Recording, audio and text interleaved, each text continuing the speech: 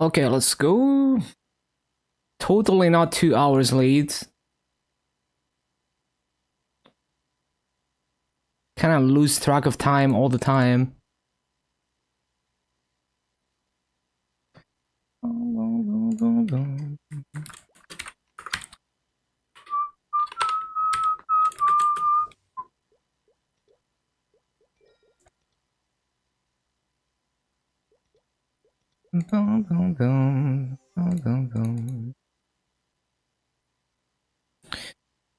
Okay, let's get it.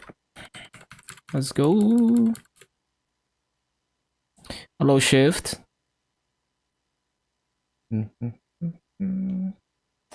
Okay, okay. Why is it frozen?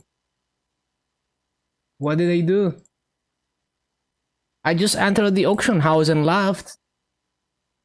What?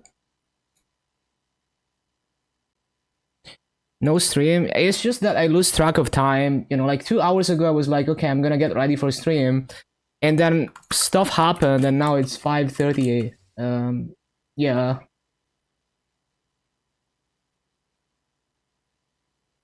Yeah, I just kind of lose track of time very easily.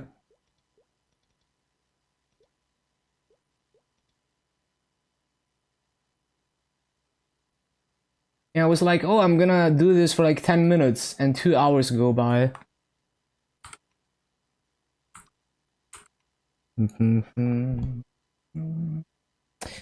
4, 7, 14, 5, 15, 242, 90.078. Day 8, 64 hours. Okay, you. And then the link skills. Okay, let's go.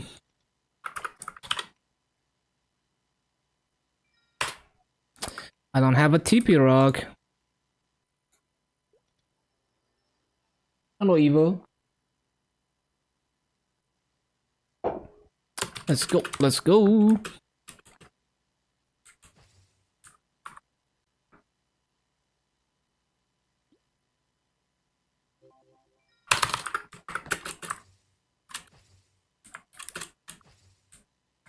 So when do the 3 axes expire? Okay, we have a few more of these.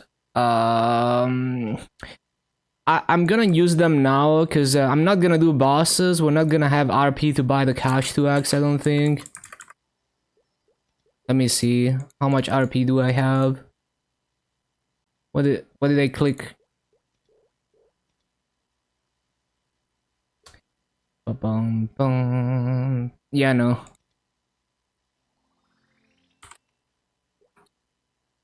Yeah, we're just gonna use the 3x with no cash 2x.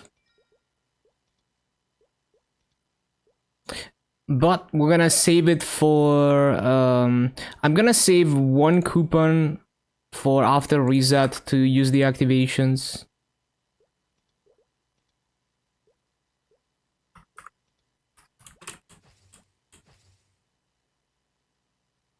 Yeah, that's what I'm gonna do.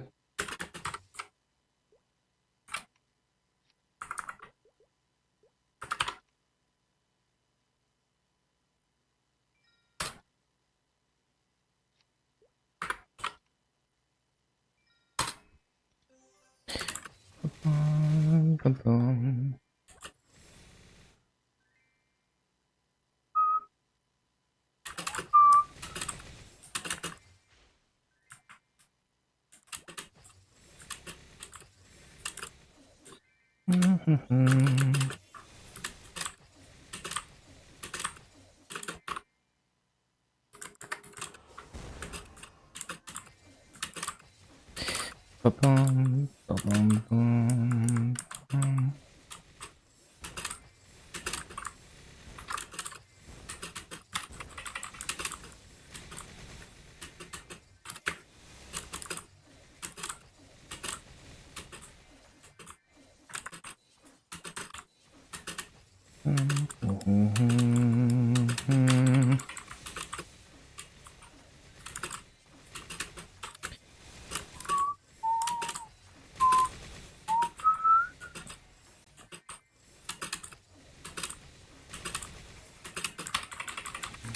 Oh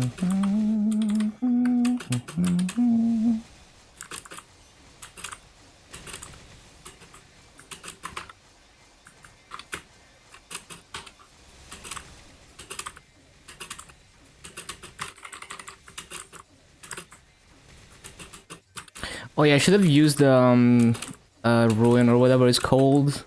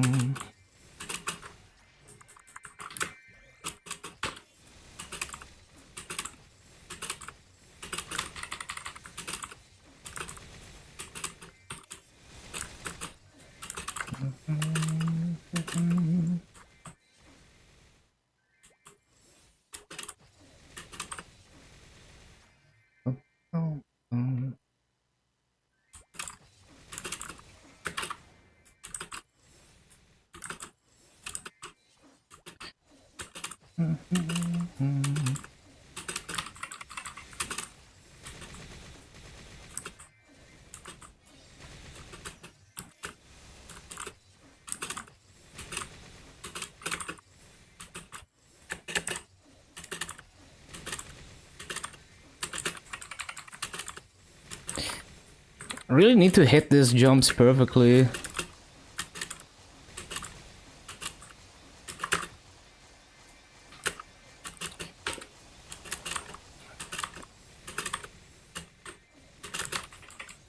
What happened? What do you mean? Hello, Dan?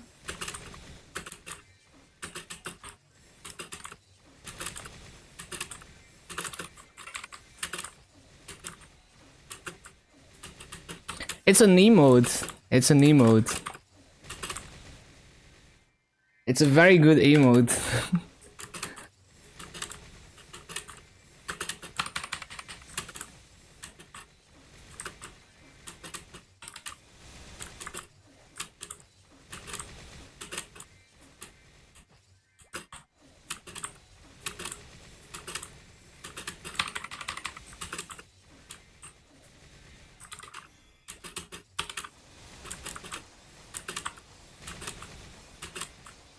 Any tips? Where should you hunt at 120?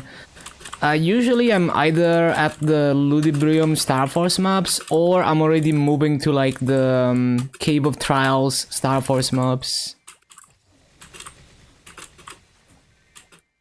Obviously, you wanna like Star Force whatever you have, so that you have enough, or you have some Star Force, ideally enough, but even if you're under Star Force, it's often like still worth grinding there, because the Star Force mobs have way higher EXP. So as long as you're like, yeah, the Banes are the Cave of Trials mobs. So as long as you're like two-shotting, it's probably fine. If you're three-shotting, I don't know, like you might want to test a little bit compared to non-Star Force mobs.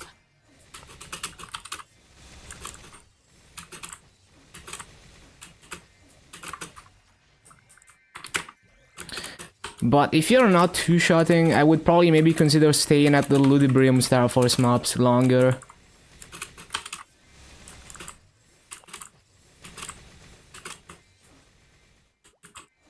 Yeah, just push like a few, like just do like everything 5 stars, and then maybe you push higher if you have more massa. Up to 10 stars.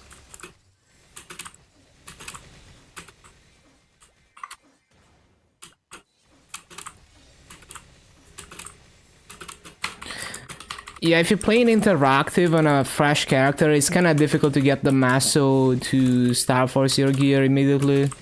unlike your very first character. But it's not too bad. Like, as soon as you have one character that can do like daily bosses and Ursus, you know, like 1 day of daily bosses, you can Star Force all the mule gear you want. For like low level gear, it's basically free.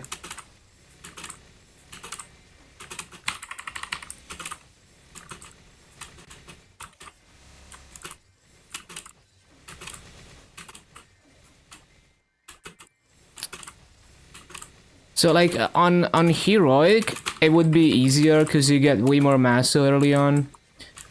But yeah.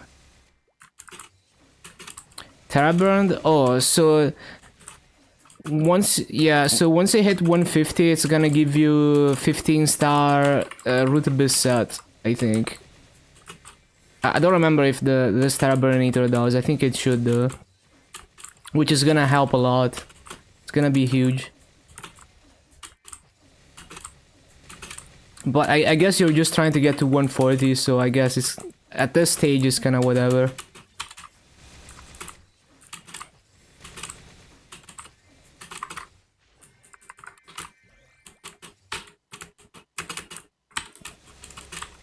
I would do 141 so you can use extreme growth potions. Damn it, too slow.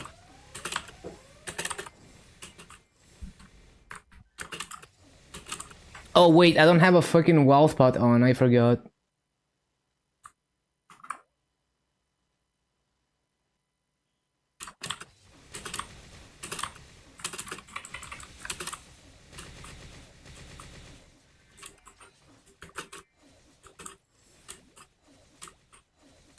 I used the I used the EXP coupon, but I forgot wealth potion somehow.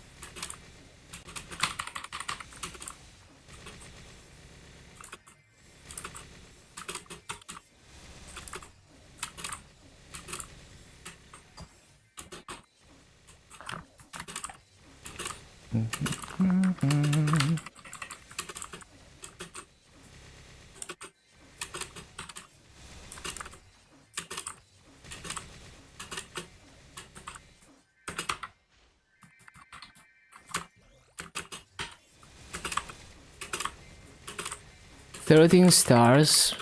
I wouldn't stay at Skynest. Like that's at level 120 now. It's like if you're level 120, you're probably better off going to higher level non-Star Force maps at that point.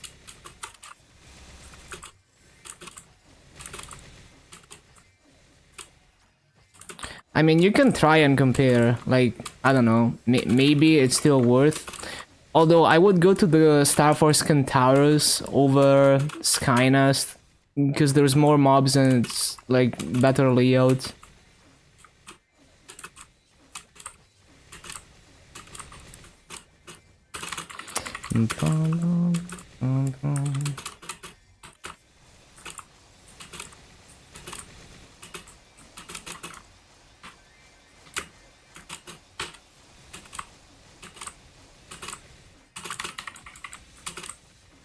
Remember that you don't need to have the Star Force requirement, it just helps you do more damage. So if you have even a fraction of the Star Force requirement, maybe it's still worth being there.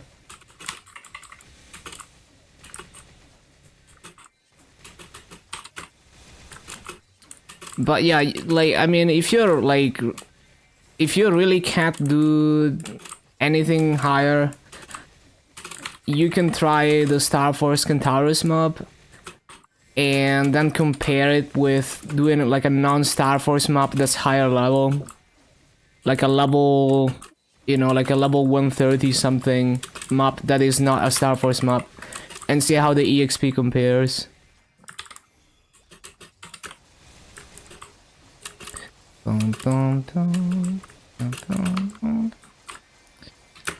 I would at least try the Ludibrium Star Force maps and see how it goes. Maybe not Cave of Trials, because you're gonna be severely under Star Force requirements.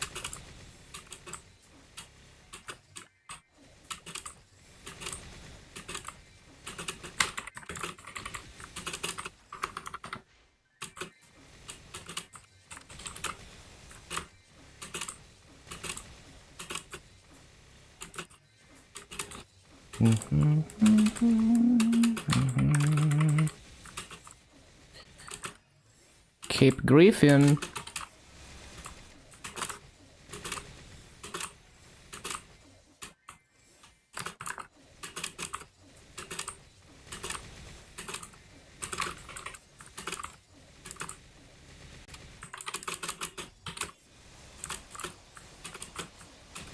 Hello, Miko.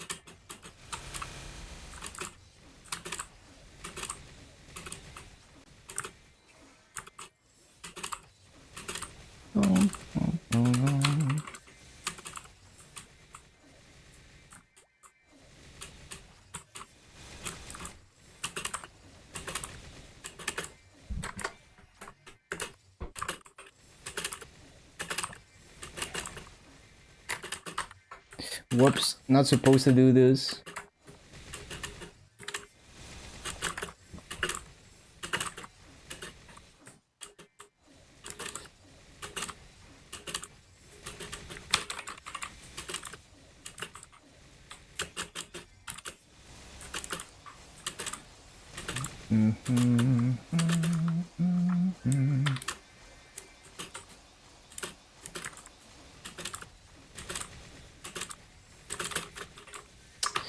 Damn it.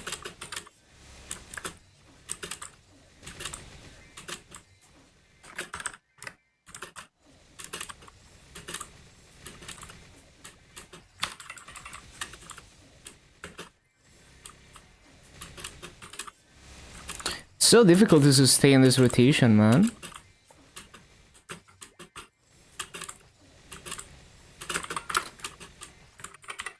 I'm just gonna burst down the E-boss. I didn't even mean to press that.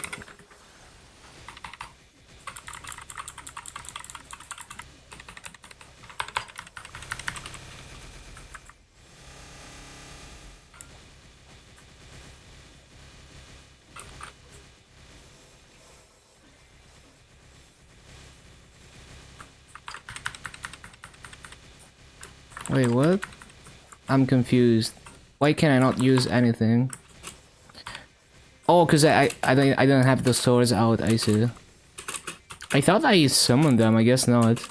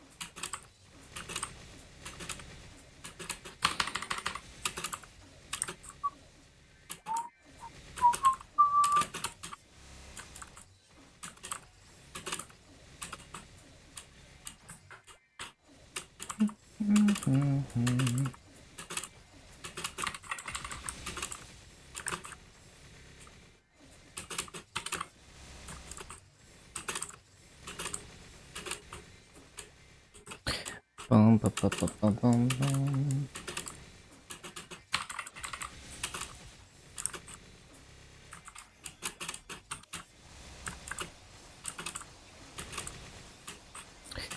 Bum, bum, bum, bum, bum.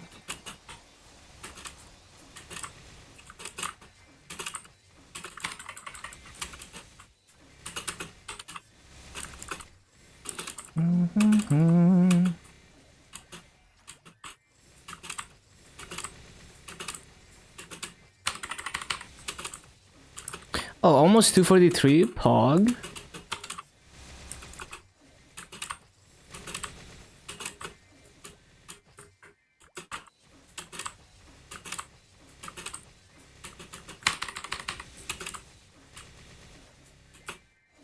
Had some gear and random drop to sell. Get 1 mil masso. Try to go for more stars. Yeah, go for it. It's definitely gonna help. You can also do. Here's an idea. You could do the Korean folk town sign quests for some masso. They're also gonna give you EXP. So there's a bunch of signs in all the Korean folk town mobs that are gonna ask you to kill each mob.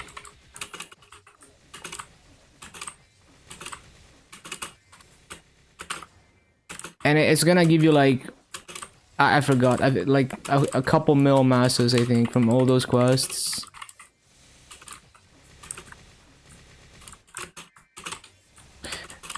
But yeah, like, if you had like a level 200 plus character to do daily bosses on, you would straight up just get like 20 mil doing all the daily bosses.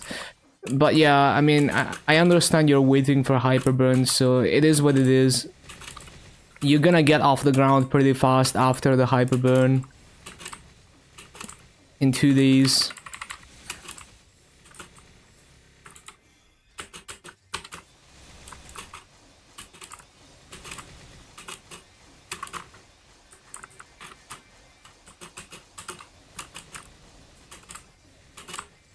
I recommend doing all the daily boss pre-quests once you start your main with the hyperburn. Like after level 200, just do all the daily boss pre-quests to unlock them. Oh, there we go, 243.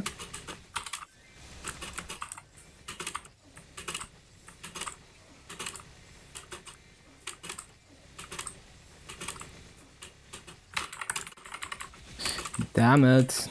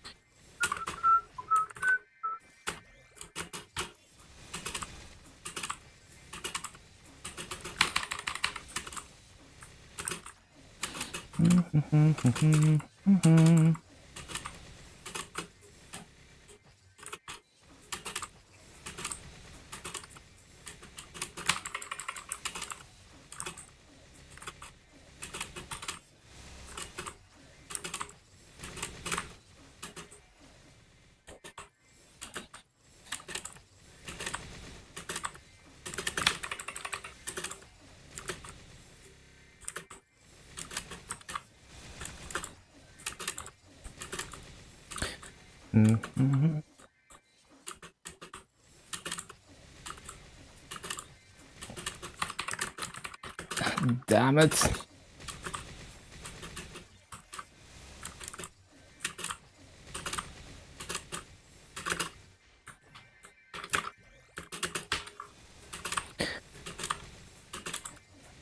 You can go for 25 maps? Yeah, I think you can.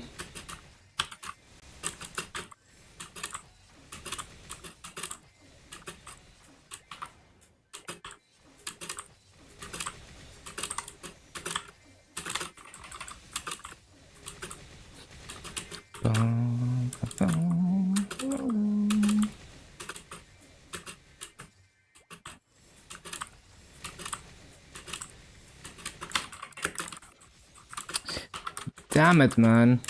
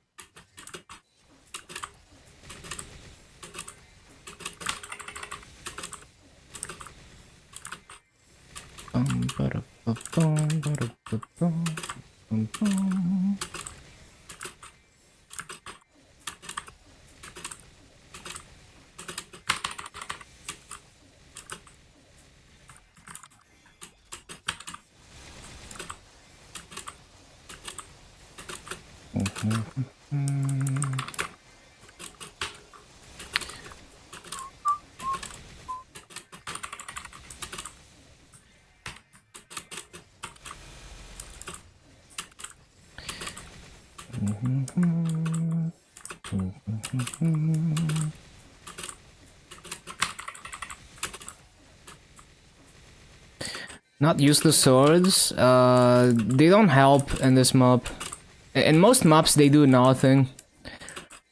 Because basically the swords don't really go very far, so they just end up hitting the mobs that I would have hit with cleave anyway. So yeah, I tried to use them in all the maps, and I never found them to be particularly useful. The only case where I would want to use the swords is if I'm gonna use Bloom. But in this map, I didn't find Bloom to help with the rotation. In Final Age of Light 6, Bloom does help a little bit. And that's the only map so far where I found it, like, really useful. Like, somewhat useful.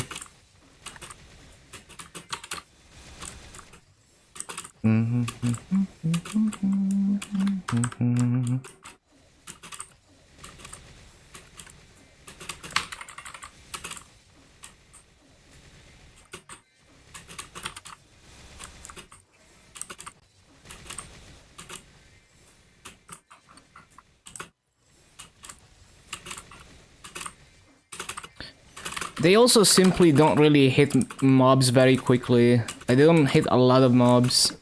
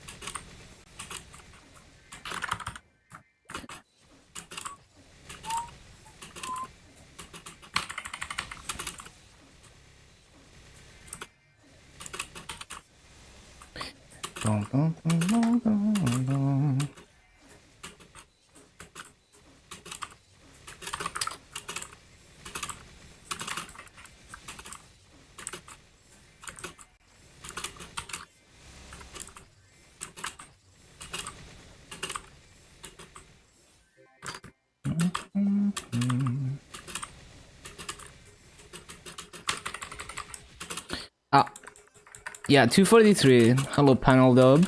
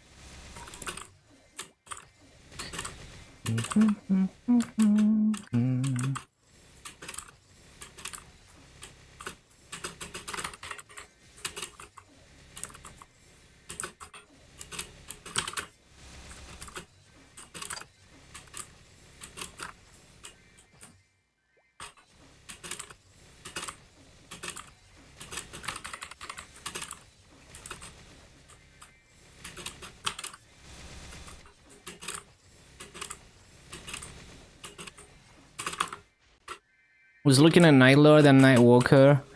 Like both classes is one better. There are just two completely different playstyles. Like Night Lord is much more limited in movement and much more focused on burst. And Night Walker has a lot of like movement hack that you can do.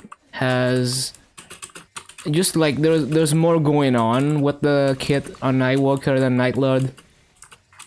They're both high skill ceiling classes, cause like Night Lord, if you wanna do more than like bind, burst, and run away, you have to be a good player, cause you don't really have like you don't have iframes, you don't have good movement skills to dodge stuff other than the rush, which has a cooldown, and it also doesn't go very far.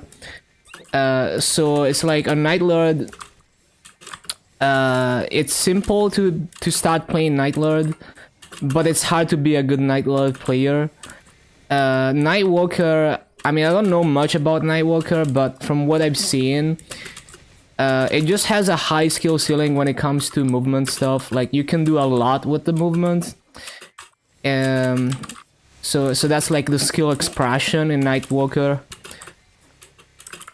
Utilizing your movement to like DPM the boss of burst.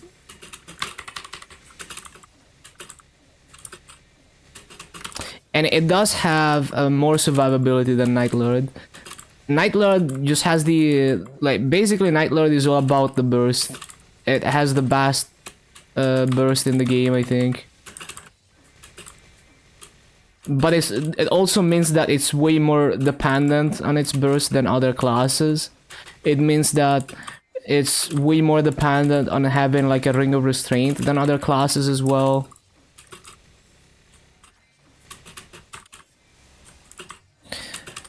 Dun, dun, dun, dun. Yo, I fucking love this song.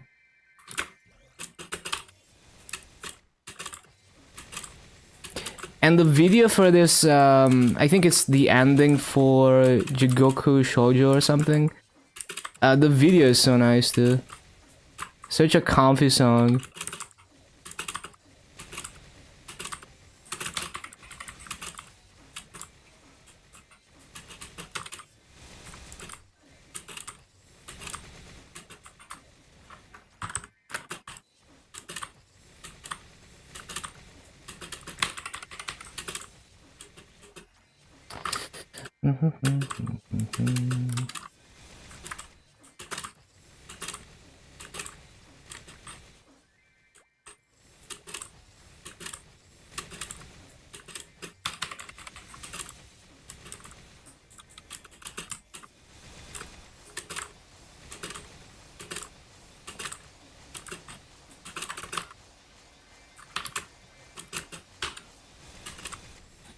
Korean songs, I definitely have some Korean music in my playlists, but I don't think I have a lot of Korean stuff, no.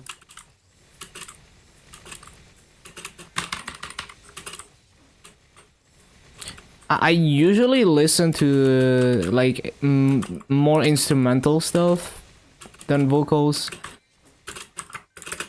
So I mean, like BGMs from Latil count as Korean music, I guess. But yeah, vocal Korean music, not much.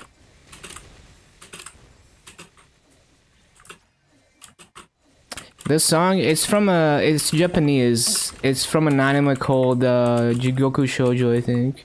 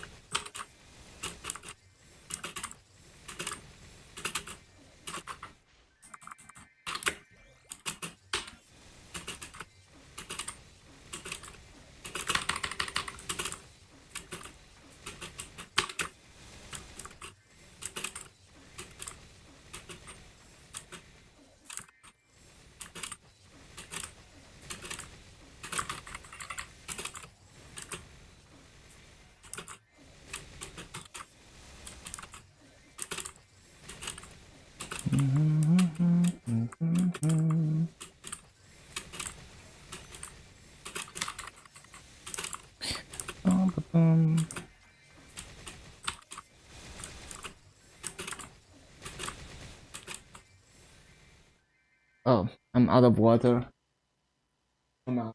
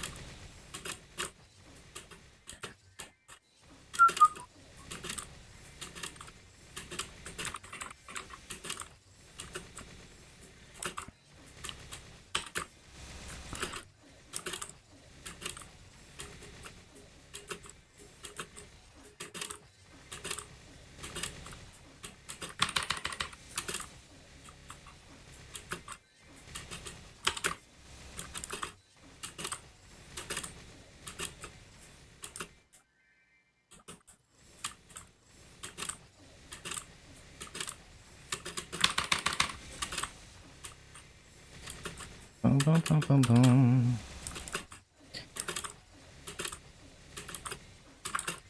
Yeah, I'm definitely skipping arcane dailies today.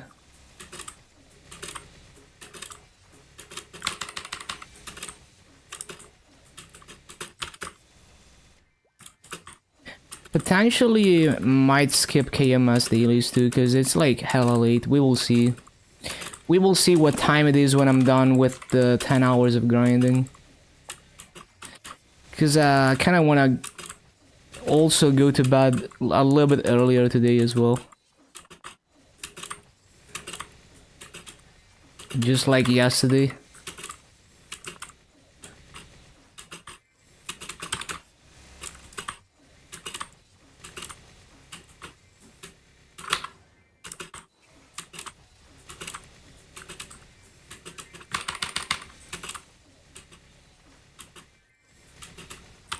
I forgot.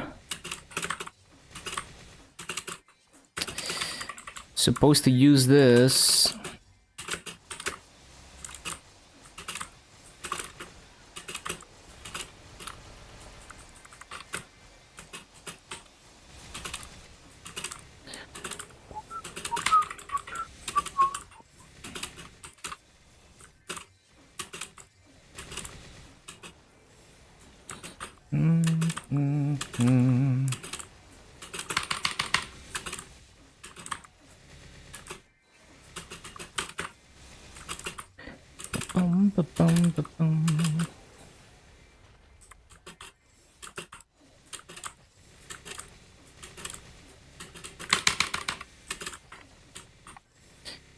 Yeah, this song is fire as well.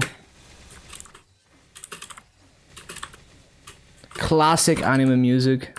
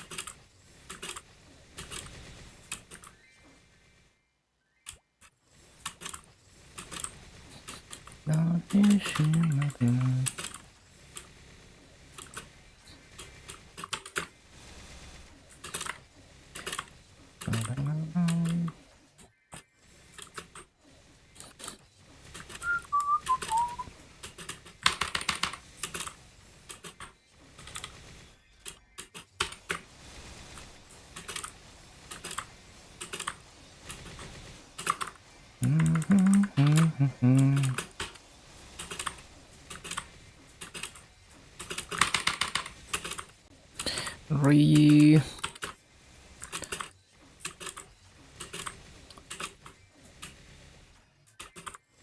Pretty sure I missed a bunch of mobs. Cringe.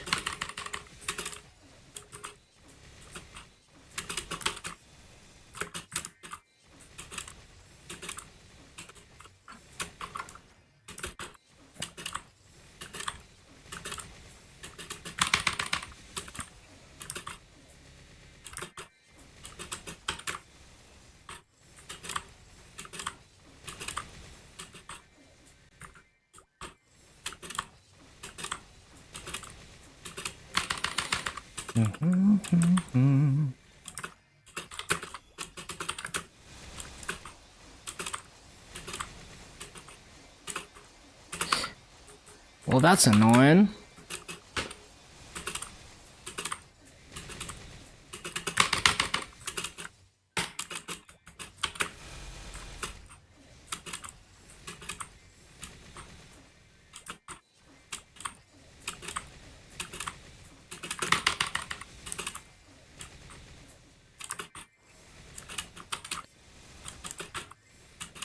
Not very good reads.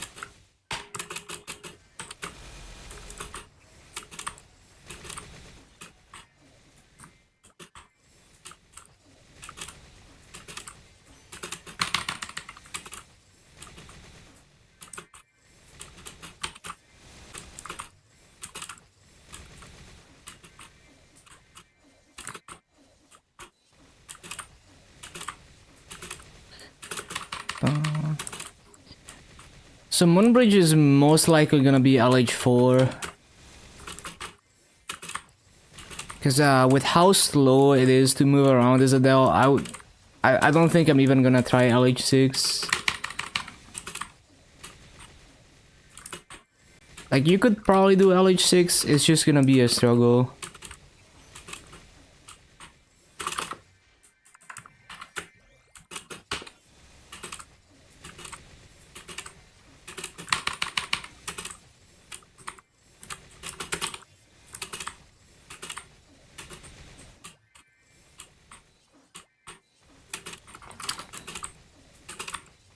Too many mistakes. It's already been close to an hour. What the? I feel like I've been grinding for like 10 minutes.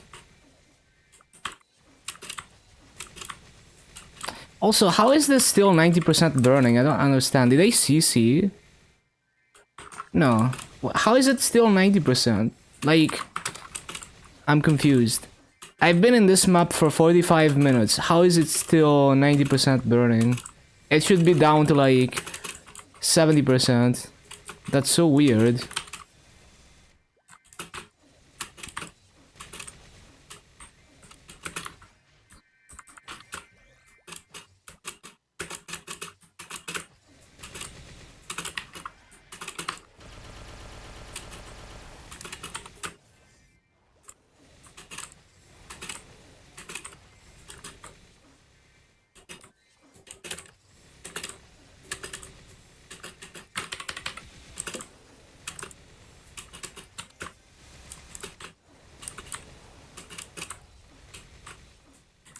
Yeah, that's weird. I feel like the burning should be one level lower, because it's been 45 minutes.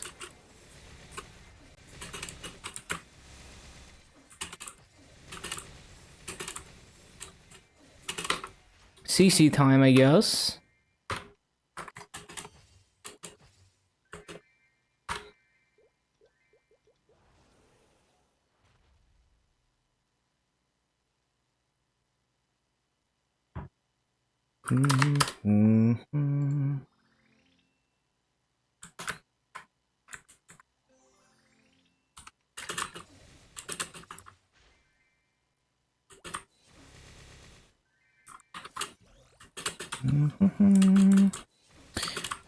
Losing track of time today too, yeah.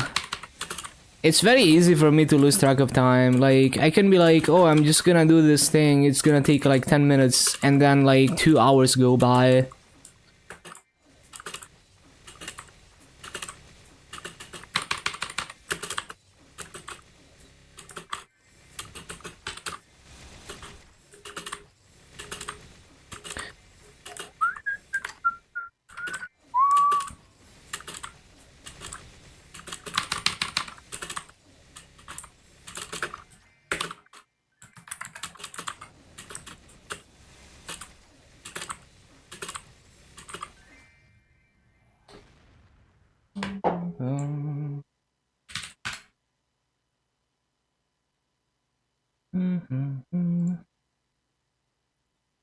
One sec.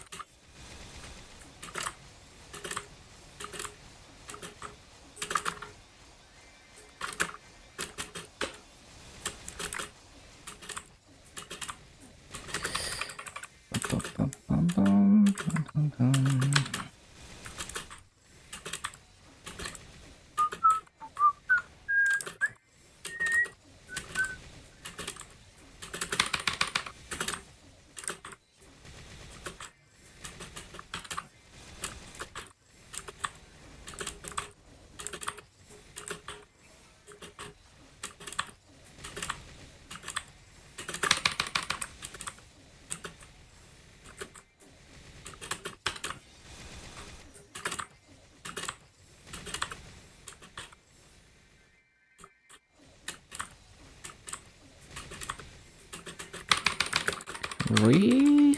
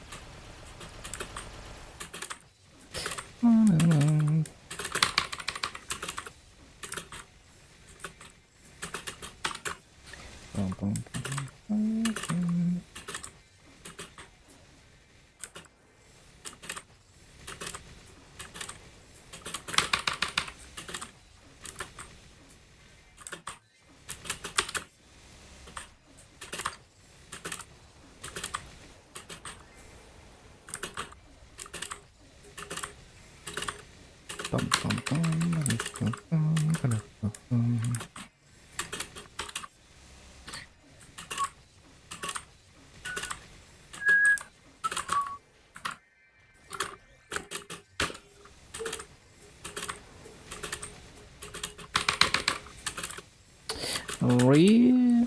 I forgot.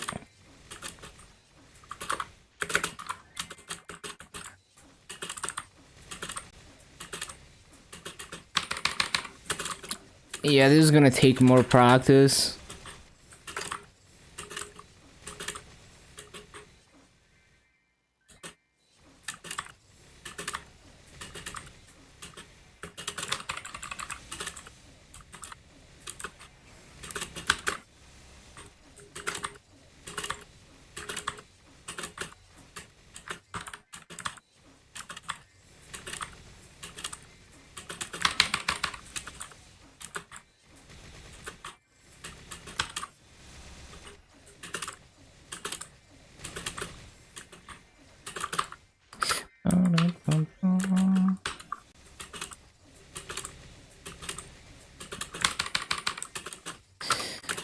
Damn it, man.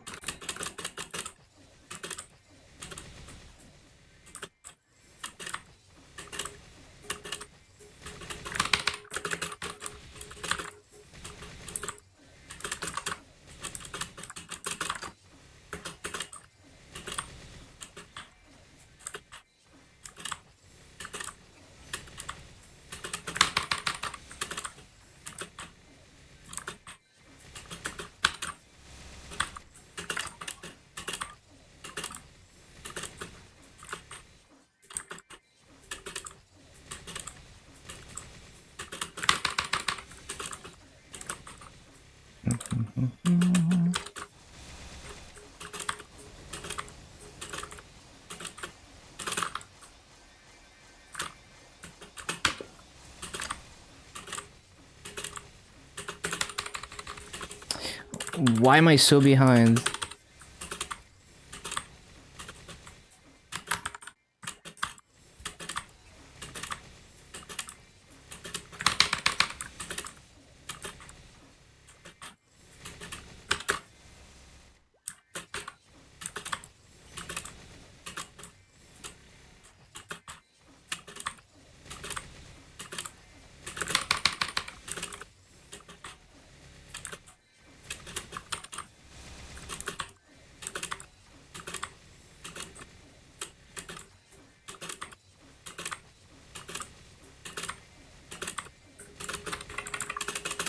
Not exactly.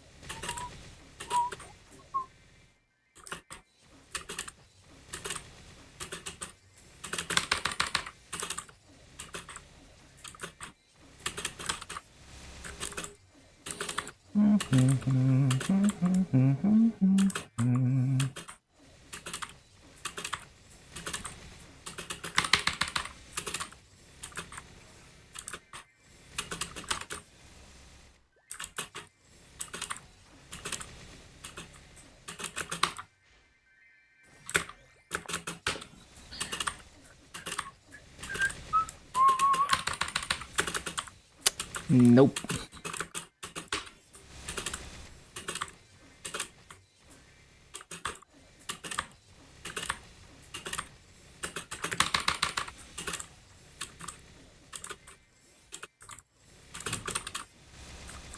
How are these getting kind of fast?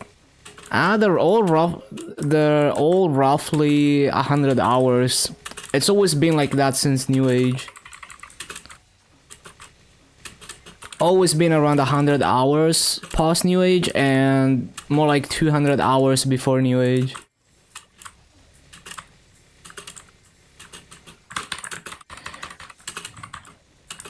Oh no. Such a struggle to move on Adele. Yeah, the curve basically slashed the EXP to 260 and a half. Like the total EXP to 260 slashed in half.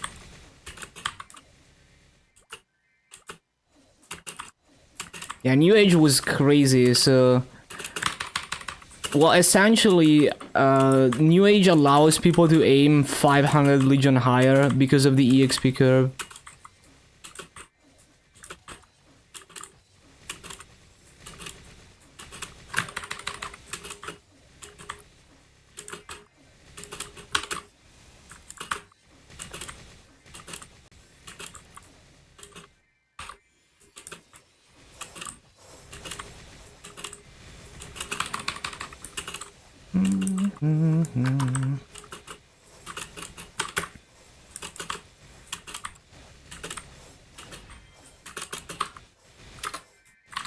Too slow. And I forgot the orange summon. What is a vac pad? It's the Petite Luna pad that sucks items to it. So you can see my pet is just looting from a distance.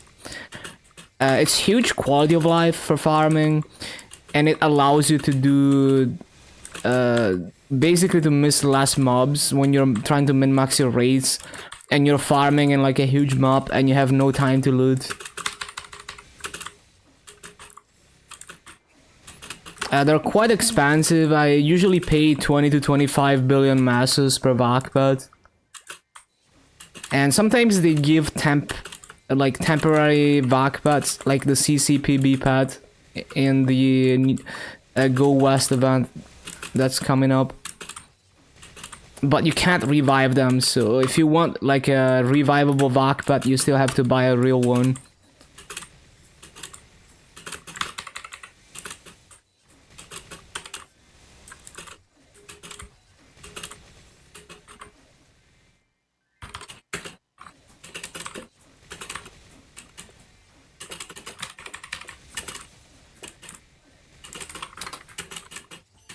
Still too slow.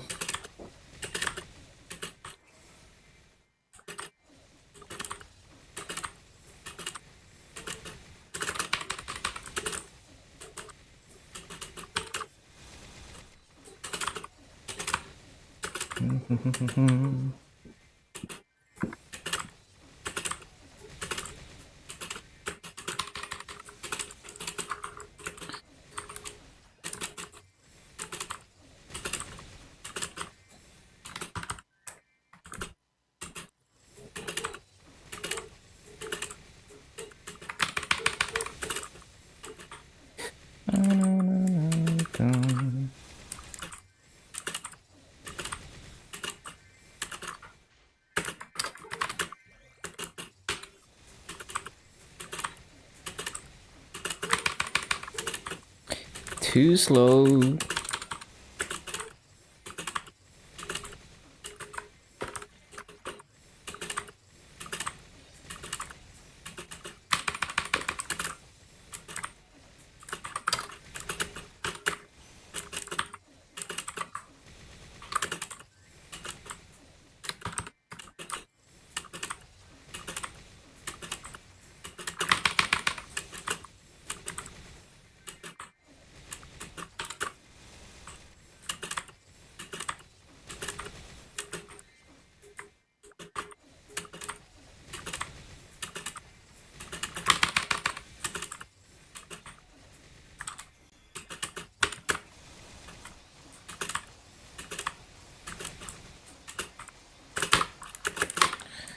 Freaking rope lift.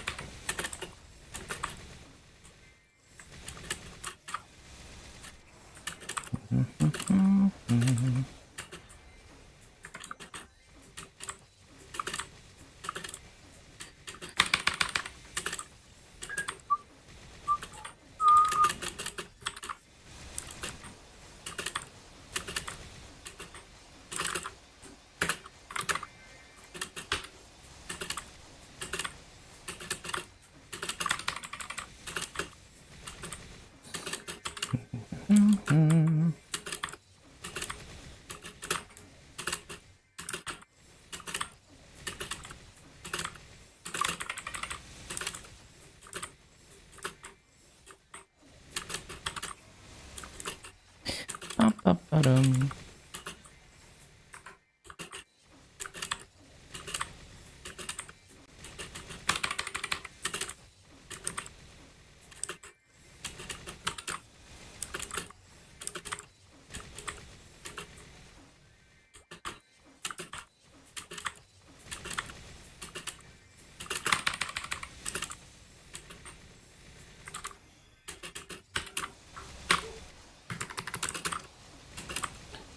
That at 99.99 EXP because you didn't bot. You thought you would level up. It happens. It's okay. You just need to wait out the death debuff.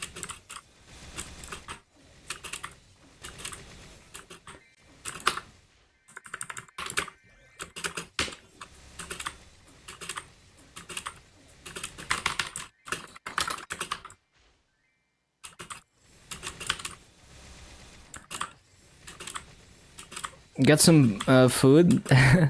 Enjoy.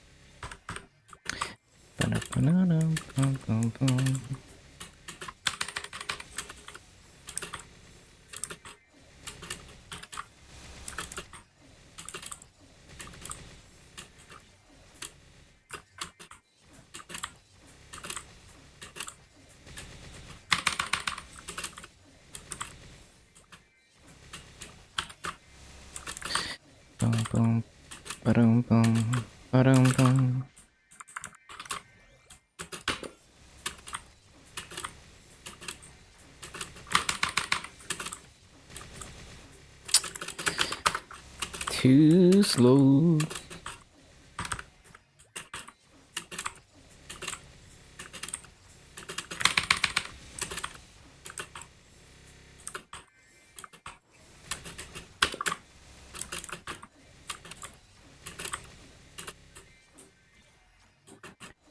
Time to play the Dawn Warrior? What you mean?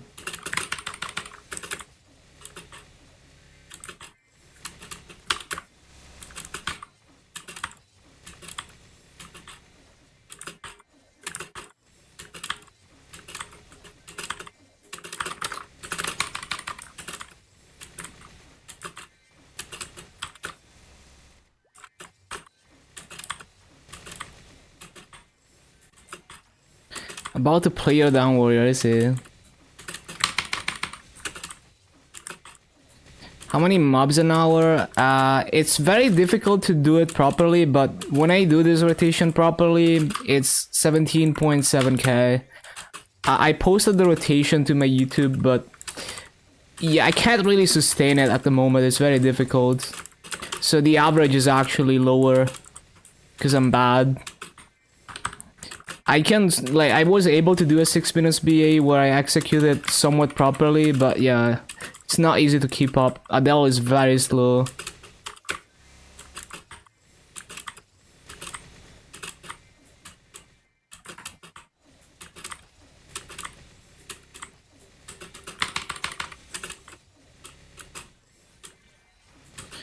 Like, I'm sure a better player can sustain this.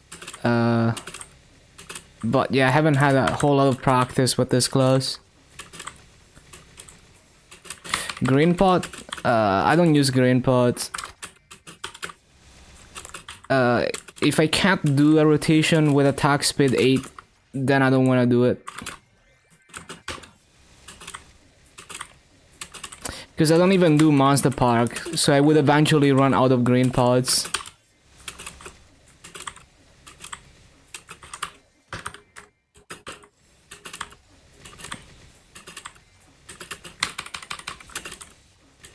But I don't think the attack speed is the problem, because it's not delaying my jumps at all. So I don't think it would change anything to use green pot. It's simply that Adele's flash jump is just very weak. And the movement skills are also like not amazing. Well, it's more like they have a delay, so if they had no delay, it would be a lot better. So like the movement skill in itself is not necessarily terrible, but the fact that there's like 200 millisecond delay before I actually start moving, that slows me down a lot.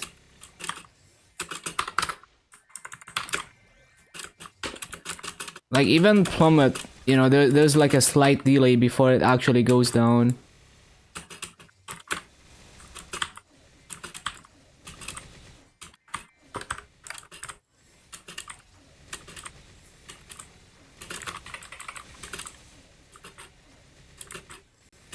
And that is the case, like 99.9% of the cases, it's not the attack speed, it's like the class is just too slow, either the flash jump or the movement skills.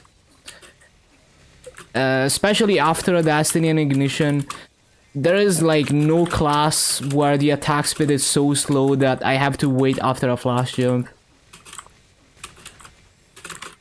Like maybe Cannon Master, maybe. But other than that, I don't remember any class that's like that slow.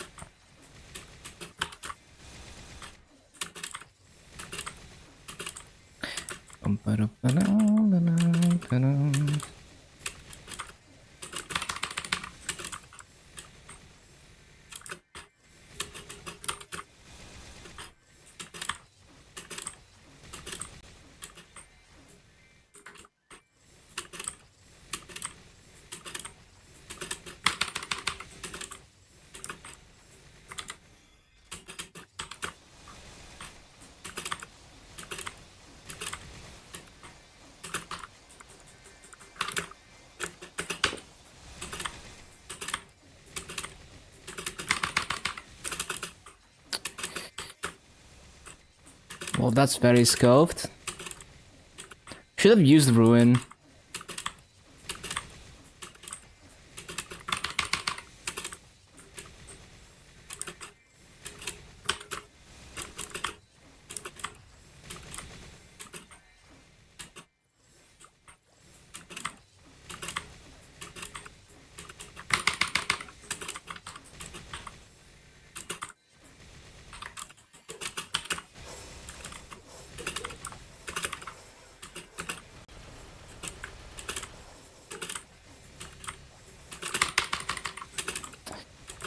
bum, bum.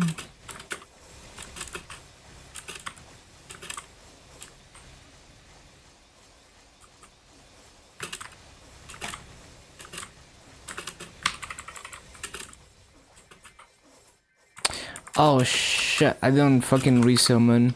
Stupid.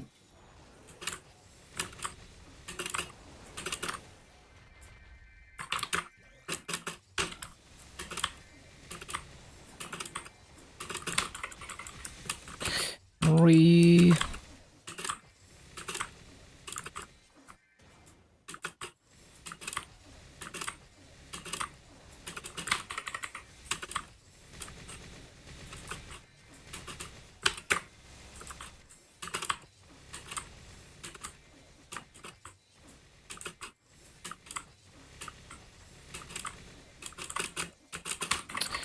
Laggy ass.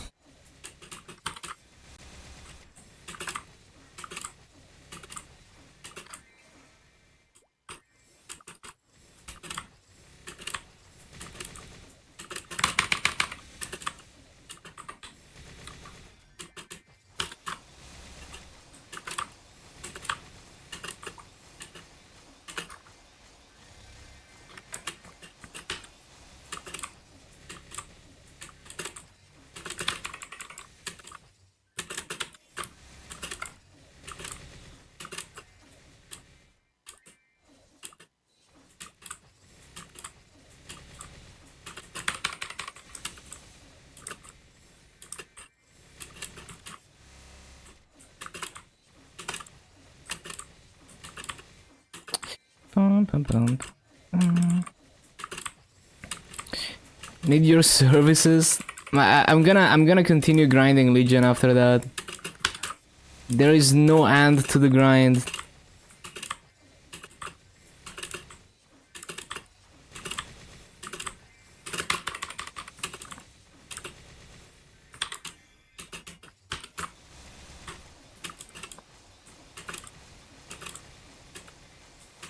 Past 250 we go.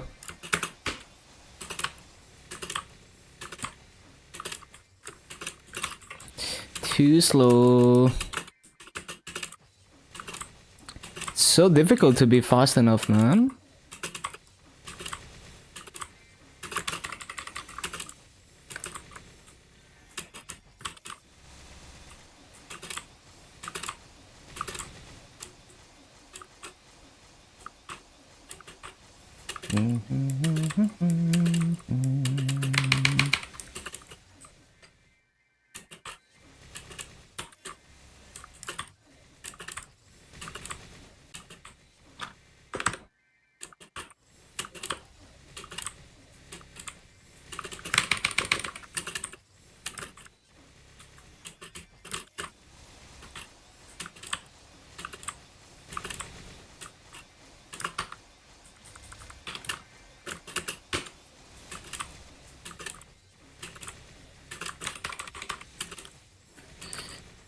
Bum, bum, bum, bum, bum.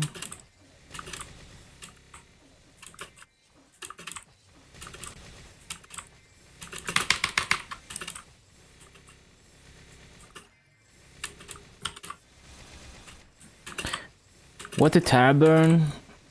Yeah, you're just gonna have to pick one. If you're not trying to start a boss mill or a main or a second main, probably just go for the most useful Legion effect that you can think of. Like, I don't know, I like Mercedes and Mechanic. You know, cooldown reduction and buff duration. Those are actually like gameplay changing mechanics for some classes. What the? Why did it? Bro, I wasn't even facing right for that. Weird. Why did I rope lift?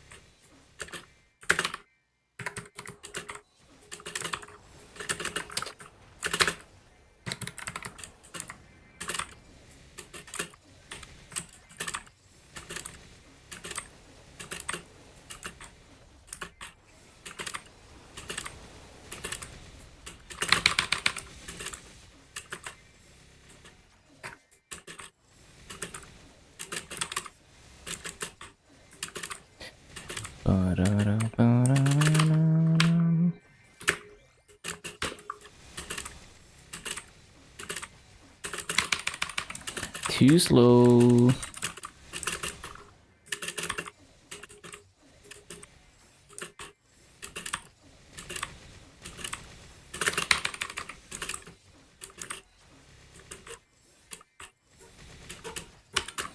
Shade, yeah, crit damage is nice.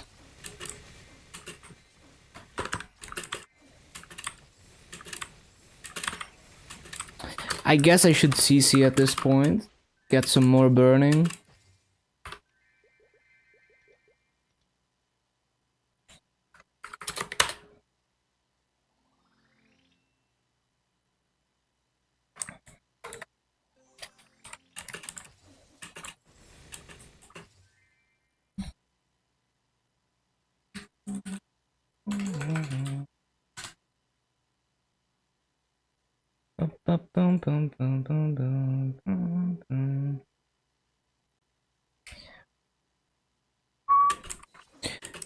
Is Shade a major thief? It's a pirate, surprisingly.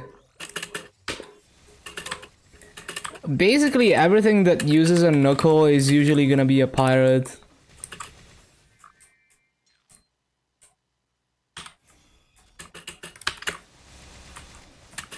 Adele is the only class that the weapon looks like a knuckle, but it's not a pirate. But I mean, technically, it's like a sword, so makes sense.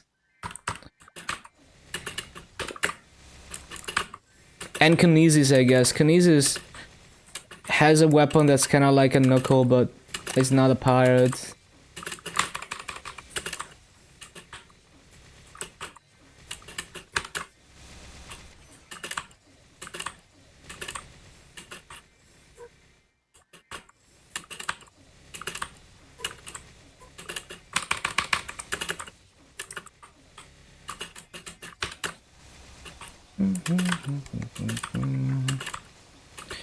But yeah, it's a strength pirate.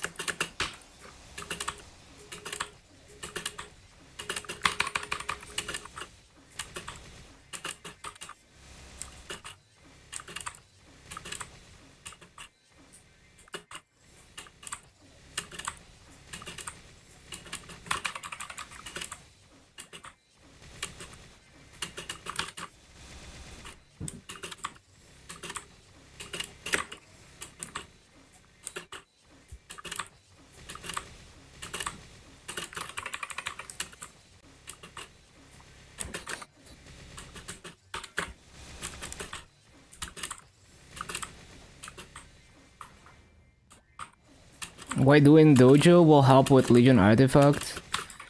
Oh, cause there's like there's an achievement system with the artifact that gives you artifact EXP retroactively for all the things you achieved in the game, like first time clearing a certain boss and stuff like that. So first time clearing, you know, a certain dojo floor, multiple of 10, each multiple of 10, apparently gives you artifact EXP. That's what I heard. There's also like a bunch of quest lines that give you artifact EXP for completing them. I haven't really bothered with any of that on KMS or GMS. I'm just gonna let it slowly level by itself. Not gonna actively work on it.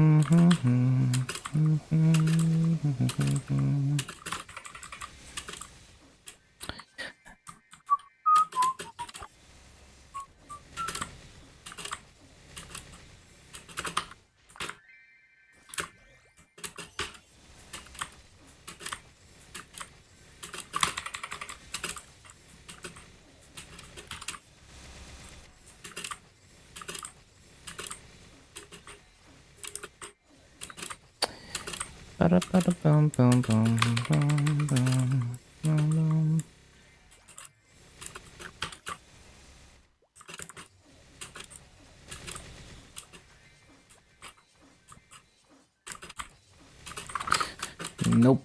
Missed too many mobs.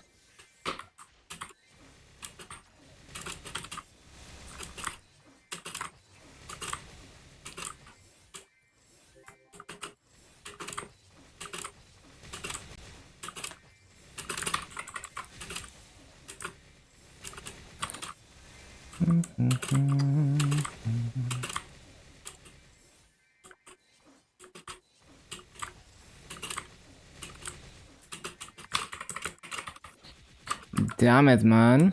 Such a struggle. Which director is most handsome? Yeah, I don't know. I don't know, like, human beauty standards.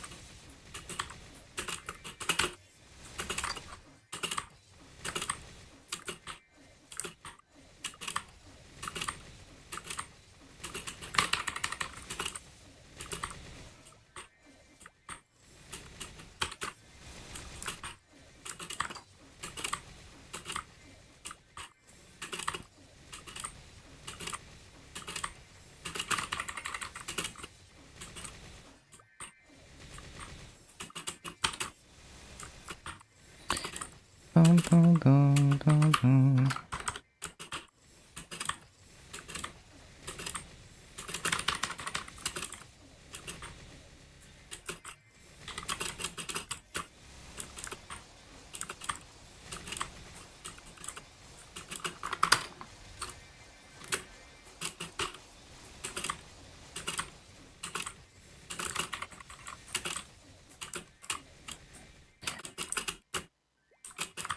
KMS wants TMS to follow the cap. How do you know that though? It's probably just speculation.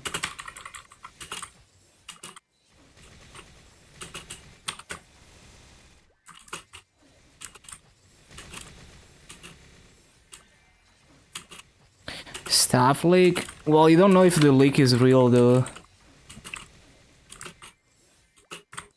But yeah, I see.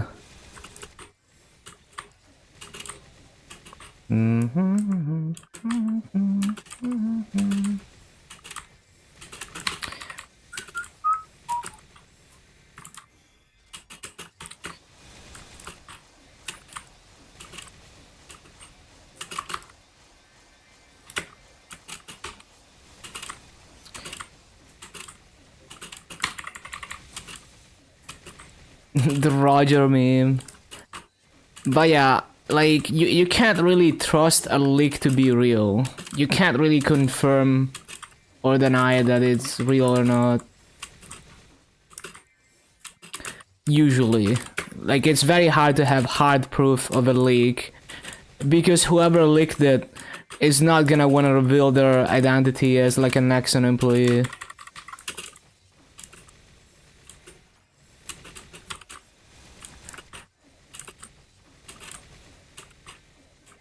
But yeah, hopefully they managed to not get the cab.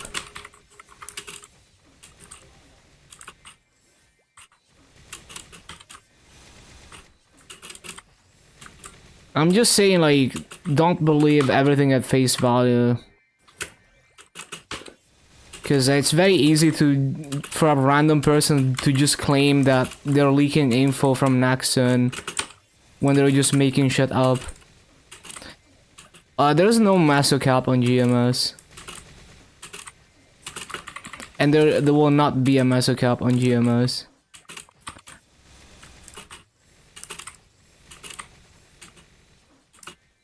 Believe everything at face value. TMS not Nexon. Yeah, I mean, I just mean like, you know, it's very easy for a random person to claim that they're leaking TMS stuff info.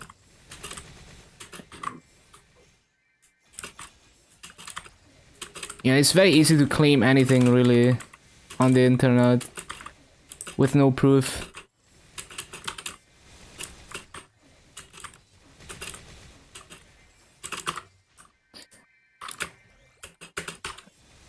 Like, it's definitely plausible. But yeah, I'm just saying, like, don't take it as gospel. Don't assume it is like completely true or exactly what happened. Because it could be some random guy just yapping.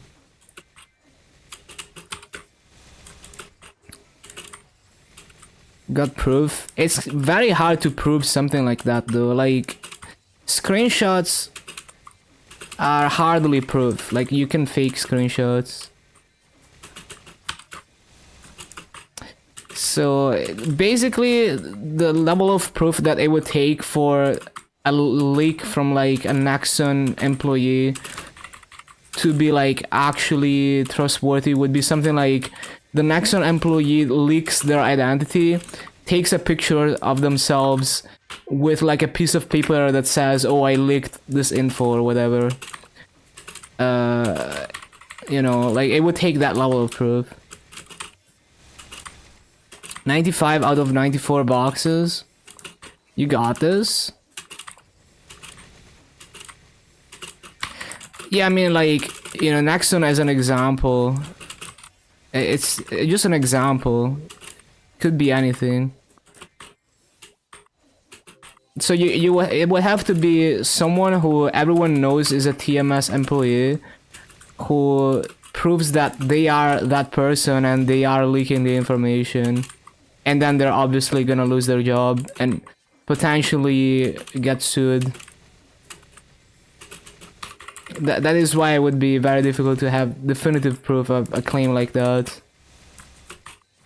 Like, I'm sure it's probably true. I'm just saying, like, it's hard to get like actual proof of something like that.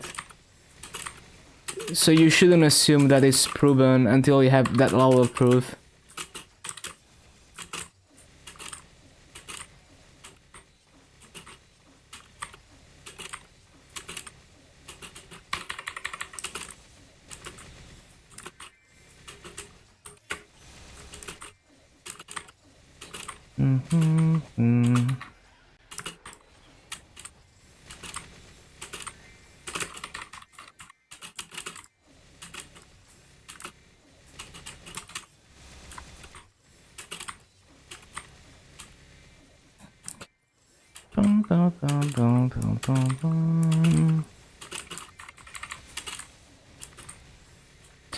Yeah, the games are going well.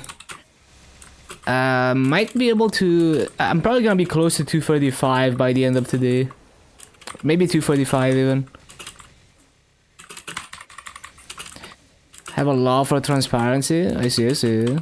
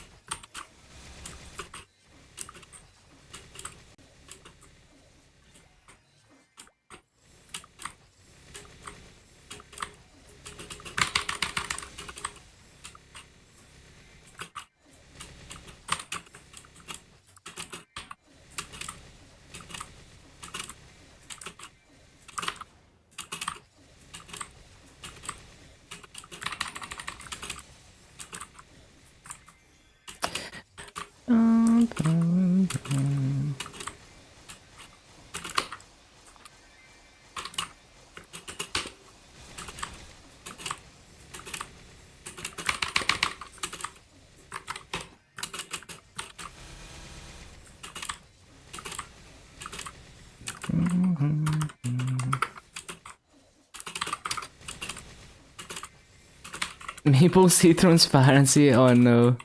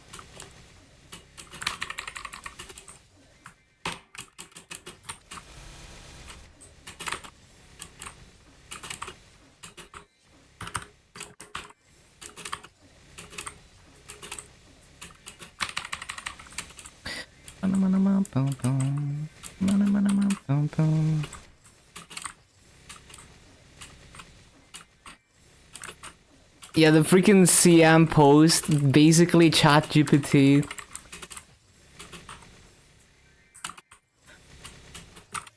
It's basically the kind of communication that GMS got for years until we finally got improvements. So, which is basically saying nothing, or like trying as hard as possible to say nothing, but at the same time make the players feel like something is being listened to. That's basically what they're doing.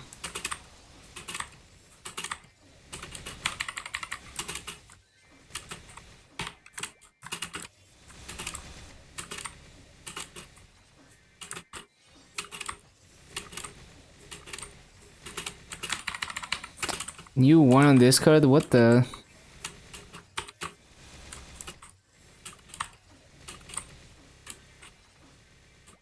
Ba-da-ba-da-bum-bum-bum.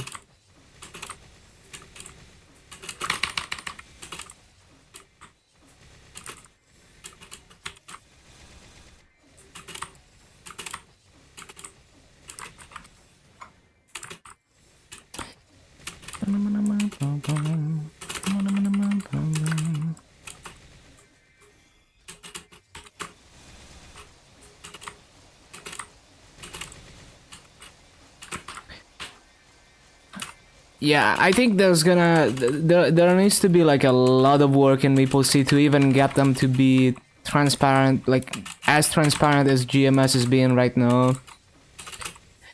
You know, we were stuck in a similar situation for so many years. So yeah, hopefully the MapleStory community can start pushing for that level of transparency. We basically had to force GMS Nexon into submission. That's basically what had to happen.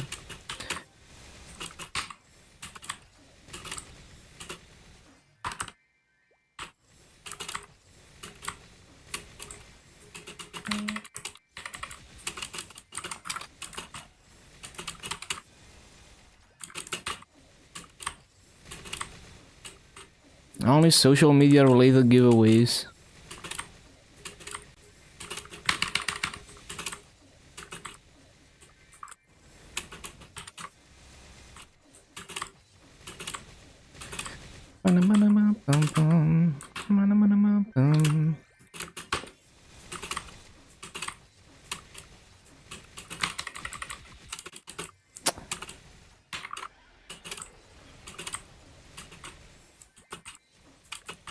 GG for those promises. Yeah, I mean that post is basically saying nothing. Like that CM post on the website.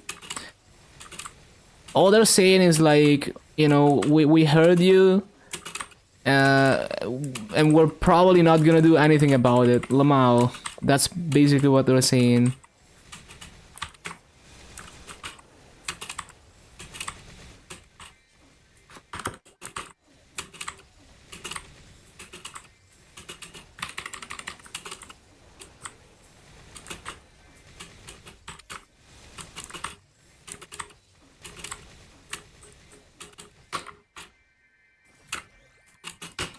Hello, Ice Cave. It's a giveaway CM, yeah.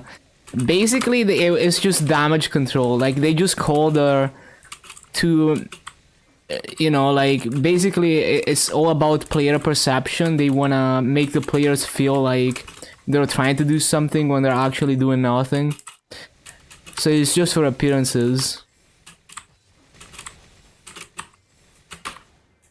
Lived your Genesis weapon for the first time. Yo, huge congrats. That's huge. It's cubing time. And flaming time. Oh yeah, you can use all the flames from this event. That's gonna be nice. So many black flames. That's perfect.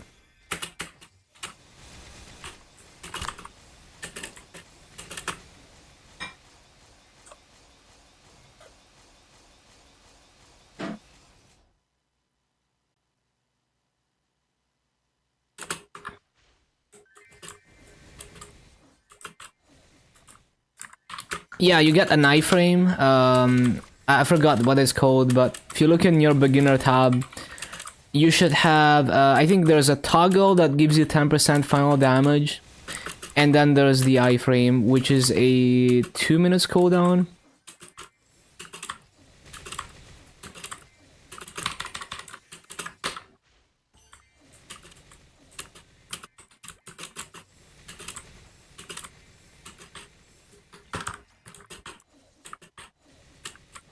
The revamp, yeah, I love the new UI, and like it was so stupid that you had to loot an item from Black Mage. Like I don't understand why they did that. It's very good that they removed the item and you just need to clear. Does level give any influence on ability reset? Any influence? Not really, no. It's more like as a low level player, you're probably not gonna have enough honor to do much at all. But yeah, like, and also like sometimes there's events where it's 50% off inner ability resets. So if you have a lot of inner ability, like if you're gonna roll a lot, you would wait for an event. But if there's no inner ability event coming up anytime soon, then you would simply roll off event to get to legendary and get something. Just go for like a decent first line at legendary.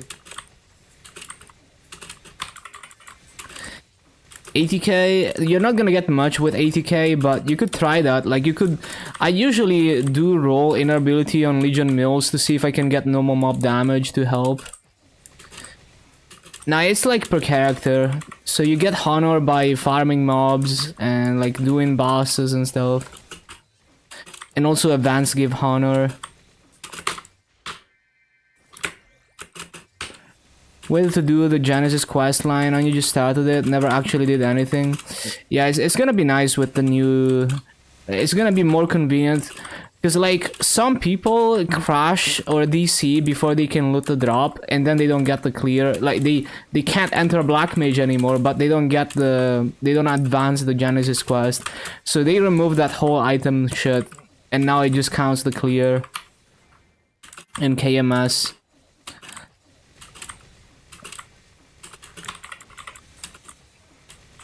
Q to next year.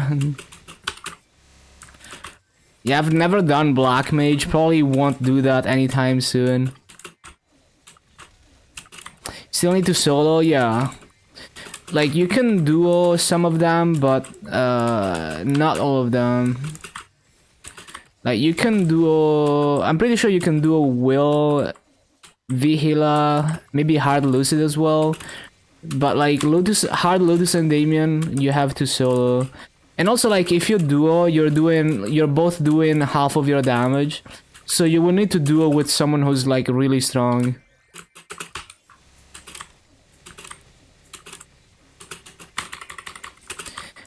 Can't Vihila on DA. Well, time to learn.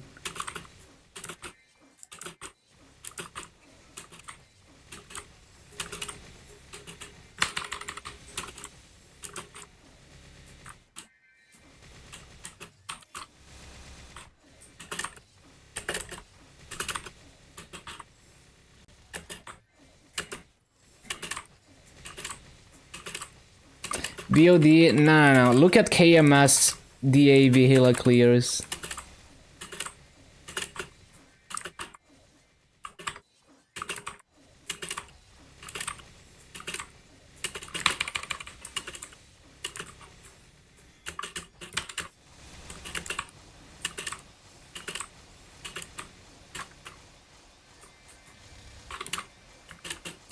Also, that guy who admins the DA Discord, I think he has a Vihila clear on his channel. That I'm pretty sure doesn't abuse anything.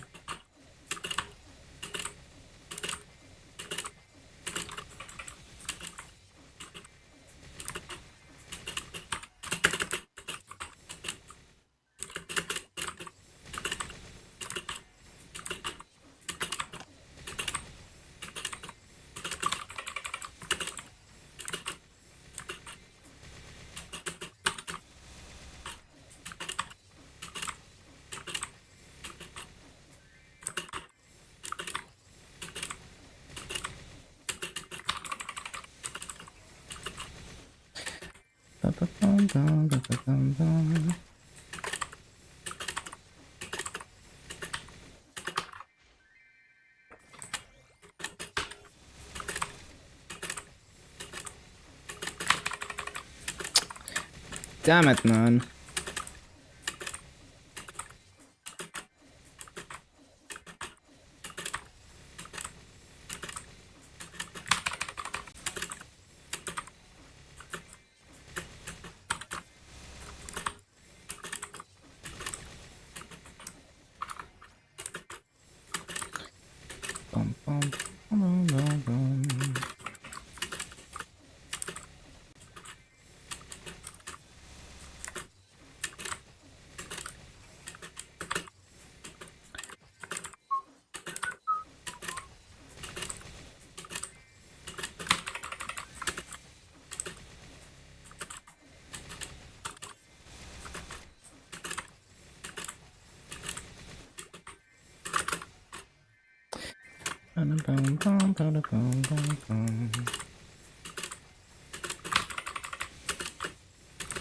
Well, that's pretty dog shit.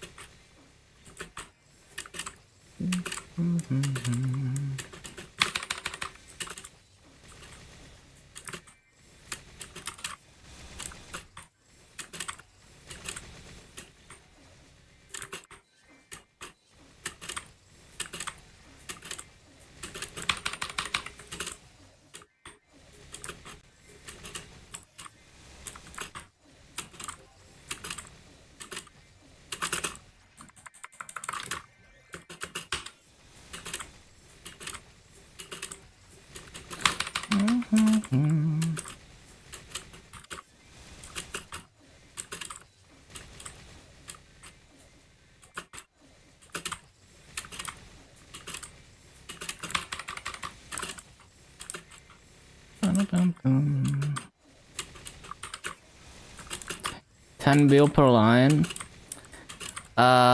If it's not like a low damage clear, find like an actual low damage clear. You don't want to look at like a 5 minutes clear. You want to look at like a 20+ minutes clear. That's gonna be more well, you're gonna learn more if you look at like a low damage clear.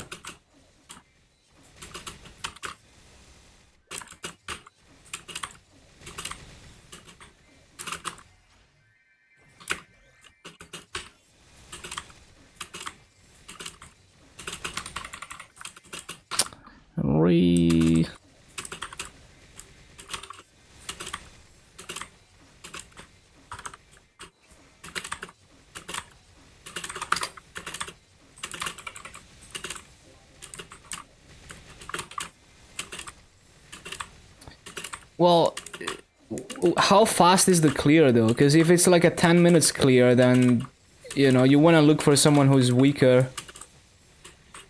28 minutes? Oh, so you're not strong enough to do the boss. Okay.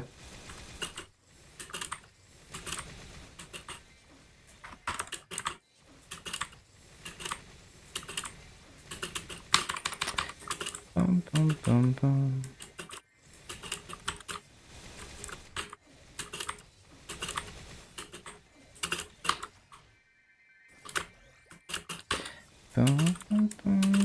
Yeah, damage issue.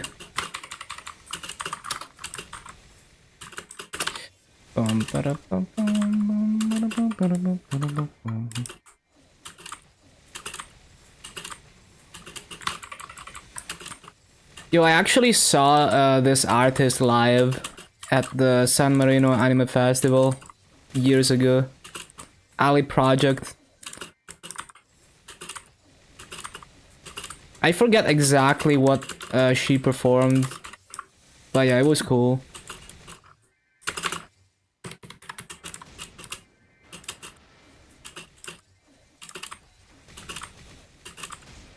They just spam shield? Yo, that's funny. Is that how you do Vihila as DA? I mean, surely there is like more you can do, right? Surely. I don't know, is it like a meme run? Maybe it's a meme run.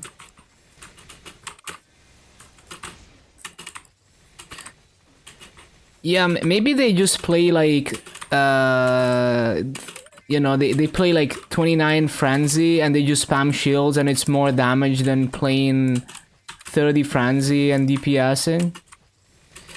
Yeah, maybe. I don't know. I don't know DA.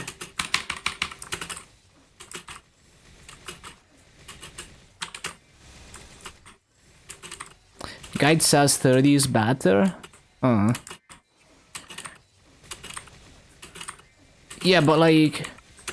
So they play with 30 Frenzy, but they still just spam shields and run away? I don't know.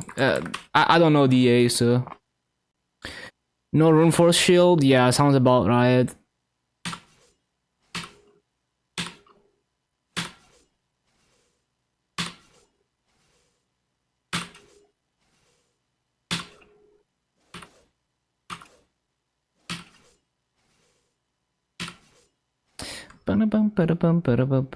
Can try again?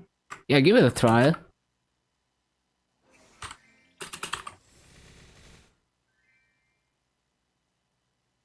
Level 30 Hexa shield? Oh yeah, I see.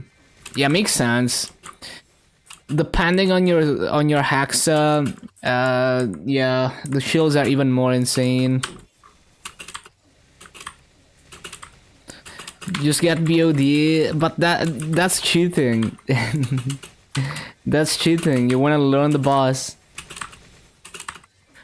I mean, it's up to you. It's just like, I would want to learn the boss if I'm gonna clear it.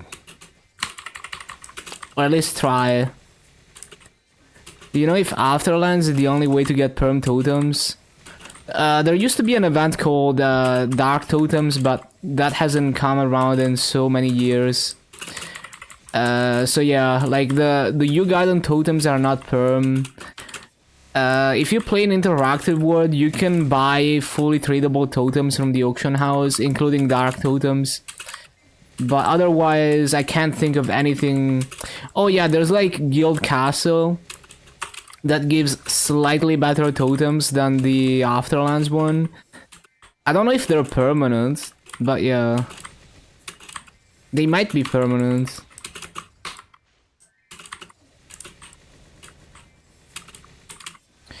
Hate doing the pre-quests. Yeah, I haven't really bothered with Afterlands on my mules. Yeah, BOD is insanely expensive.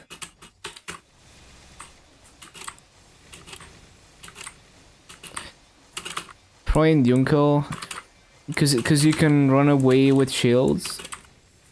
Tank everything. Oh really?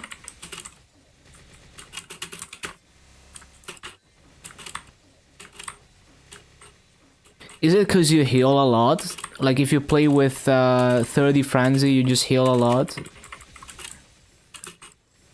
So you don't need to worry about potluck, is that why?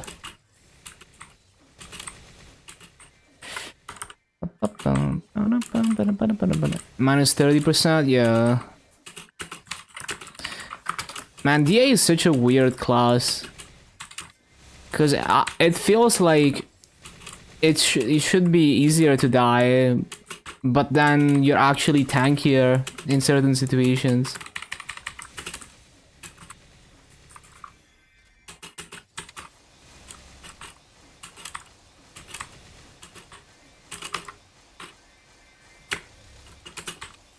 Hard load is through.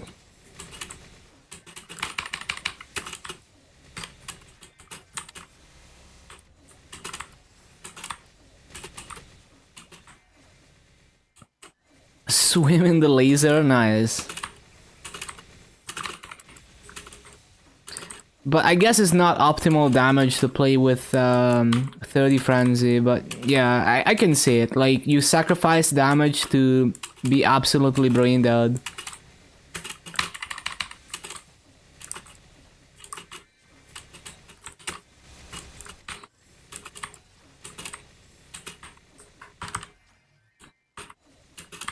Just play 29 Frenzy and never get hit forehead.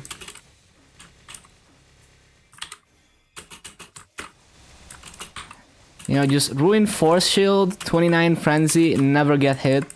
Easy, just do it.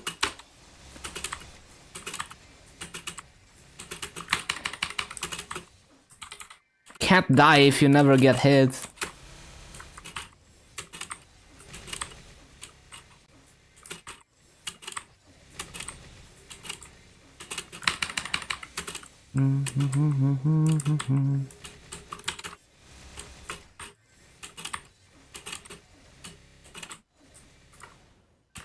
Isn't it in sewers? Makes sense.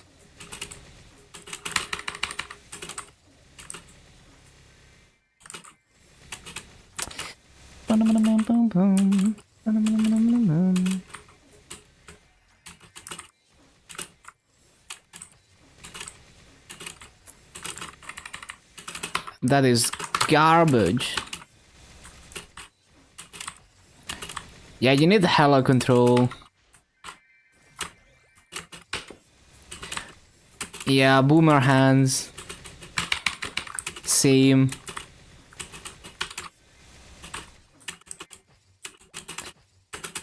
Feels old.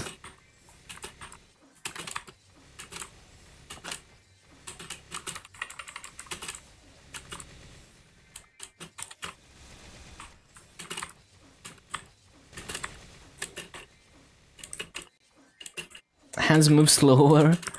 My hands have always been slow. Like, when I played Oz, I was always like the worst, the slowest player, so I could never do even like 200 BPM stuff, even though I had like decent aim and decent accuracy.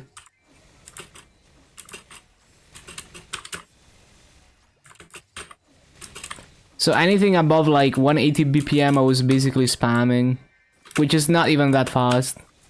It's actually quite slow.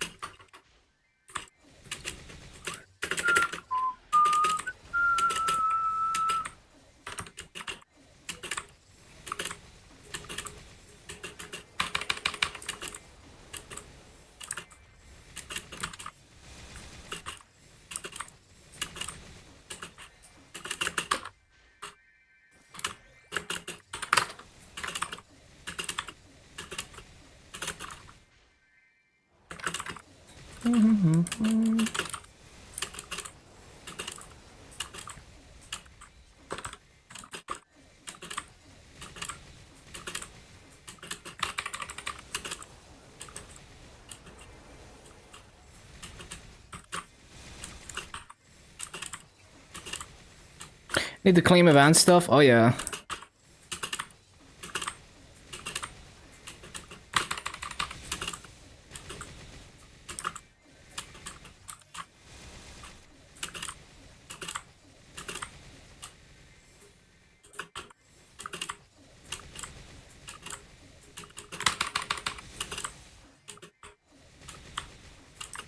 Tomorrow should be, but I would play it as safe as possible. You know, what if something happens tomorrow and you can't claim it? It's not like it's gonna expire, you know, like it's gonna take a while to expire, so it's fine to claim it now. Go west and coming, yup. Okay, dinner time soon. I'm gonna finish this coupon.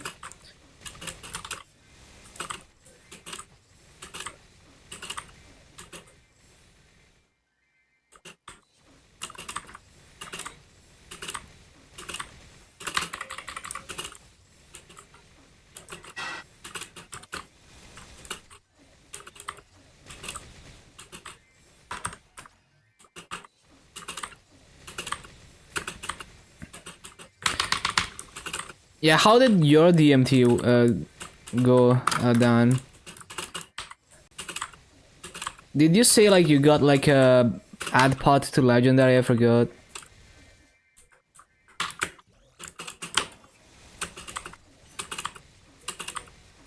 I see, I see.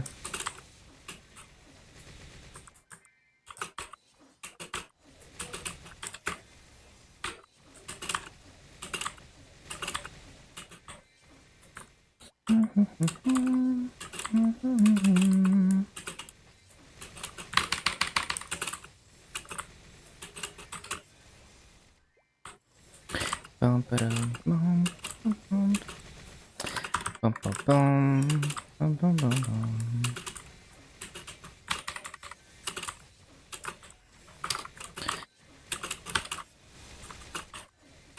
Low key, I wanna finish this wild pod. Only 6 minutes left on it.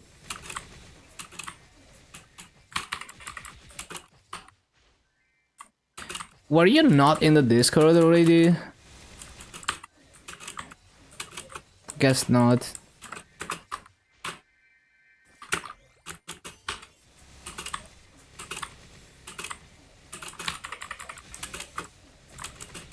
Lost track of it. Yeah, I guess you never joined.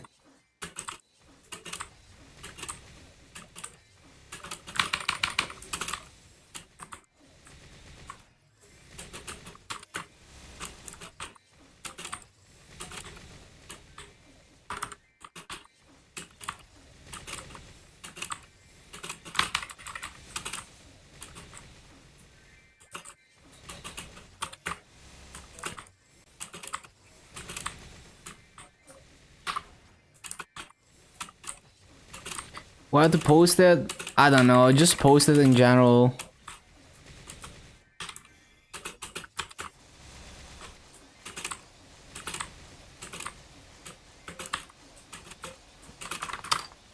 Well, that's pretty shit.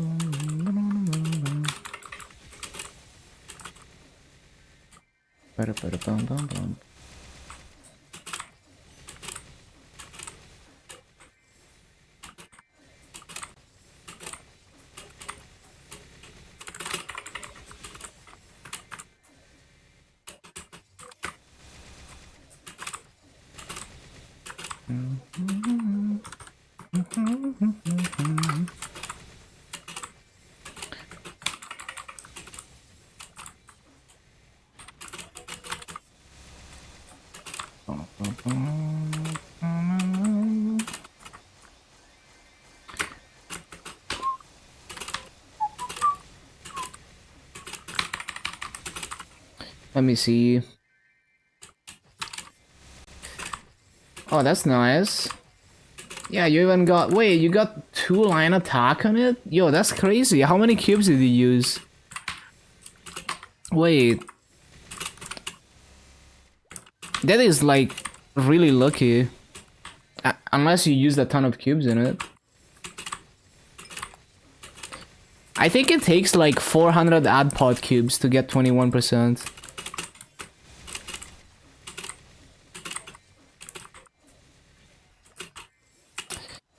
On average, it takes like 400. So if you used less, then that's very lucky.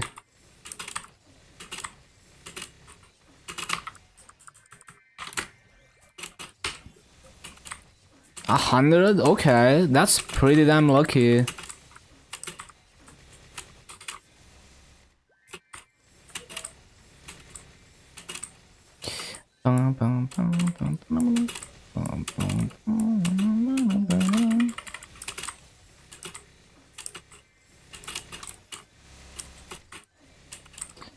The double prime boss, yeah, that's a juiced reinforced shield.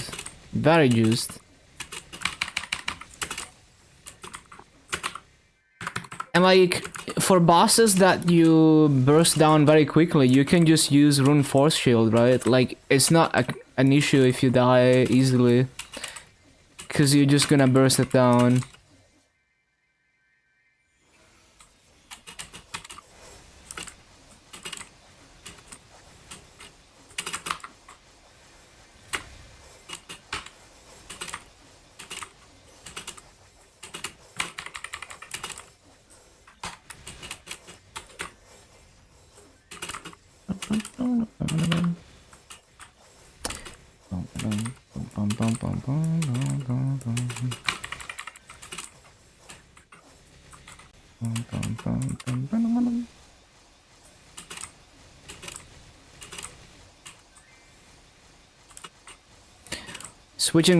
Switching weapon jump ring. Oh, I see. The reminder is tomorrow.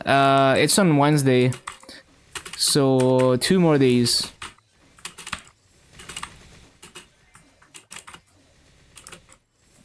Also, hello, Bella.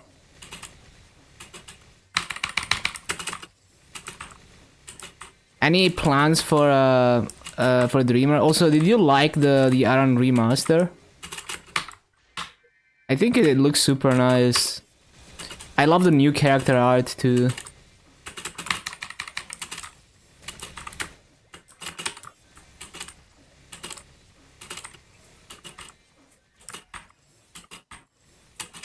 Haven't looked yet. Yeah, it looks nice.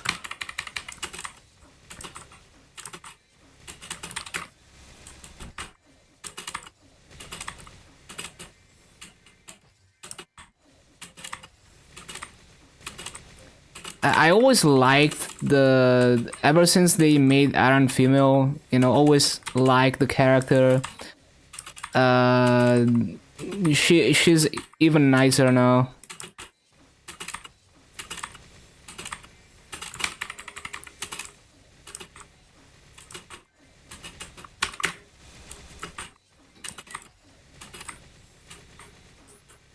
Yeah, it looks super nice. Okay, I need to go eat dinner. That's the wealth pot. I will be back in like 40 minutes. Enjoy the music. Thank you for being here. See you soon. Appreciate the support. Stick around. Don't go anywhere.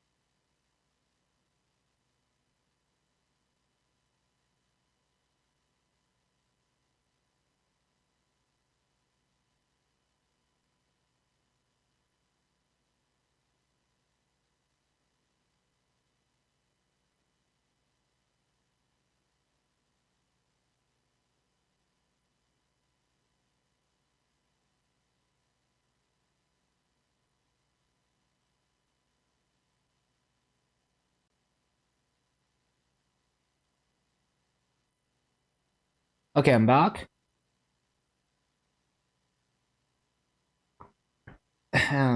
Let's continue.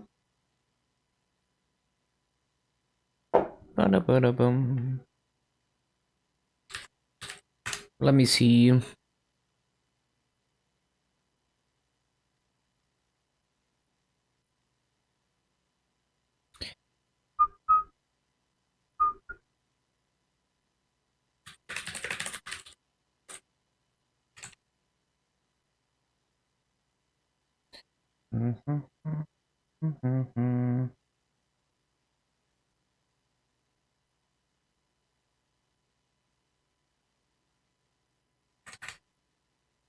Bum, bum, bum, bum. One moment.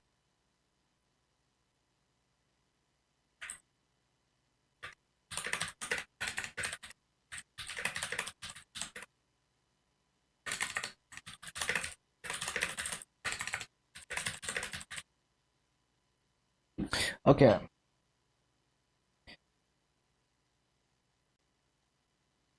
Let's continue.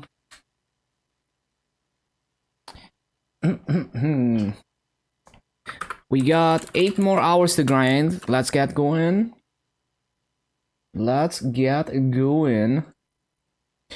Ba-da-ba-da-ba-da-ba-da-bum.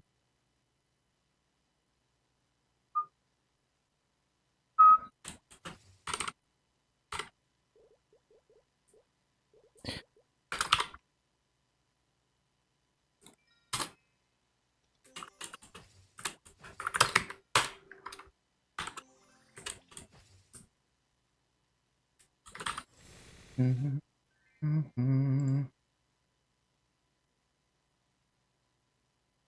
2-hour timer.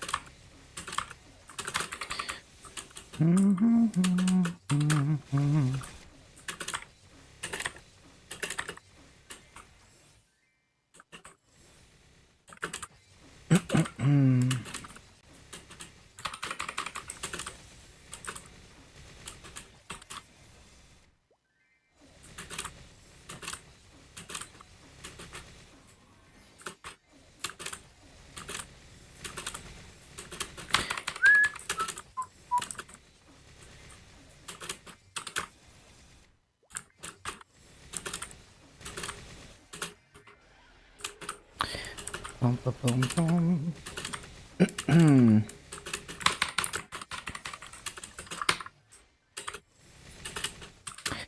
I did use the wolf pot, yeah, okay. So I'm saving the 3x for activations, yeah.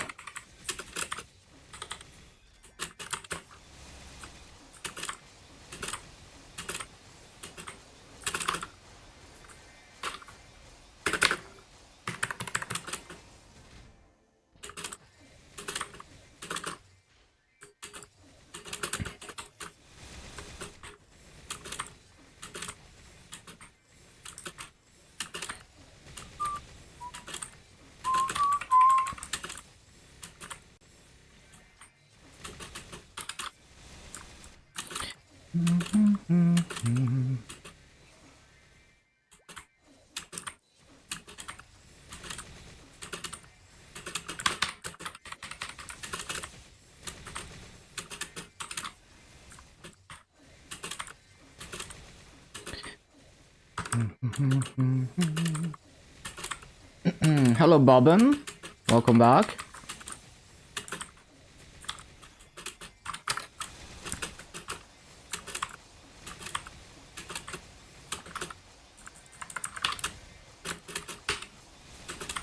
Trying to hit 280. You got this. Just have to, you know, get a little bit of grinding in every day, and you're gonna get there. Yeah, it's gonna be a while, but that's fine. I'm not gonna try to hit the 290 area on day 1 on my Dark Knight. It's just gonna... You know, I'm gonna get there casually. Only grinding on EXP events.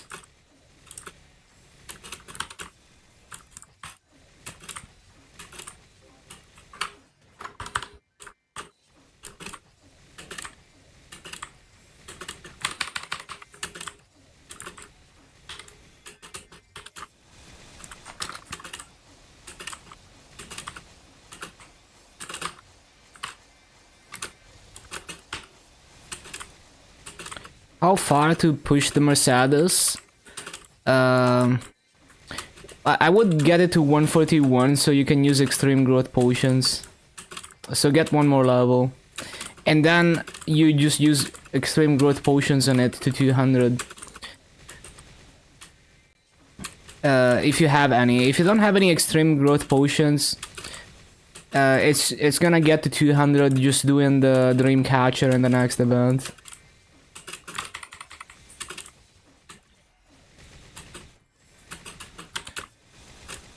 Because this current event gives extreme growth potions, but you need quite a few days of attendance to get them, so I don't know if you can get anything at this point. If you haven't coin capped for 5 days, you're not gonna get any extreme growth potions.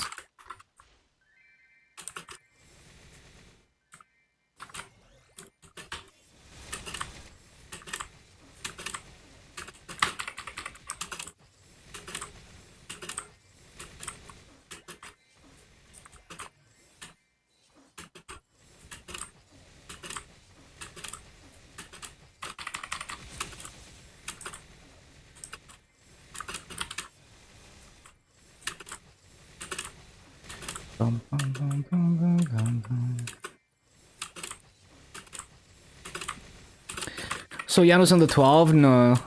It's gonna be in the July update. I think it's like the 17th, I forgot.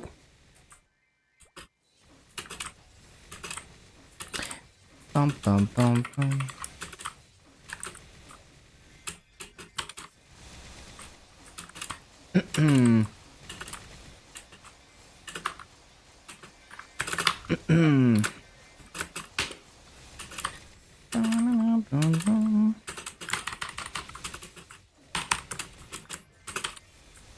Level 10? No, even level 1 is very useful.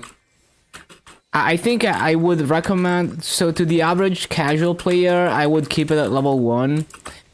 And for the more people who grind a lot, go for level 10. You would only go to level 20 plus if you're one of those people who are like either going for 300 or just like grinding really long term. Because it's a lot of fragments to get it to level 20 plus or even max it. So level 10 is like almost 1k fragments. Level 20 is like 4k fragments total. Max is like 6k fragments.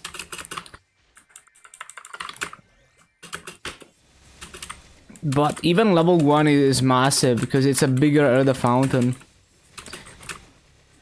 And it doesn't need to one-shot.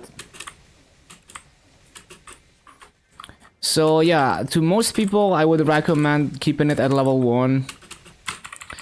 Because you're better off upgrading your 6 job.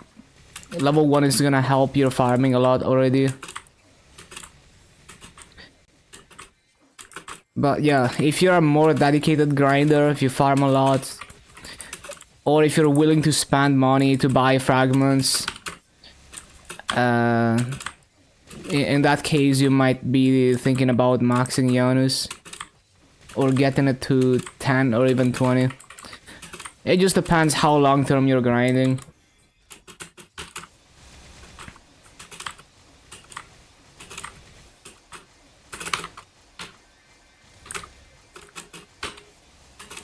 I'm gonna max it, but I don't think most people should do that. I'm gonna max it because I hate progression.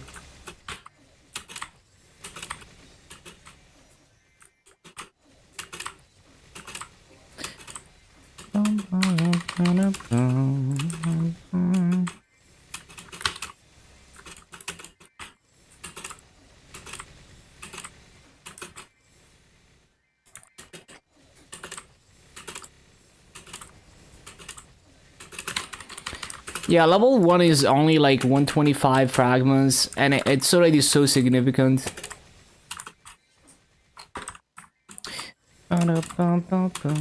It also gives you an EXP passive, so at level... when it's maxed, it gives plus 100% EXP always. At level 10 it's like... I forgot, it's like 40%, I think. I forgot. No, maybe less than 40%. But yeah.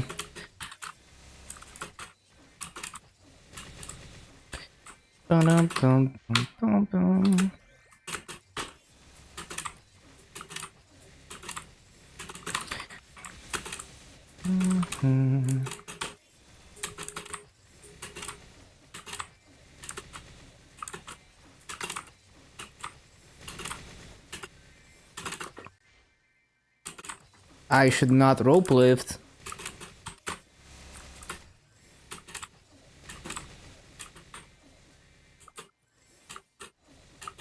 So if you have max soul Janus, it's like you always have a 2x coupon on top of your EXP buffs. It's like an extra EXP coupon that's always on.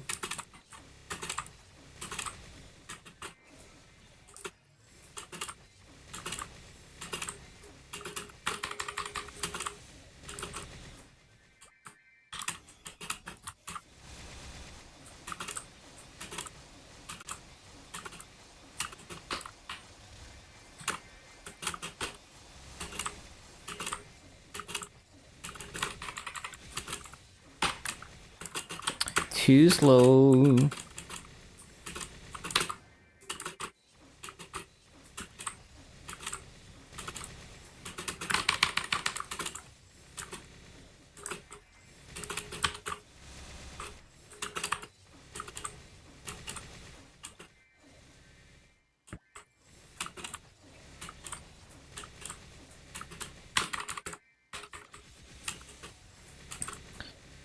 Missing 400% final damage from the 6-job skills. I wouldn't say it's gonna be that much, but yeah, I mean, you're gonna like double your damage if you keep upgrading your 6-job.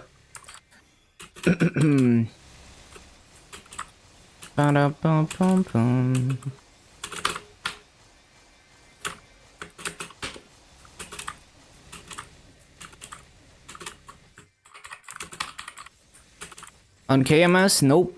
GMS right now. I only play KMS like 1 hour a day.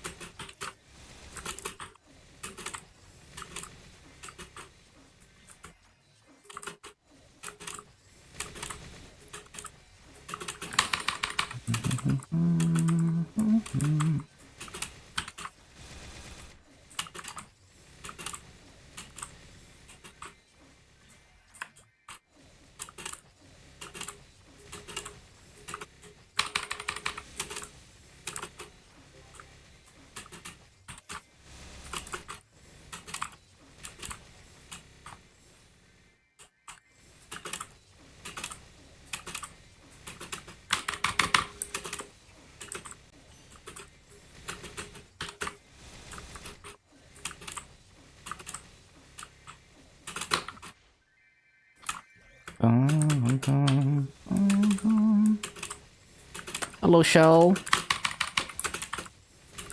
Too slow.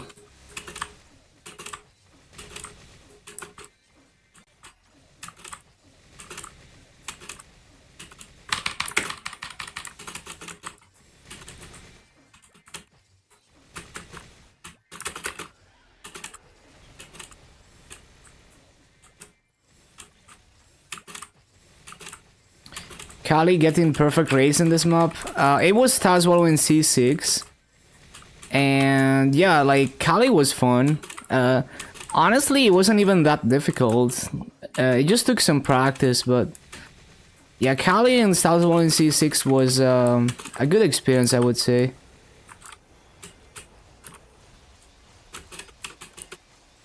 It was a little bit difficult, but not too difficult for the race I was getting.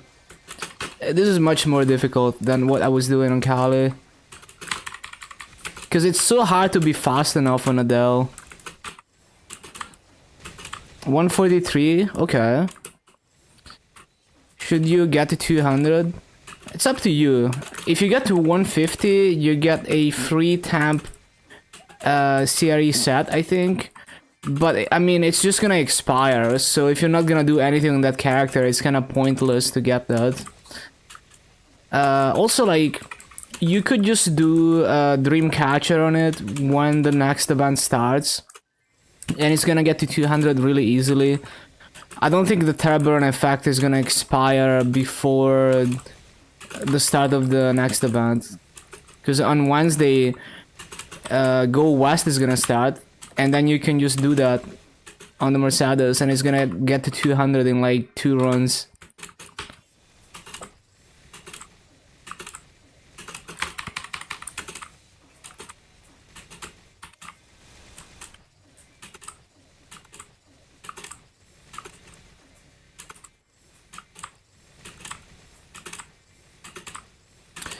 Pathfinder. Yeah, I guess you're kind of desperate for crit rate at this point. I would do like if you want crit rate, you can get more crit rate from Phantom and Lyn first, and then you can think about doing the archers for even more crit rate. Also, if you're gonna do an Explorer Archer, I would do Marksman because the Legion piece also gives crit rate on top of the Link skill.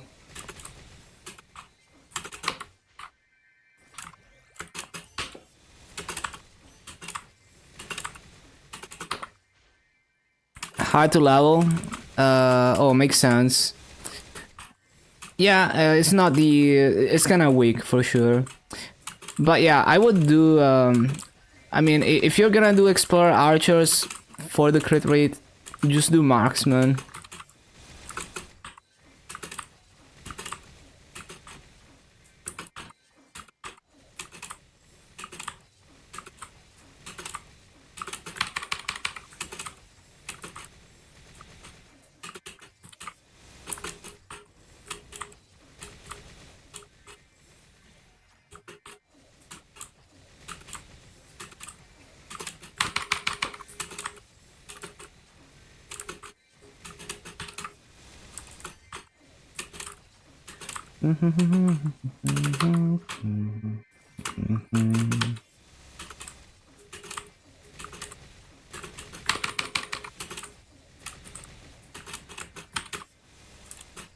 And also Lyn also gives crit rate, but it's also a good Link skill for bossing. So the Lyn Link skill is what is it? Where is it? At level 3, it's 10 crit rate, 10 boss damage. I think it's like 7% at level 2, which is pretty good.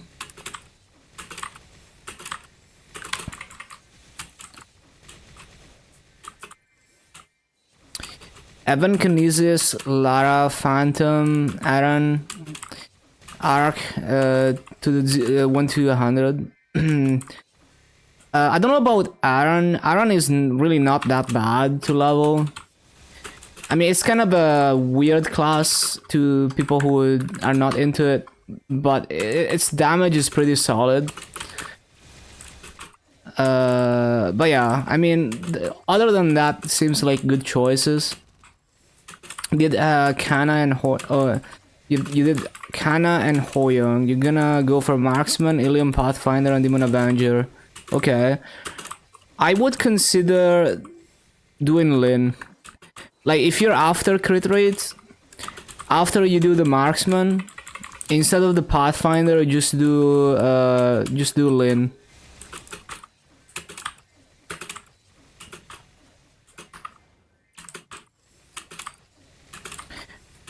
The Mastery Core, I would still say it's not a good mobber because having a good main mobbing skill is not enough.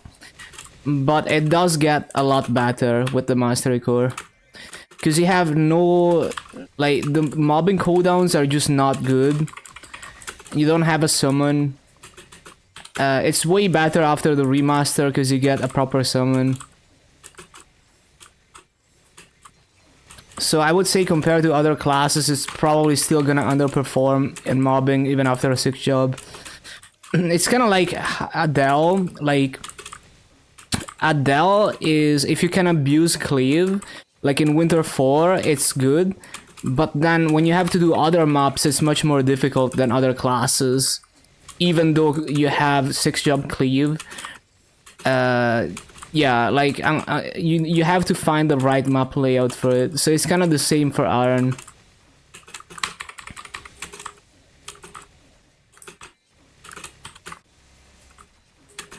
Add Lin to the plans, yeah. Because it's not only crit rate, it's also a good bossing link skill.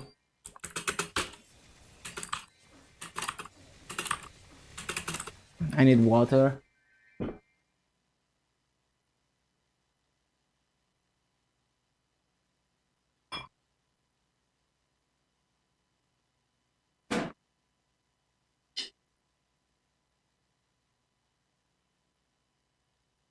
You hit 9.5. Nice. Huge progress. Congrats.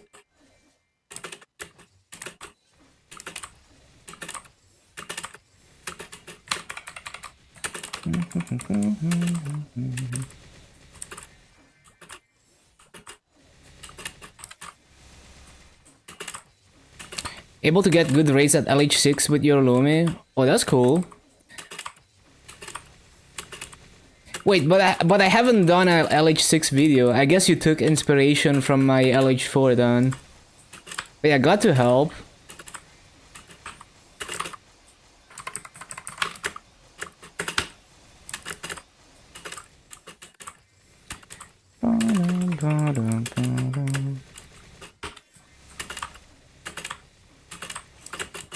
Yeah, after a while you get a feel for wait, I did do LH6 on Lumi? Oh shit, I forgot I did that. Yeah, I ended up going for LH4 though. Like I leveled mainly in LH4 because it was easier. Oh yeah, I remember now. Yeah. Yeah, that's cool.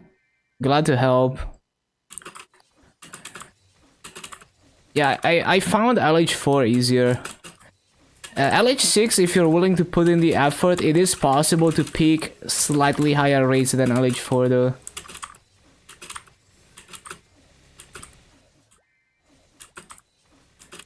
Wait, did I... maybe I'm misremembering, like maybe I didn't do LH4. I don't remember. I feel like I did though. I feel like I mainly did LH4. Yeah, so yeah, for sure I've done LH4 mainly.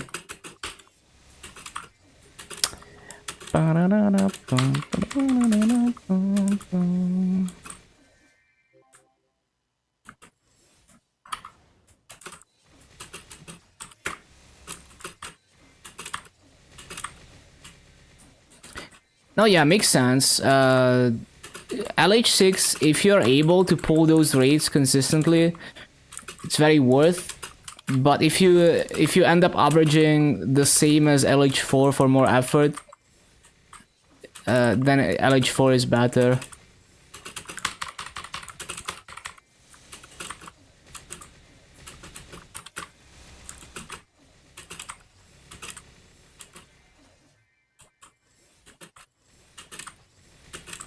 So yeah, you got two choices. And also, depending on your level, you might be able to get better EXP in LH4. Because LH6 has mixed mobs. So if you're 249, the average EXP per mob is higher in LH4 than LH6. Because all the mobs are 250 in LH4.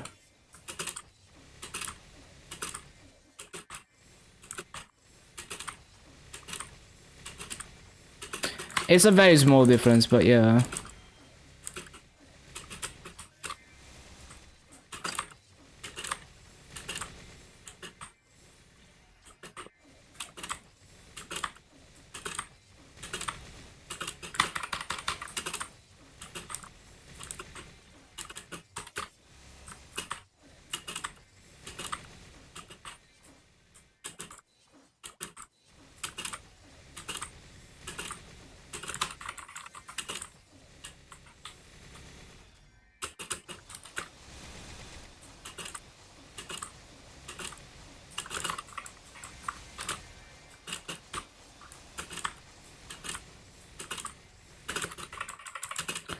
shit.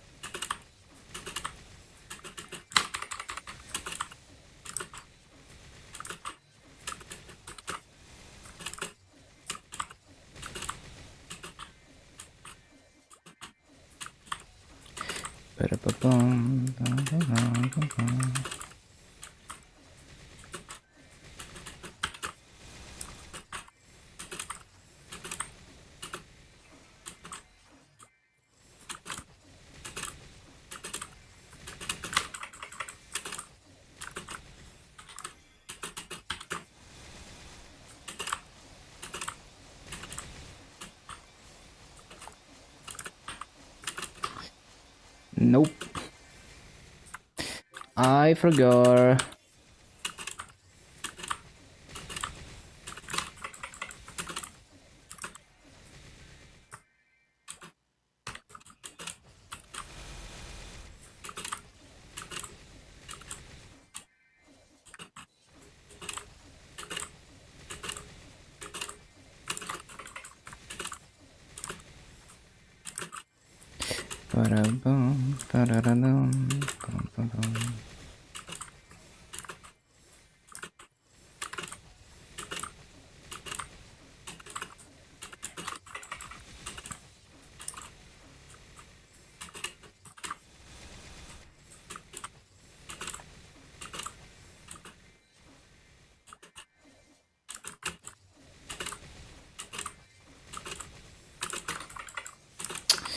Always too slow, man.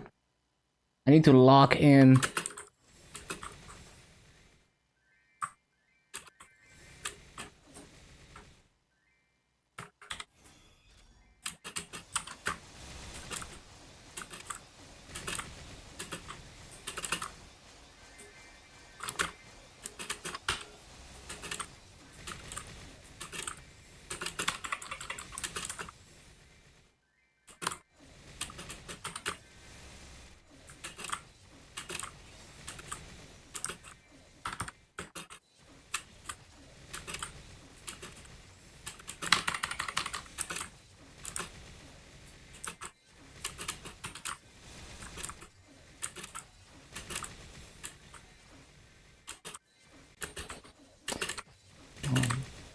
Boom.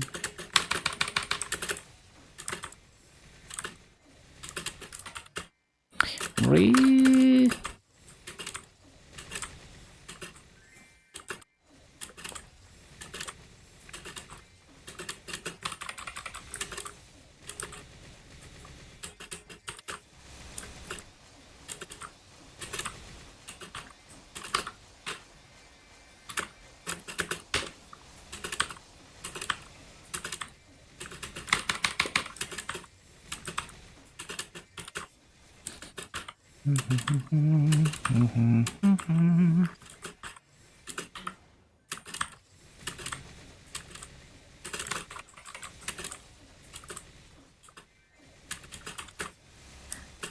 Ba-da-ba-boom.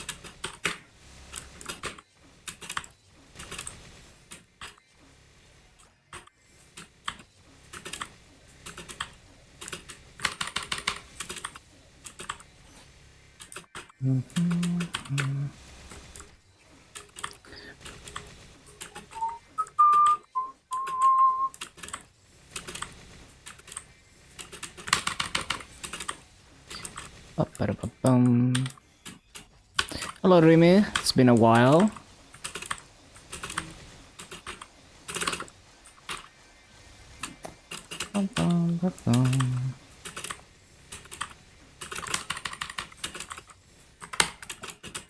Go, go, go.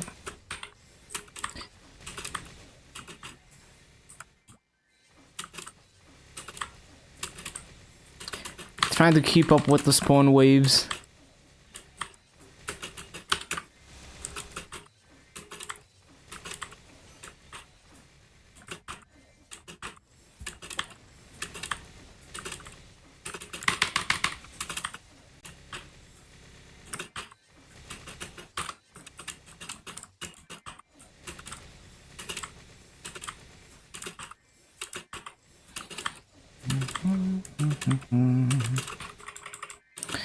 Swirl around like a vanilla soft serve and crush the cone in the palm of your hands. What does that even mean?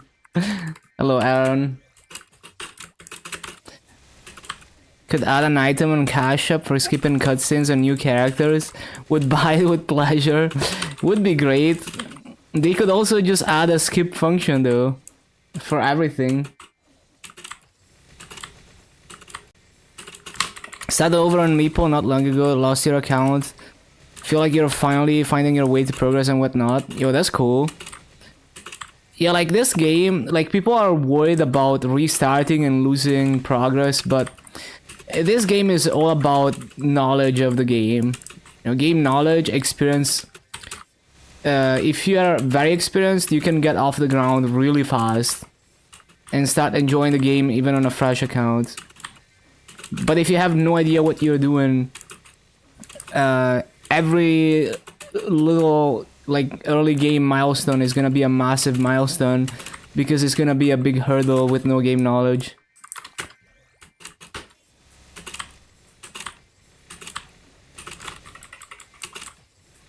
Meaning Lin, likely burn AB.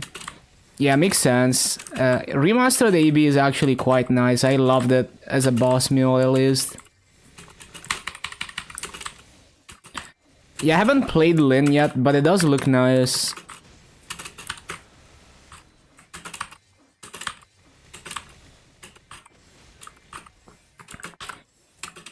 I'm dog shit at this class.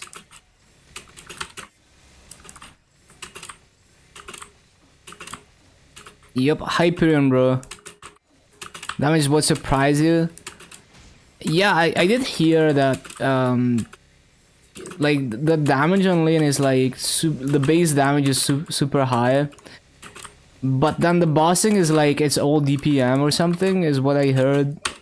Rather than being like a burst class, which is nice for solo bossing and like boss mills.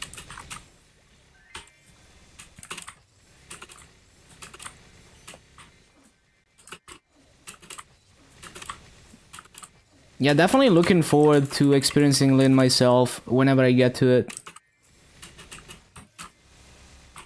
Whenever I have a VAC pet on it, I'm gonna push it to 250.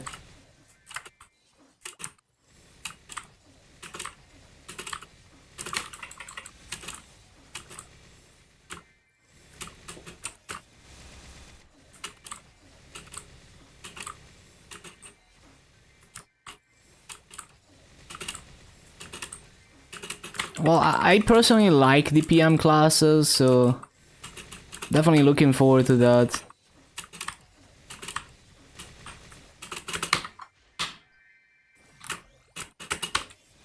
Ever max symbols on all classes? Probably, yeah. After 11k Legion, I might dedicate 1 hour per day to doing arcane dailies on as many characters as possible.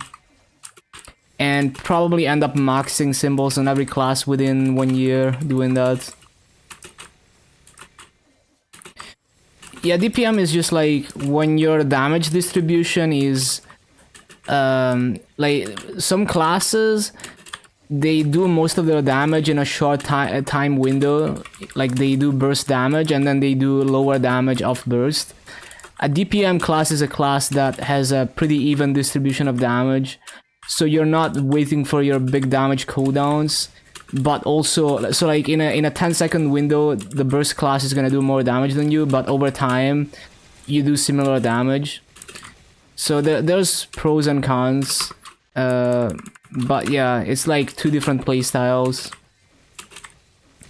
Sacred symbols, I mean, I'm sure they're gonna make them easier over time. So for now, I'm prepping level 6 Cernium and level 5 on the other symbols for the future 270s. So other than my Dark Knight, the other classes that are in Grandis are most likely gonna have level 6, 5, 5 symbols. And then over time, they're gonna go higher as they make it easier to get secret symbols.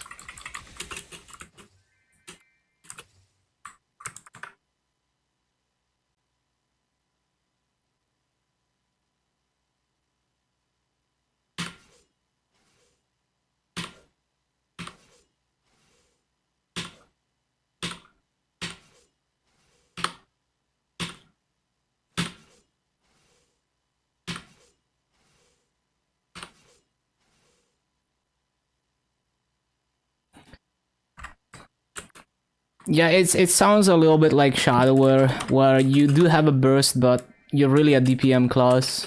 It's like a short cooldown burst.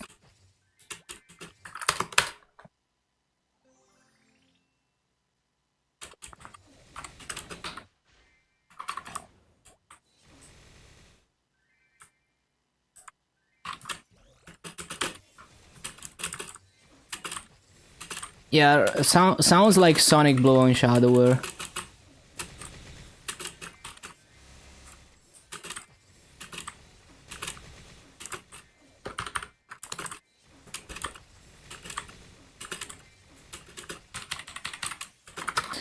Re...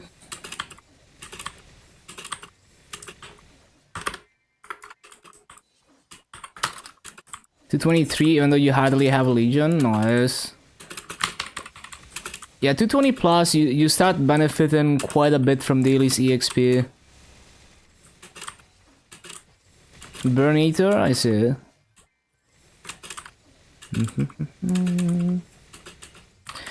You're gonna get your Legion up really easily with the next event.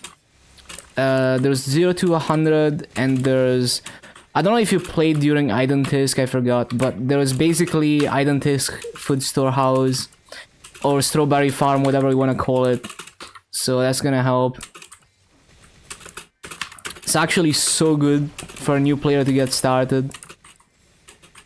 Tons of EXP tickets too, which you could either throw on your main or throw it on your Hyperburn.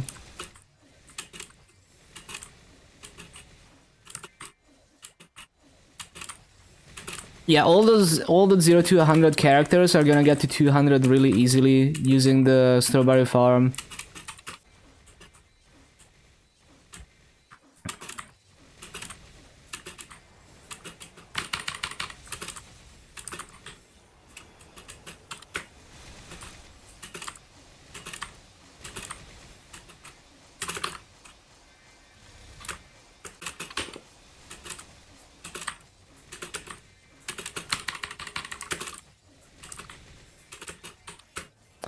Nope, that is not it.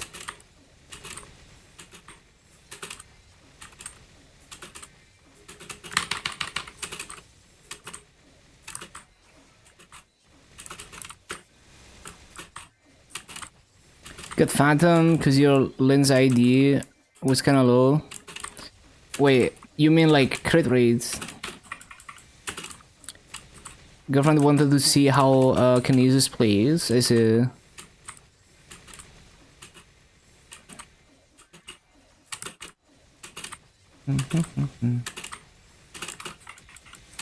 Lumi? Oh, okay. Makes sense.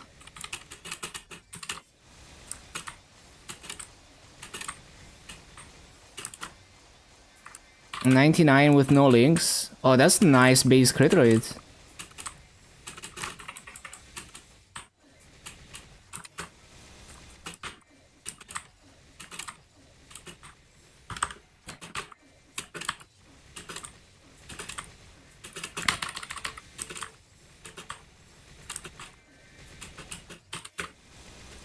$85% from the skills. That might be one of the highest base crit rates. How much is Bishop? I feel like it might be as good as Bishop base crit rate.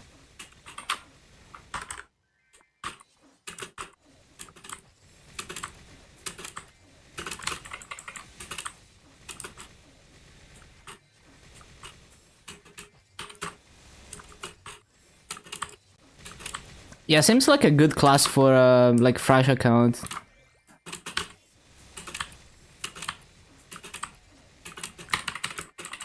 Really? For a Griffin.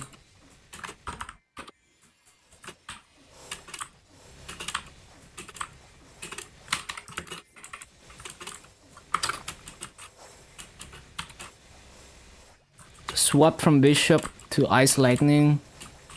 After you get to 200. Is that really worth though? I don't know how much it is. It's probably not much, but like Ice Lightning is easy to train. You can even abuse elemental advantage and go to like fire mobs and shit. It has its own summon. Like Ice Lightning is fine to train. The bad one would be Fire Poison maybe to 200. Honestly, it's not. Nah, like Fire Poison is not even bad anymore to 200. It's not the best, but like it's good now. Yeah, I mean Real Holy Symbol does help, but it's like a very small optimization. You can look into it if you want. It's probably not that much massive.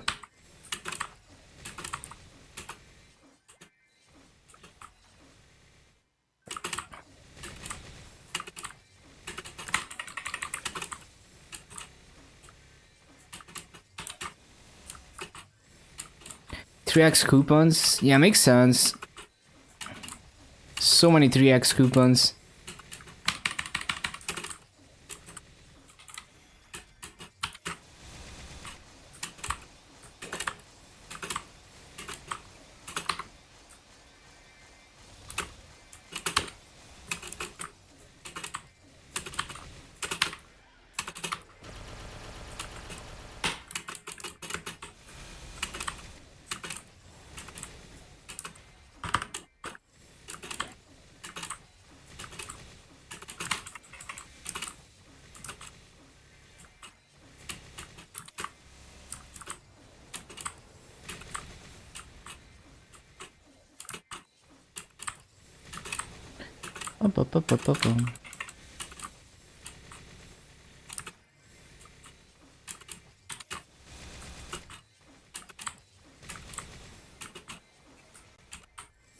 How did I miss those mobs? Cringe.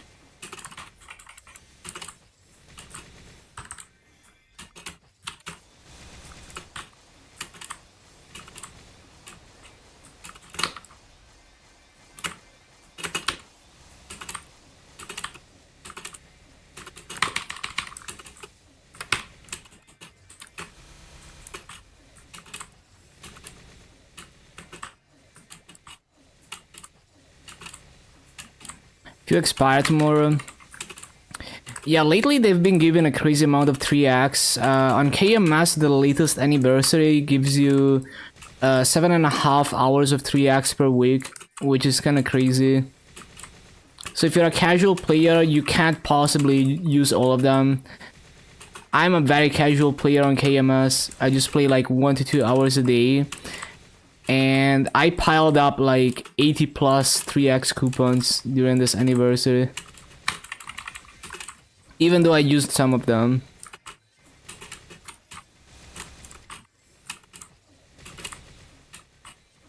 And those are half an hour coupons.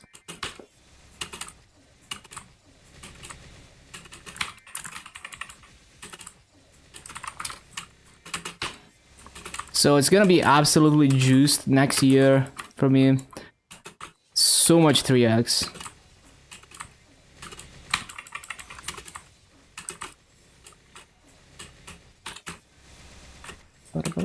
So it's basically 3 times the 3x as Identisk, right? Not exactly, but yeah, it's almost 3 times as much.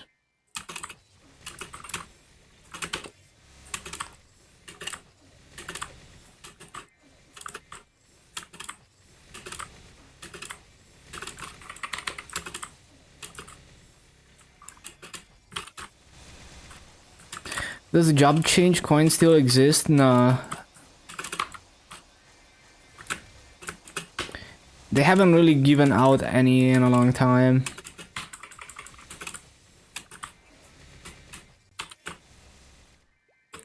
ATID, yeah, you're doing like a fraction of your damage, especially on Lotus and Damien. Definitely go for Mage Link.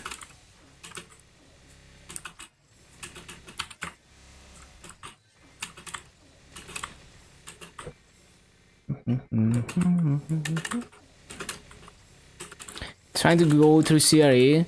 80% is not terrible for CRE, but yeah, more is gonna help, and obviously like get some familiars and you're gonna be fine.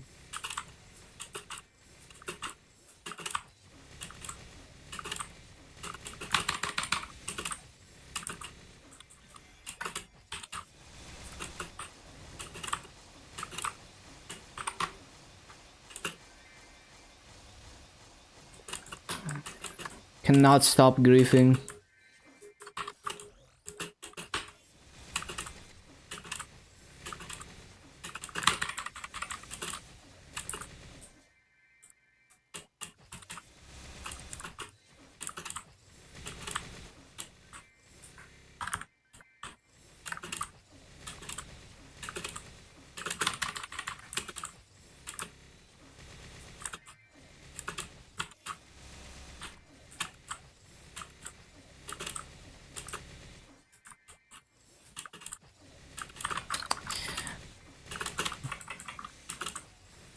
This hit boxes, man.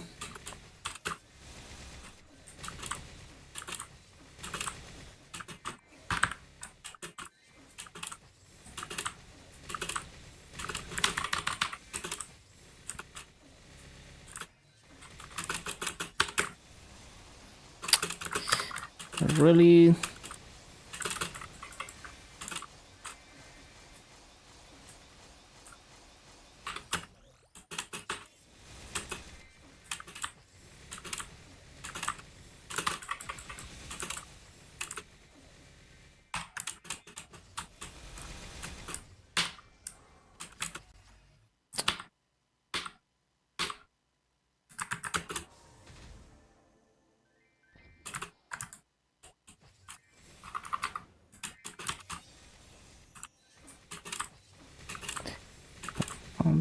Pum, pum, pum.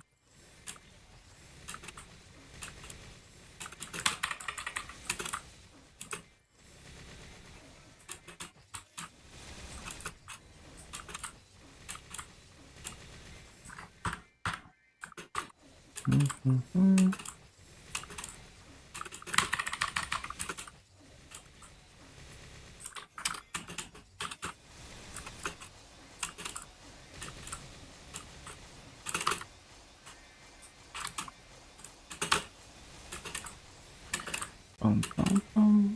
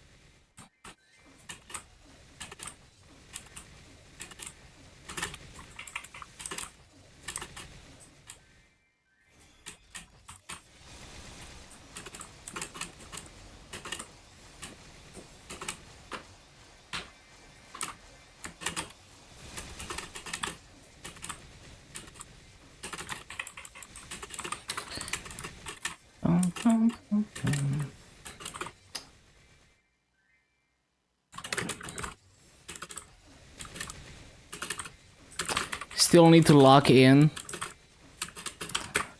Surely a few more hours and I'm gonna lock in.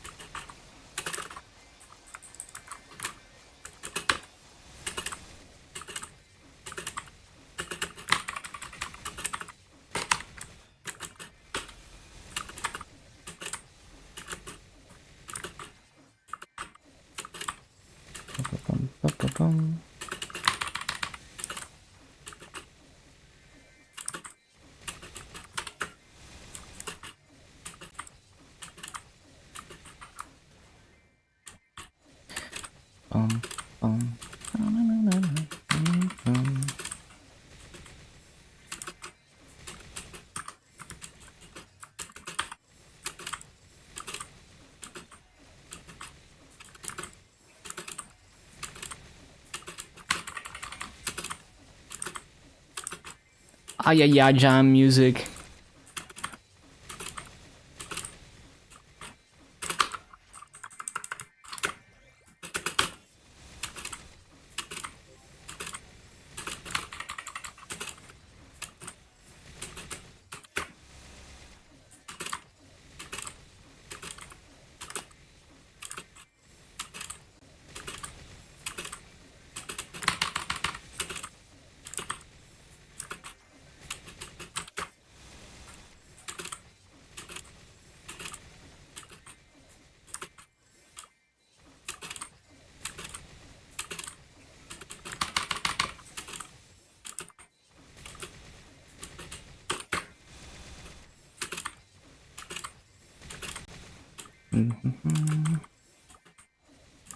Should be channel point reward to bust out the old wooden strings. Yeah, I mean, I thought about it, but like, I don't really feel like it. Maybe once I have like a few songs that I can play for the stream.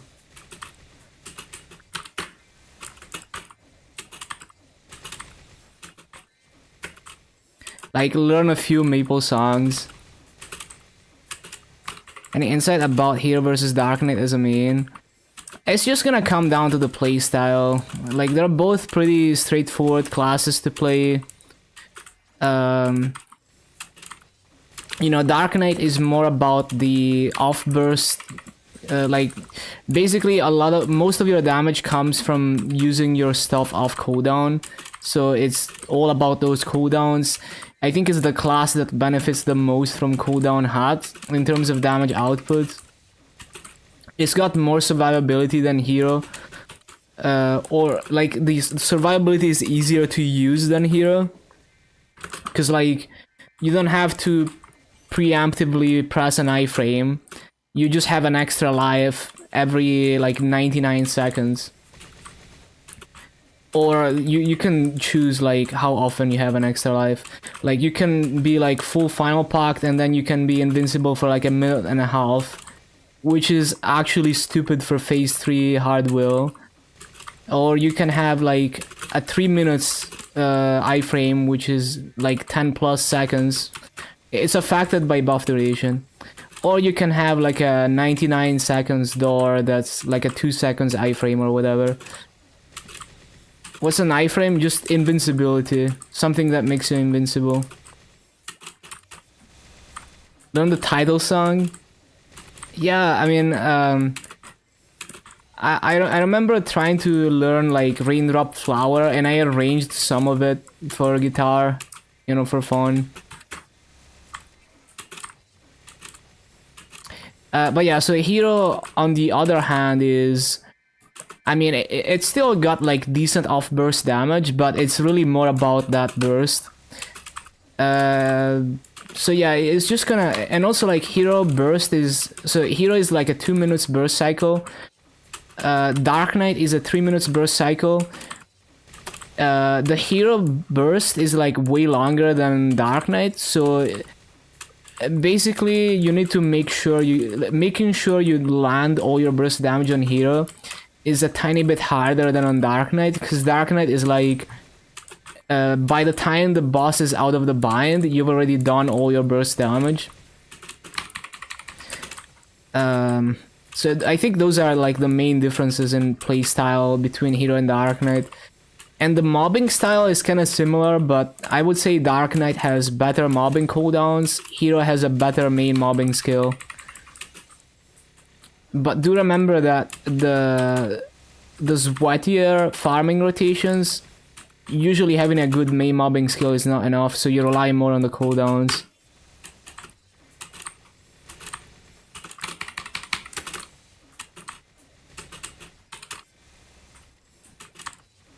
Dark Knight interesting you? I love Dark Knight. So Hero is stronger than intended on GMS because the burst scales with attack speed 10. So that's another thing to consider, although you shouldn't really think about the numbers as much as you should think about the playstyle.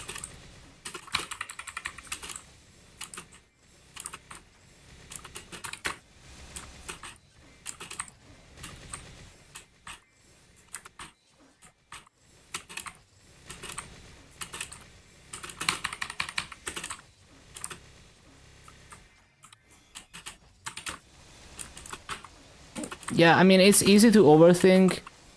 You can't know what a class is like until you've played it for a long time. So you can do all the research in this world, but you might still change your mind. At the end of the day, it's still gonna be useful even if you end up not liking it.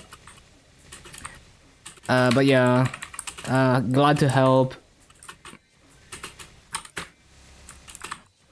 It's good to gather info, but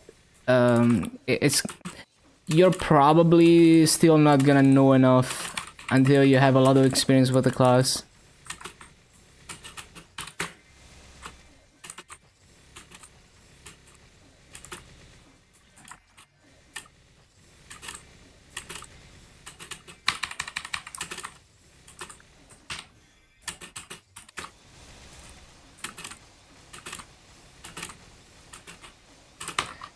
Only know the basics, yeah. But it's also like, to really know how you feel about a class, you just have to play it on it for months. And like, it's like when you do dailies and when you run your weekly bosses every week for months, some things start to get annoying that you didn't think would be annoying. Or maybe it's the opposite. Maybe you feel better and better about the class because you get used to it. Sometimes it feels clunky at first and then it gets better.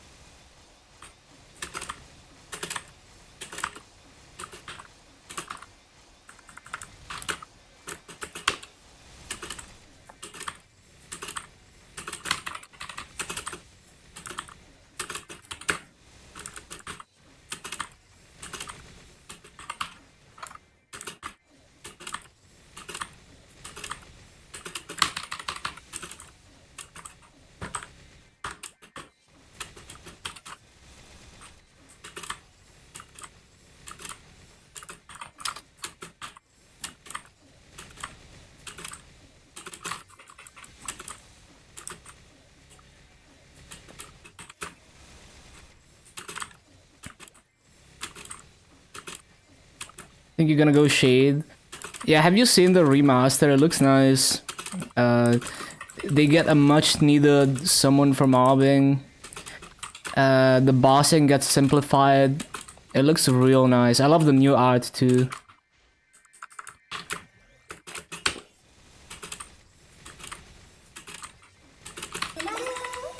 Yo, thank you for the follow, Heijin.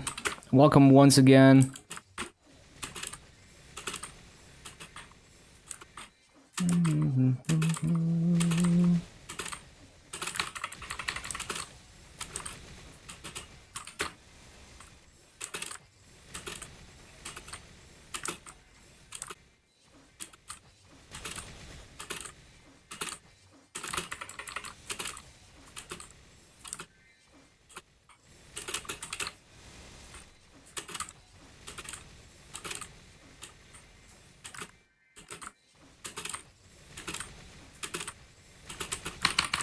Oh my god, the rope.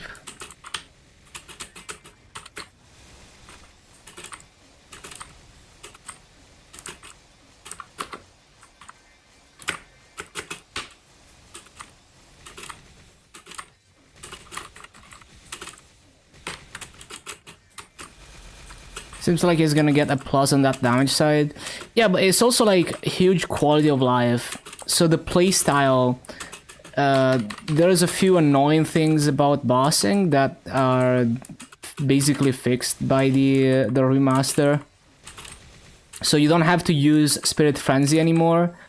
They made it into a summon, and then the damage is compensated by buffing the other skills. So you have one last button to press when you're bursting in bosses, and Spirit Flow is like more of an interesting skill now. Like it has a cool effect.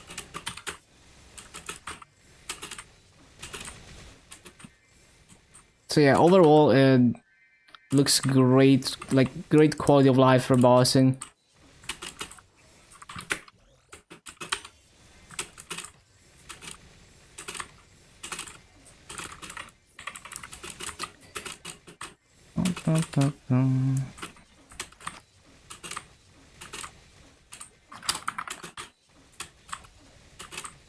I also like the short burst cooldown, so it's essentially a 1-minute class, from what I understand. Kinda like the remastered AB.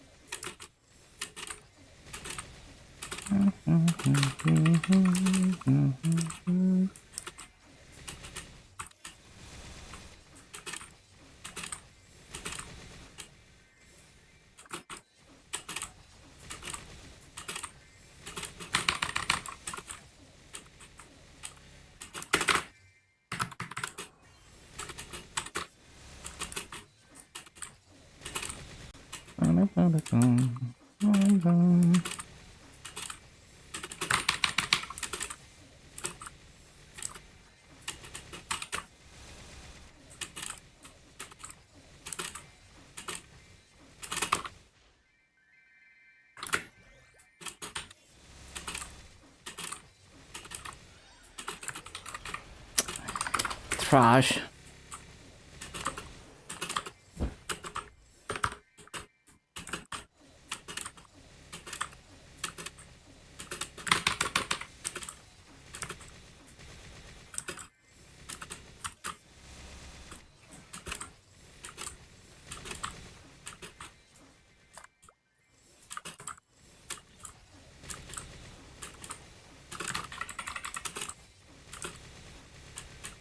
Still trash.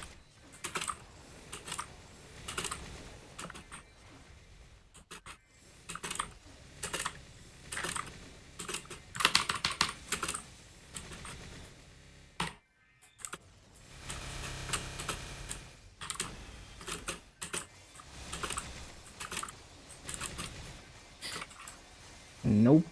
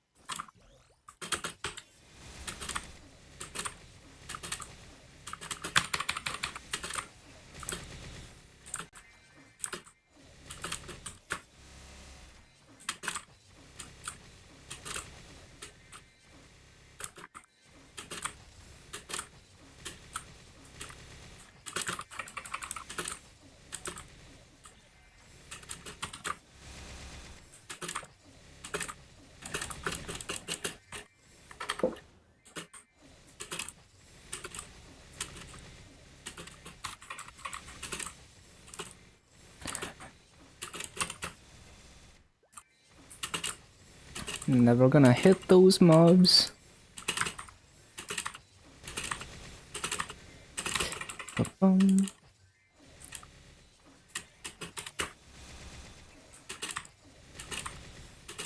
Oh wait, no. First that.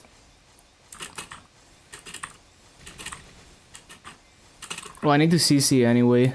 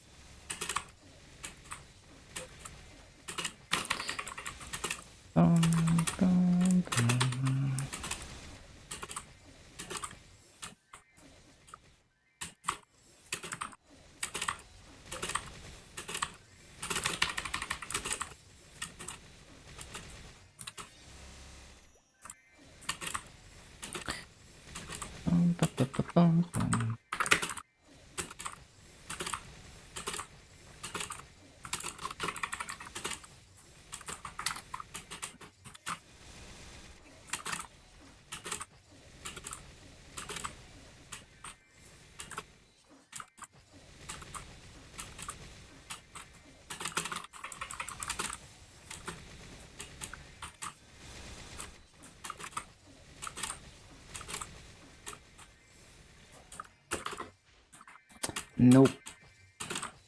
I forgot.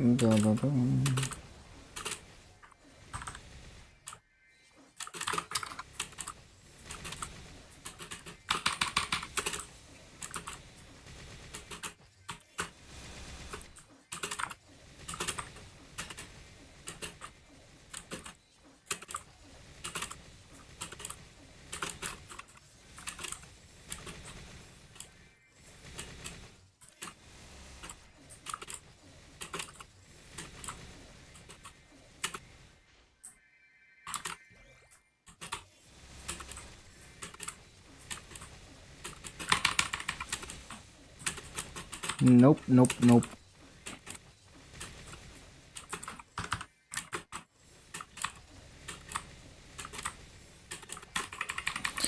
Your birthday you ate at a restaurant which you haven't done for more than 10 years. Yeah, happy birthday, Ross. Welcome back. Hope you had a good meal there. Corn muffin, sides and grilled chicken. Nice. Sounds delicious.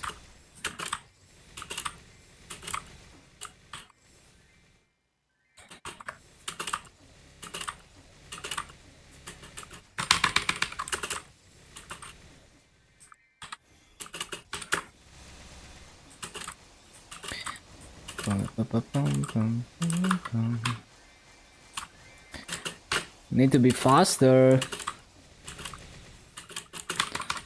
Faster. Got cake from bakery, which you always wanted to buy from. Yeah, you treated yourself.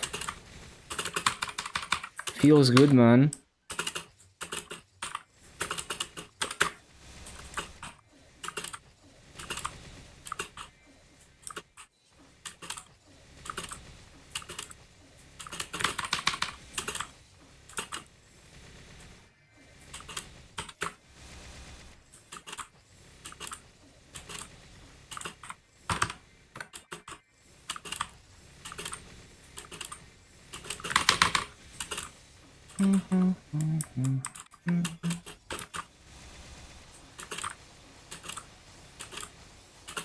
Yo, let's go.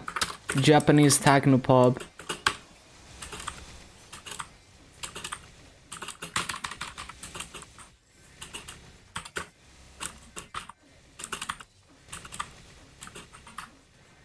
...2012 music.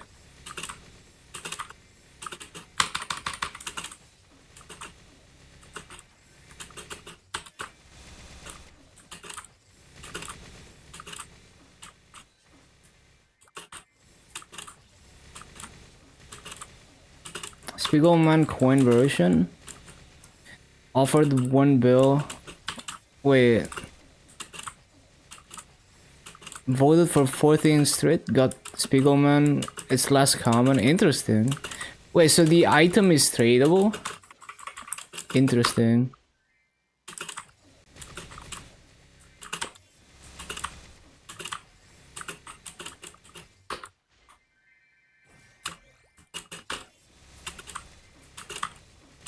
Yeah, I guess they're collectors.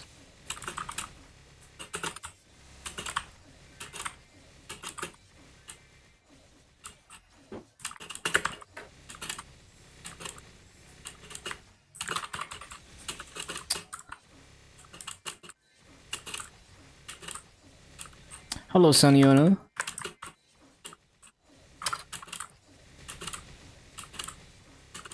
Candy sold for 1 bill. But isn't the item just useless? Is it just for collectors? Like, is it even a cosmetic? I don't even know. I haven't done that event.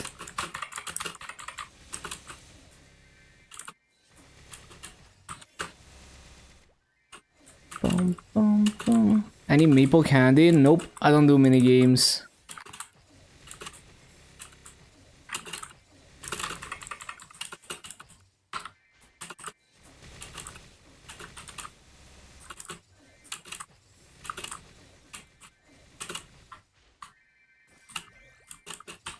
Etsy item? Interesting. Yeah, just collecting, I guess. Makes sense, somewhat. They just want every item from this event.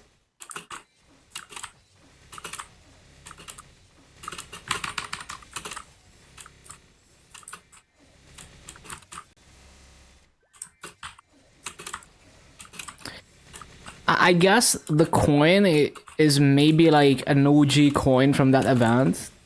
Like maybe it's like the actual item from that event that you would use as a coin.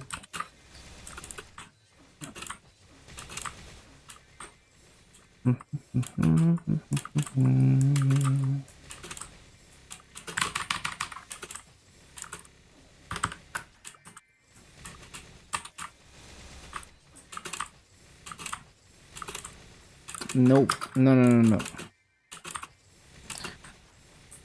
I need to remember.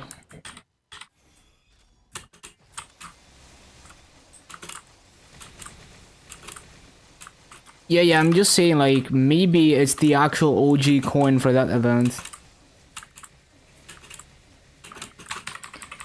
Which would make it more interesting to collect than just an item that's only given by this event.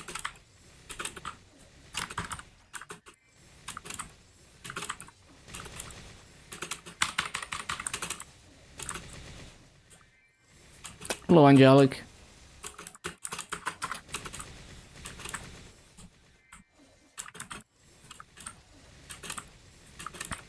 Yo, did you see the open source Nintendo 64 flashcard that I posted on the Discord? If you go to Retro Gaming Channel, it's pretty cool.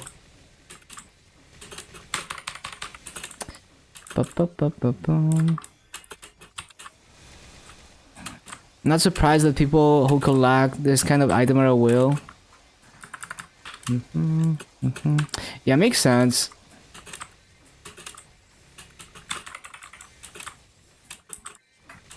Have I seen the book? What book? No, I haven't seen that. N64 cartridge. The Nintendo 64 is an old console that used cartridges to, you know, games were on cartridge. So people developed this custom cartridge that actually just contains an SD card, which you would call like a flash card, and you just put ROMs in it, you know, so you can play any game with one card. And a lot of other cool stuff, like you can run, you know, homebrew stuff on it instead of official games, emulators and shit.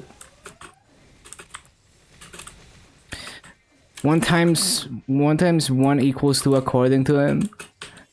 Reading it for fun? What the? What kind of mathematics is that?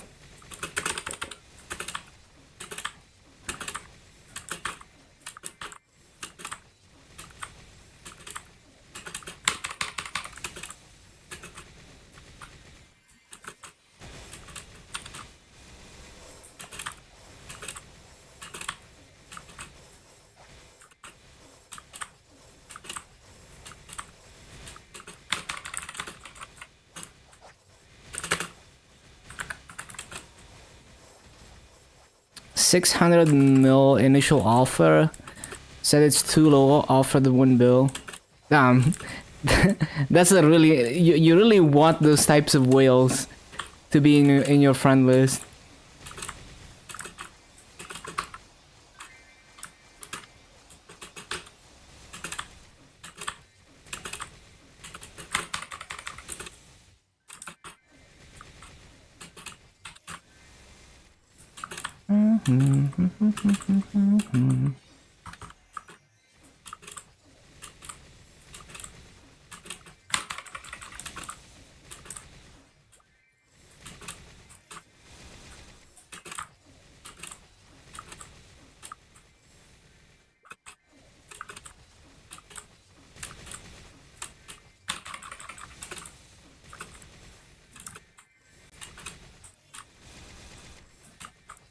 you only study if you study math or physics, you would know that he can't even define shit.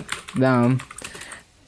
So is it like a crackpot mathematicians that people are making fun of, or what? Shit.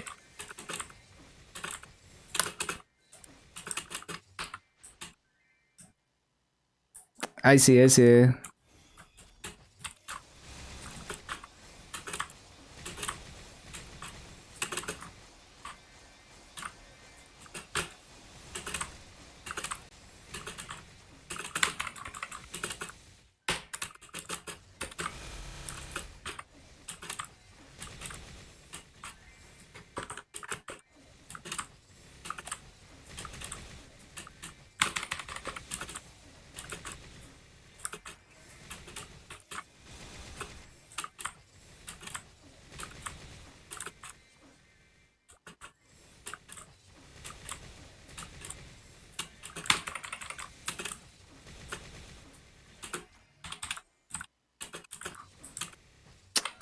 That is not it.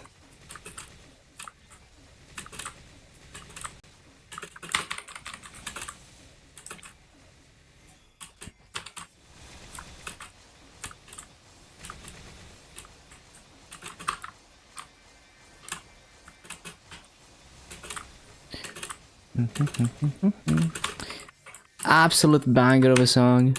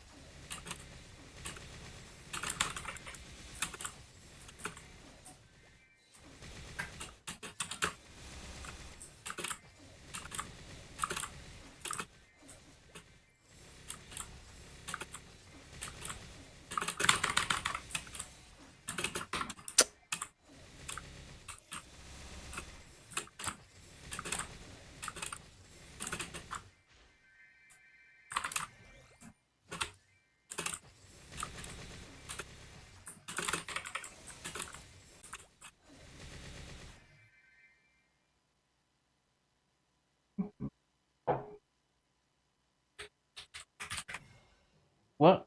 Bro, I literally get distracted for half a second and I fucking die.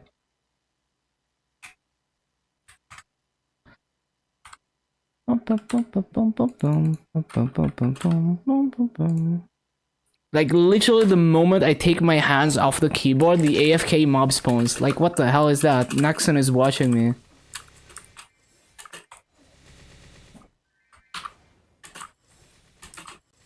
Fucking demon AFK mob. Look like a bitch. Oh, maybe I am. Who knows?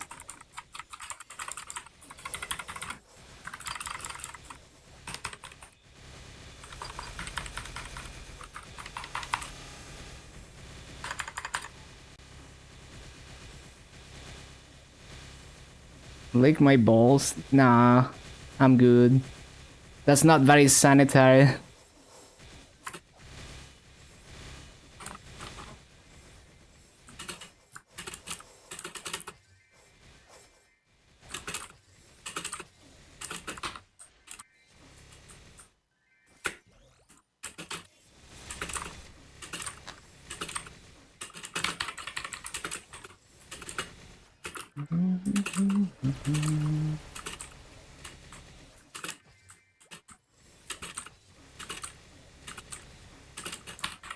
Oh shit. Should you spend yellow coins on the 11 maple items like snowboards instead of main coin shop? Yeah, it's up to you. Like, how much do you care about the cosmetics?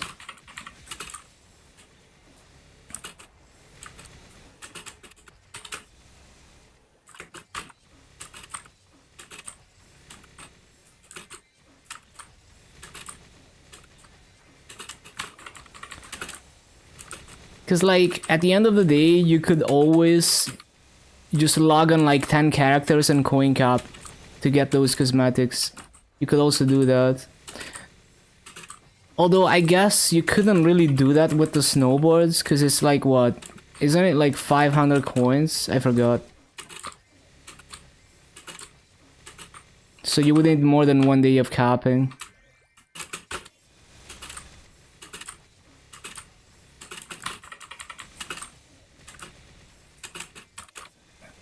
That joke is so bad that you only find it in one of your CD. Wait. Seems like Naxon is scamming you. Pretty much.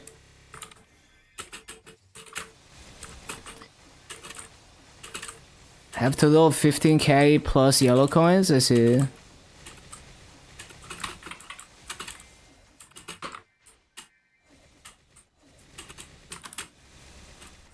CD got him through. See these notes?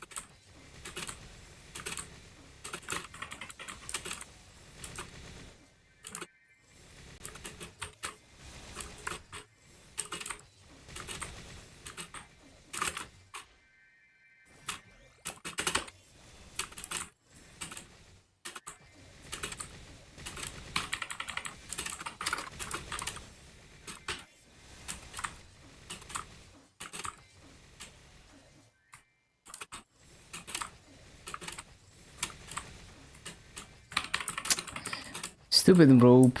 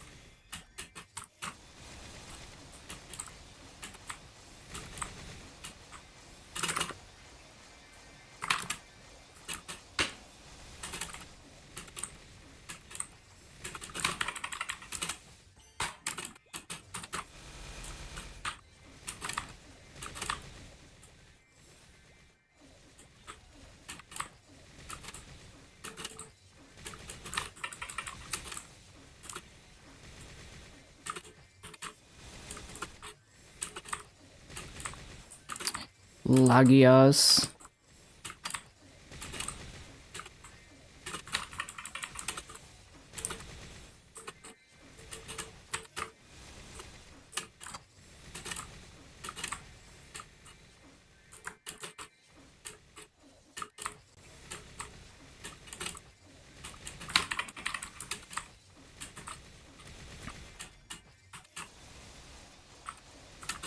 I was gonna check a class Discord, but I already forgot what class Discord I was gonna check and why.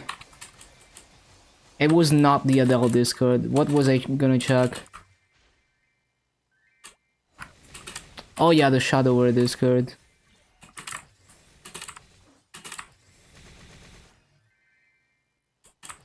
Okay, yeah, I did post the rotation.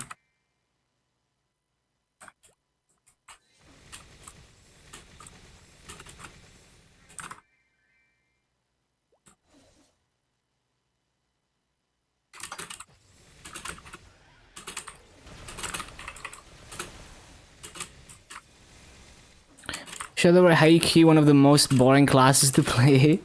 Now I enjoy it. It's like it's easy to farm on it, but it's not boring.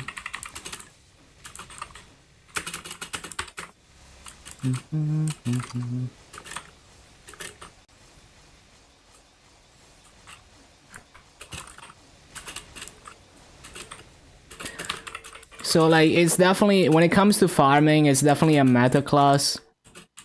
So it's kind of a boring choice, but it's not boring to play IMO.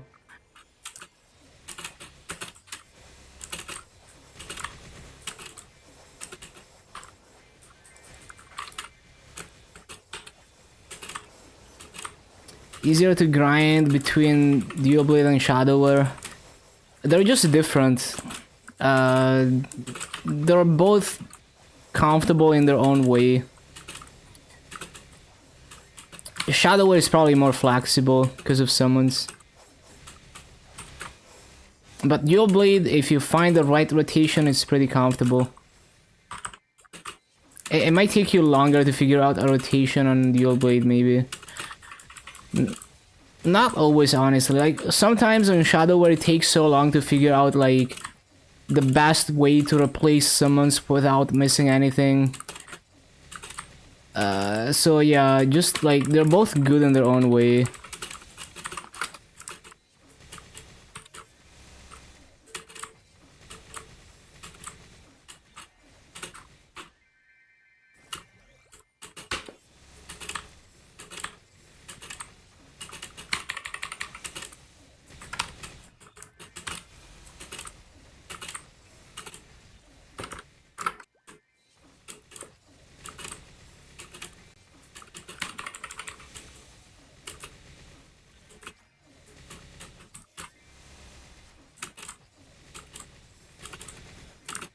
Ba-bum.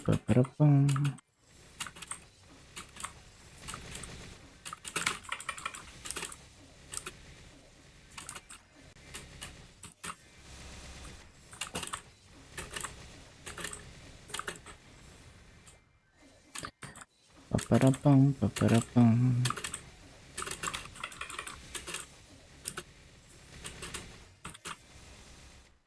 How's Mihail? Pretty comfy. If you get used to timing Royal Guard, it's pretty fun. Fun, comfortable bossing. The farming is pretty good. Like, not the best farmer, but like, you have a pretty huge summon that you can install in mid-air. It's not super strong, but it's a good summon in my opinion. And you can use Royal Guard basically every spawn cycle, and you have other cooldowns to rotate for mobbing too. It's just like the movement is not as fast. It's like an Explorer Warrior. Like, you're not able to move through the map as quickly. But it does make up for it mostly by having an extra summon.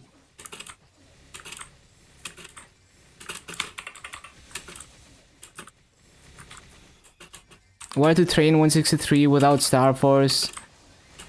Why can you not have Star Force though? Like, can you not just do like 10-star Pencilier at 163?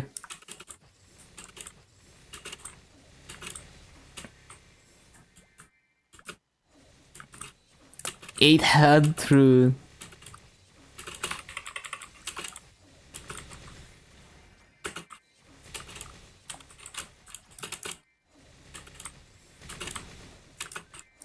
All Signuses? Nah, I haven't done most of the Signuses. I think I've only done Down Warrior. Should get some Pencilier fodder. Yeah, just like 10-starring Pencilier is not gonna take that much. It's good to have a full set of Pencilier. It gives you normal mob damage.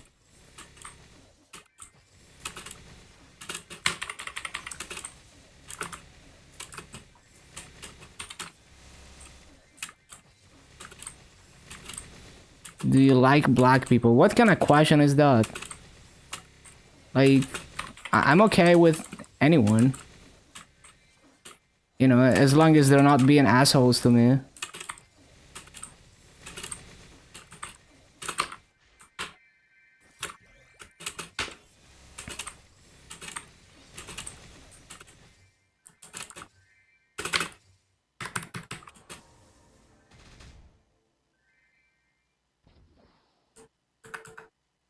Why would you think that? Yeah, of course he's trolling. It's very obvious.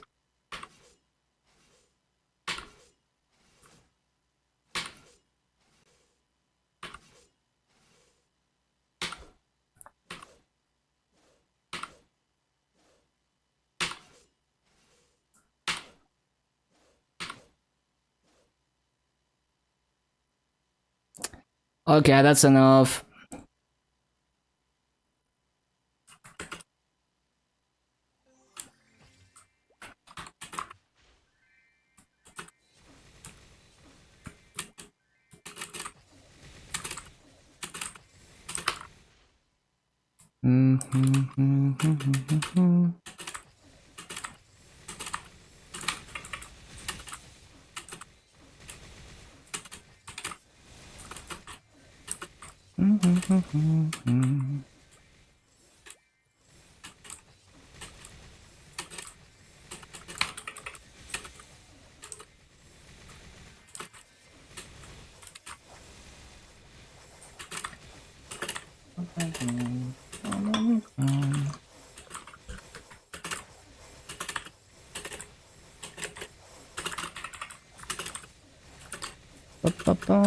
Not running full set because you have a temp series set.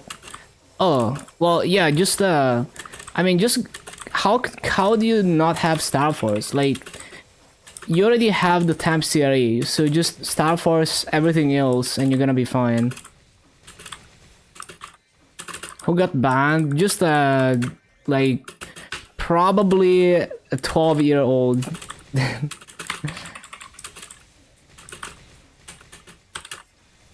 Or at least mentally.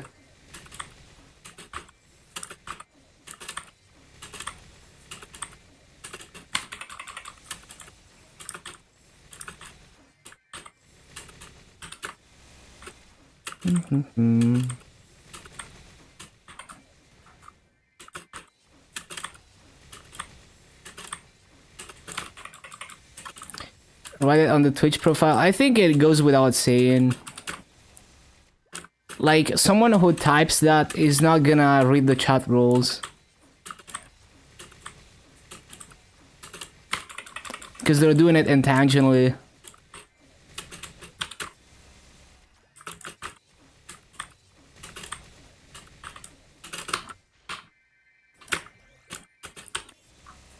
Uh, 80 and later 140 Star Force are a bit crazy. You don't need, like, even if you're a little bit below Star Force requirement, you can still, like, 2-shot, 1-shot. So just try to push everything to, like, 10 stars, unless you're really strapped for Maso. And you're probably gonna be fine. Yeah, I think it goes without saying that you don't say stuff like that, but, like, the thing is, even if I put it in the chat rules, like, those people are not here to, like, chat normally. You know, they're specifically typing in chat to be disruptive. So they're not gonna not type that just because I put it in the chat rules, because they know they're gonna get banned after they type that. Yeah, pretty much.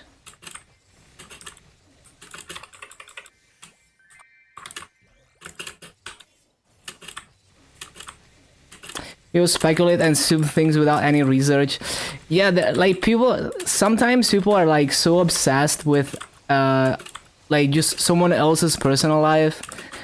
You know, like, even you saw it with Nero too. Like, people were saying things like, oh, you know, like, Nero is gonna fucking die because he's grinding too hard, look at his eyes and all of that. They don't even know anything about, like, his real life situation. You know, they were just assuming shit from nothing. And he even said, like, the actual reason why his eyes are swollen like that is because of his job. Like way later. So, like, he never said anything about it, and people just kind of assume that, like, oh, he's, like, so unhealthy, you know.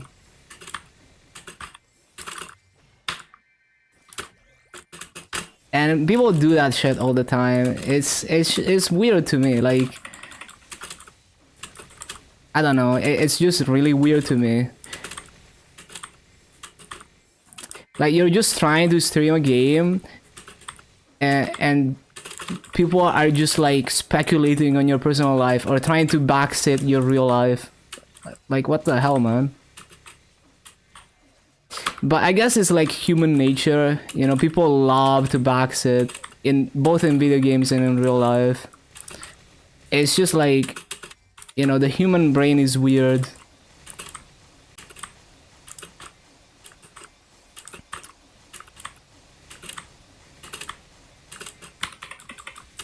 But yeah, I mean, people are just stupid sometimes. Like, I bet a lot of these people don't even mean harm. They, you know, they're just not thinking. You know, it's like whatever crosses their mind, they're defined by their thoughts, basically. So they don't have enough mental strength to like think about what they're actually saying and doing. You know, whatever passes through their head is like that's what they think and do.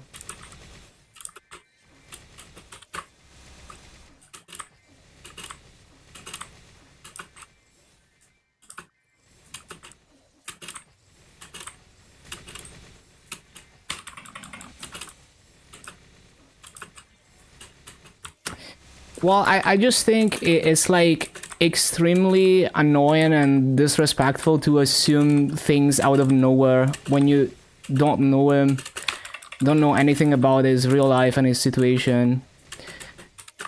And it's just generally annoying because, like, really the stream is about Mushroom Game. It's not like a real life advice stream about, you know, his real life, right? So I just find those types of people annoying, even though I understand that a lot of them probably don't even mean any harm. It's just like, you know, their nature. It's like the morbid curiosity, or just like, you know, humans love to backseat. You see it all the time in video games, and that that tendency translates to other things as well. So it's kind of like backseating in video games, except they're backseating your health. You know, it's like the same kind of thing. Like, if you try to do a blind run of a video game, you're gonna see, like, if your stream has any decent amount of viewers, there's gonna be like 10 people in chat trying to tell you step by step the optimal way to beat the game. You know, and that's just not how it works. Like, that's not how you play a video game for the first time. And it's the same mentality.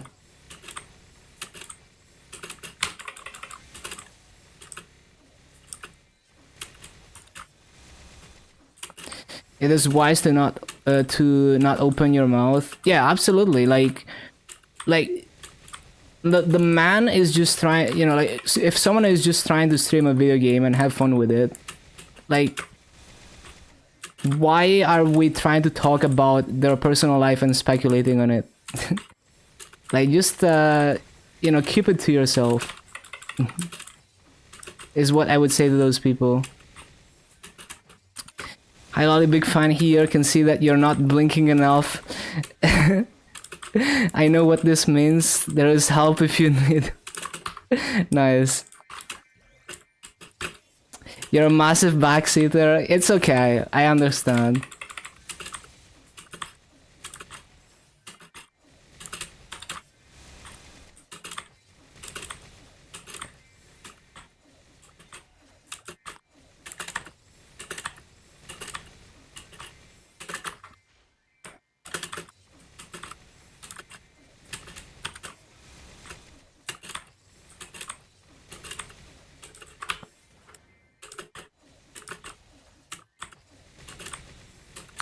But yeah, all I'm saying is not all those people are doing it out of spite or out of malice.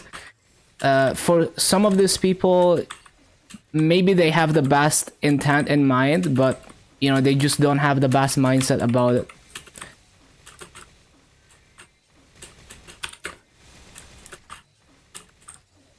So you have to understand that some people's brains are wired completely differently, and sometimes it might come off as like extremely disrespectful to you, but maybe they didn't even mean it in a bad way.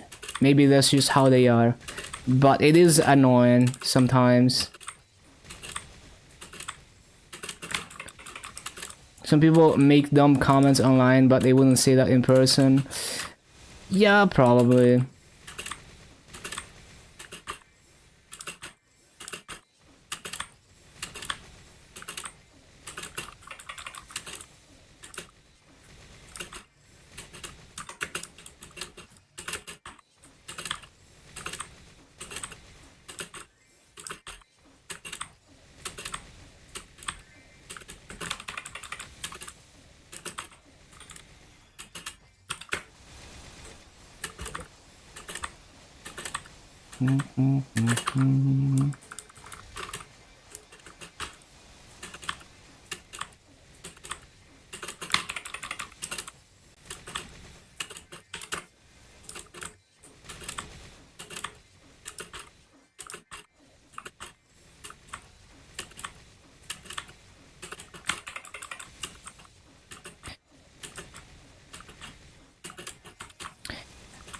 Yeah, I think it's best to like just not get too deep with these people. Like some of them might just actually be assholes. Some of them don't realize they're being assholes. You know, it's you just move on. It's whatever.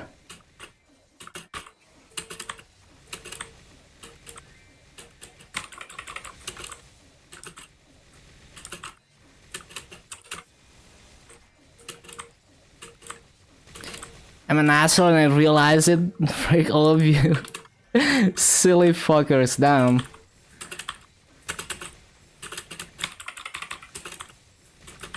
Aaron exposed.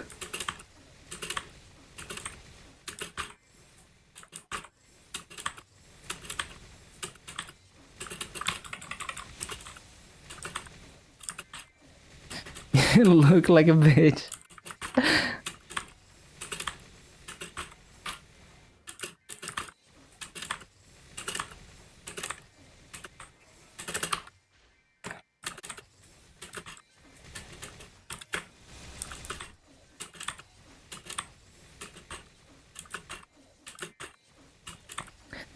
Any movies? Nah, like if I have time to watch stuff, I would watch anime. That's just how I am.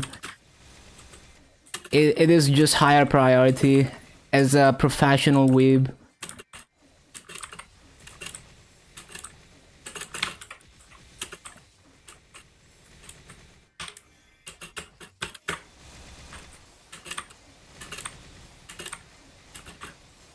But yeah, I haven't really had much time to do anything other than gaming. I'm just like too deep into gaming.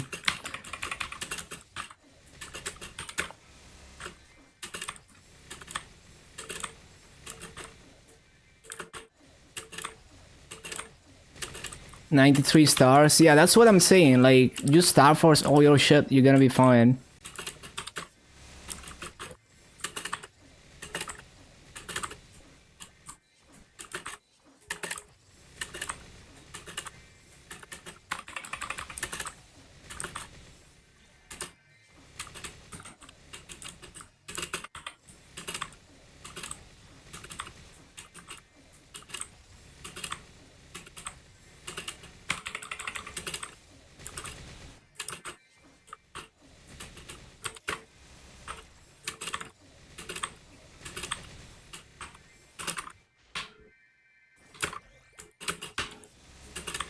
Update tomorrow or Wednesday? It's on Wednesday.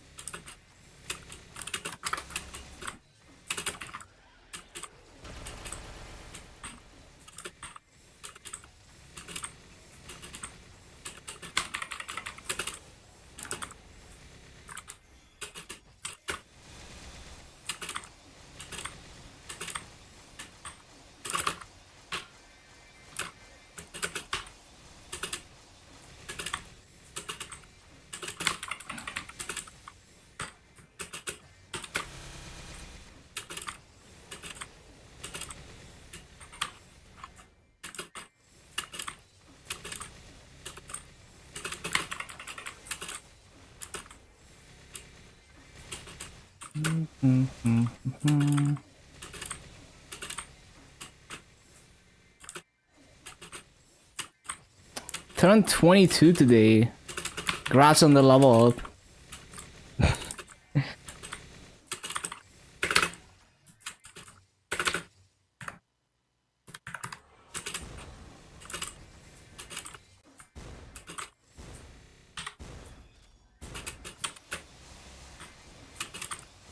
Yeah, now you can do I mean you could do current PQ last year.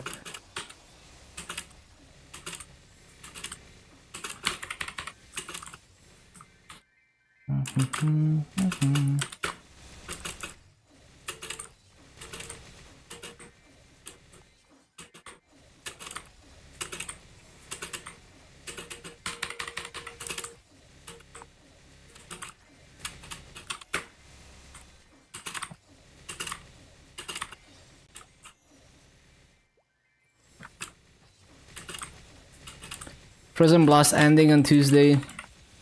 Yeah, it's a cool PQ, honestly. It's really well designed.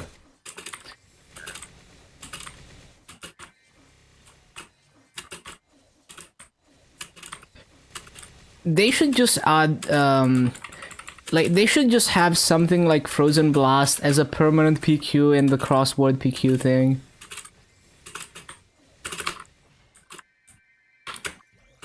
Doesn't have to give EXP. Just people are gonna do it for fun.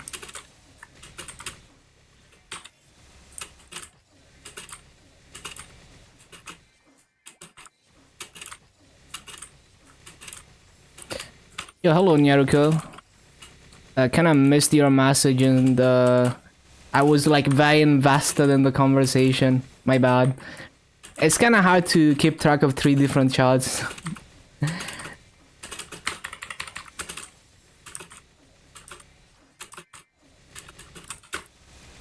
But I also haven't come up with a satisfactory solution to combine chats because I'm so used to using Chatterino for Twitch that any other chat client, it just does not feel right. So maybe I'm gonna modify Chatterino to also show messages from other platforms, maybe. Don't know what. What's the burning? 70%.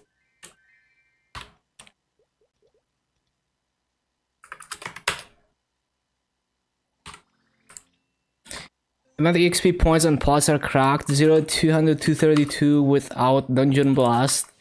Very, very juicy. So I guess it's gonna hit 250 off the next event, maybe.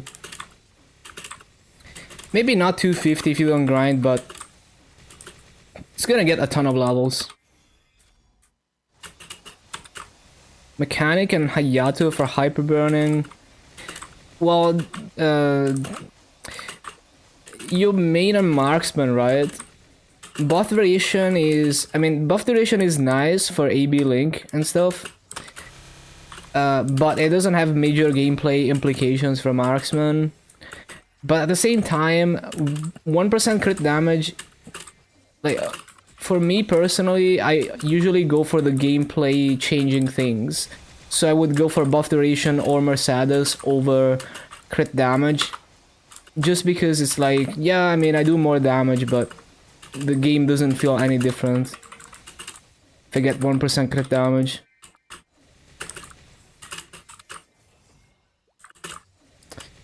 AB Link 30 seconds. The cooldown is 30 seconds. It's not confirmed until the patch notes, but it seems like GMS specifically will get a 30 seconds cooldown AB Link, which would imply that with a little bit of cooldown reduction and buff duration, it is possible to basically always have AB Link on, which would be crazy. What about crit rate? Yeah, crit rate is nice. I would definitely try to have a 100% crit rate.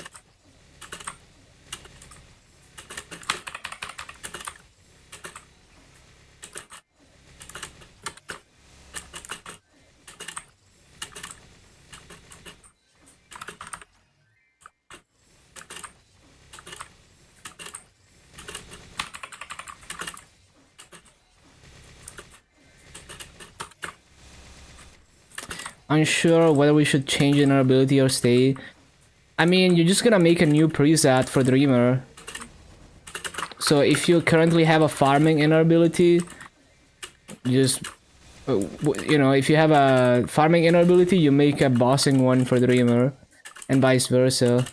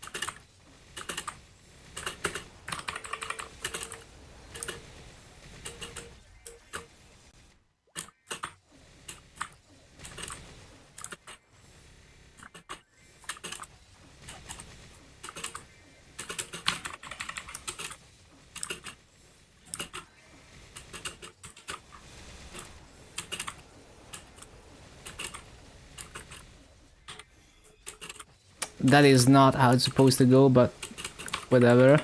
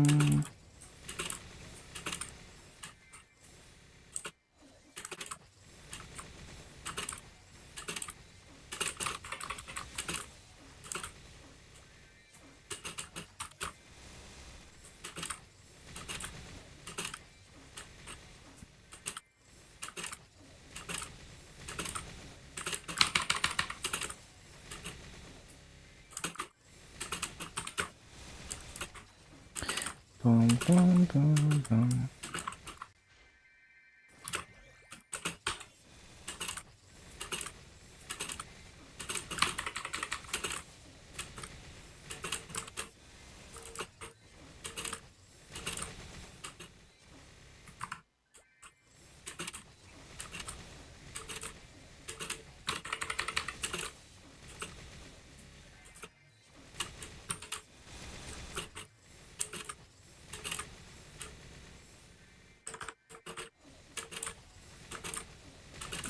Wild pot is almost expired.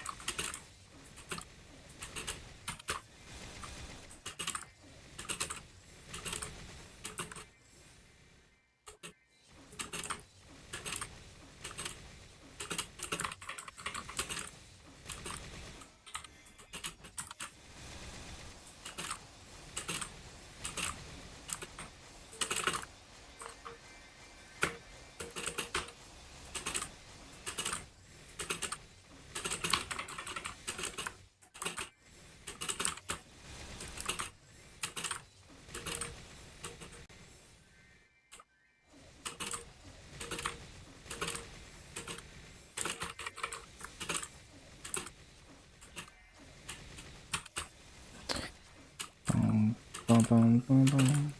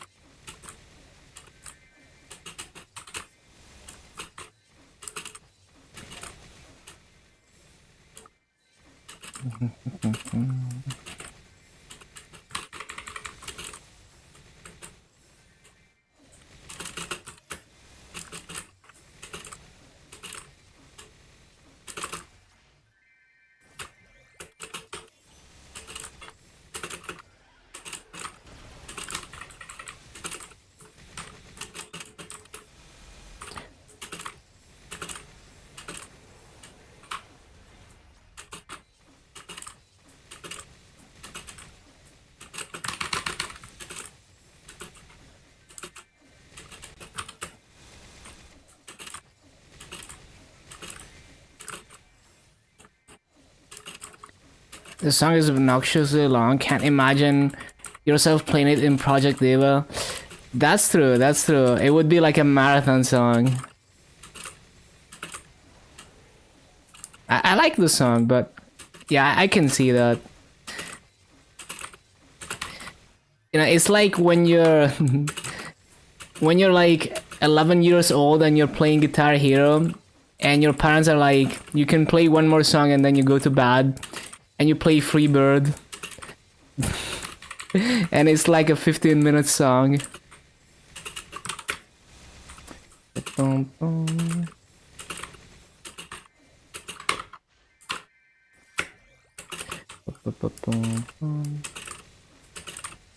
Totally not personal experience.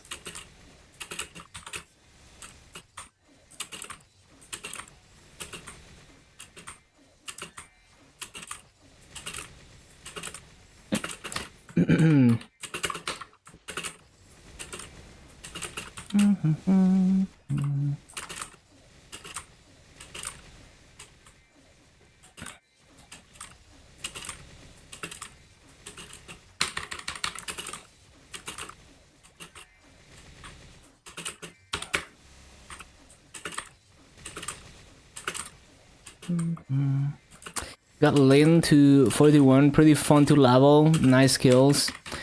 Yeah, it is a very recent class, so it does feel like a fresh, well, an up-to-date class, basically, in how it looks and feels. That is not it, there we go. Enjoy your dinner.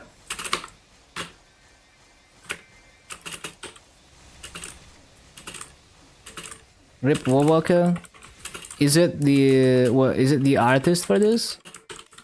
Man, I remember this, there was like a meme video with like a guy crosplaying as Hatsune Miku breakdancing to this. I don't know if you've ever seen that. He died a while ago, that's sad. Backpacks on all my mules, almost. I'm only missing 4 class branches. Basically, I have backpacks on every class except 5 classes. So Sengoku 0, Kinesis, and Lin don't have backpack, so I'm waiting for backpack on them. Yeah, I spent over 200 billion backpacks. It was worth it. Just because I'm too lazy to plan around cash transfers. You know, I'm just gonna grind, a few hundred hours. Well, more like, I'm just gonna grind like 2,000 hours worth of Maso. So I can be lazy. That's just how I do it.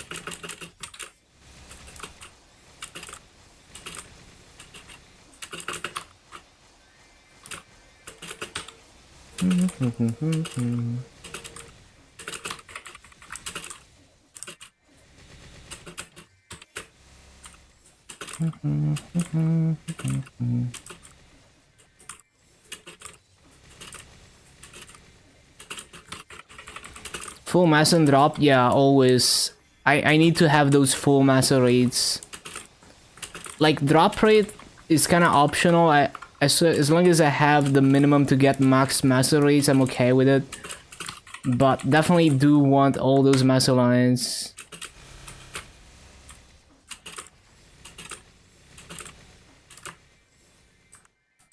Yeah, this is a classic song.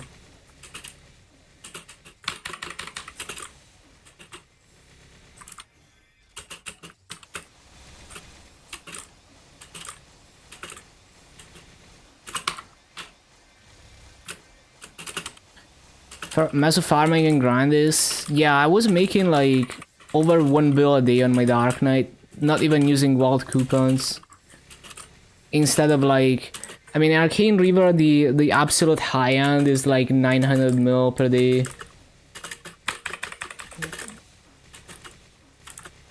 And the 290 area is gonna be straight up 15% more massive multiplicative.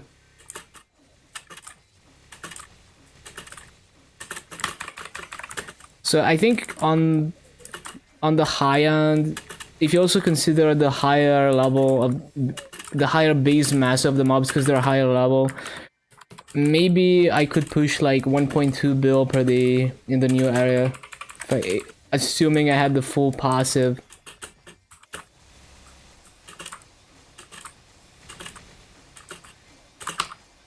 And a little bit more on Shadower. I think Shadowers and Heroic are gonna be able to do over 1 bill per hour in the new area. If you use all the buffs.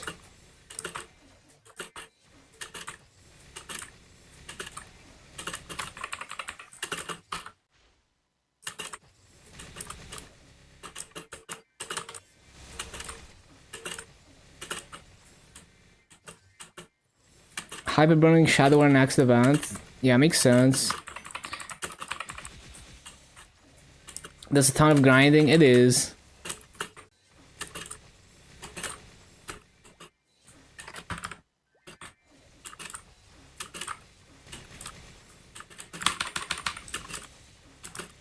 Like, Shadower is not the easiest, laziest farming class, but you do have the advantage of the extra 20% Meso passive. If you're willing to put in a tiny bit of effort, it's not even that much effort.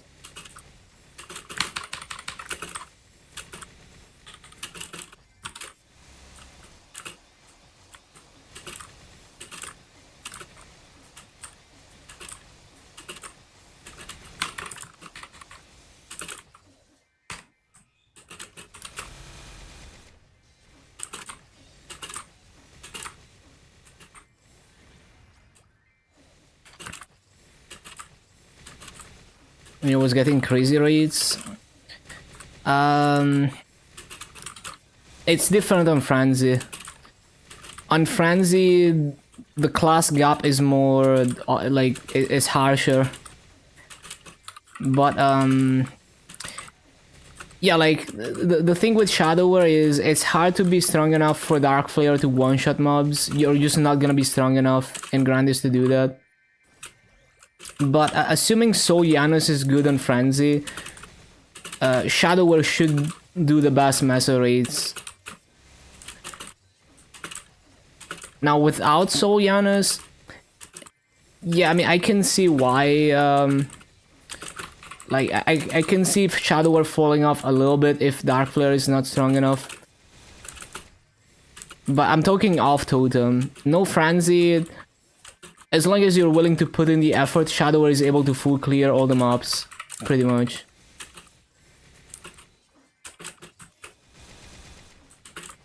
Doesn't one-shot with Flare and Arcus or Cerium. You don't need to one-shot, but yeah, well on Frenzy you kinda need to one-shot, yeah. Or at least like two-shot. Even two-shot you would miss a few mobs maybe. So yeah. But yeah, Frenzy is just a completely different beast. It's not as like the classes that are good off totem are not always good on Frenzy. Hello Catty. Honestly, I think in terms of kills per hour, there's classes that can rival Bishop on Frenzy. I've seen Ice Lightning do similar rates or even like crazier rates. I've seen so on Frenzy, and I've seen like Corsair is also really good on Frenzy. And with Janus, a lot more classes are gonna become viable on Frenzy if you wanna do top rates. 60k plus stats, it depends on class. Some classes rely on weak skills, it depends. You're never gonna one-shot with Dark Flare realistically in the higher level areas as it is now, even if you're giga strong.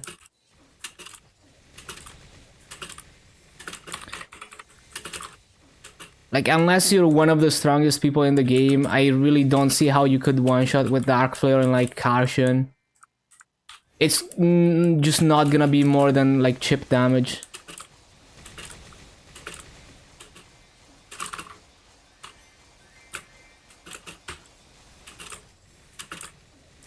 When does Soul Janus hit?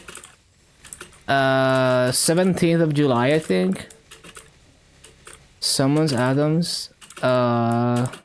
Dark Flare is a summon, and it's basically slightly stronger than Massive Explosion. I think with the Mastery Core, it's like pretty close. Like how much damage Dark Flare does versus Massive Explosion. 3 shots for you in Carson? Yeah, I mean, it's just not gonna happen. Basically, past a certain point, you just stack Dark Flare with Fountain and call it a day. 100k stat? Yeah, but you have to be like... I mean, I don't think they're gonna one-shot with Dark Flare and Carson though. Still. But yeah, you have to be one of the strongest people in the game to be able to do that. And it's still gonna be a struggle.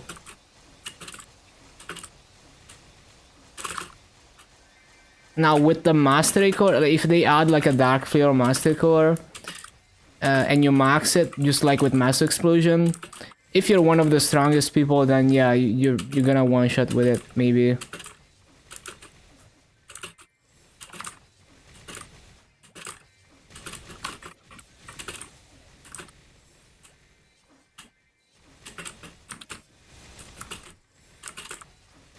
Like if you look at the Shadower rotation I posted in Shangri-La Autumn 5, look at just the amount, like the like Dark Flare is doing like no damage. Like you can barely see the mob HP moving from it.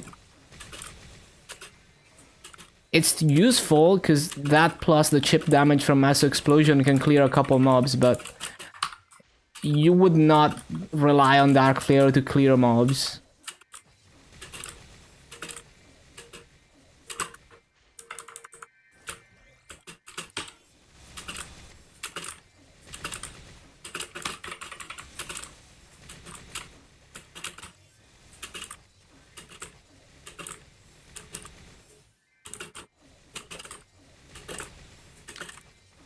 But here's the thing, off totem, I'm still able to do perfect rates, even though my Dark Flare is so weak on Shadower. I'm still doing 19k kills an hour in a 39 mobs map.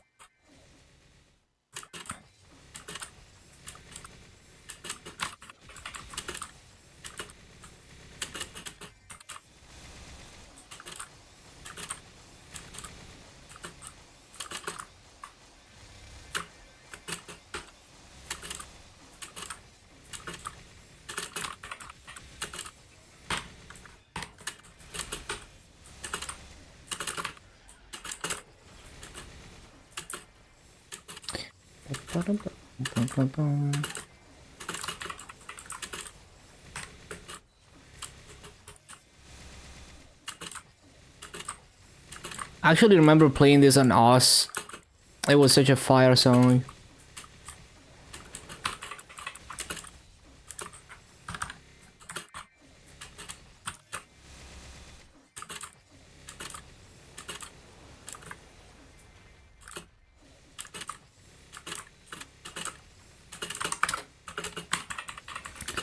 Man, every time I listen to music, I'm like, it's like that meme of like people dancing at a party and then there's one guy in the corner and he's like, I played this song on Oz. 32 classes to 250, yup. And then once I have everything 250, the real grind to 11k begins. Learned Jared Leto was part of 30 Seconds to Mars. What is 30 Seconds to Mars? Is it like a movie?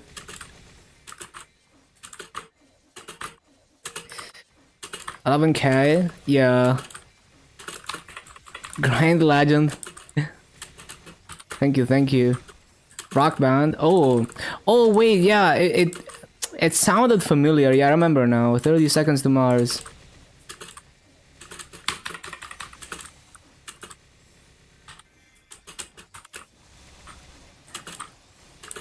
What to burn? The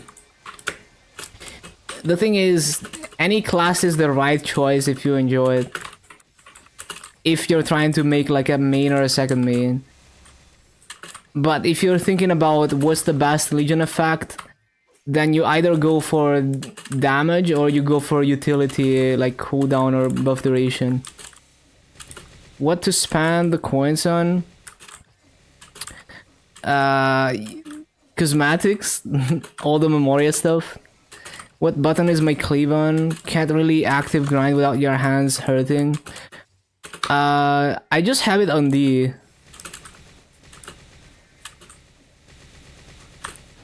I've never had issues even with heavy key input classes. I'm not very good at grinding Adele, but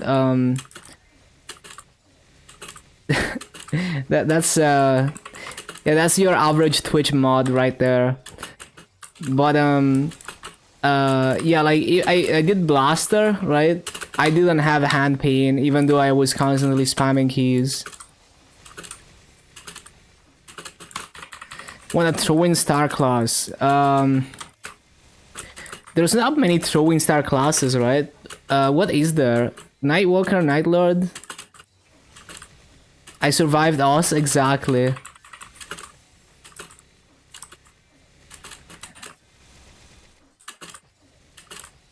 Yeah, there's only, yeah, I think there's only Nightlord and Nightwalker. Has no up jump. It has an up jump, but it's kind of a joke. At least it's good for diagonal movement, but if you want to go straight up, it's just not it. Buccaneer has the fake claw through. Yeah, so Nightlord is a much simpler class. They both have a high skill ceiling. So Nightlord's skill expression is in being able to stick to the boss when you're not in bind. Like when the boss is not bound, being able to stick to the boss and continue doing damage without dying and without having any iframes or any survivability skills. That is the skill expression of Nightlord. And Nightwalker is like, you have way more tools for survivability and movement, and the skill expression is more like there's a lot of interesting movement hack that you can do on Nightwalker.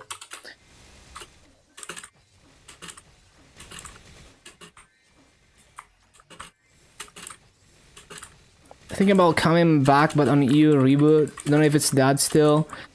I think doesn't Thumps play on Solus?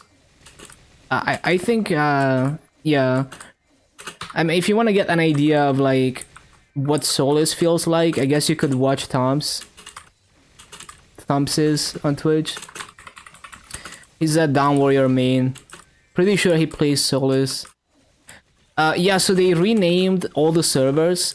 So NA reboot is Chronos, EU reboot is Solus.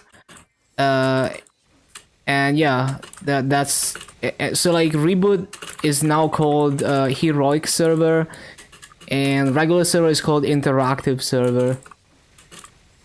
Your Nightwalker is 200. Showdown with Mark is better to you. It's just two different mobbing styles. NA has two heroics. Yeah, there's also Hyperion. There's a reboot 2 that they opened which is called Hyperion.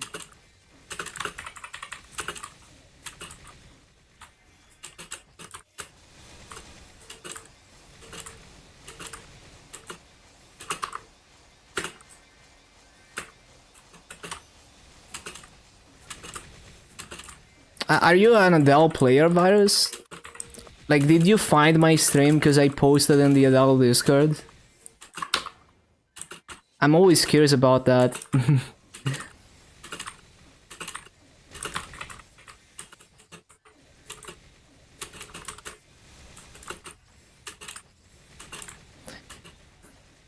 You just got another character slot, let's go.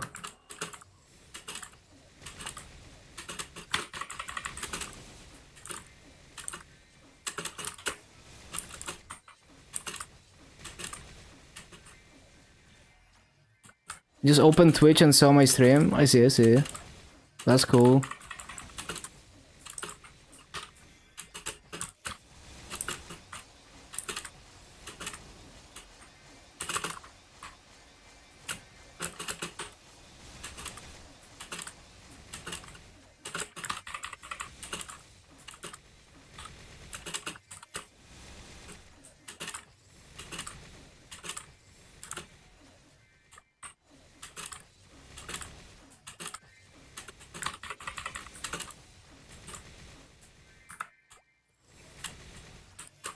Can't grind for long.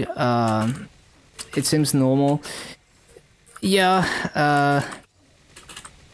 Well, okay. So you want to make sure your wrists are straight. So like basically your desk should be at elbow height for most comfortable position. I've seen some horrible like setups. Like watching people play us. I remember some guy had like a wooden table, you know, like furniture that you would put in a bedroom, and he was using it as a desk, and just like his wrists were like pointing up because his chair was like way lower, and like he had a tiny ass screen, and he was like slouching a lot to look at it. It was like really funny. But yeah, I've seen some shit.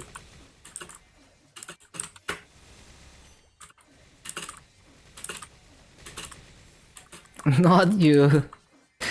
Vaccine 2010 through. And it was someone else. Like it was like a really old video of some guy playing like a Val 108 mob a long time ago. You know, just like a random, not really like a high rank player.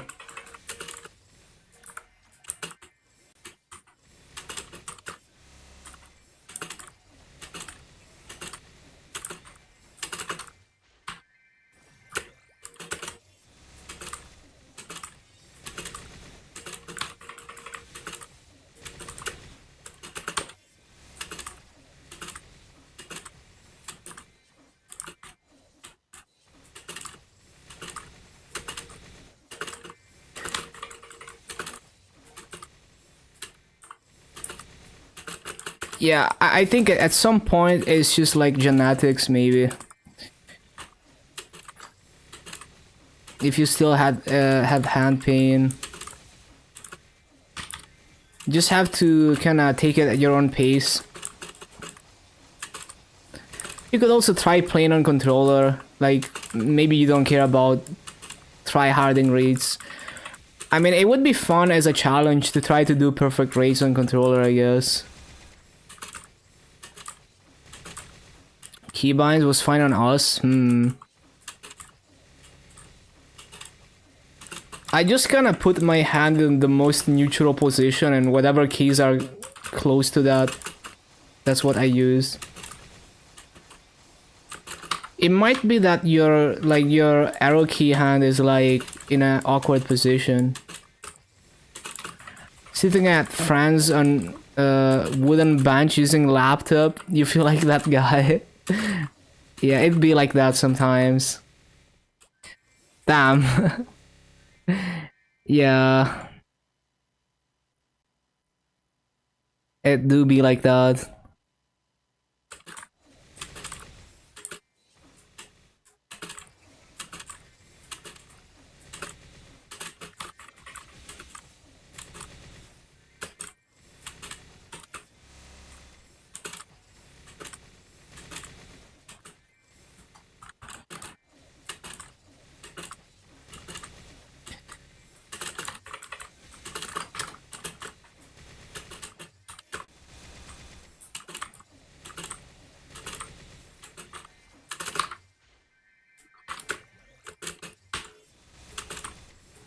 32 already? Yup.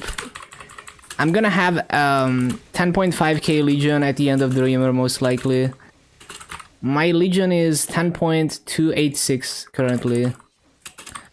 Which class would you say the most satisfying at 5th job? Most satisfying at 5th job? I would say Dual Blade. Dual Blade and Shadow are pretty satisfying. Corsair too. Honestly, Dark Knight is pretty damn satisfying as well. Just using all those cooldowns.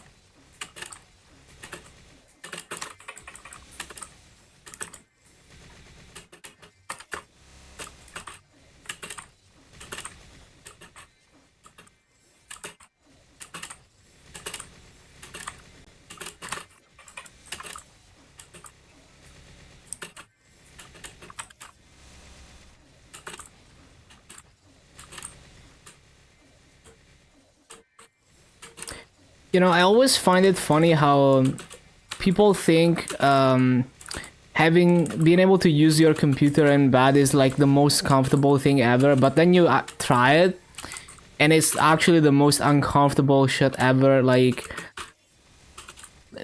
you just get uncomfortable after like 1 hour. It's like actually so bad. It's just bad. Like even like handhelds are already way better to use in bed. Like if you're playing like your Steam Deck or your PS Vita or whatever. Even that, like if you're sitting in, like if you're laying in bed with a handheld for like 3 hours, it's gonna get painful. Like either you're on your elbows and your elbows are gonna get painful, or like if you're on your back, your arms are gonna start to hurt. Like there's no comfortable position. It's like you constantly have to shift positions, and then eventually you just get hot as fuck, and you just have to get up. How long have you played Maple for? I played since the very beginning. I remember I first played Maple before Pirates even existed. So it must have been like 2005, but it was very on and off until 2019-ish.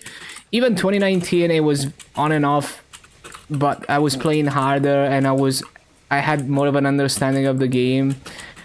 And then I started streaming in 2021, and then I went hard after that.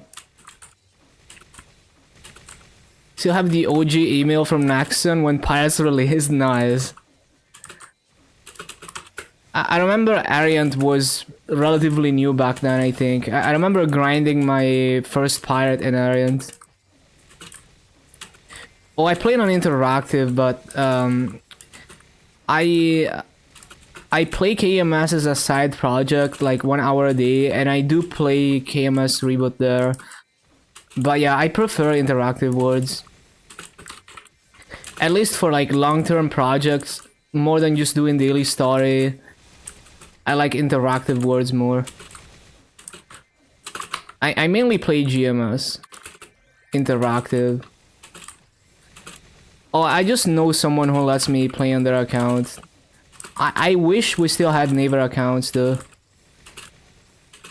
Have a screenshot of you and a friends with your level 10 pirates. Nice. They were so cute. Nice. Yeah, I remember, I think it was on EMS. The game was down for like 24 hours for Pirates release.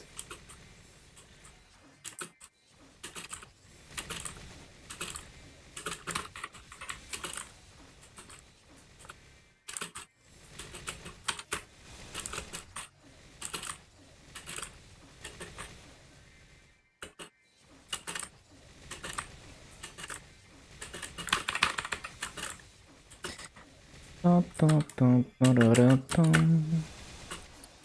I think I still have the piece of paper where I would write MapleStory skill builds back in the day somewhere.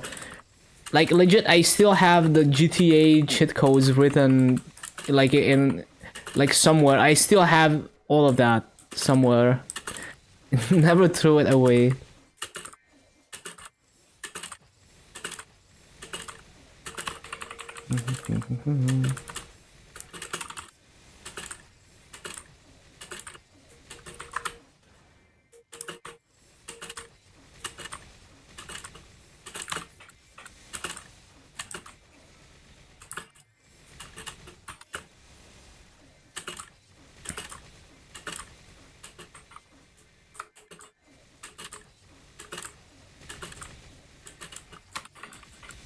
Oh yeah, fun fact, I found a used PSP on eBay, and basically the case still had the like pieces of paper with cheat codes written on them. It's basically a time capsule.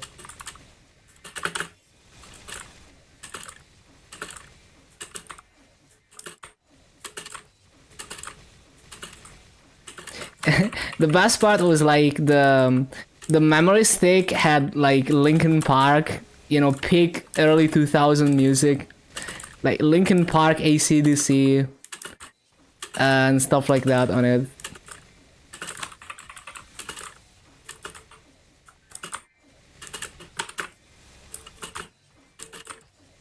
Don't like the new down warrior skill. It just, yeah, for bossing off burst feels kind of janky.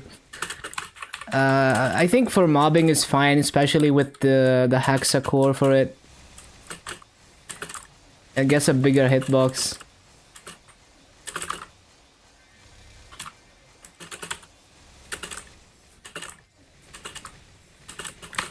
I think overall I like the new down warrior aesthetics more, but the main mobbing skill, like the main mobbing bossing skill, it feels kind of ass off burst in bosses.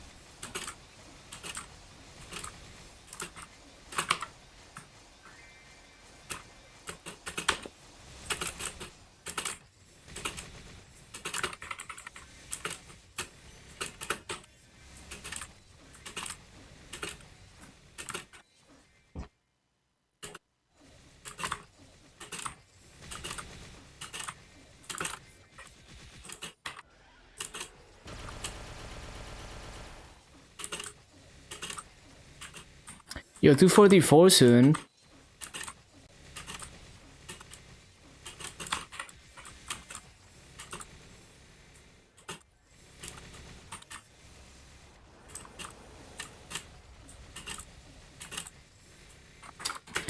Yeah, I remember playing this on Oz.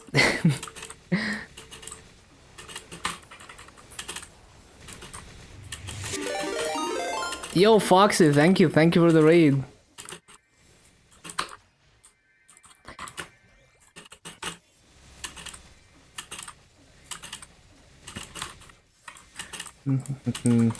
Yeah, how's the grind? What's up?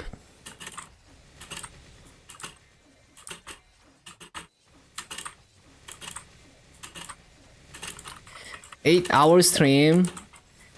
Yeah. Bum, bum, bum. Bum, bum, bum.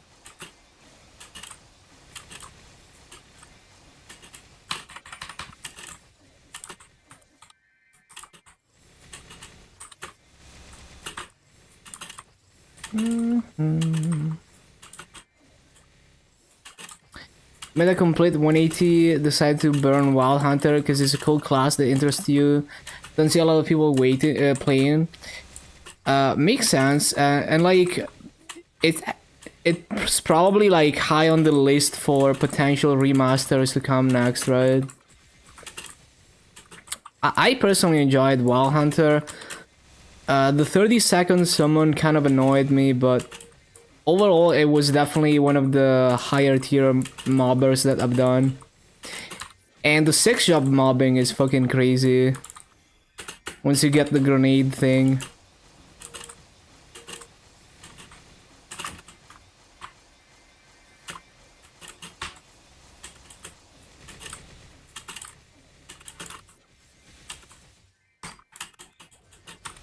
You're gonna hyper at 100 to 250? Nice. Yeah, I mean, the Legion piece is useful. It is a little bit of extra percent damage average on bosses.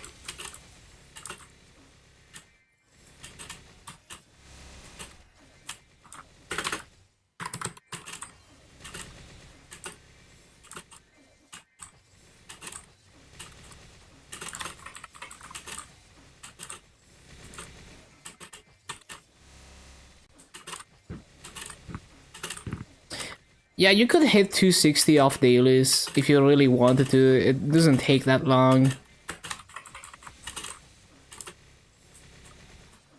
It does go to 260.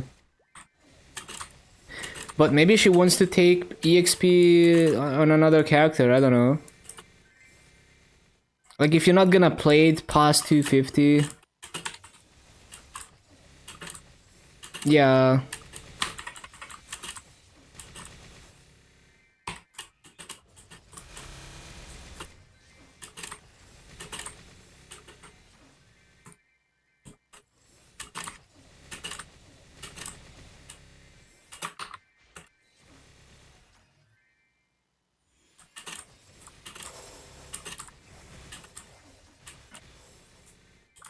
Bishop main time? Surely not a Legion main anymore.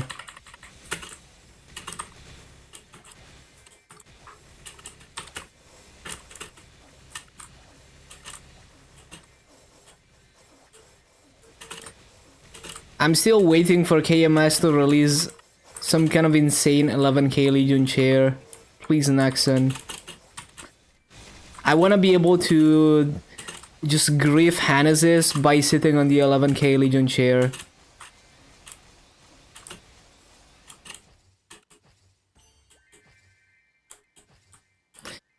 You know what would be even cooler?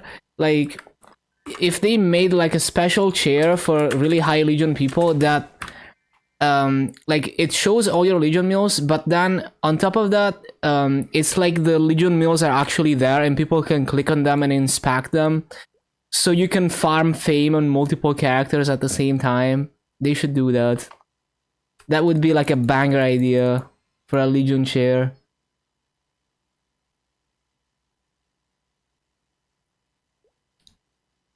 Hello, Hugh.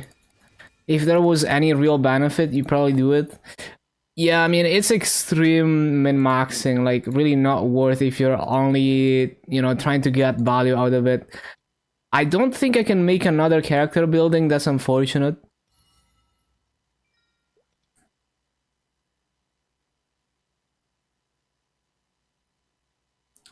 Time efficiency is crazy high at the beginning and goes down. Yeah, it's like the first hour of grinding is really efficient, you take advantage of event stuff, and then it falls off. That's just the way it is. I don't think I'm gonna make another character building. I don't wanna, yeah, I don't wanna open nodes. I don't care. I have no idea what I'm gonna equip here. This has no passive. I mean, we get one all stat. Wow.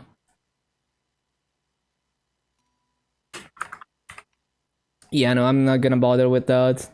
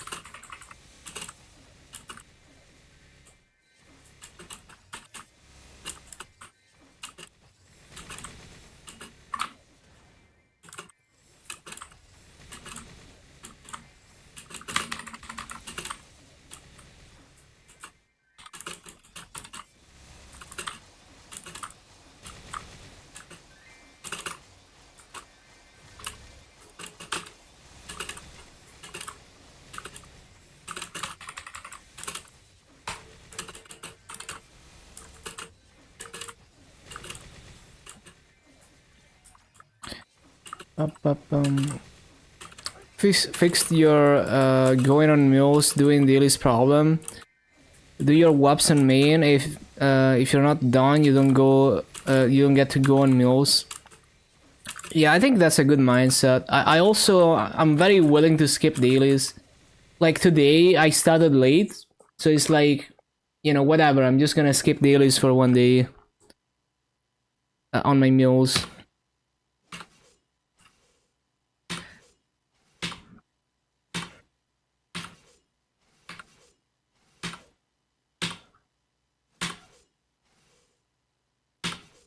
Mm-hmm.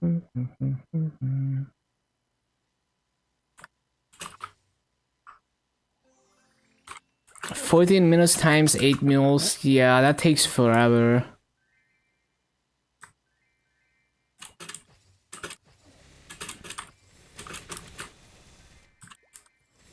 Boss meals.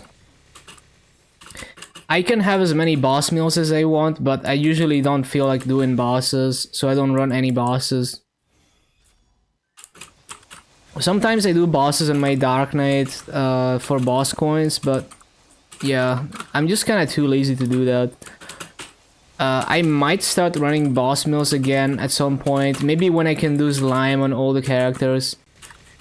Like imagine all my characters are strong enough, like 260 with Origin, strong enough to kill normal slime before the first task, or at the very minimum on the first task.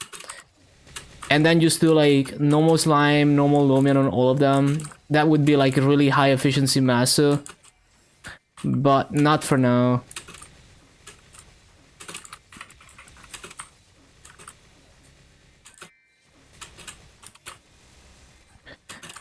Three Blackheart, 3 Lumion, 2 CRA. Interesting distribution there.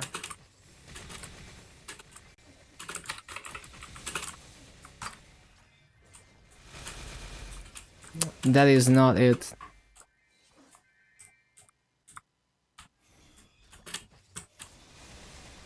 What's Blackheart? Basically a hard Lotus boss meal to get the Blackheart. If you have enough boss meals that can do hard Lotus, you might be able to upkeep the Lotus heart.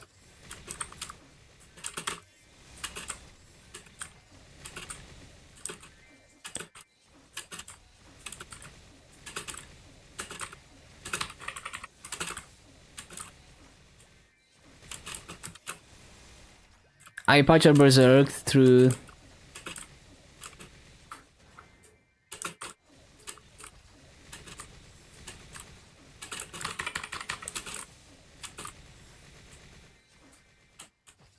Enjoy high BPM Vocaloid songs. Yeah, it's a vibe. I like the more like rock metal stuff, like Talent Shredder. The artist that made that has so many bangers. I love that style. It's my favorite Vocaloid music style. Reminds me of when you played Us. Yeah, so much of this is probably in Us. Man, the Vocaloid era. Some people were absolutely crazy about Vocaloid. I remember, like, you can still find tutorials on YouTube from 15 years ago about how to use Vocaloid and how to make MMDs. Using Windows XP.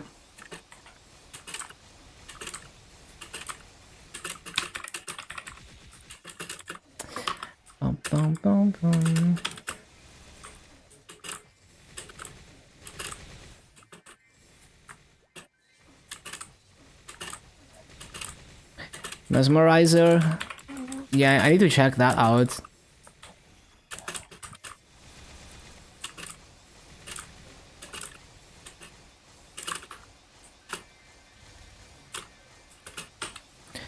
But yeah, the guy who made Talent Shredder and like those other songs in that style, it's basically if Paul Gilbert was a weeb and made Vocaloid music, you know, the guitar is basically Paul Gilbert style.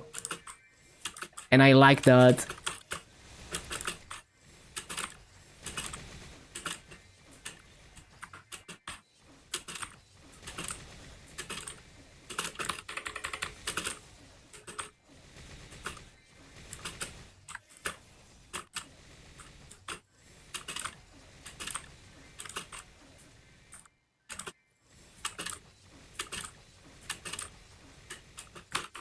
Song feature both Miku and Teto. Yeah.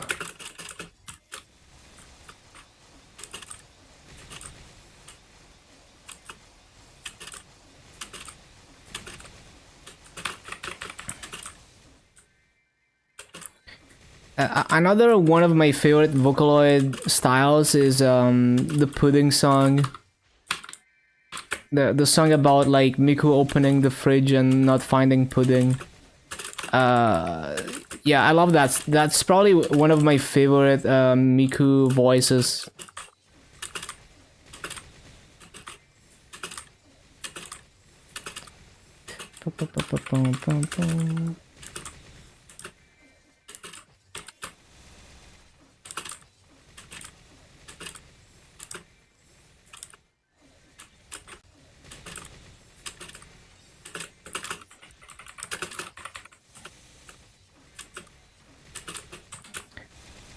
Bibuko, yeah, that's the name of the artist.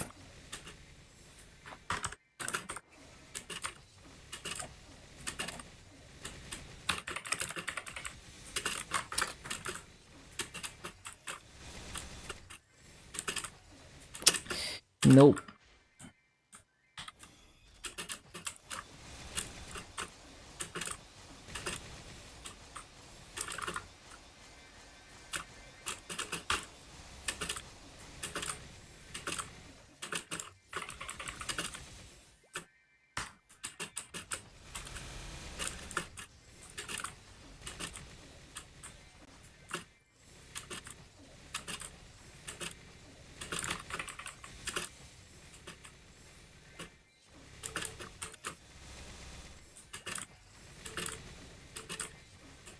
Can't fall down the stairs if you're already falling down the stairs.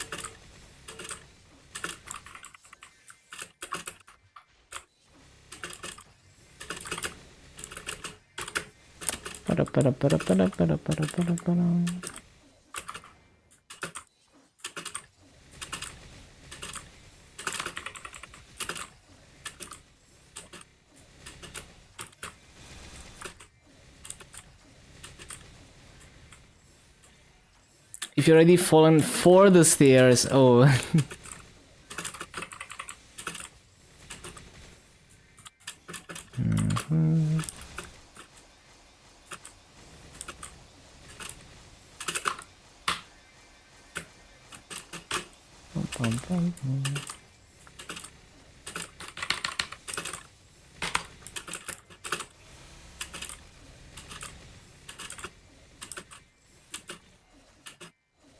But at night, such a cool song.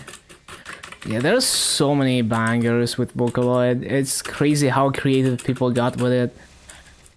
And it's always so interesting how like a lot of early Vocaloid songs are flexing that, oh, it's a robot, so we can make it sing as high and fast as we want. And then they actually use that as like a unique element to the song that wouldn't be as easily doable with a human.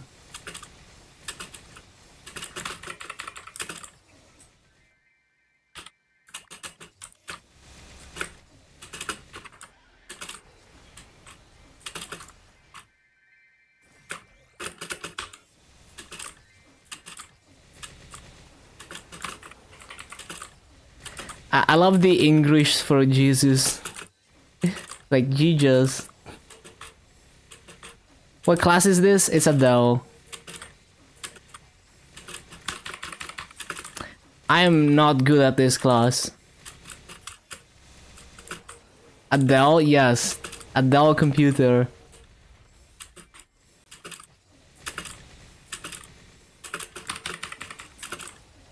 Too active? It can be as active as you want, like many classes. I choose to do active rotations because I want to try to push top rates. But the mobbing skill does hit pretty far below it. So you could do a lazy rotation where you stand in one spot, attack left and right. And you can double plot from above with it. And then once you have the hexacore, you can triple plot with it. But you're not gonna do the best rates doing that.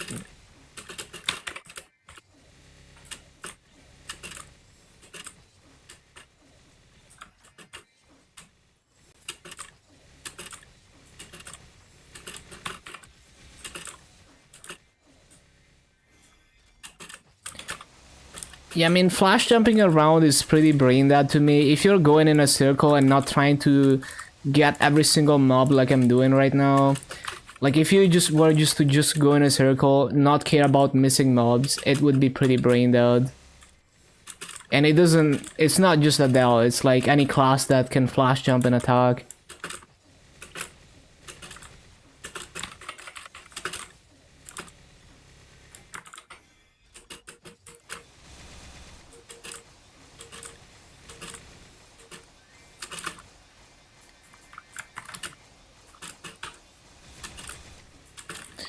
It is like an L, well, C-shaped rotation, I guess.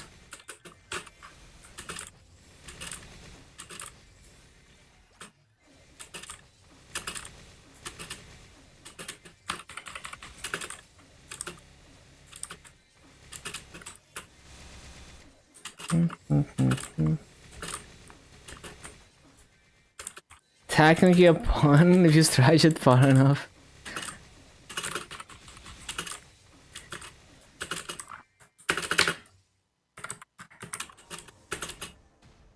Well, in this case, the rotation is an L, but the rates are also an L. Usually the rates are a W. With L rotations.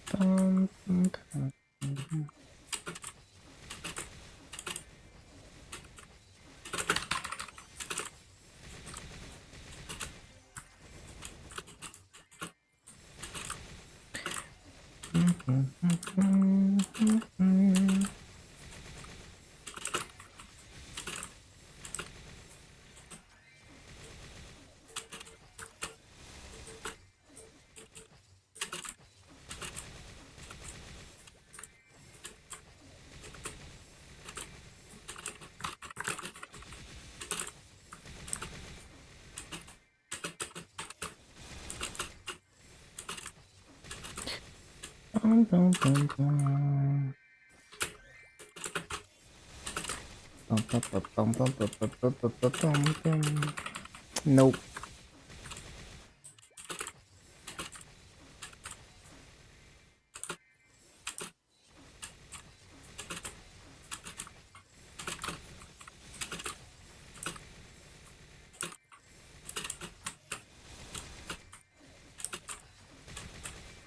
So we have like 5 hours left. Can I hit 235? I'm gonna get really close.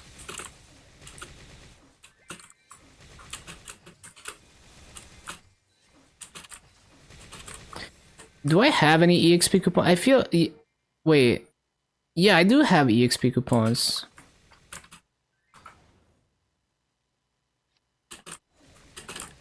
235. Yeah, I don't know what I said, but yeah, 235.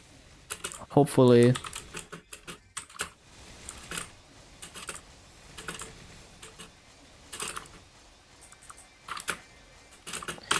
We're definitely gonna get close.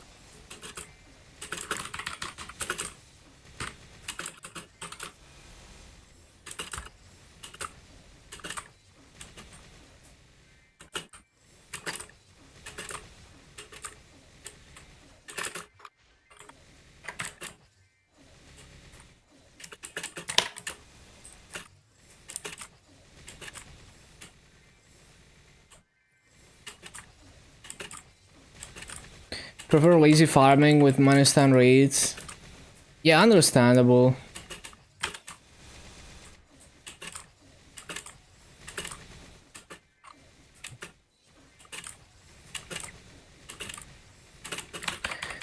But yeah, I mean, on Adele, you could go to like a small map, put a fountain on one side and cleave left and right. You could do that. You wouldn't get good rates, but you could do that.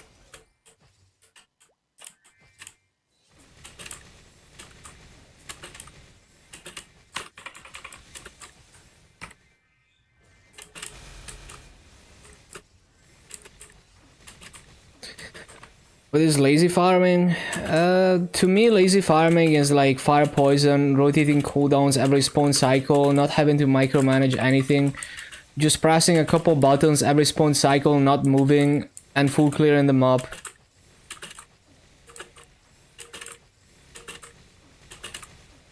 Or getting close enough to a full clear that is like good rates for how lazy it is.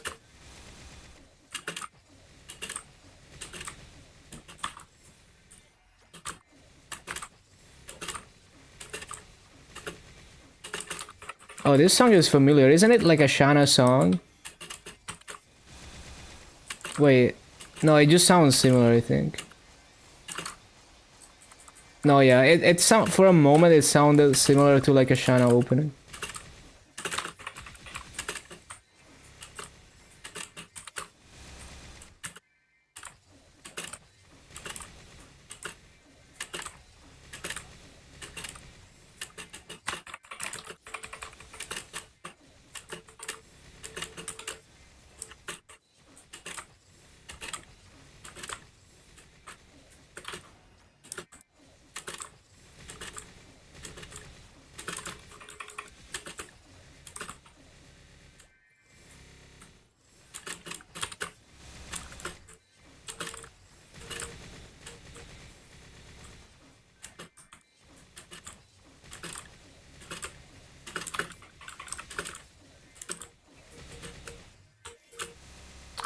Nope, that is not how it goes.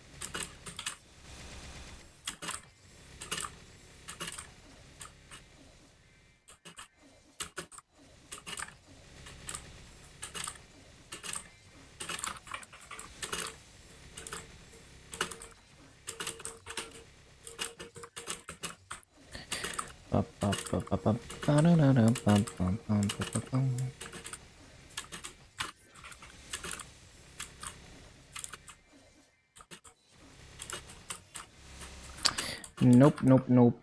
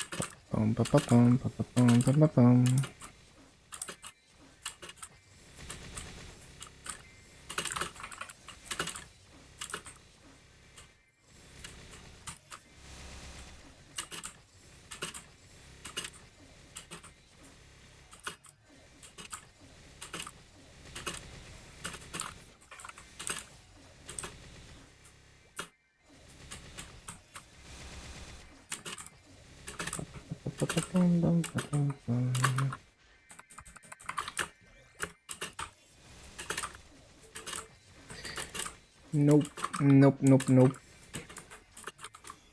That is not it.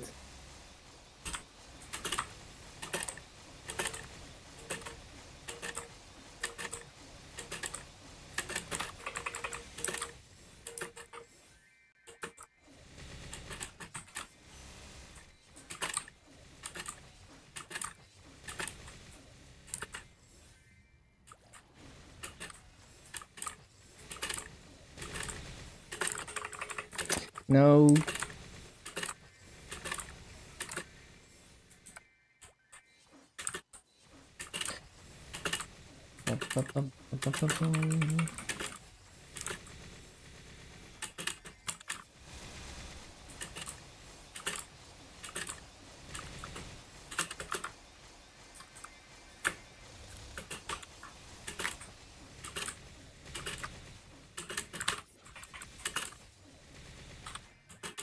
Nope. Like the music video for this one, need to see that.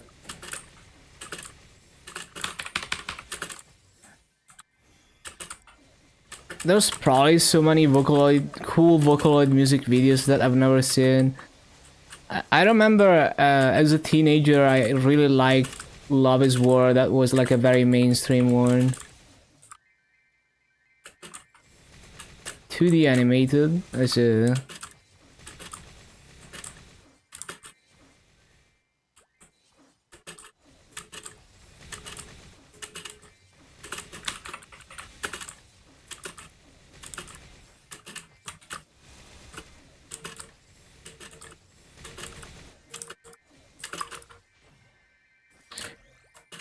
Yeah, that's true. It's usually MMDs or just 3D ones.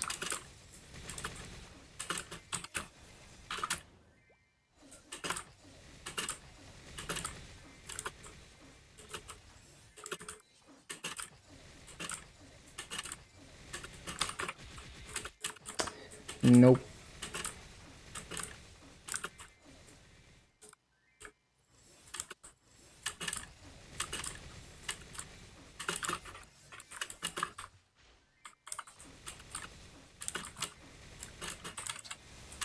Love this song.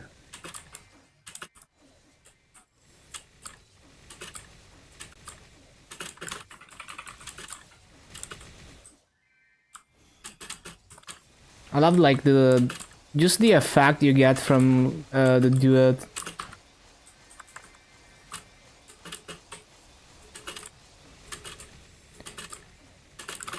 Paradichlorobenzene, antichlorobenzene remix.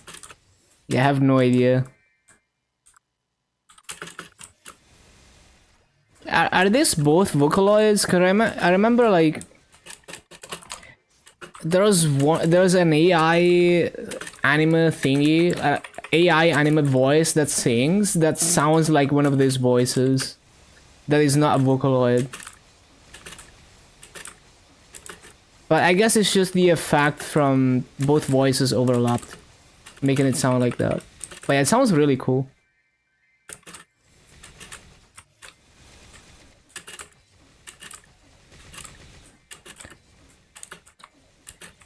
Supposed to be Lan and Rin. Oh, makes sense.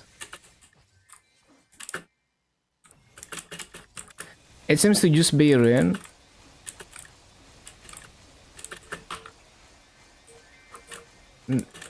Maybe that's why it gives that effect, because it's like the voice is doubled.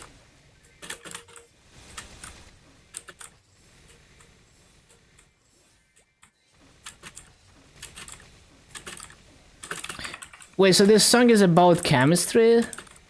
Like, I can kind of hear it. I mean, I don't know Japanese that well, but...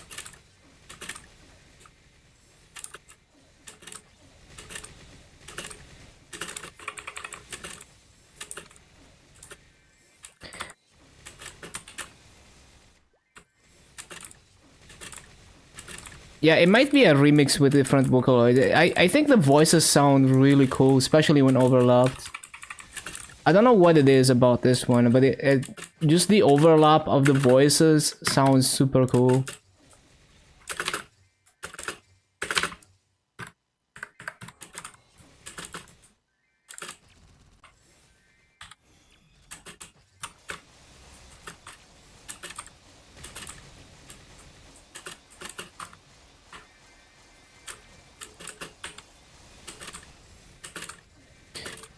About meaningless and stupidity of life, or is it?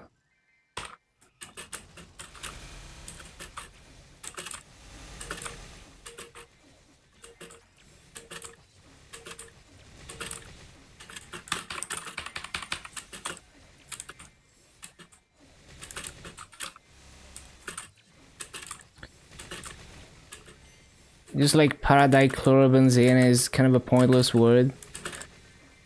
Is it? Because like it's like an overly complicated way to say like a like a common chemical.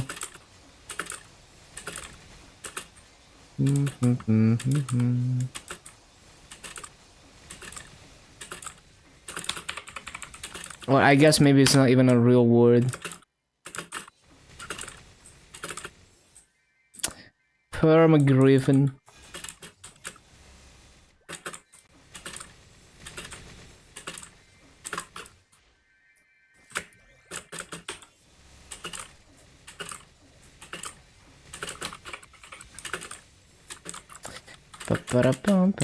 Why did I use that?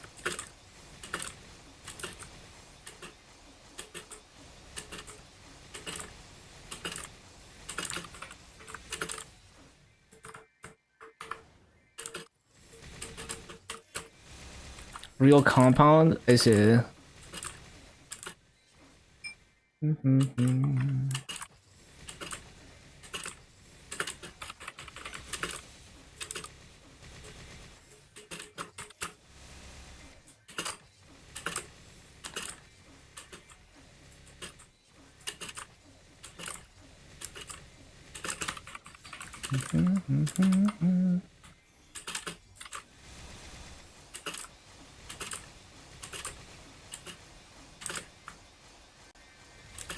CC time, I guess.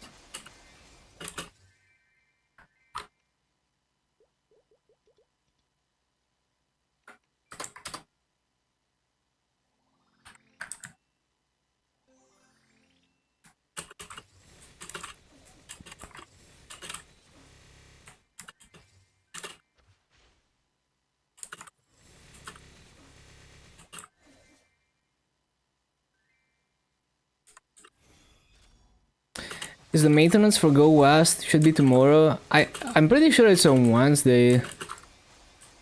Isn't it? The event ends at reset tomorrow, right? Yeah. I'm pretty sure it's on Wednesday.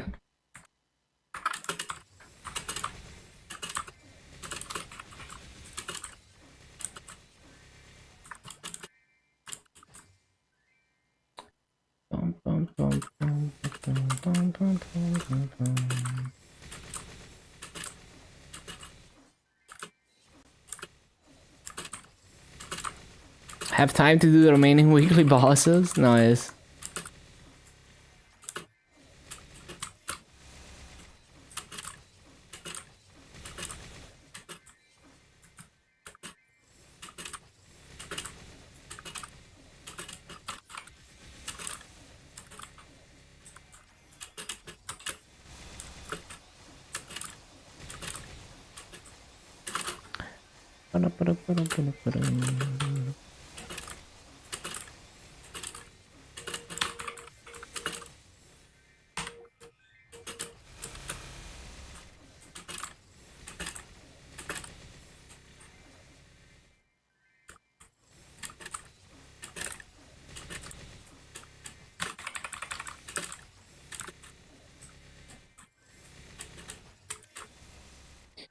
Calculated leak patch notes again tomorrow, yeah.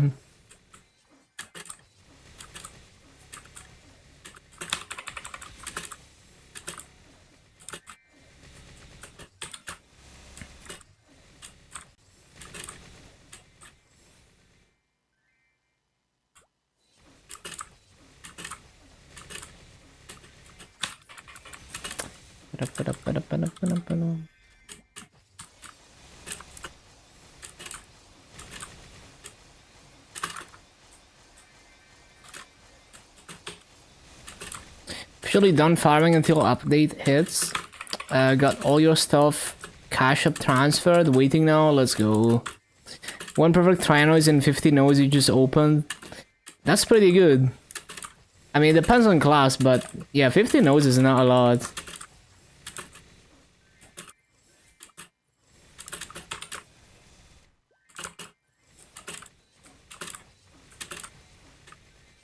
Oh my god, stop. Stop missing mobs.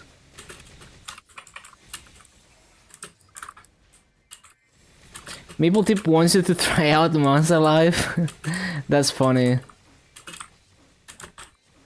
I love the MapleTip that's like, speak nicely and be nice or something.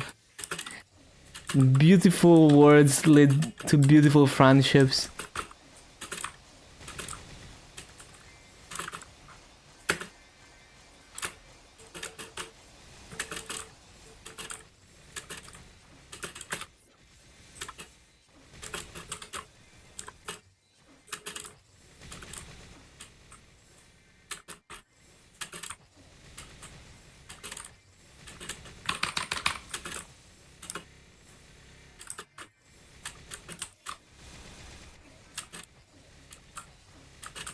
Yeah, I don't like having mixed nodes like that. I like grouping them with a certain logic.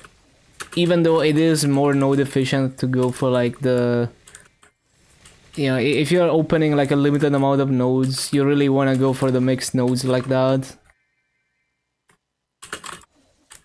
You have way better probabilities.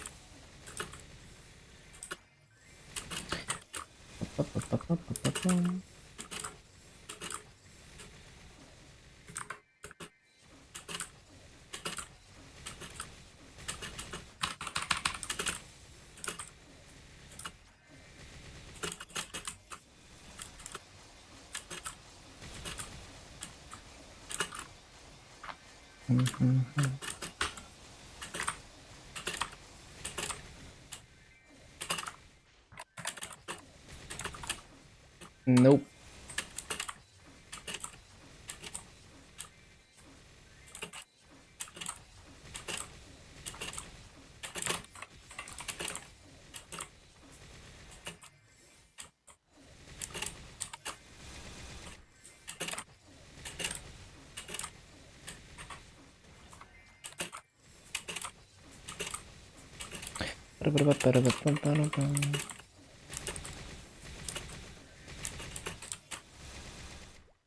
Not the bees.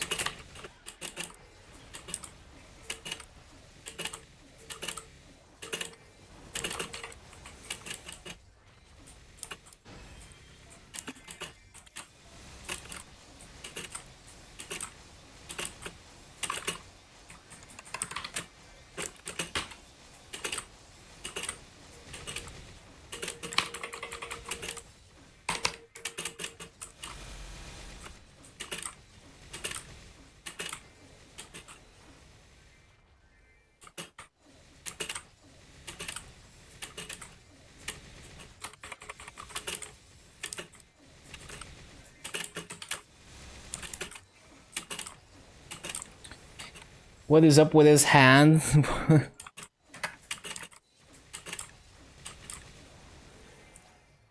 Oh, I remember that. Yo, that's a classic meme.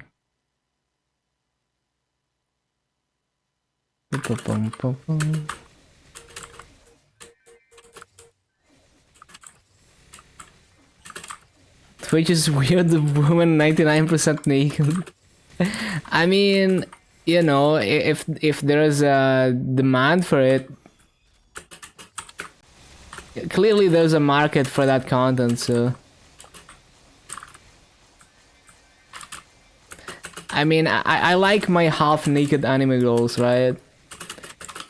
So I'm sure normies like their half-naked 3D girls.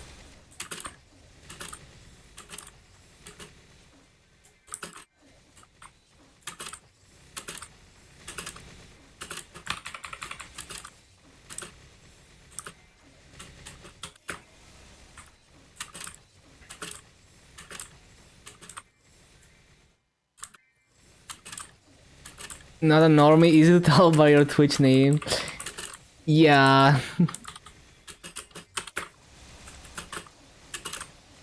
It's like it's showing your power level, but only to people who understand it.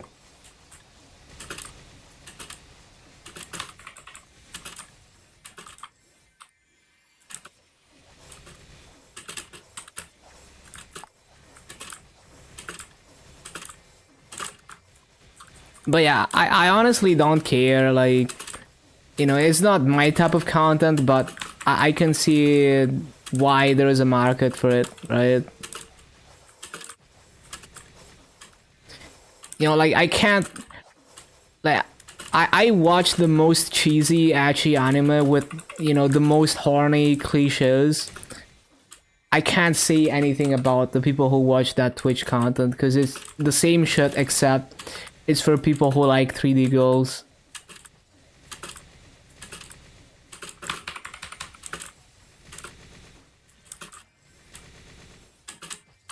You watched Moral Guild 2 days ago, was actually hilarious.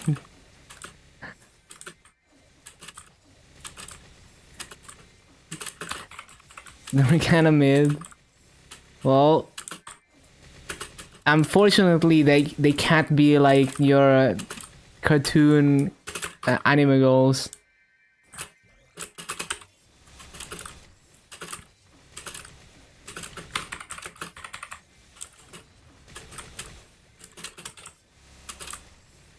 You're here watching cartoons, damn. We are not the same. Shit.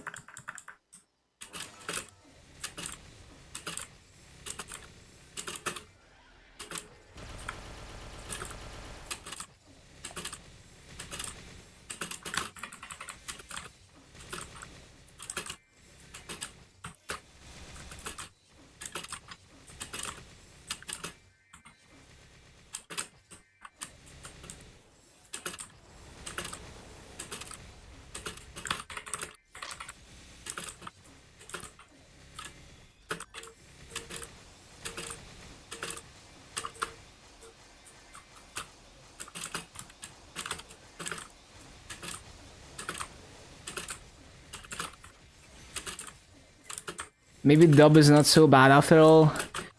Yeah, I mean, it's a different experience. Like, I always want to experience the way the artist intended it. But sometimes there's good dubs, you know. I also feel like the perception of an English dub is gonna be different whether you're a native English speaker or not. Because, like, maybe a cute anime voice in English would sound good to me, but it would sound absolutely cringe to a native speaker, I don't know. I mean, there's actually some Italian voice actors that dubbed anime that are, like, okay. So, yeah.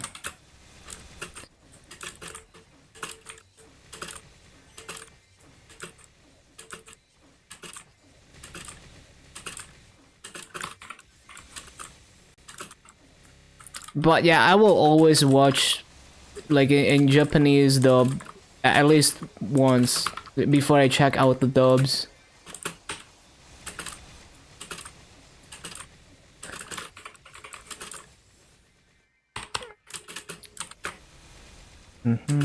You study English philology, you know your shit. Yeah, I'm sure you do. Can't stand dubs. I usually don't watch dubs, but yeah. Like, they're not all bad. Like, some of them are like, even like when they do heavy adaptation, some of them are tasteful. Like, I remember that cat girl in, was it Xenoblade or something, that speaks in like a Scottish accent. I think that was a good adaptation.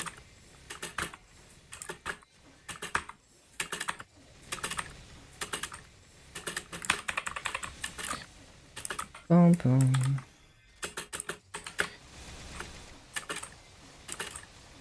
Should you watch Code Lyoko sub? I always watch subbed first, and then maybe I check out the dubs.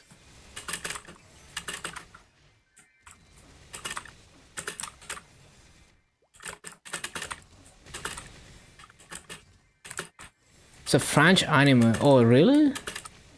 But, well, what's the original language though? Like, because, like, for example, hold on, let me think. Like, for example, like, Nier Automata, I think the original intended language is...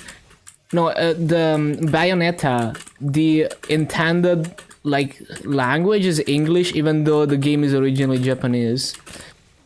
You know, like, the official, like, the intended voice for Bayonetta is in English, for example. So that's the thing. Like, I want to watch what the artist or the studio intended it to be, and not an adaptation, ideally.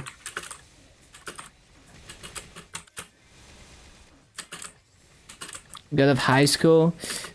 Yeah, never heard of those, but sounds interesting. Original language is French. Rate the fit. Let me see.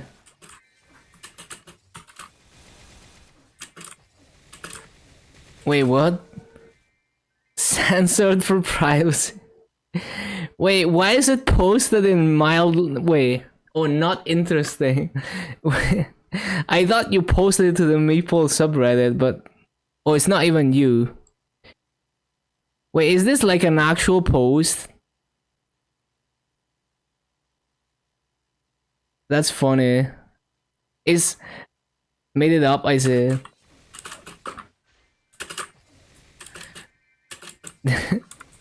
That's funny.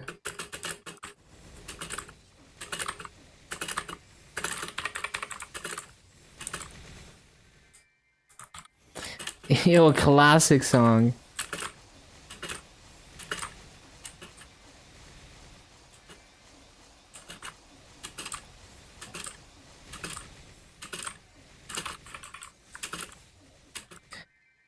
"11 out of 10 for symmetry."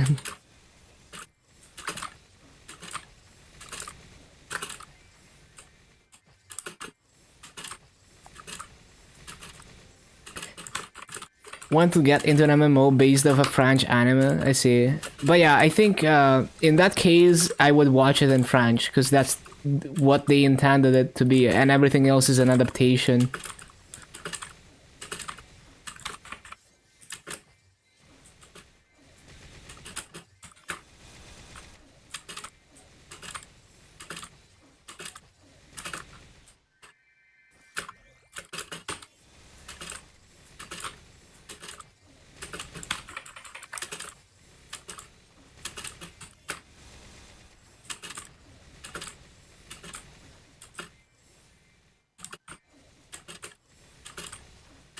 Turn-based MMO.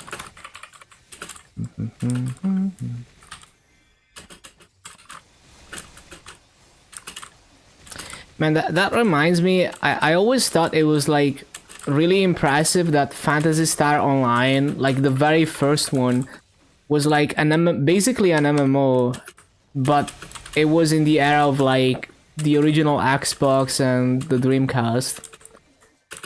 Like way ahead of its time. Dun, dun, dun.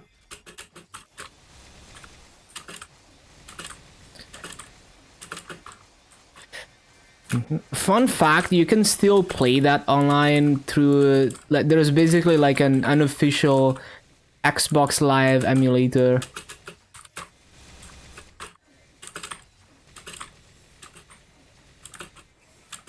I'm pretty sure there's like something equivalent for the Dreamcast as well to play that online, even though the servers are down.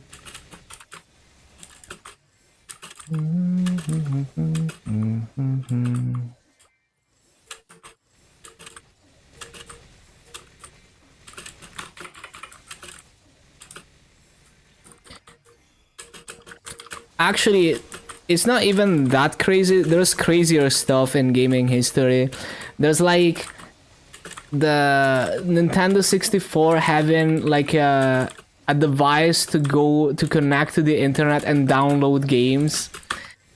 And there's like, I think there was a thing like that on like a Sega console that's like earlier than the N64. Actually, there's an even crazier thing.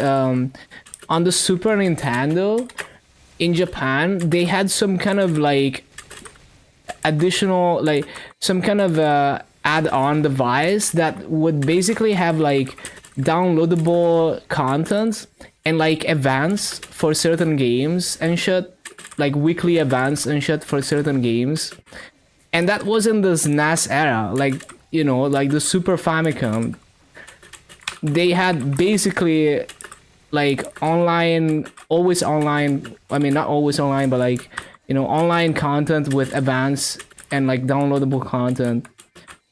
Fucking crazy. Way ahead of its time. And I remember there's like certain maps, add-on maps for F-Zero that were only available during that.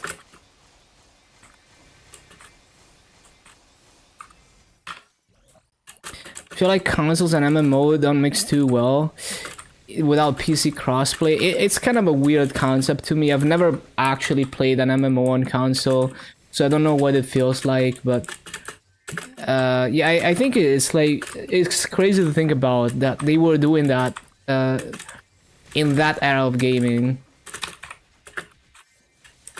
Like, it was definitely not good, and it didn't go far at the time because of limited technology, but it was really cool that they did that.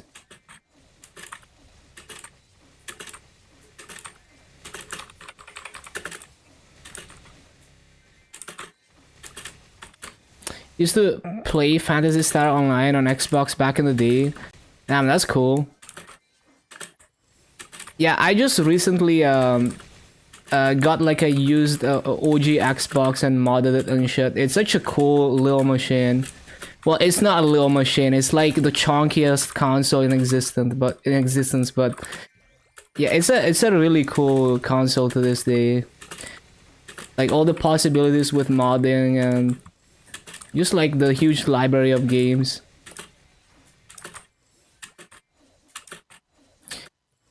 Well, yeah, so there's like an open source, open hardware mod chip that lets you just swap the BIOS. You don't have to like hard mod it. Like, you can use a soft mod, but it's like if you fuck it up, then it doesn't boot anymore. But if you have the mod chip, then you can just swap to a different BIOS.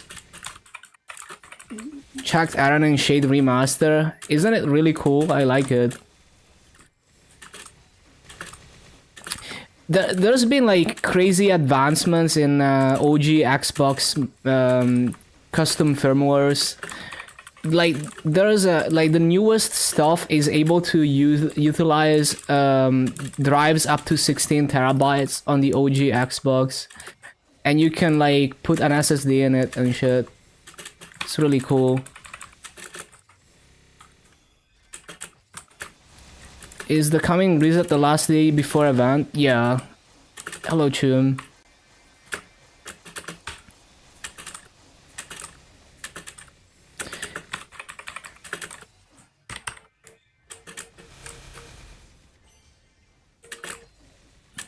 You got off, then came back, then heard something like Lil Anime Boys. Sounds good to me. Nice.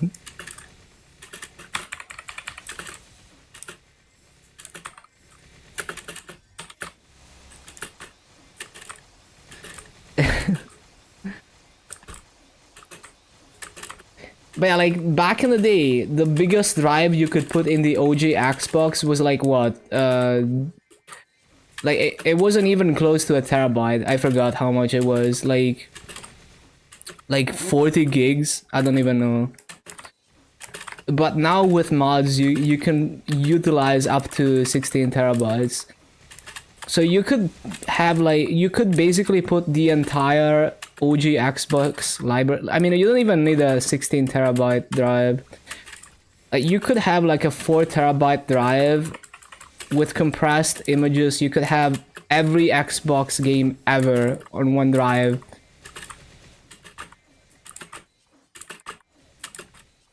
I'm not gonna do that because that's overkill, but that's possible now on actual hardware.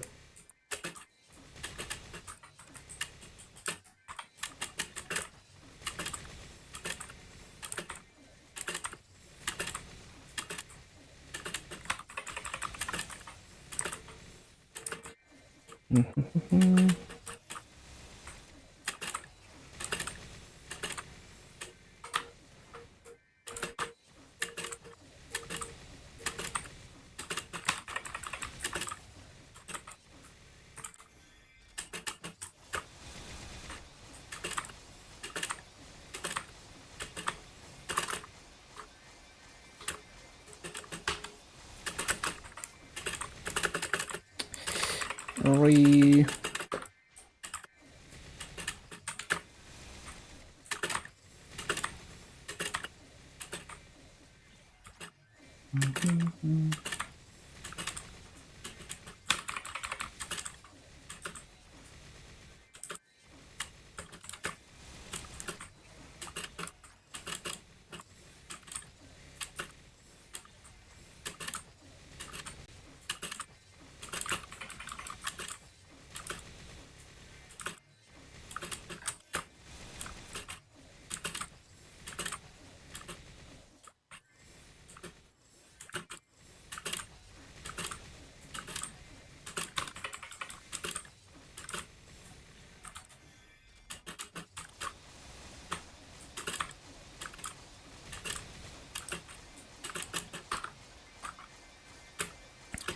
Kaiser Maze in absolute shambles. Surely it's gonna be their turn next. Surely.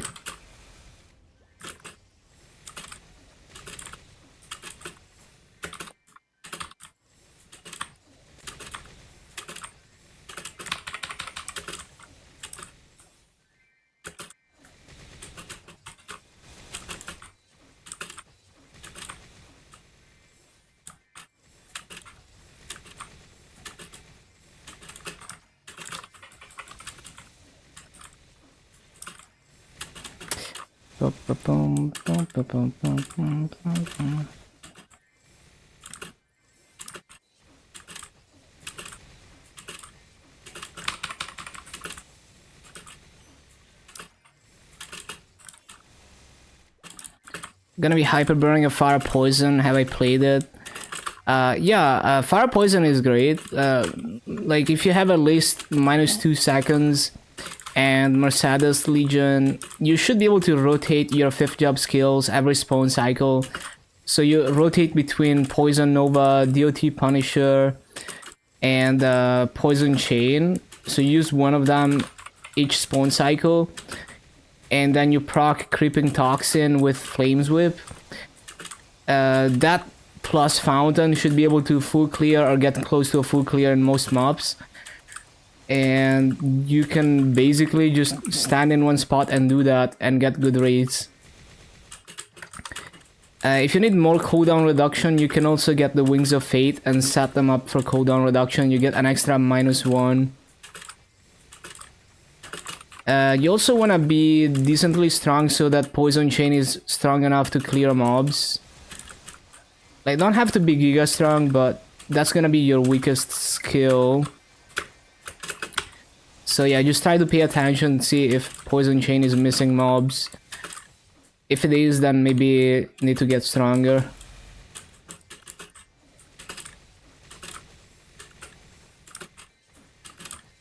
Final boss is bugged. Oh, yeah, I forgot about that.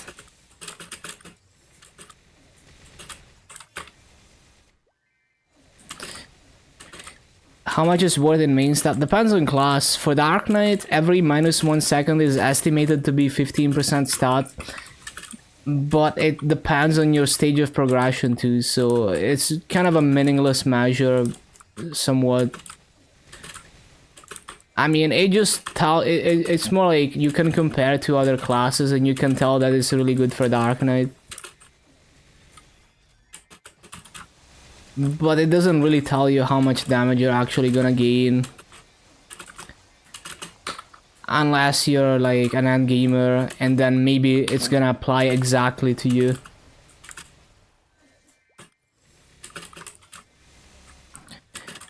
Yeah, it is good for Fire Poison and Dual Blade. I think it's better for Dark Knight than them, but yeah, those classes also benefit a lot.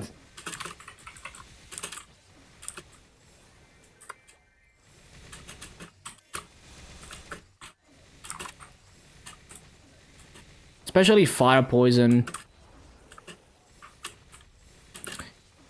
How does Dark Knight benefit so much? Most of its damage comes from just using the 5th job skills off cooldown. Spear of Darkness is the biggest damage contributor. The other ones as well though. Now with 6th job it gets weird because like right now my Mastery Core is level 29 and the other stuff is not. So my Gungnir Descent is contributing more than my cooldowns because of the Mastery Core, but usually like with a balanced build, you do end up like your cooldowns are a huge part of your damage.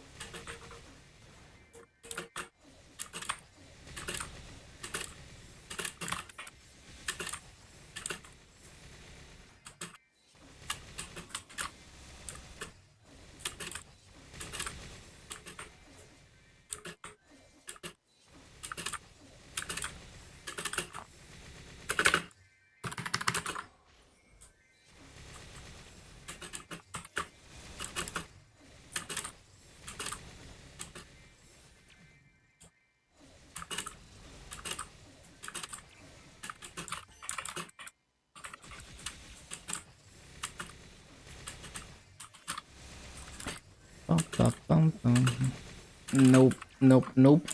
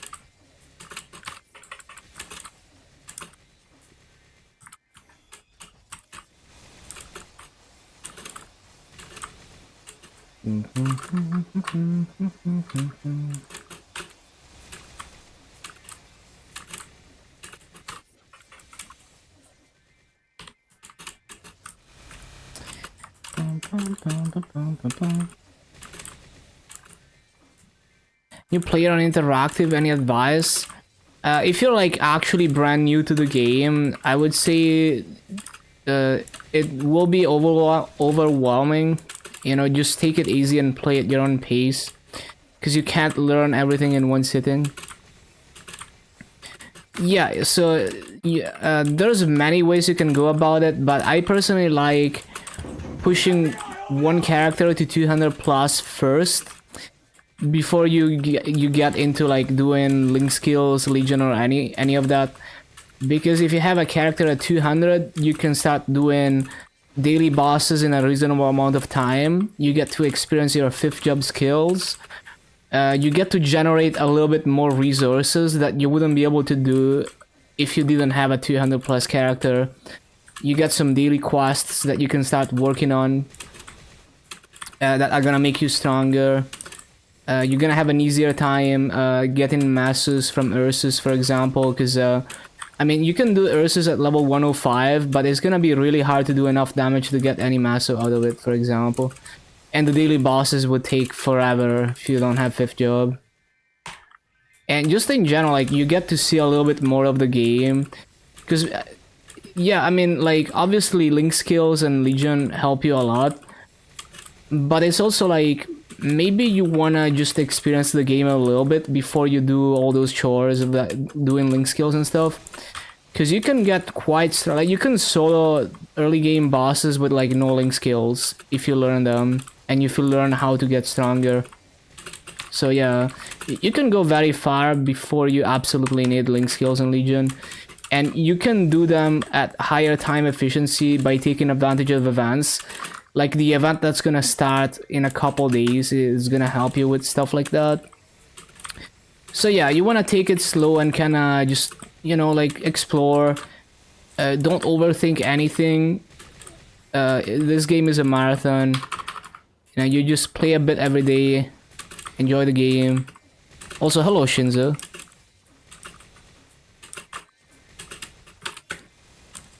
Over time, all the pieces are gonna fall into place.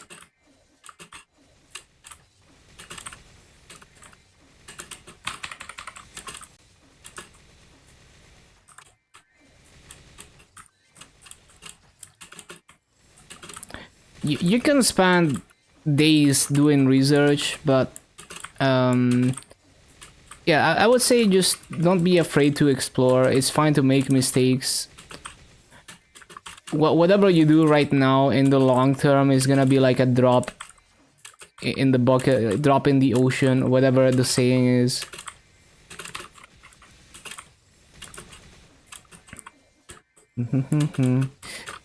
The spider on your mind though, use vacuum cleaner and don't know if you got it. Oh no, time to burn down the house. Yeah, you're gonna need a flamethrower for that. time to move to a different building. Are interactive servers usually actually active? They probably, I mean, I don't play on a high population interactive world, but if I had to guess, I would say all the, like, especially Bara on NA is probably experiencing a spike in activity now because they made so many good announcements for the future of interactive worlds. Obviously, it's still gonna be less popular than Heroic. But I think the future is bright, is looking bright so far. They're planning to consider a world merge in 2025, where they would merge at least all the NA worlds together, which would improve the auction house a lot. So yeah. I think it's gonna be great. They also made fragments and nodes fully tradable, which is something we've complained about for so long. So they're just making nice changes for interactive worlds. So I'm kind of hopeful for the future.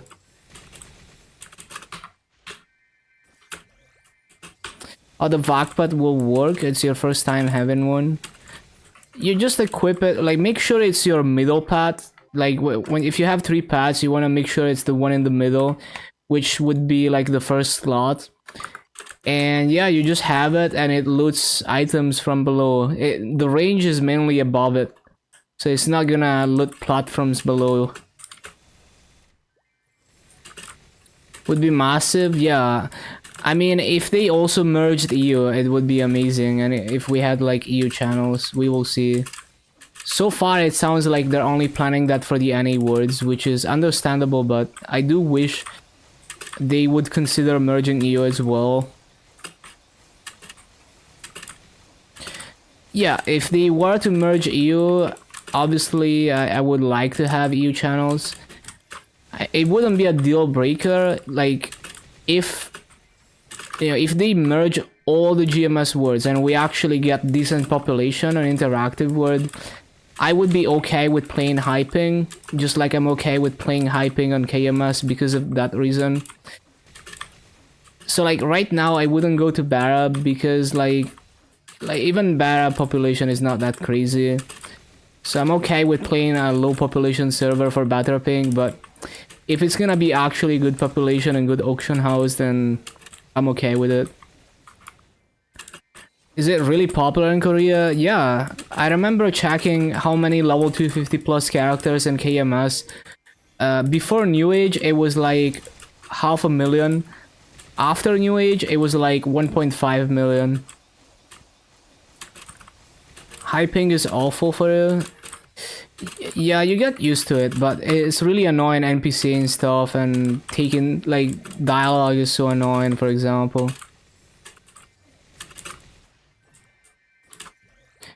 It is very popular in Korea. It's not at its absolute peak, but it's still extremely popular.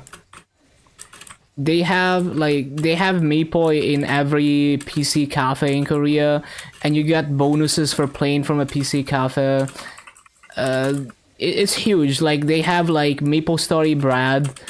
They have MapleStory, like all kinds of MapleStory themed products and stuff. It's either that or Last Ark. Yeah, probably. I mean, I think DFO is pretty popular too in Korea. Maybe not as big as Maple though.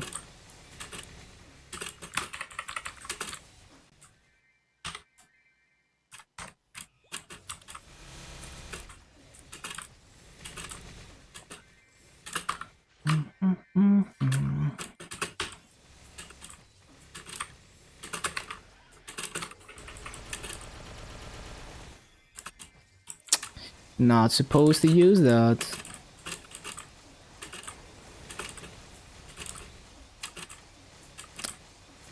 Hello, Dan.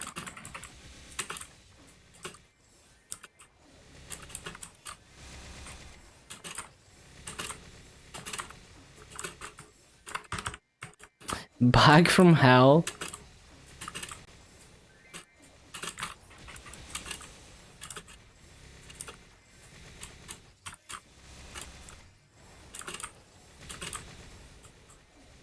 Another shot at Luz solo on the Buccaneer. You can do it.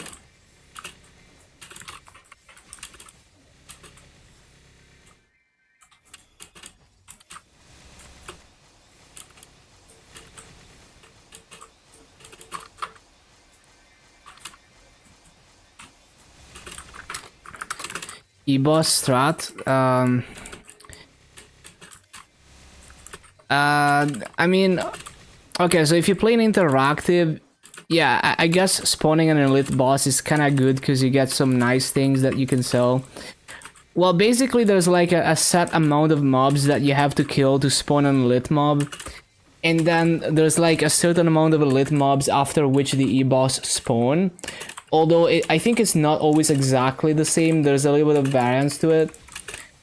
I don't remember the exact numbers, but basically if you just spawned an elite boss, you should change channels so you have a higher chance that the next channel someone else has killed some mobs and it doesn't start completely from zero. Also, like, I don't think elite bosses can even spawn at your level. I don't remember exactly. But yeah, it takes a while to spawn an elite boss. Like, you have to spend hours in the map, I think, to spawn an elite. Maybe not hours, but like, it takes me a long time to spawn an elite boss. So, unless you're... like, you wouldn't actively try to spawn an E-boss, basically. It just kind of happens when you're grinding a lot.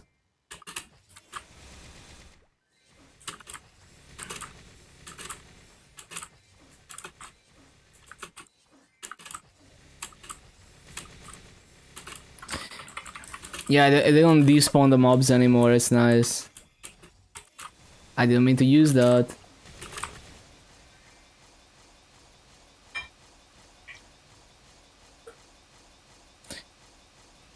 Yeah, I'm loving this Vocaloid playlist, so many bangers.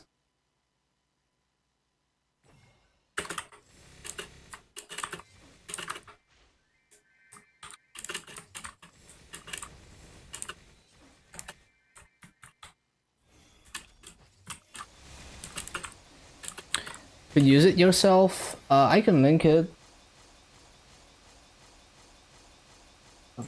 I think it's this one. It's a 2 hours and 25 minutes playlist.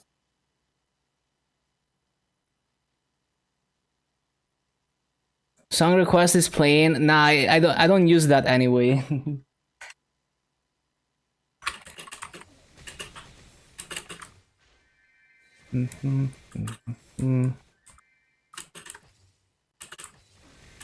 But yeah, that is this particular Vocaloid playlist.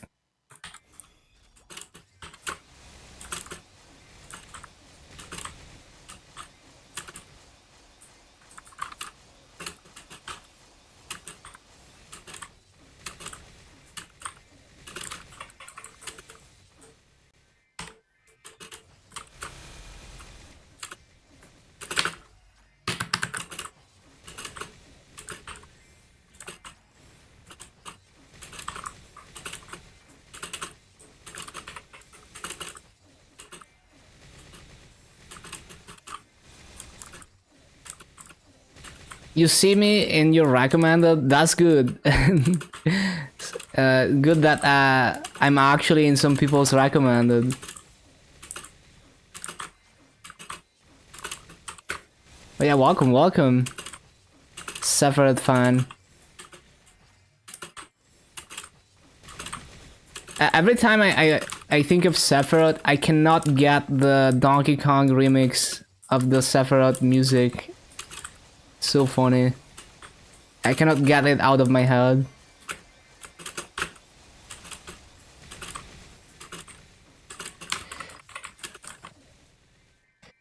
Wild Pod. Donkey Kong.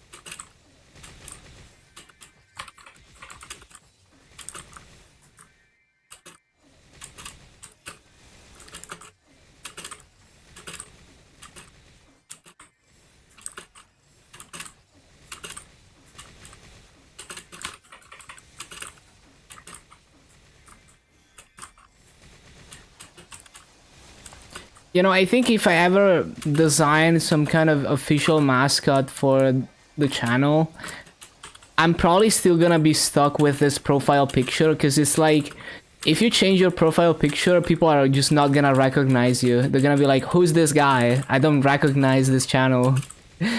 Or maybe I would have to make like a mascot version of the avatar that looks almost the same.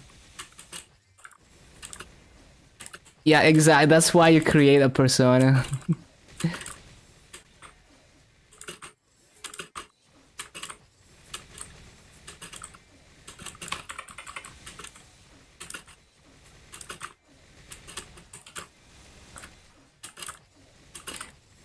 You know, one funny thing is like when people have like their car as a profile picture, I imagine the car just speaking to me. Or like the little scooter or something. I imagine just the scooter speaking to me. Your persona is just a dragon. You love him, but don't want to get into weird details. Kinda sus.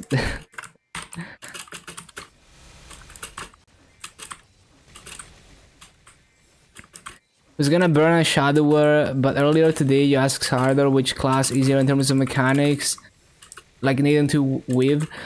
The thing with Shadower is that if you don't care about playing optimally, you can just spam. Like, I encourage you to like learn to weave properly, but like, I just spam. Like I know how to weave correctly. I just spam. I just spam Massive Explosion and Assassinate.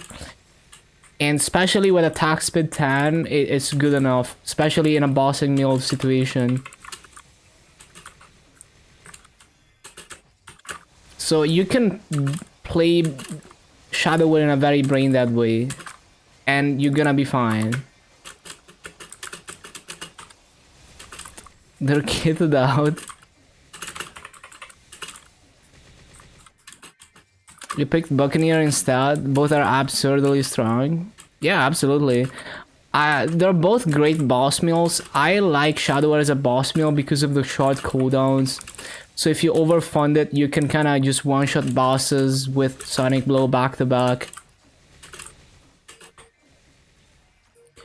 Buccaneer is definitely, like, if you're gonna be doing normal slime, for example, Buccaneer is a better class for that.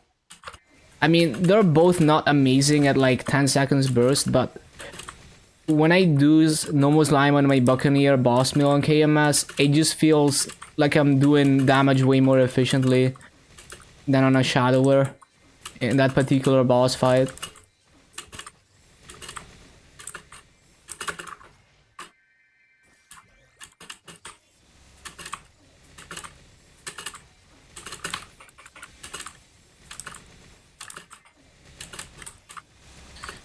Don't know if you're gonna get used to reverse attack speed. Yeah, I mean, the thing is, Nexon should have revealed the internal way they think about attack speed earlier, so we wouldn't have to come up with our own convention.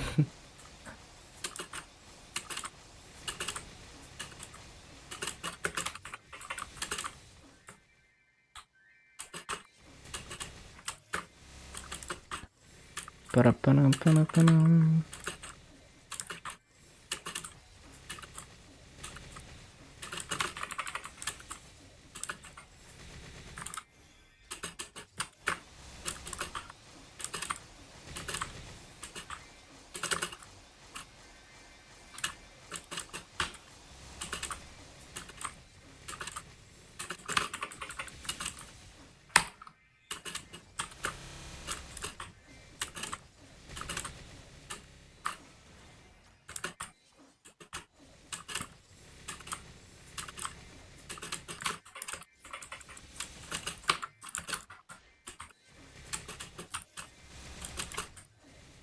Man, I still remember Ice Poseidon had the Ika Mizuma profile pic for so long. Probably for the same reason, because like if he changed his profile picture, people would not recognize him.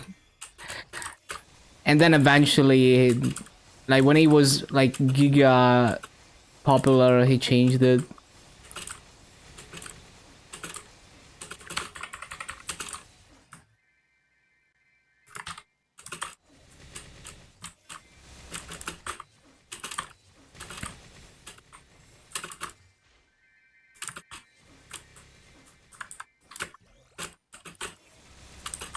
Kind of sad how he fell off in recent years. Like I don't even know like all the drama that went down with Ice, but like I just remember watching the early streams and he was genuinely like really entertaining. Like, he was funny as fuck.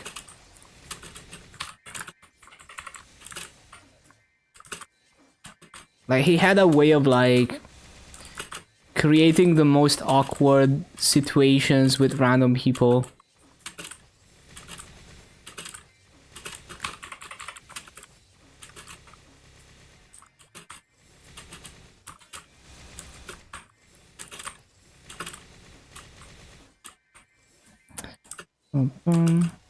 About burning Shadower was building up a down warrior before thinking about Shadower. I remembered how boring it got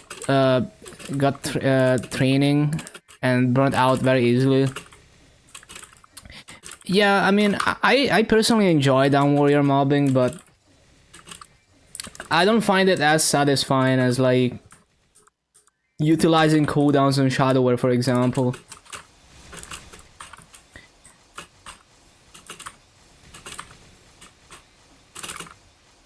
Like on Shadower, you can really try to get the rotation as tight as possible and as clean as possible.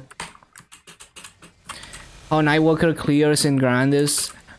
I heard they can get pretty respectable rates lazy farming with Shadow Bite once they have enough cooldown reduction on it.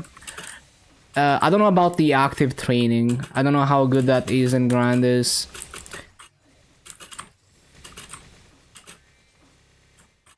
Or in general, I have no idea. I would have to experience it. Omen definitely looks interesting for mobbing because you can move it so often. If you're super sweaty with it, you could clear multiple spots in one spawn cycle with Omen.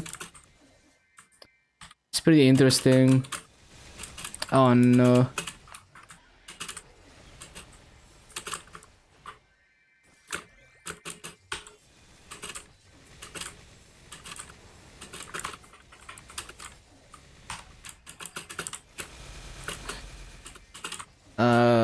Do I have an email?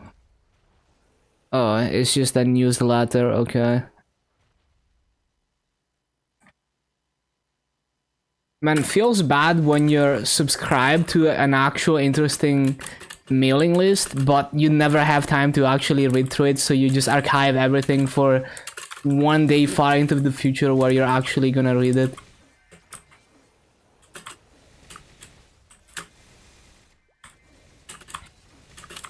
There's a guy called Casey Muratori who is like a game developer, and he posts like really interesting stuff on like a mailing list, like lots of interesting things about coding.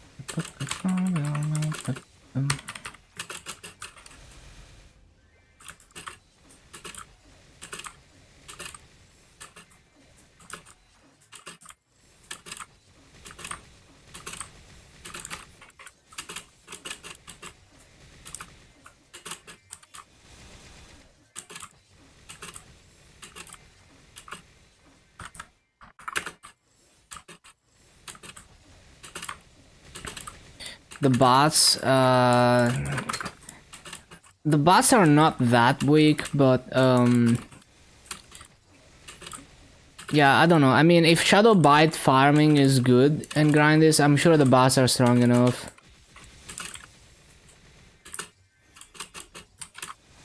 Red wine with Coca-Cola. That's an interesting cocktail.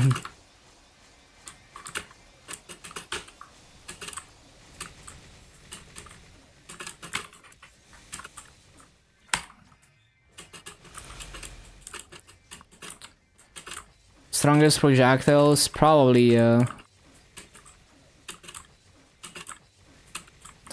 well, okay, DA shields are stronger, but yeah. Tastes like cherry coke with alcohol. It kind of makes sense, yeah.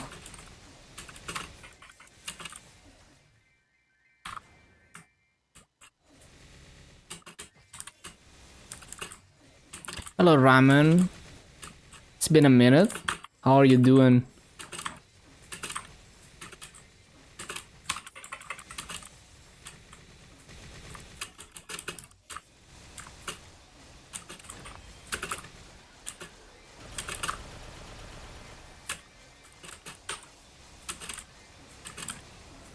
Coding all day, exhausted. Yeah, I get it.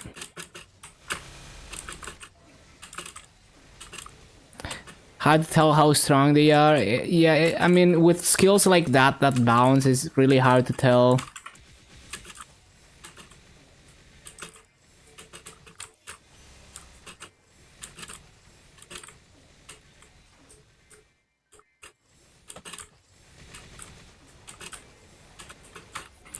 Thunderbreaker versus Nightwalker.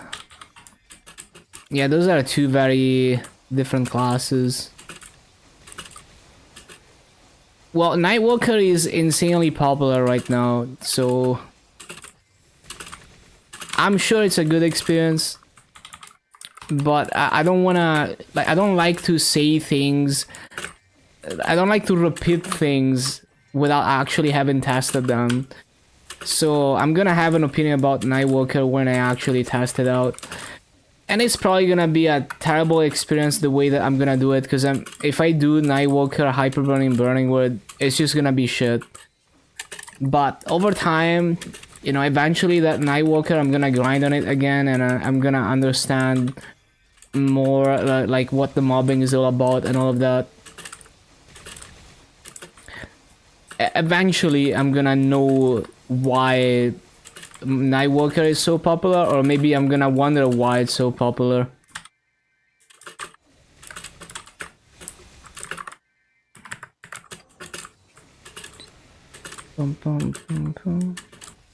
Oh, I need to CC. I'm gonna stream Burning Wood. If I do Burning Wood, yeah, I do stream it. But I don't know if I will. Like, I'm just gonna decide last minute. It's just like, if I feel like it, I'm gonna do Burning Wood. If not, I just Hyper Burning Luna.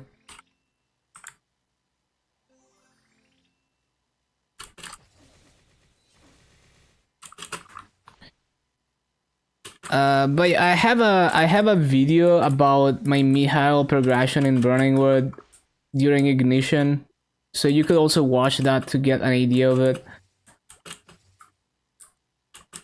The main difference is that now you can also Maso market your Maso in Burning Wood, so you can, like, if you progress hard in Burning Wood, you can sell your Maso in the Burning Wood Maso market, and obviously the price is gonna be way higher than if you sell it in the main wood.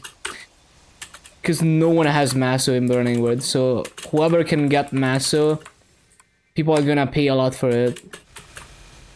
So as long as there's at least like one whale in Burning Wood, you can make good profit off of progressing in Burning Wood and selling Maso in the Maso market. There's also many items that are gonna be high in demand in a Burning Wood type situation. Like, imagine you progress to like arcane boxes and then you sell arcanes in Burning Wood. They're gonna be worth way more. Although Yeah, I mean, it would take a lot of effort to go that far, but I mean, even Abzos, the first few days, they're probably gonna be high in demand. And with the way Hyperburn works now, and no Lotus prequest, you could solo Lotus and Damien on day 1 of Burning Wood if you go hard. And if you're a good player.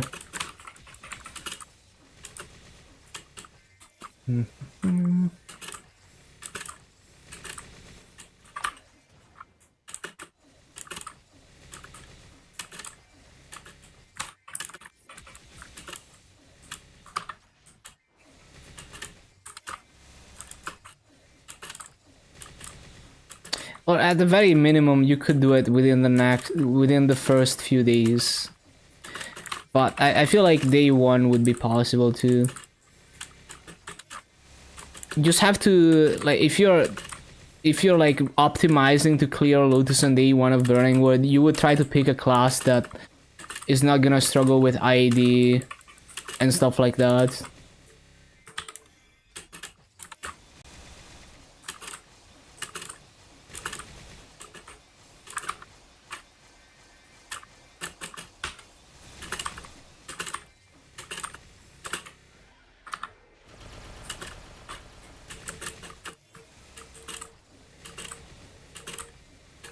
Yeah, I mean, once you have experience, it all becomes easier. It would definitely be a challenge to do it in one day. You would be severely lacking on stat. So, yeah, I mean, you can brute force a lot by just grinding levels on a Hyperburn. You can grind a lot of levels in one day, right?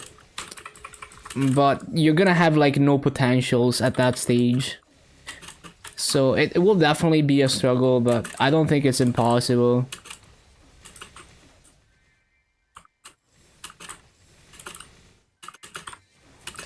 Remember that if you hyperburning Burning Word, they give you higher level symbols. So they give you level 8 symbols. So, you know, like if you get to Arcana on day 1, that's a lot of stat from symbols.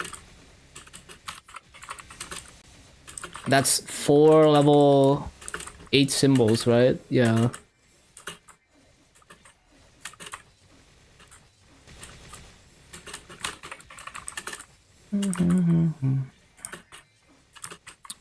Do we only get 1 hyperburn per account? Yeah.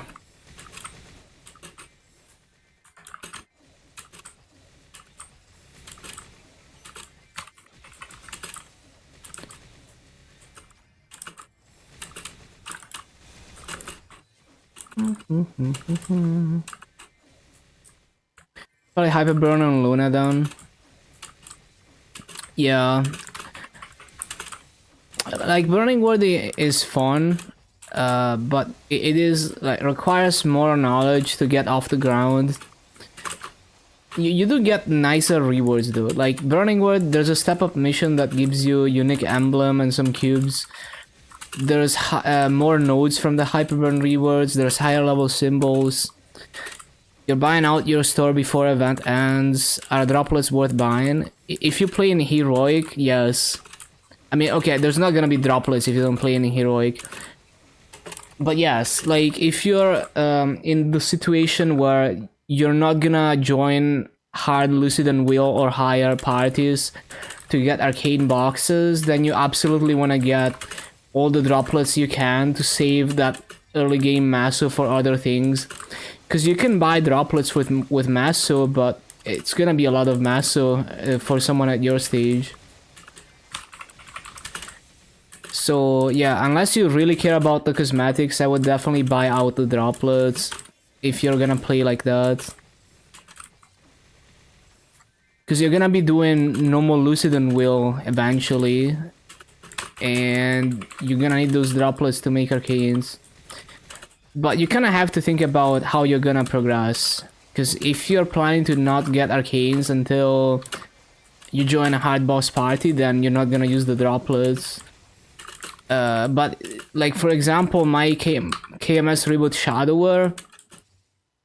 Bro, this lit is so annoying. My KMS Reboot Shadower, like, Basically the way I did it is I just got strong enough to do normal lucid quickly. So it's kind of an unconventional progression style, but I made 21 Absos because I'm too lazy to struggle like normal lucid and will with low damage. And then I was killing normal lucid really quickly. And then I killed normal lucid for a while, and I made an arcane weapon with droplets. And now I just have 17 arcane weapon, 21 Absos whenever a Shining Star Force happens for the arcane weapon. So that is like one route, for example. Like maybe you want to do that. But do remember that it takes like hundreds of droplets to make the arcanes. So even just making an arcane weapon is like, it takes so long. And so many clears too. Okay, I'm gonna use the bath in 1 minute.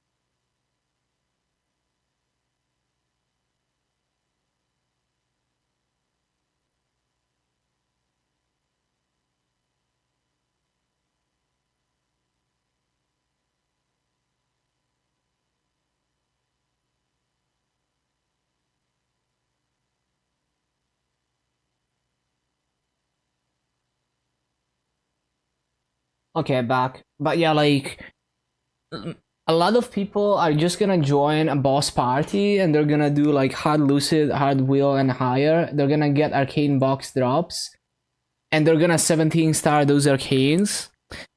And so they don't star force their Abzo, they just go straight for arcane armors. They just keep Abzos at 17 epic until they replace them. So that is like somewhat of a more efficient route. But it's always a trade-off. Like it's always a trade-off between using the Maso efficiently and actually progressing. Because if you play really hard, well, maybe you don't want to wait for an arcane box. Maybe you need the damage now. Maybe you just farm for a week and you make all the Maso back that you spent 21 starring Abzos because you farm 12 hours a day. So, you know, people like I remember there was like a huge debate about, oh, should you upgrade Abzo or go for arcane? It depends how you play the game. There's no right or wrong answer there. So I don't mind being inefficient with my Maso if I can be lazy or more comfortable, or if I'm giga grinding and I need the damage right now.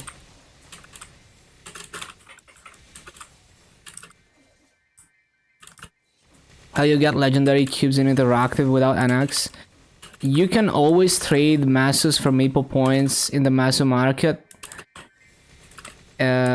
I wouldn't recommend it though. Like, you would not want to buy main pot cubes. Ideally, you cube it slowly using boss cubes for free or event cubes, or you don't cube it at all and you just buy an item that already has a good potential. The only cubes I would buy is like, usually, unless I'm desperate, would be bonus potential cubes, because bonus potential is not easy to work on, possibly at least. And even that would be like very low priority for an early gamer. You would not buy B-Pod cubes until you've improved everything else.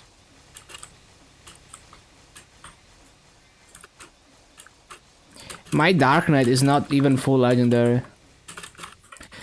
Like, if you're cubing something, you would rather be cubing an accessory that every class can wear and keep it tradable, so that if you roll the wrong stat, you're just gonna sell it on the auction house and then use the master to buy the right stat.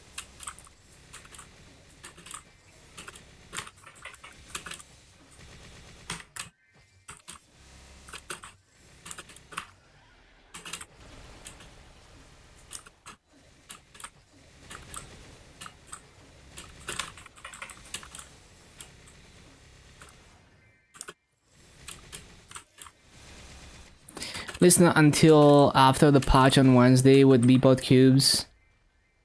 Yeah, I mean, we do get a decent amount of free B-Pod cubes, but you have to be very patient. So I'm just saying, like, you don't prioritize working on the B-Pods for a very long time, past 10 attack B-Pod. Or, like, at some point you're gonna use, like, mystical bonus cubes to go to epic, like 4% and 10. You're gonna sit there for a very long time, and the only legendary B-Pods that you should try to get at that point is like Emblem. Maybe secondary if you can't find a good secondary. Maybe weapon if you can't find a good weapon. And you use your event cubes on those. But like, I would be very wary of cubing something like a weapon or a secondary. I mean, secondary is fine because it's like, it's tradable and there's no like upgrading, like scrolling to it. But if you're gonna self-make a weapon and get the B-Pod to legendary, you have to think about whether it's gonna be easy to resell it or not. Oh, I was in an ad, Lamau. But yeah, basically, if you self-cube something, you want to think about whether you can resell that. Like, because you're probably not gonna self-cube an endgame item. You're probably gonna self-cube a shitty item, and then you're gonna settle very low because it was a pain to self-cube it. So you have to think about, well, when I buy, like, if I'm gonna self-cube this weapon B-Pod to legendary, what am I gonna do to get, once I have like 2-line main pot, 1-line B-Pod, what am I gonna do? Am I gonna buy a new weapon? If I buy a new weapon, can I sell this weapon? Is it gonna sell? So those are some things to think about. I don't think about that because I don't like being efficient, I guess. Like, I can see that you should think about that. I don't think about that. I just do shit, but yeah.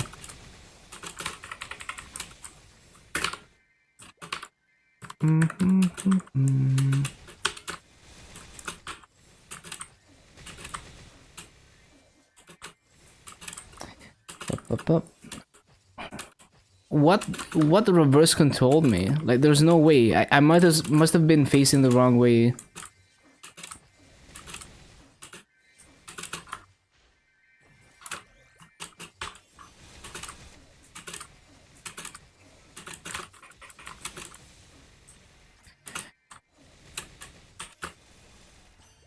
Like, people would love to have like a step-by-step guide that they just follow step by step and they progress.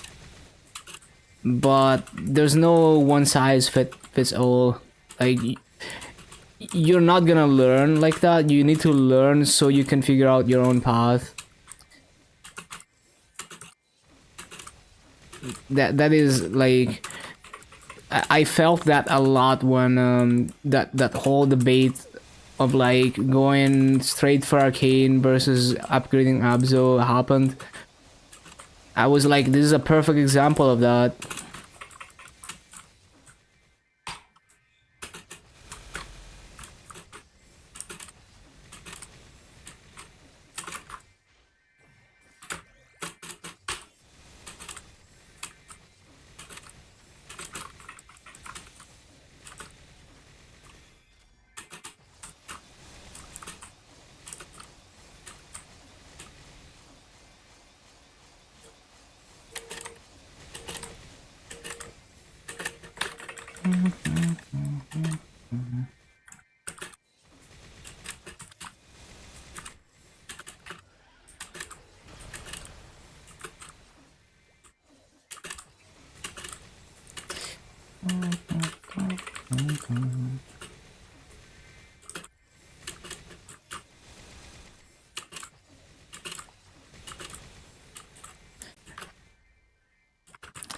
I love this artist, Hana.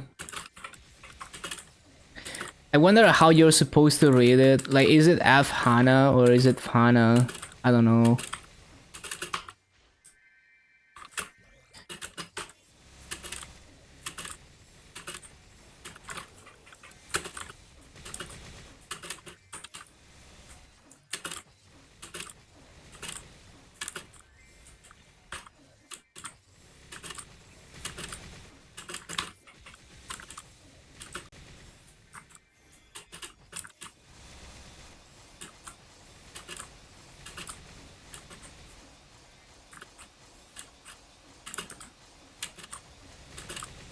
Lots of awesome music on this playlist, I guess.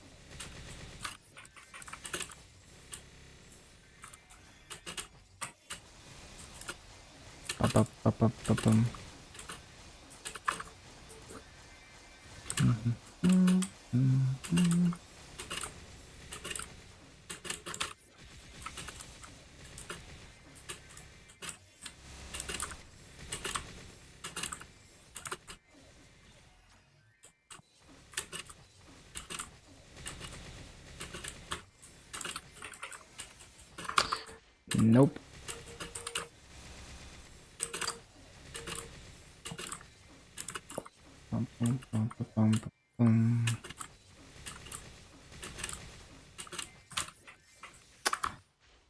Nope, nope, nope.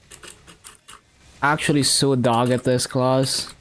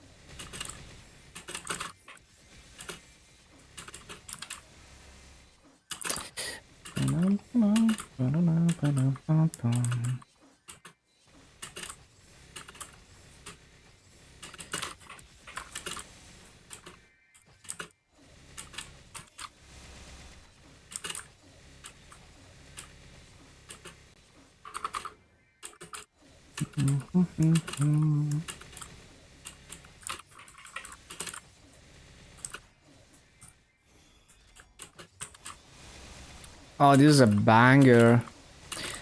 Probably one of my favorite songs by Fana.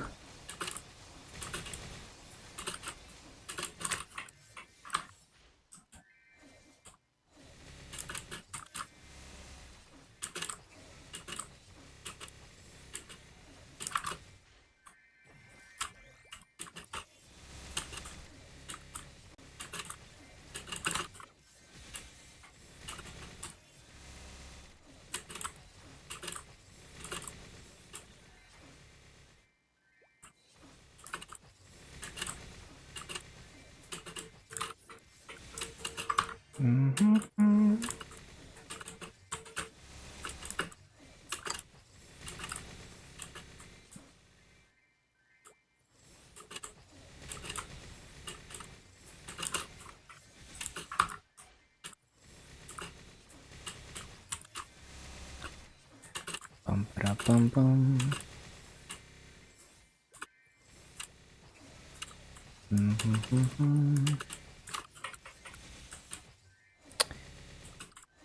I need to remember that, like, I need to be jumping when I use the rush to get to the top. Like, I need to be flash jumping at the peak of my flash jump.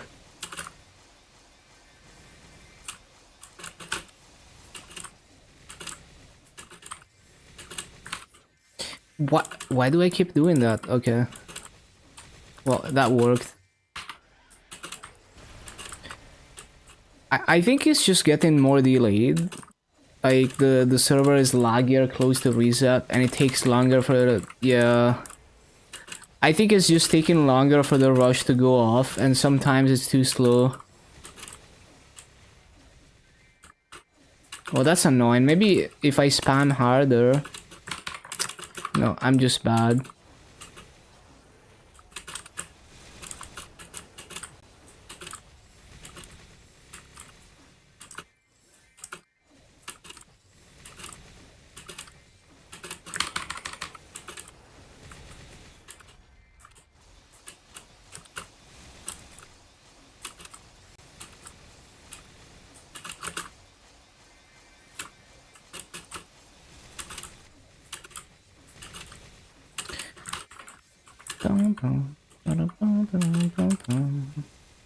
Why do I feel like it's sending me more to the left than usual when I do that? It's not usually like that, I feel. Oh yeah, no, because for some reason I started using it diagonally. I don't know why. Not supposed to do that.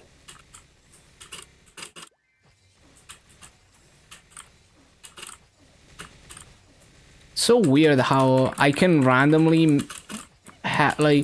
I can randomly form a bad habit in terms of muscle memory for a rotation out of nowhere.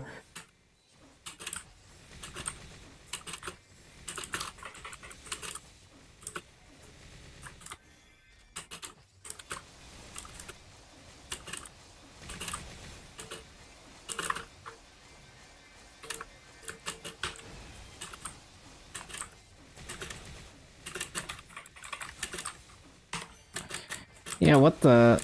I don't know when I started doing that, but it was bad. So much better now.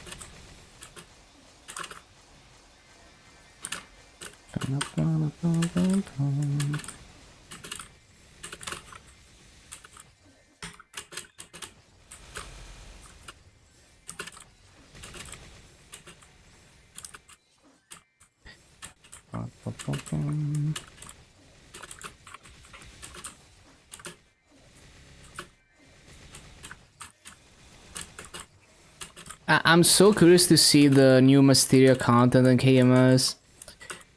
Like, imagine it's just the KMS version of Golix. Oh my god, lol.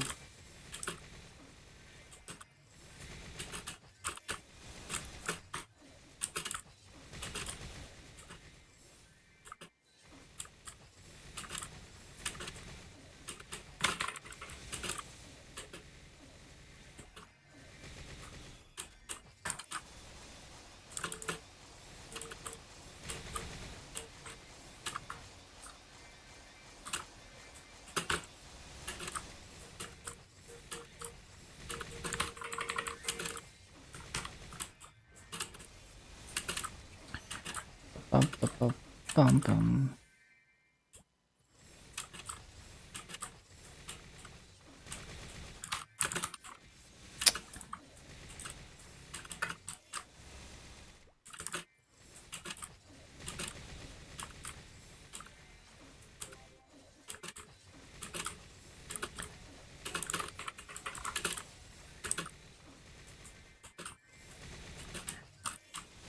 Yeah, it's crazy how Fana has this like really unique, immediately recognizable voice.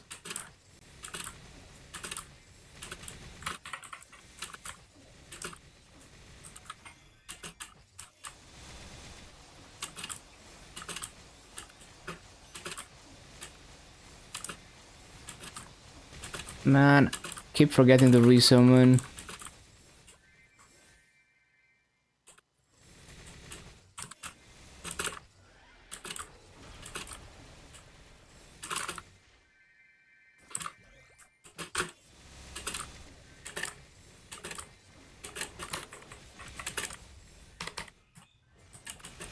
No, it's doable on the Buccaneer, dying out at 1.9% left. Yeah, you can do it 100%.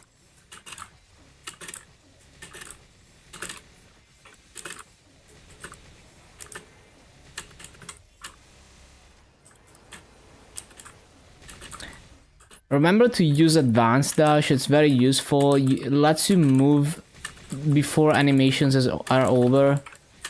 Like, you're in the middle of Octopunch, you can move using advanced dash. Where if you used corkscrew, it would go on cooldown.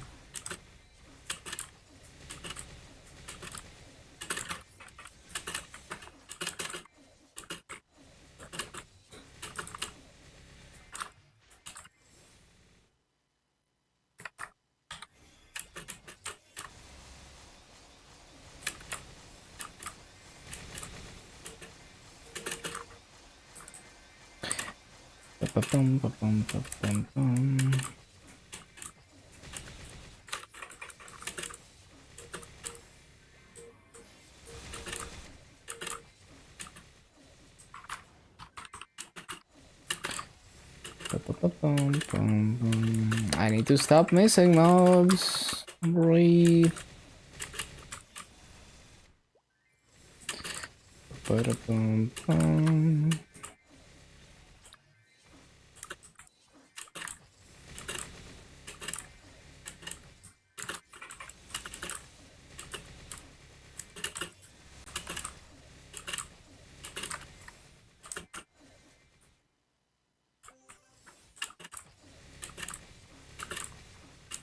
Well, CC, I guess.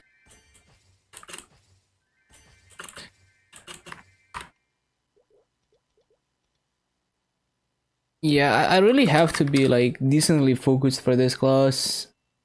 Look away and I'm like undershooting mobs.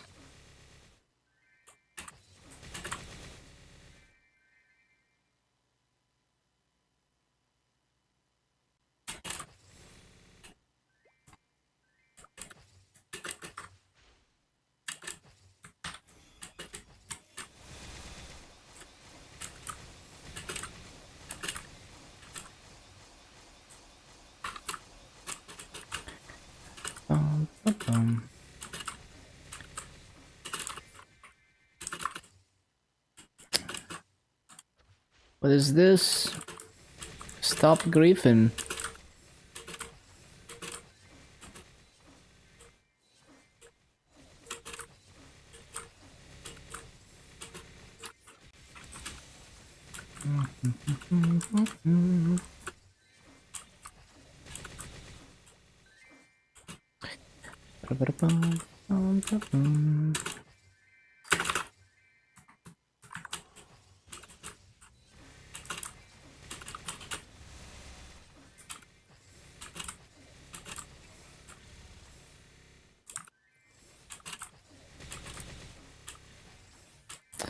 How am I? How did they even tap the left arrow key? How did they do that shit?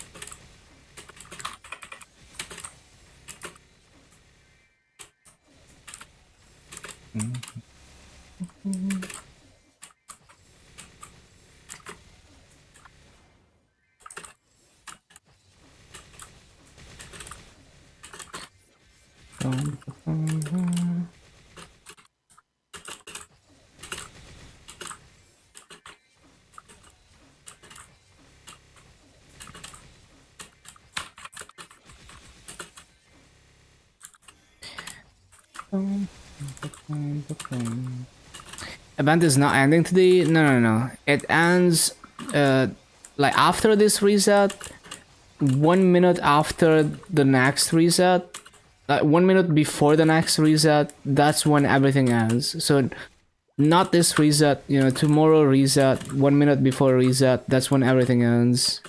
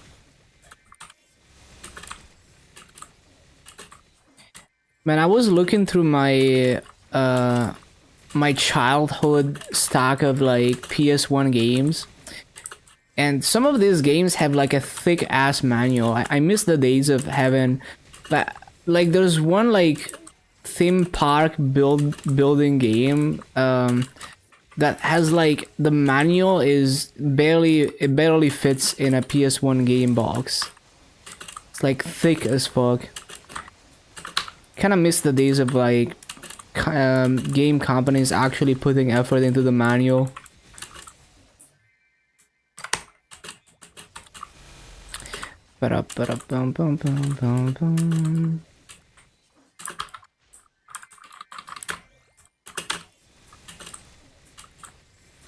kind of makes me wanna go through all my manuals that I have and like actually read them. I mean, I did read a lot of them back in the day. Actually, I just unlocked a core memory. I remember the manual for GTA San Andreas. I would like it had a lot of cool images in it.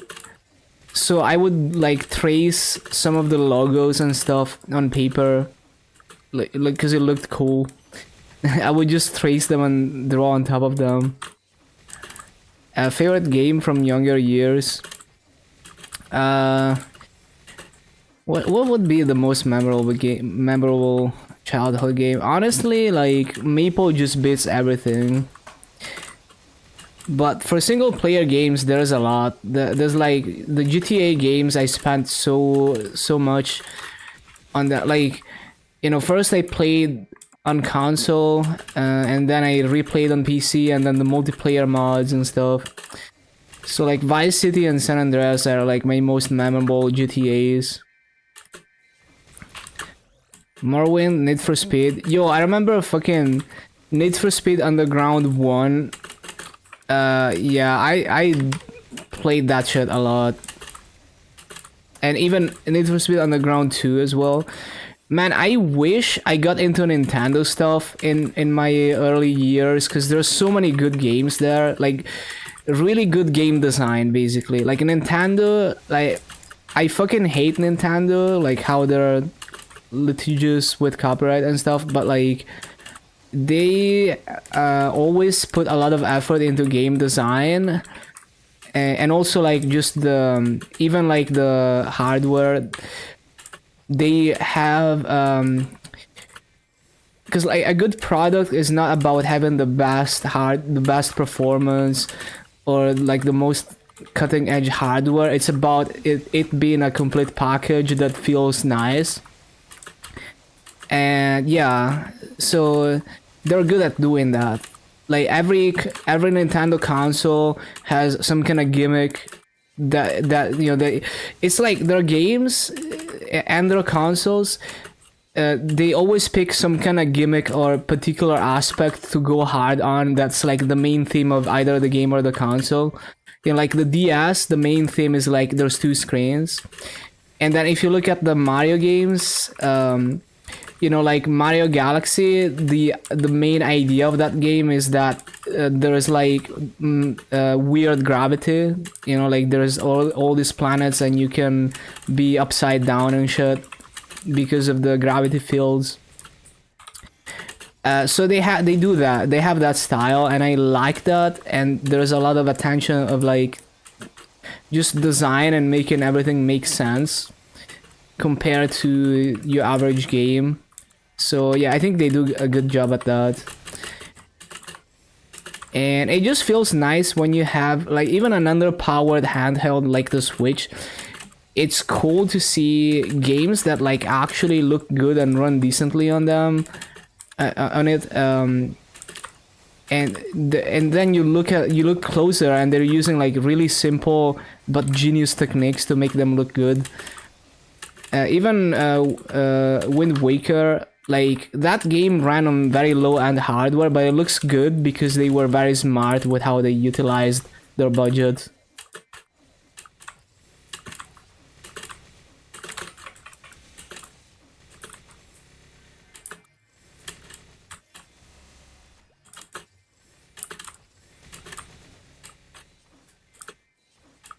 Stylized graphics age well. Yeah, I mean a good art style ages well in general. Just going for a cleaner art style. It doesn't have to be not photorealistic, but it has to be like a certain like you want to keep it clean, basically. You want to have an art style rather than just pushing insane graphics with no art direction. What was the cape you had on the BAM? The blinking NX cape. The cape on the BAM. What cape did I have on the BAM? Let me see. I don't have an NX cape on my BAM. It's just an arcane cape. Mm, I don't know what you were seeing. It might have been like the battle mage teleport thingy that does like the lightning effect.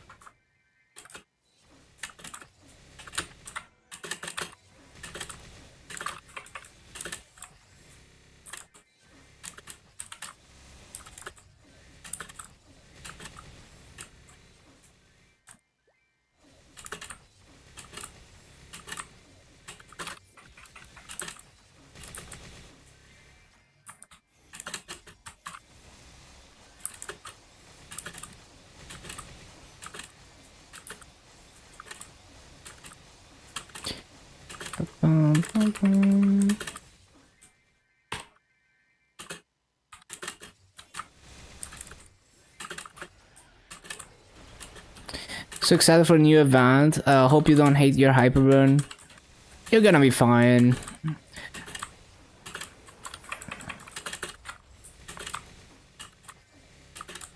Worst case scenario, if you really hate it, you can still easily finish it off dailies, but there's very few classes that are so polarizing that you're gonna like 100% hate them.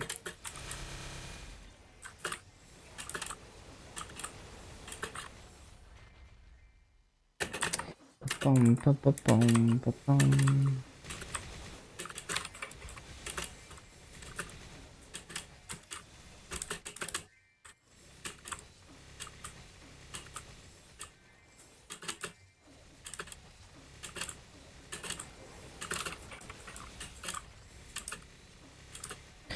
So other games from my childhood that are very memorable would be like Age of Empires 1 and 2, StarCraft 1.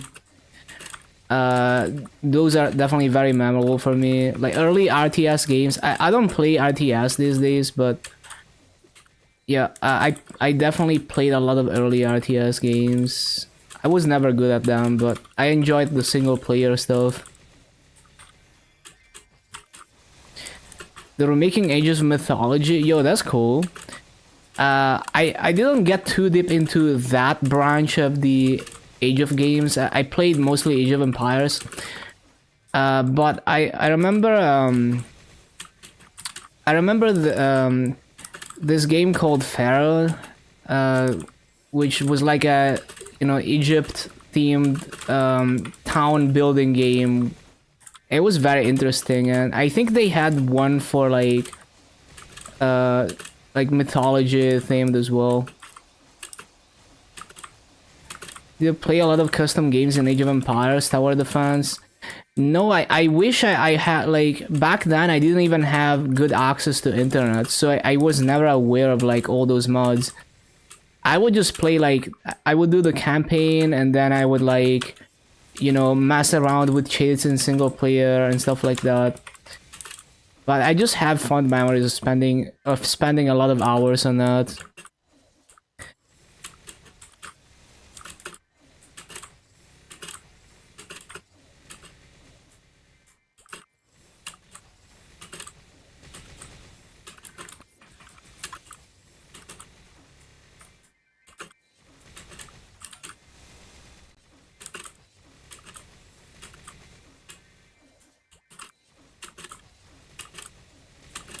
Anything Egyptian themed is really cool.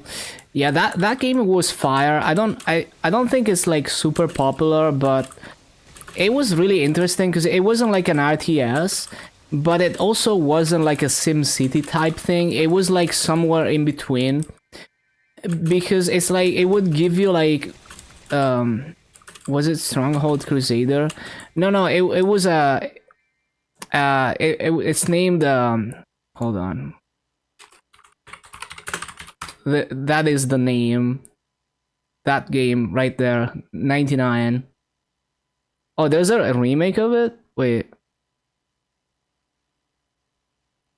Yo, they made a HD remaster. That's crazy. I didn't know that. What the hell? Okay. That's cool. But yeah, this game is fire. Highly recommend. I have fond memories of playing this. But basically, it's oh my fucking god, I died. Why is it always the moment I take my hands off the keyboard, the AFK mob spawns? Why is it always like that? But yeah, basically, it's like it's not an RTS, but it's also not like it doesn't feel the same as like something like SimCity, because the game, like, if you play the campaign, the game is gonna give you some insane, like increasingly difficult deadlines and goals to meet. So and it gets like really hectic. Like, you know, you have to really strategize how to utilize your resources to meet the goals. So yeah, I just remember having a lot of fun with it, and it gets pretty hard. But yeah, it's a cool game.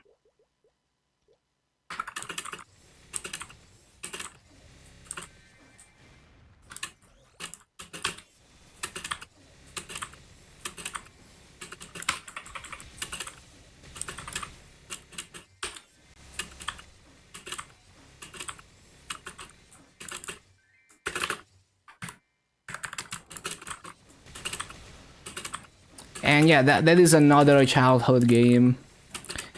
I do remember Stronghold though. Yeah, that was fun. I also remember another one is like Lords of the Realm. That game, I think it was the second one. That was like a fire. I don't even know what genre is. It's a turn-based. I guess it's kind of like Civilization, but not exactly. Like it's a different vibe because there's also like real-time fights, and there's yeah, but it was a cool game. Yeah, I never got into Diablo back in the day. It seems fun though.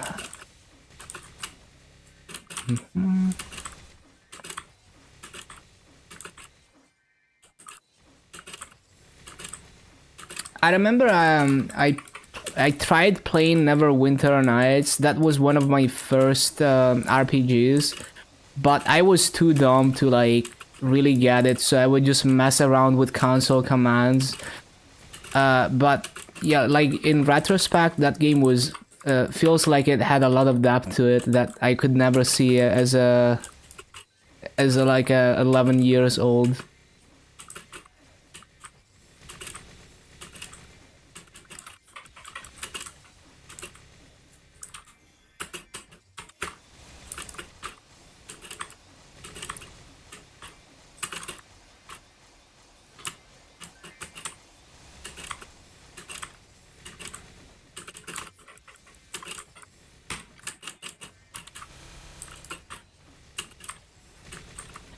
I didn't really get RPG games until much later.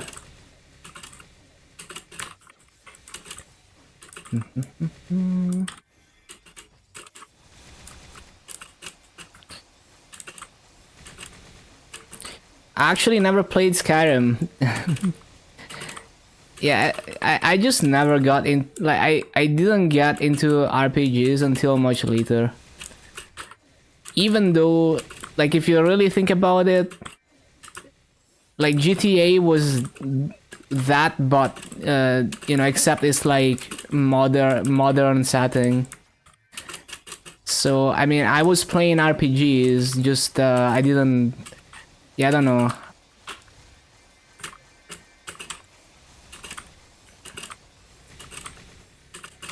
Have to play Skyrim now. It's the best game ever made. I know all the memes that spawned from Skyrim being re-released over and over. Excited for GTA 6. I'm not like super hyped for GTA anymore, but like I will definitely check it out, but I'm not like super hardcore into GTA anymore. But it's always cool to see, especially because like GTA is that type of game that they release a new game for every time there's like a major generational leap. in like games, they release a new game, so you can see like the progression between like from GTA 3 to Vice City to San Andreas. It's like 3 different generations of graphics and just hardware, and obviously GTA 5 and all of that. So it's always cool to see, but I'm not like absolutely crazy about GTA anymore that I have to play it on day one and just no life it immediately. I'm not like that anymore about GTA. Yeah. What is that emote then? Horrified. Nice. Played Skyrim, then found a game exploit where you can get super strong equipment and one-shot everything, then it became bored. I mean, that's a valuable experience though, right?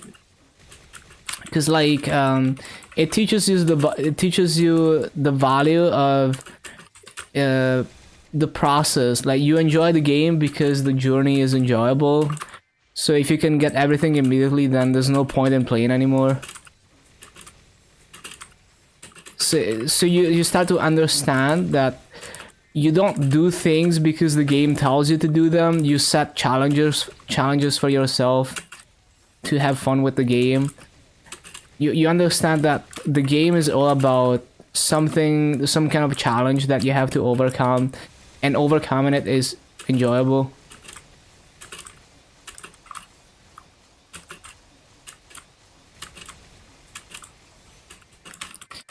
Explore and do crazy stuff. Yeah, it's like the purest form of like sandbox open world spirit.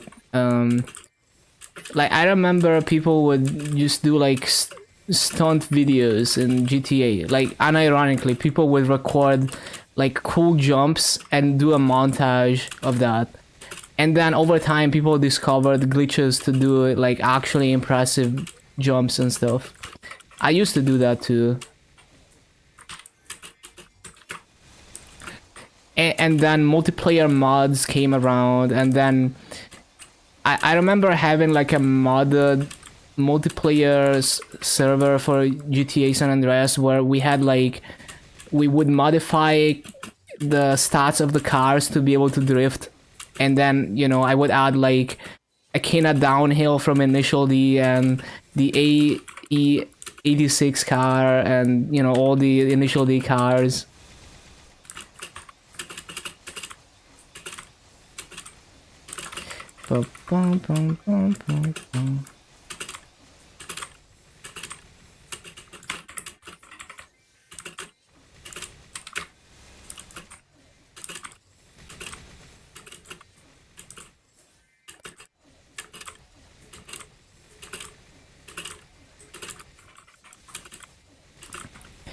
But yeah, I mean, Skyrim definitely looks like it deserves like the level of success. Like I mean, it's a meme, but it's also, I'm sure it's also true. It's basically on the same caliber as the GTA games. Just the amount of community mods and just the amount of stuff that people do with that game seems absolutely insane.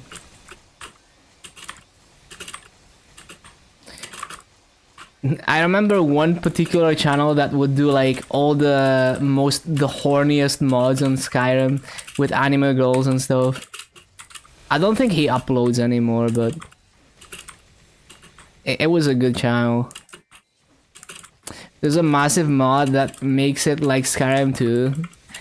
There was a Skyrim 2.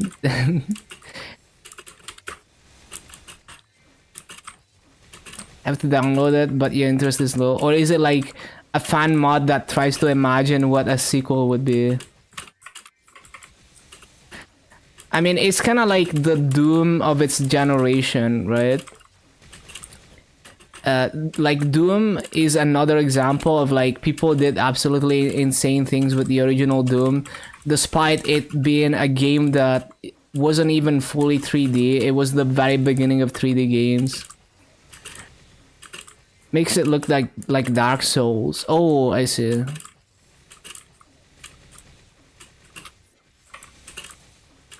interesting.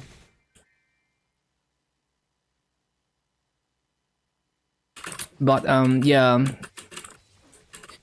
like I remember I remember randomly meeting someone who was like their uncle was like really into Doom mods and stuff, and like they got me to like play a multiplayer session with them and like modded original Doom, and they had this insane mod that basically creates like recreates the 2016 Doom in the original Doom engine, and it's like actually like insanely impressive.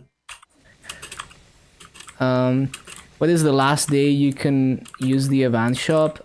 Tomorrow, like after this reset, that is the last day. Well, no, actually, you can probably continue using the coin shop after that, but I don't know when it actually goes away. So I would buy everything tomorrow because it's the last day of Coin Cup. What is it? Meeple Leaf Shop. See, you can see it in game. It's the 16th. So 16th is the last day of Coin Shop. Some really good Doom and Quake mods. Yeah, it's actually like really fucking impressive what people did with it.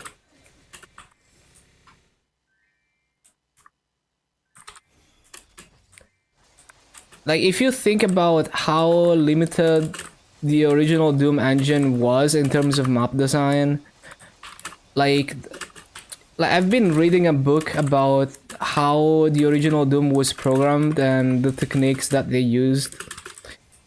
The way the map is rendered is like extremely, it uses very primitive things. Like basically you can only do like the floors have to be axis aligned, so it's only like perfectly, you know, like horizontal for the floors. Same for the ceilings, and the walls are always perfectly vertical. So those are the limitations of the original Doom engine. And you can have concave and or convex geometry because the engine just like cuts up the map into convex convex subsectors always, so that kind of fixes that issue. But yeah, that's like a very, it seems like, you know, if you're not creative, you might think, oh, it's impossible to create anything significant with this because I can only do like, you know, axis aligned floors and ceilings. And yet people created like insanely elaborate map designs with that.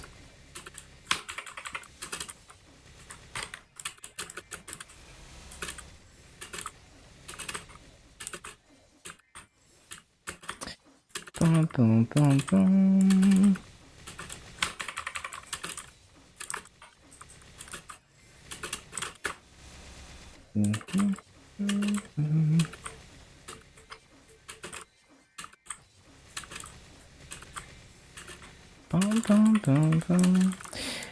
Which is always why, like, you often see people who are like, you know, they're trying to learn some new skill or something, and they overthink like, oh, I need like the fanciest, most advanced tools ever so I can get started.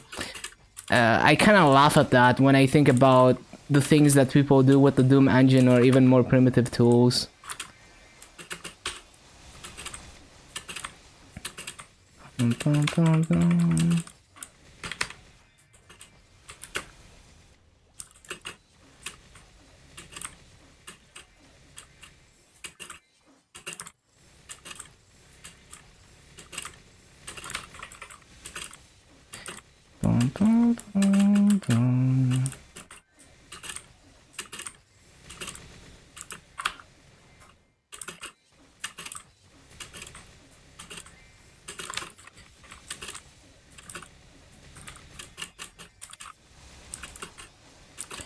Yeah, that's like another reason why I love games, because it's cool to see developers push the hardware like to the point where it's unbelievable what they're doing if you think about the hardware that it's actually running on, or like the limitations it's running on.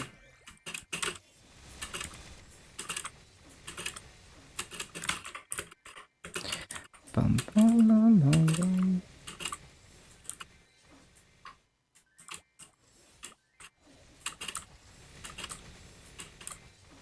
Struggling to motivate yourself to train more Mercedes, just watching the stream the entire time.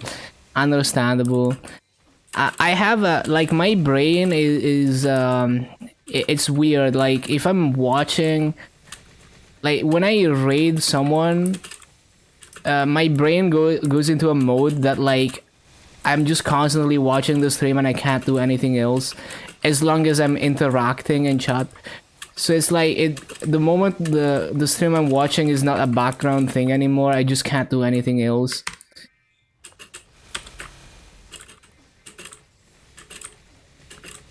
So if the event store lasts until the 16th, can you get Hyperburn to use the leaves to buy from it? Can you get your Hyperburns to use the leaves to buy? Well, you're not gonna be able to coin cap though, but anything that is transferable you can buy and then transfer to the Hyperburn. But you could also buy it now before the event ends and you would still have it for your Hyperburn as long as it's transferable, right? You don't have to buy it the last day and risk not being able to buy it. Unless you have, for some reason, you need it to expire as late as possible. Like you're not gonna use it until the very last day and before it expires. So my advice is just buy everything today or tomorrow. It's gonna last until the Hyperburn starts. The legendary circulator is if it's untradeable, then you can't do that. Oh, wait, yeah, I see what you mean. Like you could use the leaves from the attendance, open them on the Hyperburn. I don't know if you can do that. I don't know. I feel like you wouldn't be able to take the event stuff. Like you can only move to the event map, and then you can't take the event stuff that would allow you to even take the coins. I don't know. I wouldn't count on that working. I don't know. I have never tested that. Like that's a good idea, but I don't know if it will work. You could test it, but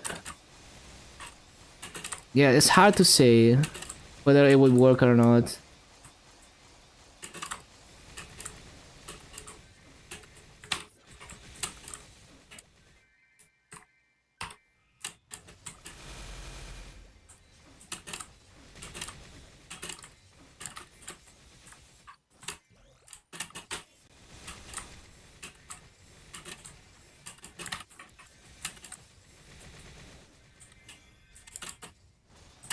Yeah, if anyone ever tested that, let me know, but my intuition would be it doesn't let you take the coins unless you've accepted the event stuff, which you can't accept anymore after the event ends.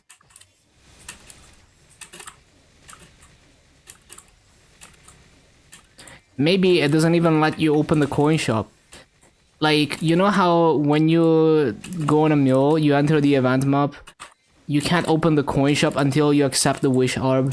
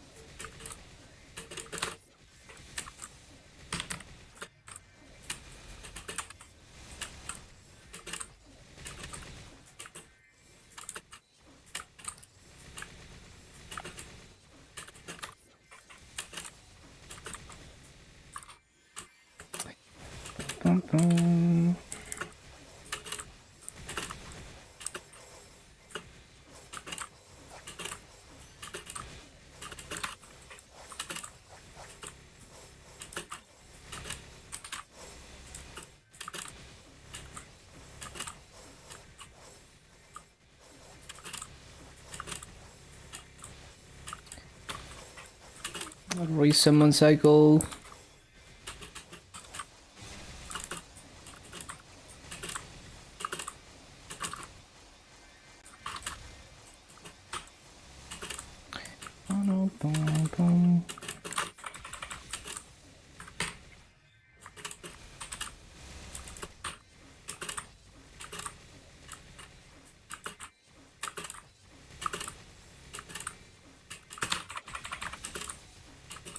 How do I like Adele? It's difficult to play. It just feels like I'm moving very slow, and when I try to use my kit to move faster, it still feels kind of sluggish, and it's not easy to utilize your skills to move faster. You kind of it takes a while to get the feel for it. And when I think about other classes, it just always feels like I'm moving very slow. So it's always kind of a struggle to make the spawn cycles. I mean, there's other classes where I was struggling to make the spawn cycles in this map. But yeah, Adele feels like pretty difficult.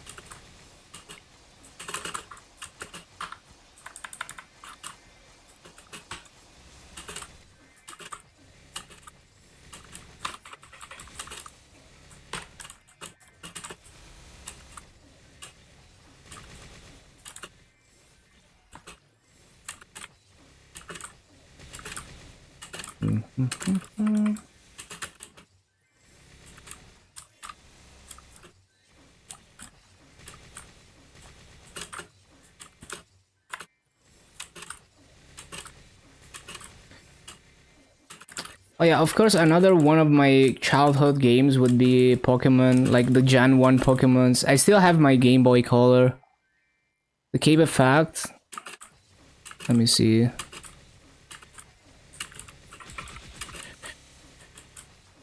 That is just BAM toggle. Like the Grim Reaper. That's just Battle Mage toggle.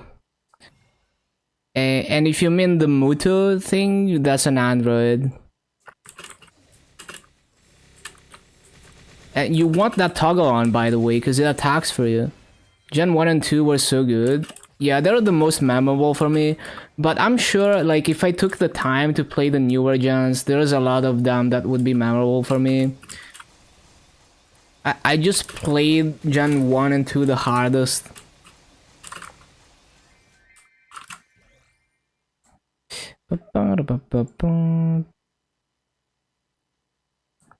Newer genre trash.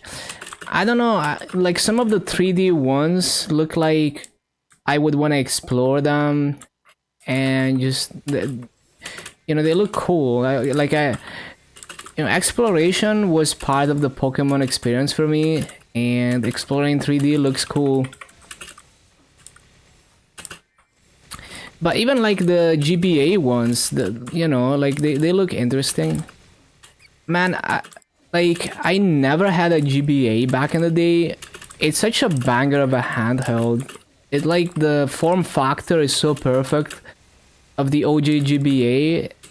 The screen, okay, the screen was not good like on the OG screen, but like if you put a backlit screen on it, it's like a banger handheld.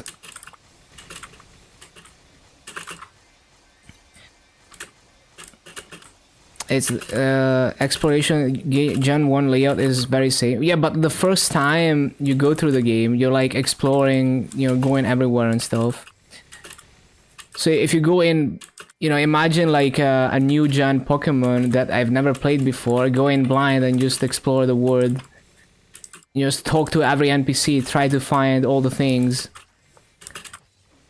And you know, the idea of having a 3D world with a Pokemon game like that seems really cool to me. And just kind of setting arbitrary goals for yourself, like farming certain Pokemon or something.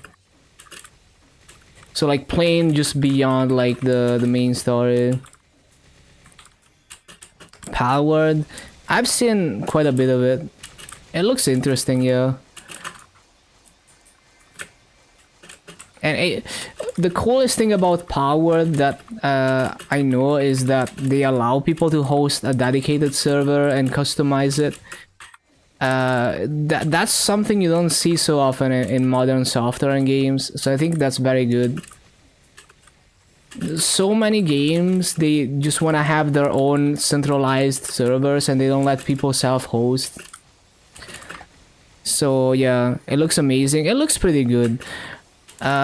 I would say it doesn't have as much of an art style as other 3D games, so I wouldn't say the graphics are like outstanding. Like it has fancy graphics, but the art style is I mean, it's not bad, it's just like not exceptional. But yeah, I think it looks cool. It definitely seems like a game worth checking out for sure, especially with the amount of like customization you could do.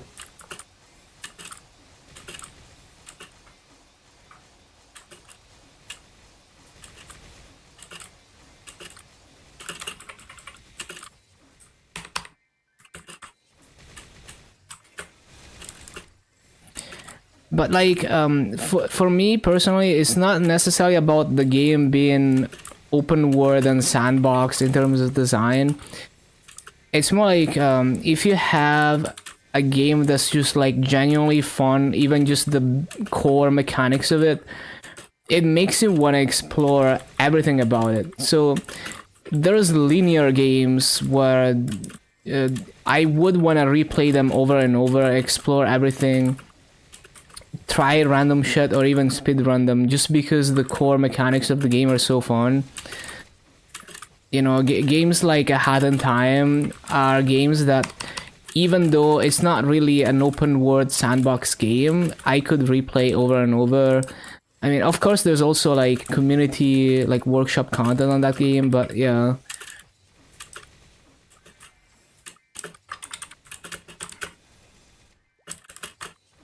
So like in the Pokemon games, yeah, it can be a very linear game, but you can also set challenges for yourself.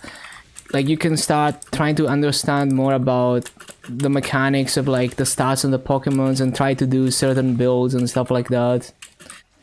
Or, you know, some people like shiny hunting. So like things like that. They're playing Mario 64. I never had an N64 as a kid, so I want to catch up now on all the N64 games that I never played. I did play Mario 64, but like I didn't have an N64, so I would, when the N64 was a new console and it had just been released, they would have Super Mario 64 on display at the supermarket and you could play it. So I would go there and play it. And then one of my friends had an N64, so I would go there and play like Banjo-Kazooie. But I never properly played through any of the N64 games. But now I have a physical N64 and I can play games on real hardware, so... You know, I am planning on catching up on all of that and just playing through the entire library. You don't like Mario 64? I think it was a solid game. Like, I like A Hat in Time is basically a love letter to Mario 64, and yeah, I like collectathon games like that, because like those games they're linear but not really. Like they're linear games, but you can also there's also like a lot of replay value. I like that design personally. Adores Celeste. Oh, I wanna play that shit. Yeah, it looks good.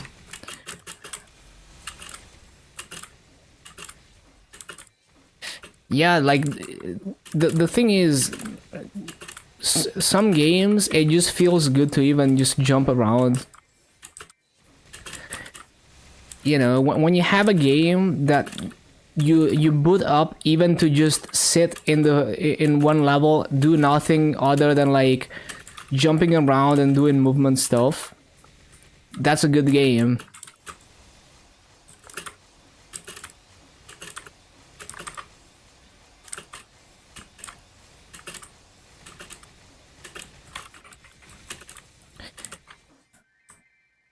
Hope the 3D version gets expanded upon. Yeah, like I feel like I mean I haven't played that game, but like I feel like I would have high expectations for a 3D shift.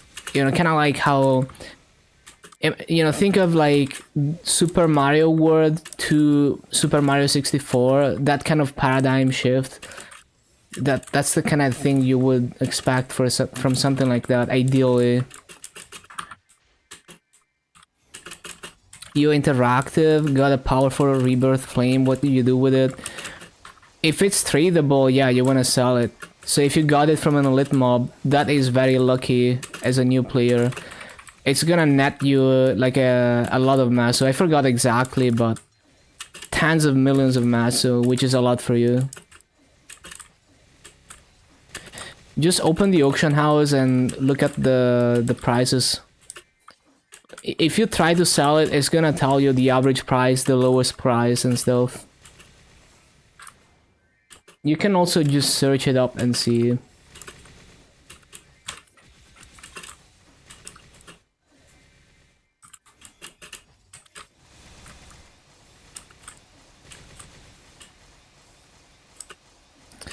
How to search it? In the auction house, there is a search box at the top left.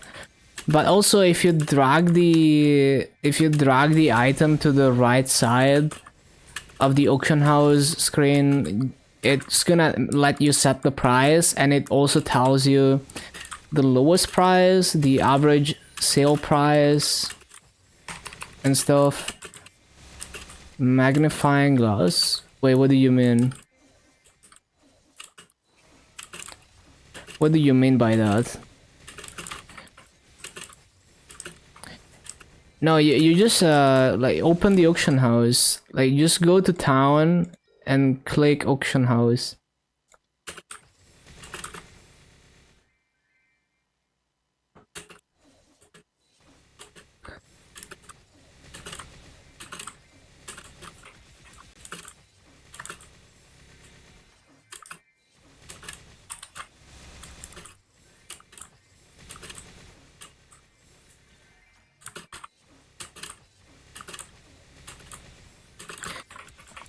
Yeah, I don't think they exist anymore. And that's also not even for searching items. It was the OG way to reveal potentials back in the day.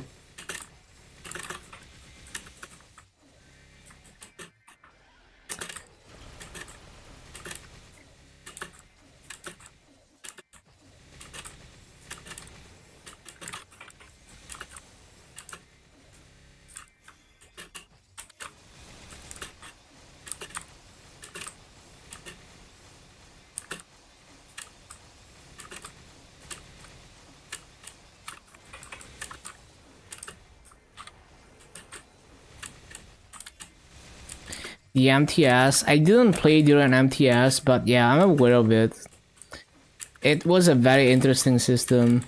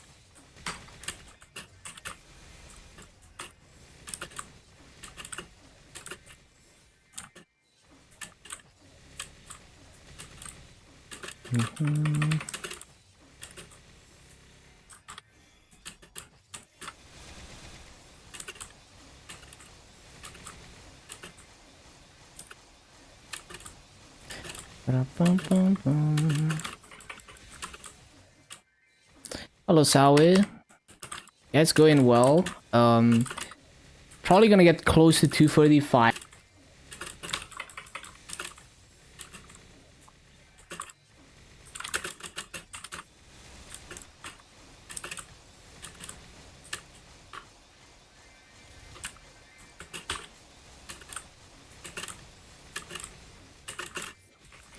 Playing Mercedes is making you feel a little less, or a little miserable.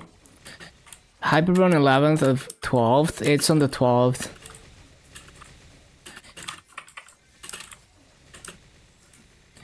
Want to see how a Legion main approaches a Hyperburn?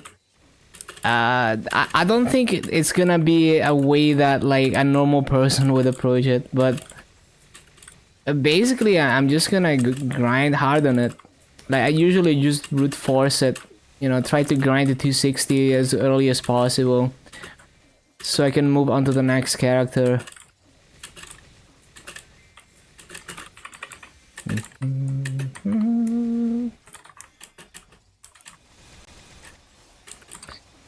Well, it's basically like it's just another 250, except it hits 260 instead of 250 in last time than a 250.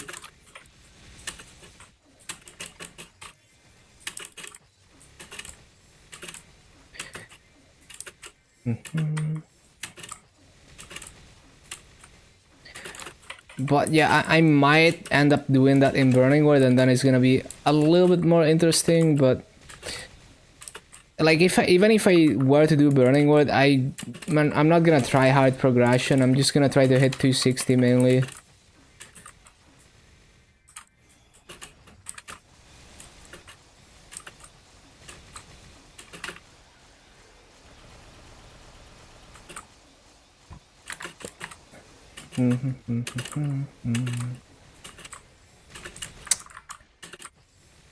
Trash.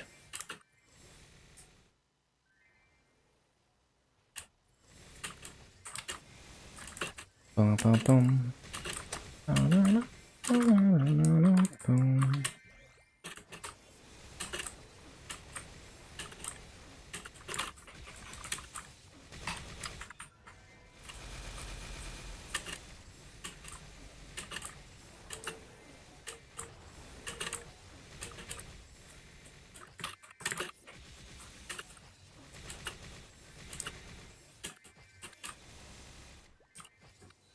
Frozen level 100 reward? Yeah, you get frozen gear.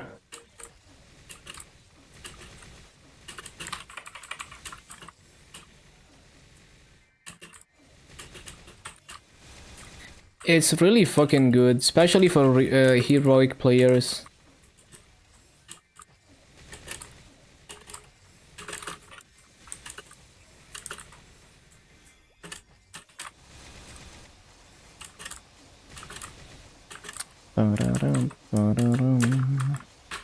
For Galar.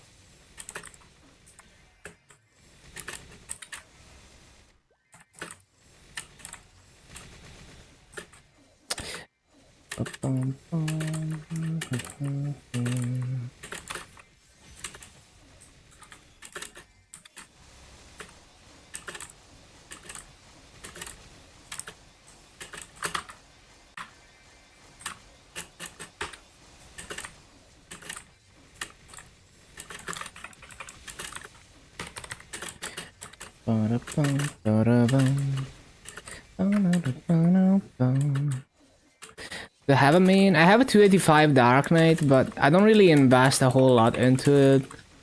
Like it's strong enough to grind in Carson. I might make it a little bit stronger to be basically like the Dark Knight. Over time I might buy like finished 22 star 5 line arcane and CRE for it, and that's probably where it's gonna sit for a long time. It just needs to be strong enough to comfortably grind in the highest level areas. I don't really run hard bosses on it or anything. I never done Black Mage. I don't really care for progression that much. And I mostly only grind it during EXP events, like major EXP events, or if I'm like, for example, I'm gonna max Soul Janus when it releases, so I'm gonna grind like 10 days for that, but just to max Soul Janus.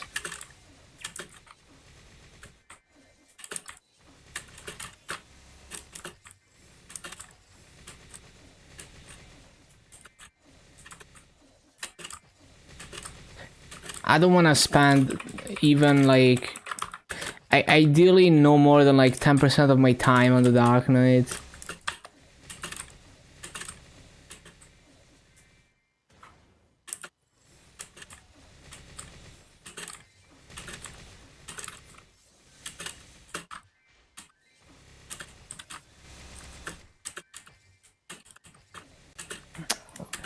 Laggy.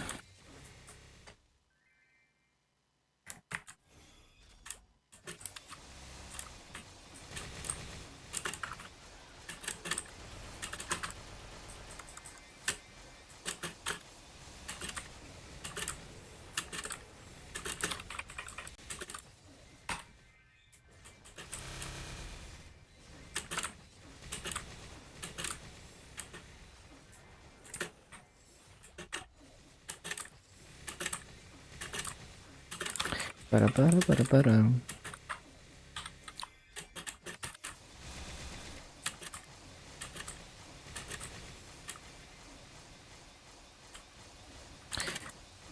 Ba-da-ba-da-ba-da-ba-da.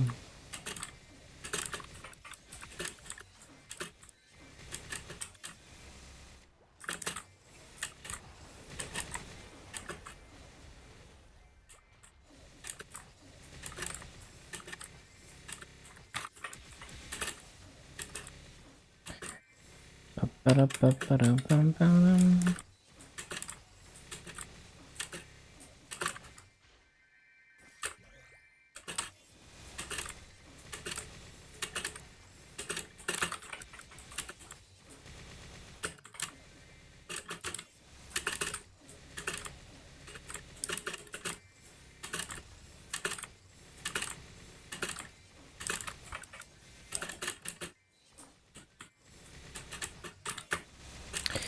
Bum-bum-ba-dum, bum-ba-dum.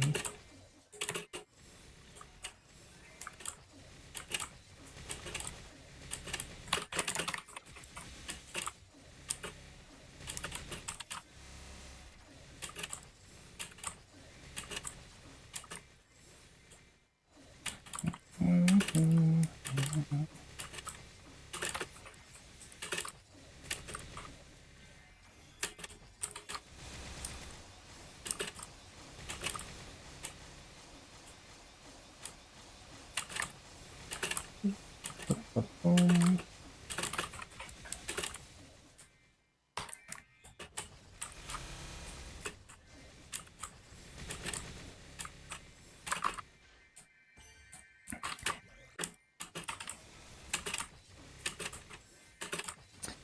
Dark Knight technically, yeah, but not really. Man, if I think back to like my childhood video games, I really didn't play that many games at all. You know, like it's not like I played like hundreds of games like some people did. It's like it's crazy. Like I feel like I played so much. Like I spent so many hours on video games, but it's only a few games. It's actually only a few games. There's like so many interesting game franchises that I want to check out from like 10 to 20 years ago. Now that I'm looking back at the landscape, you know, because back then I was like too stupid to understanding any of these. But now I can look back and see like all the landscape of different video games franchises and how they evolved. Anyone watched Jujutsu Kaisen season 2? Disappointed? No, I don't follow that anime, but it seems like really popular and mainstream. Like I remember seeing like a bunch of Twitter hashtags trending about it. So child was pirating ROMs. Oh yeah, that too. Virtual Game Boy Advance was like my best friend.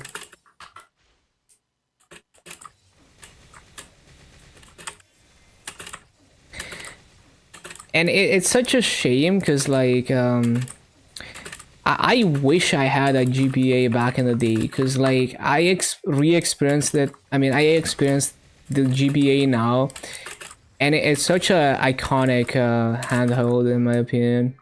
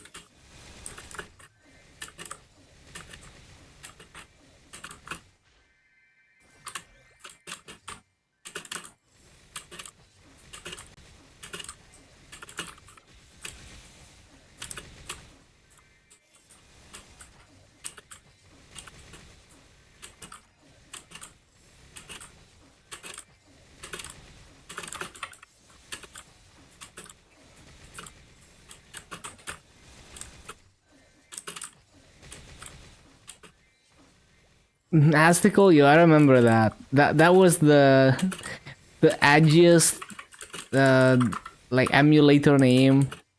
Yeah, the developer was a legend.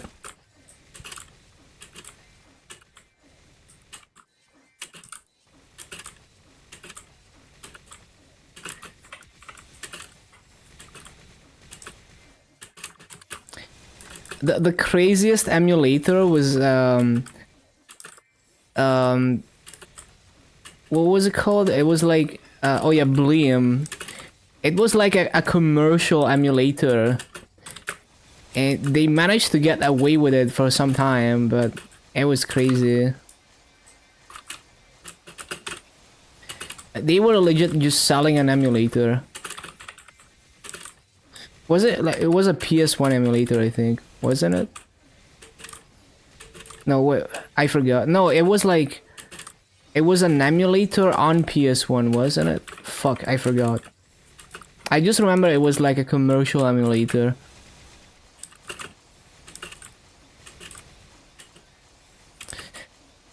Genesis, yeah.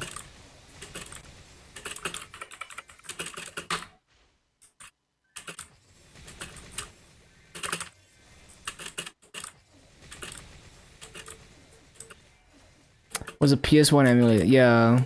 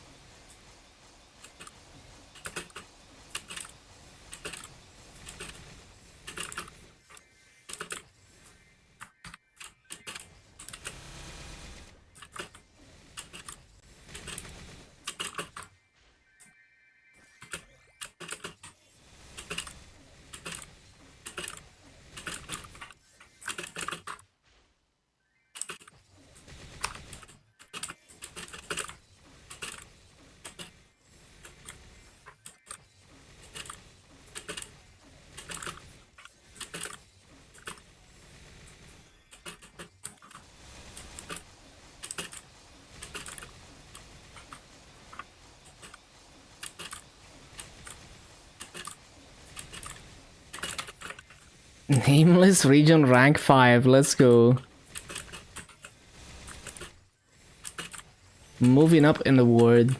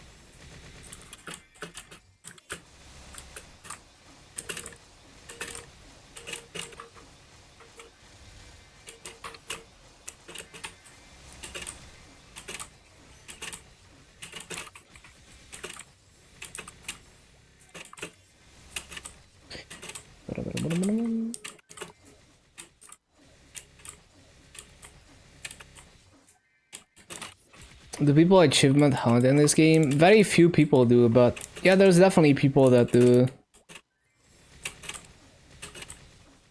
It is not an easy endeavor. Some achievements are not meant to be achieved in this game. Some achievements are just straight up ridiculous, impossible.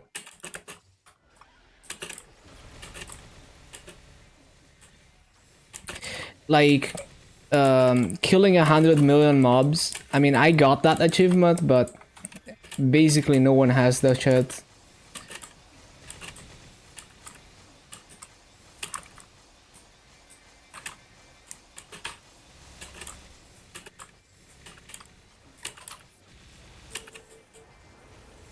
Guild Wars 2.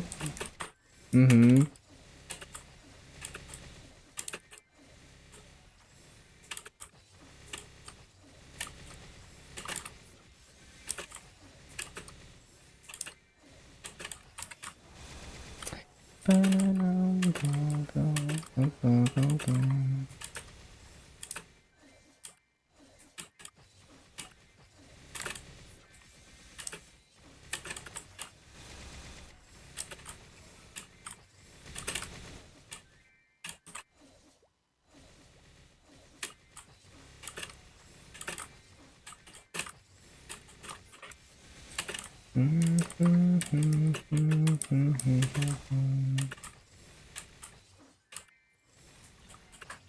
Well, I didn't see the rune.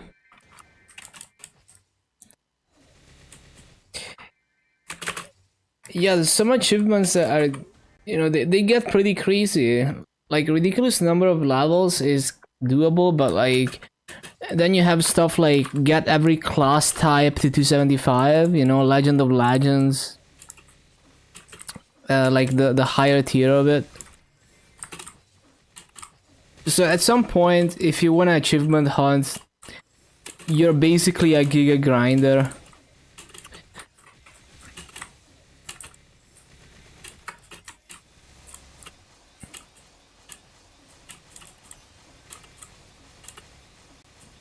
Oh, it's reset. Time to use the 3x that I saved for this occasion.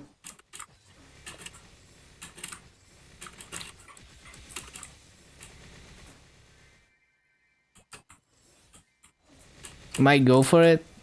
Yeah, I mean, they're gonna ease the EXP curve more and more. I'm sure even for a more casual player, it's gonna become achievable.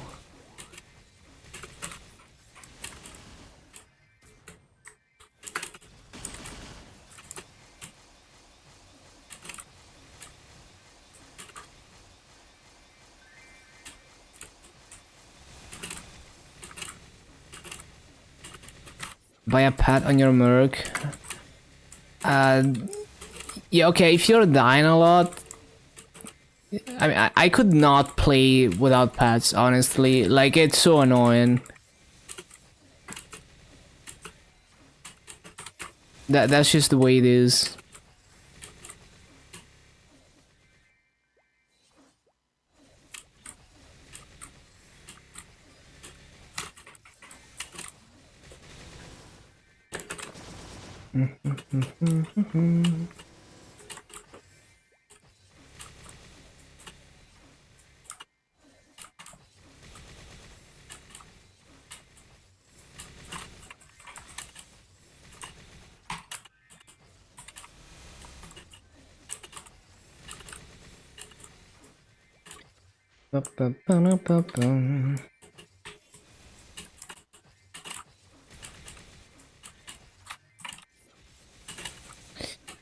Damn it.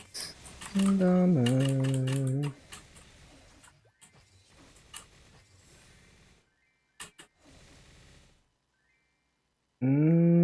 Wild pods.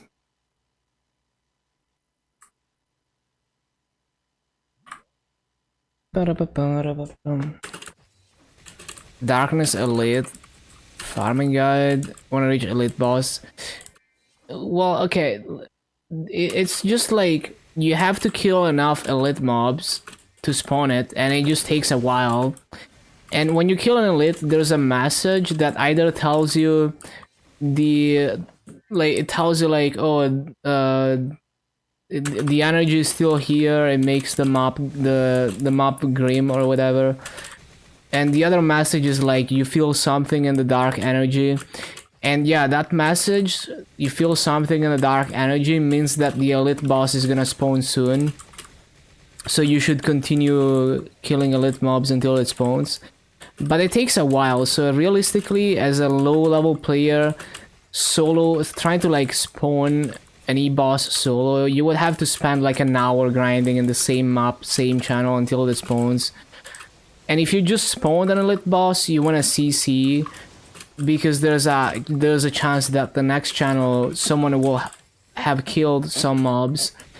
Because like after you kill the E-boss, you restart the counter from 0, right? So the chances are that if you CC, someone will have killed some mobs in that channel more than 0 since the last E-boss. But actively hunting for elite bosses, like that's not much of a thing anymore. They used to be announced. So back in the day, the game would tell you, oh, someone spawned an elite boss, and then you would go to their mob. That's not much of a thing anymore. So you wouldn't be able to hunt E-bosses like that unless you know people who are gonna tell you when they're spawning it, and they grind a lot. But then again, if they grind a lot, they're gonna be in a high level area that you probably can't reach.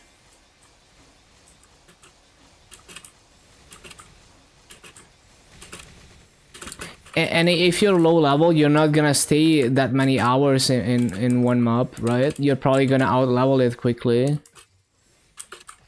So yeah, I mean, once you're like, you know, maybe once you're like level 210, 220 plus, and you're grinding the same map, same channel for an hour plus, you're gonna see E-bosses then. Yeah, there's the free path. There's also Puff Ram.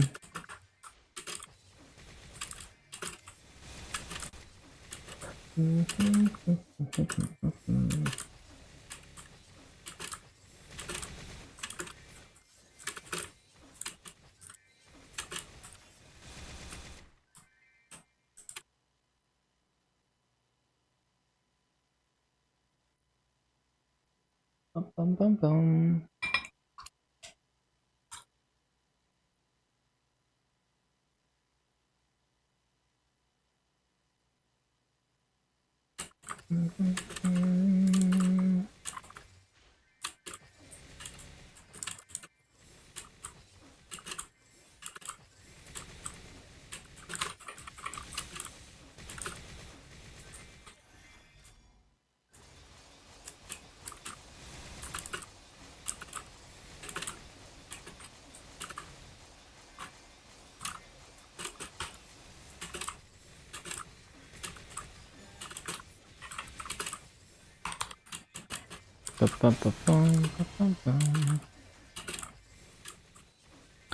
Your Merc is the highest level character on Luna. Damn. It'd be like that when you start fresh.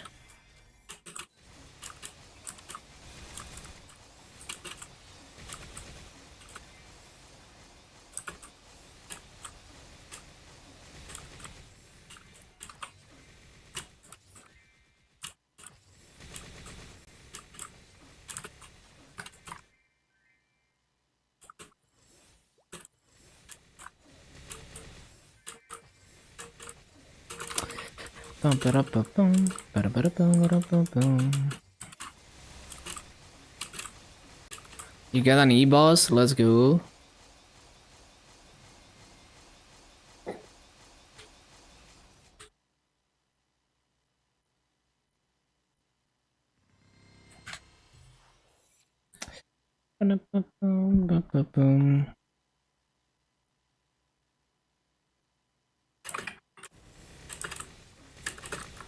You got an E-boss? Time to die. Use your iframe.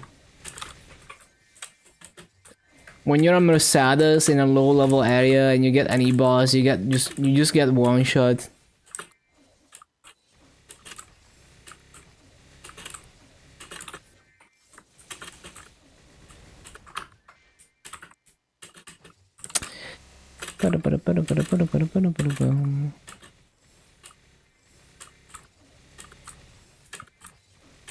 Killed it, let's go.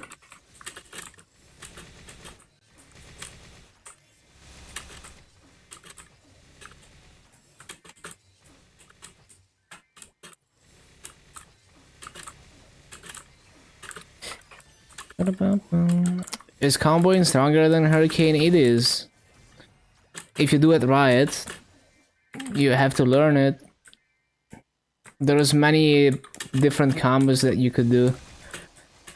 I only learned one combo and I just spammed that, and it's probably already better than Hurricane. I do like Stunning Strikes, Wrath, Stunning Strikes, Unicorn, Stunning Strikes, Spikes, and then Leaf Tornado and Ghost Dive, something like that. It's funny because like I don't even remember the skills, I just remember the movements that my hands have to do the combo. So I have to think about what I actually have on those keybinds.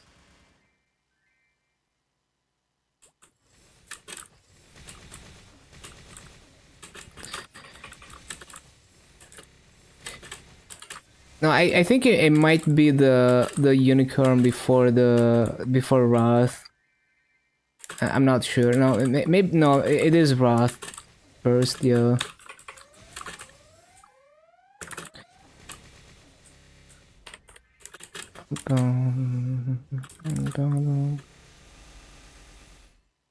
Use 3 debuffs than Hurricane. Yeah, you do like way more damage by comboing than doing that.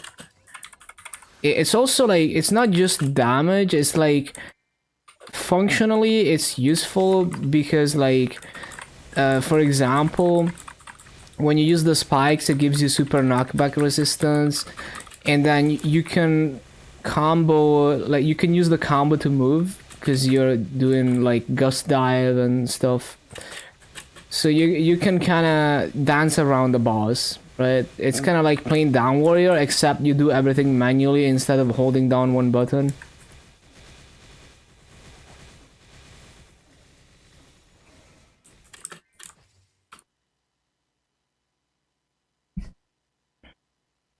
And basically, like, another thing that happens is when you combo into a skill, it lowers its cooldown. So like you combo stunning strikes into Wrath, the cooldown of Wrath gets lowered by 1 second. You combo it again back into the stunning strikes, it gets lowered by 2 seconds.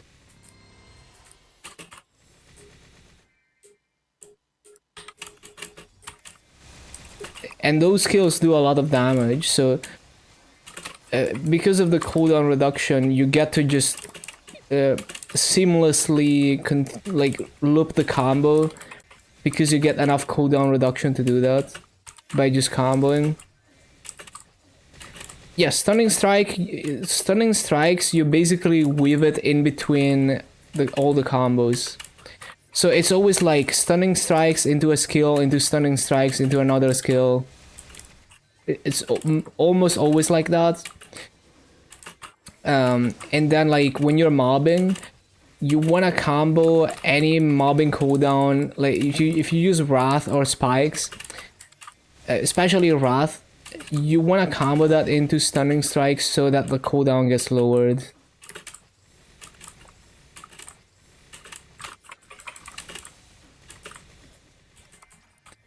So like Wrath, you wouldn't be able to use it every spawn cycle if you didn't combo it. But because you combo it, it becomes 7 seconds cooldown or lower.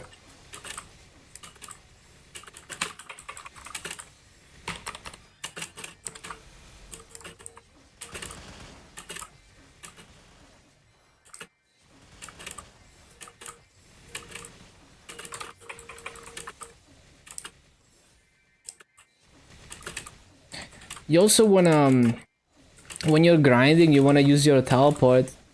Like you can combo anything into the teleport. It's good for movement.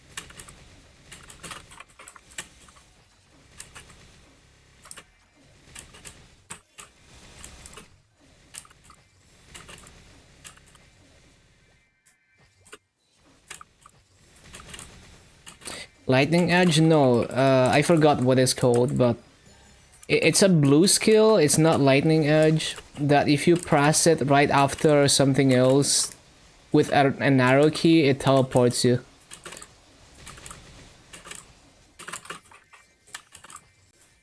Spirit Nimble Flight, maybe.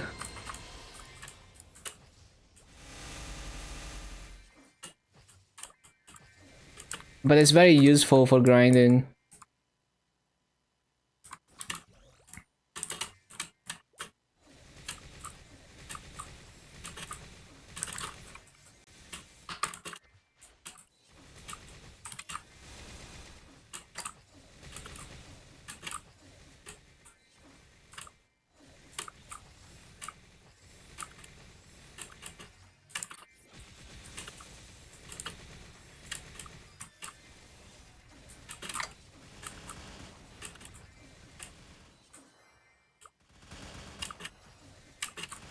Well, I think the mobbing is not necessarily bad, but it takes so long to get good at it, and it's gonna feel terrible for quite a while.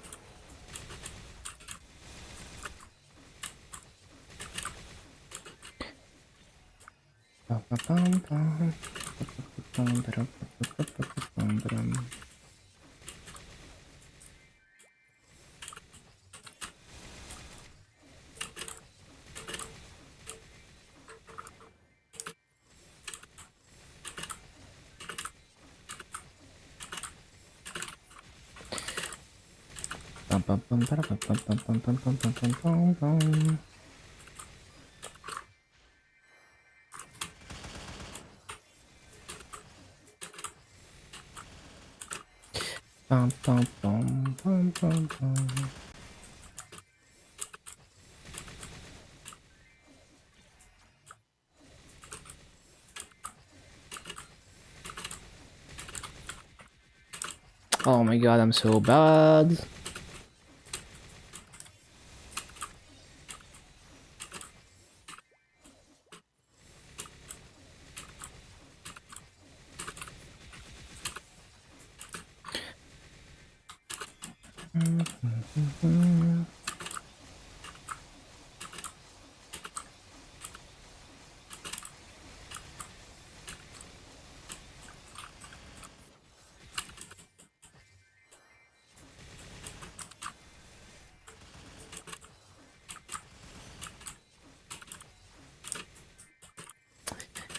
I keep forgetting to resummon.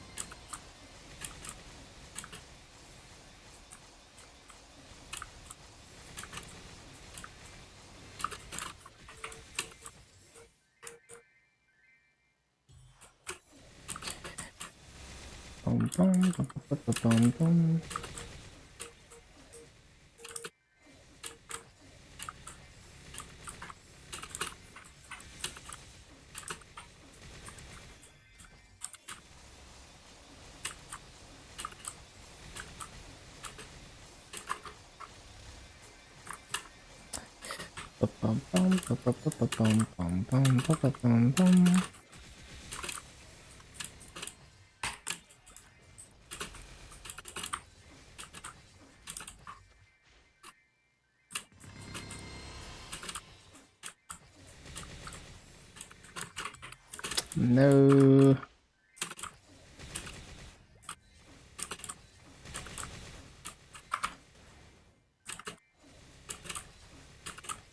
What are your plans for the Dreamer event? What class are you gonna burn? I'm not even. I don't even have a clear plan. I know I wanna burn Nightwalker. I don't know if I wanna burn it in burning order or not. I'm just gonna decide on a whim, on like patch day. Stunning Strikes reminds you of Kadana. In what way? Well, I haven't played Kadana, so I don't know.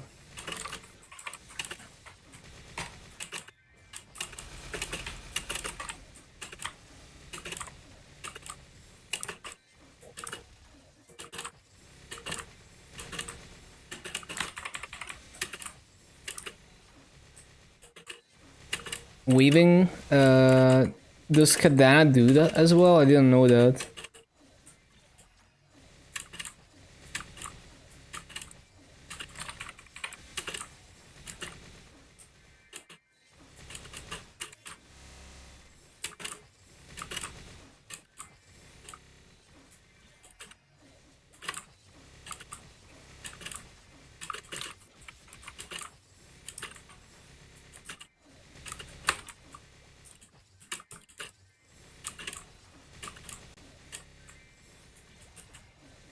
Canceling your skills with chain art trash. I guess. Yeah, I can see that. I need to CC.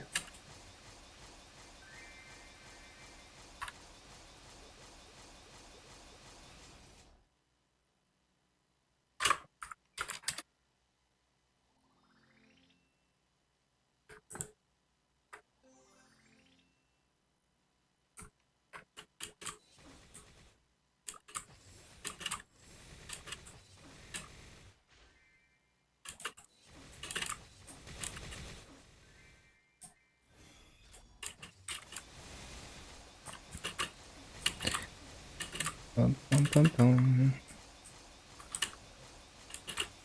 How was training Adele so far?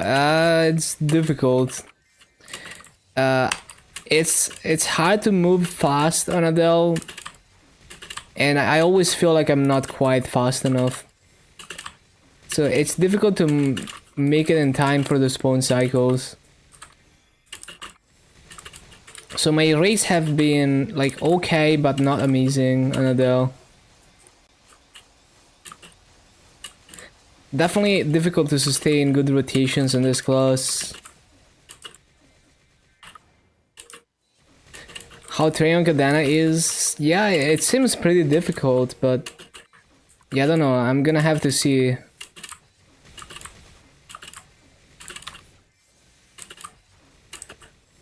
Like I was able, like Arc was not even that difficult for me, but Kadana is like a step up from that. Kadana is like another tier of cooldown mobbing.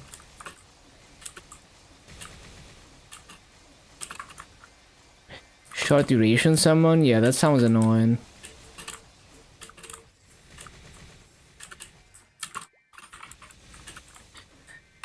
I feel like it's hard to even find Kadanas that are good at grinding. Like, I remember that person on Steve's showcase, like that Giga Whale Kadana.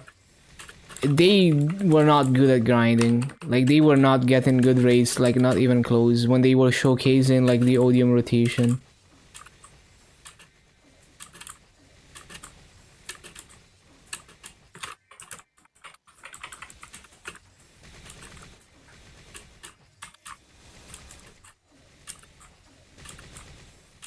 Same button as your trash.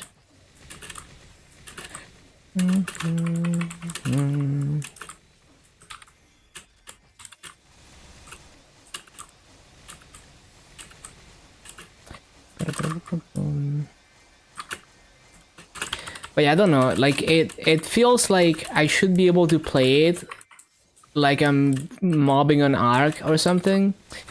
But then when I think about when I did Kadana as a Legion Mill, it feels like way more difficult than mobbing an arc.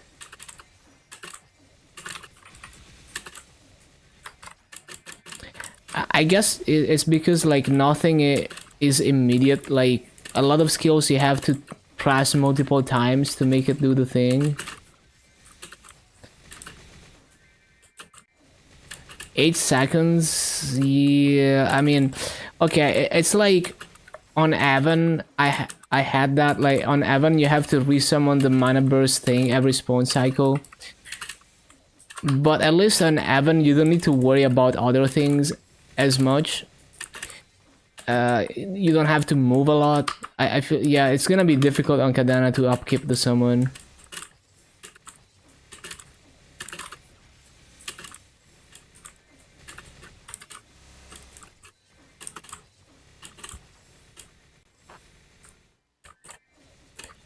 Yeah, basically on Evan and Kadana, you're using your summon as a mobbing cooldown rather than a summon.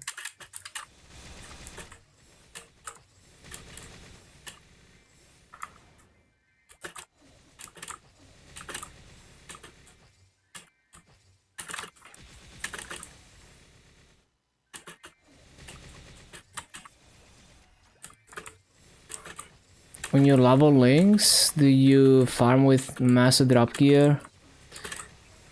Well, if I'm on a fresh account, I wouldn't get massive gear on a character that I'm just gonna get to 120 or 140.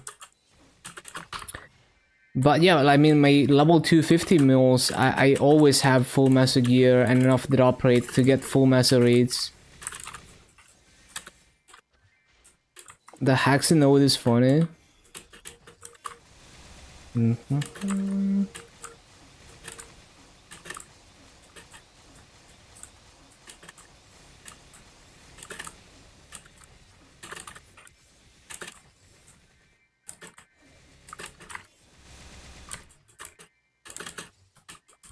So wait, what's the Hexen node? What makes it funny?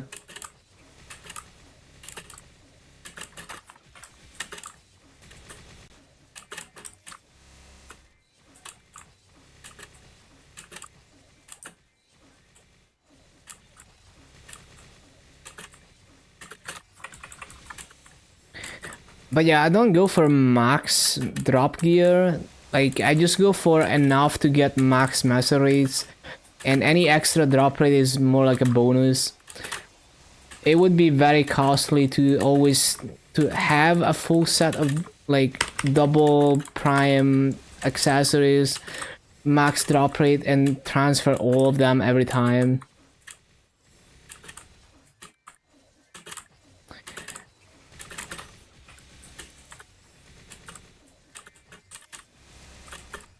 Extra final damage if you use trash before another skill. Oh.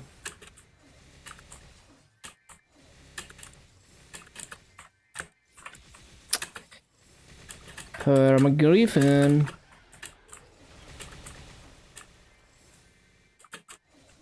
See, it's hard to keep up on Adele.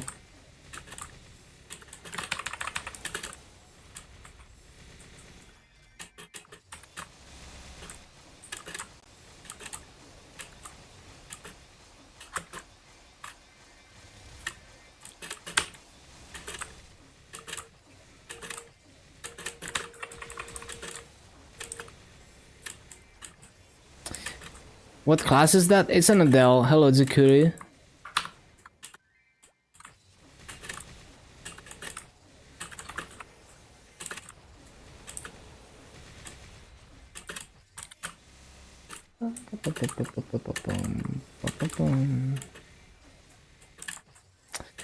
Too slow. Apocalypse Cannon. Is that the skill that like has knockback? 10 seconds summon with 25 seconds cooldown. You could use it as a mobbing cooldown rather than like an actual summon, I guess. Oh, that is not how it's supposed to go.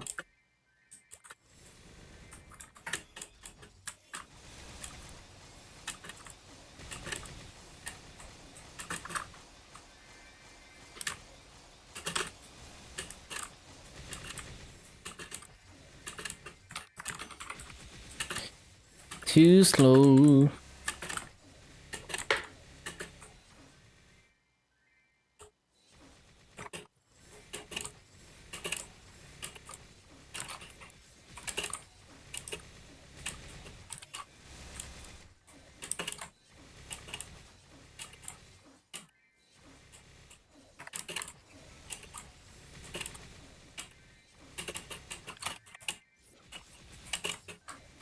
Damn it.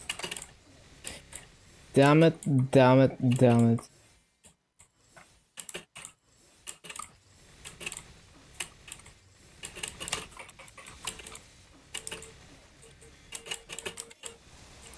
The charge is kind of useless because it can't be perma-sustained.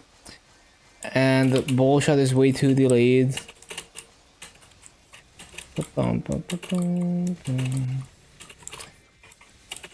Yeah, I guess it sounds kind of janky, even as a mobbing cooldown. But maybe if you use it in between spawn cycles to clear like something every other spawn cycle.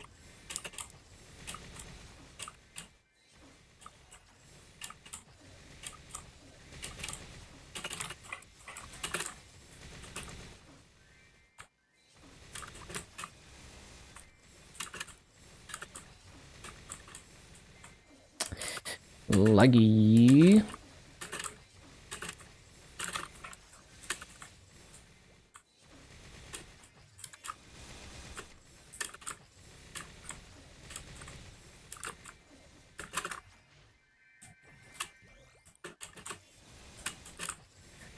The most fun one out of all the combo classes. Yeah, I don't know. I found Mercedes very fun, but I have never tried Cadena.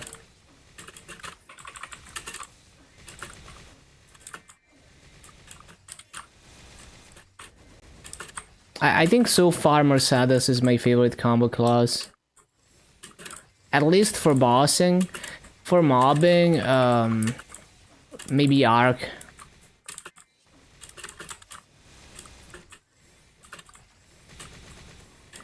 Well, Blaster was pretty fun grinding on it as well.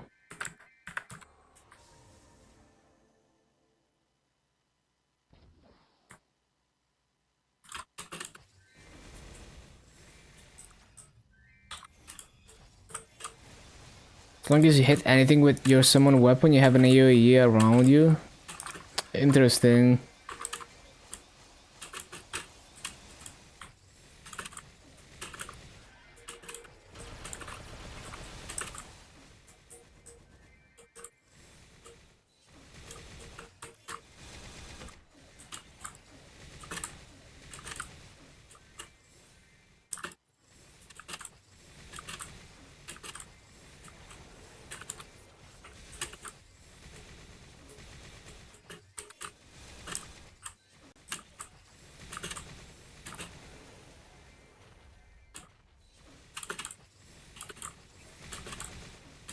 Early skills feel useless for clearing. Yeah, it's kind of hard to balance, but I feel like Katana, all the skills are somewhat useful, almost all of them.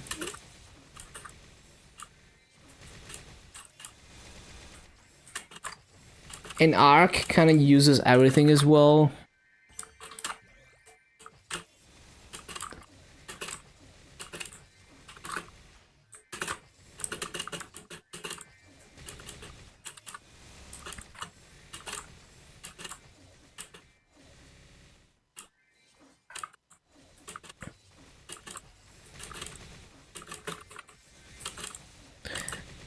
Yeah, true. It does cover up.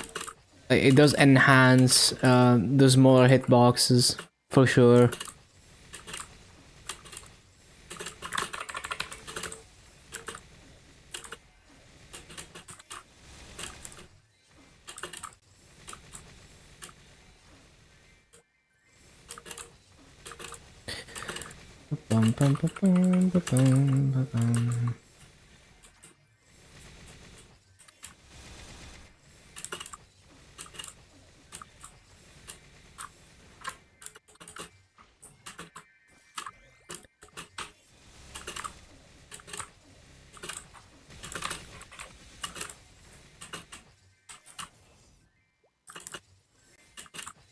Suddenly you're a bit.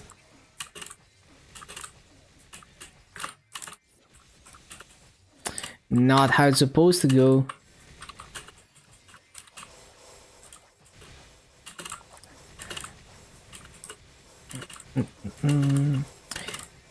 Yeah, being in Flora mode is definitely a struggle, but it's like barely good enough to clear them up. Especially with Devious, what's it called? I forgot. The 5th job that procs.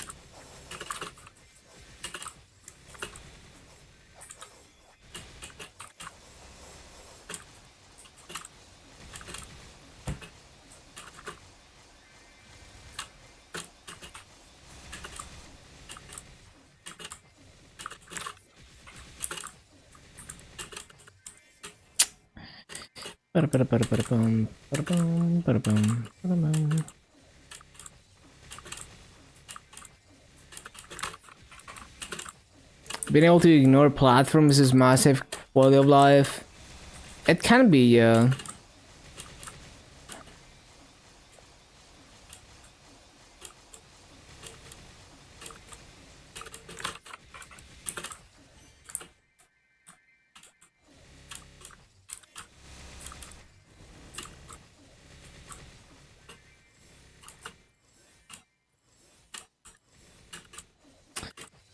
Laggy.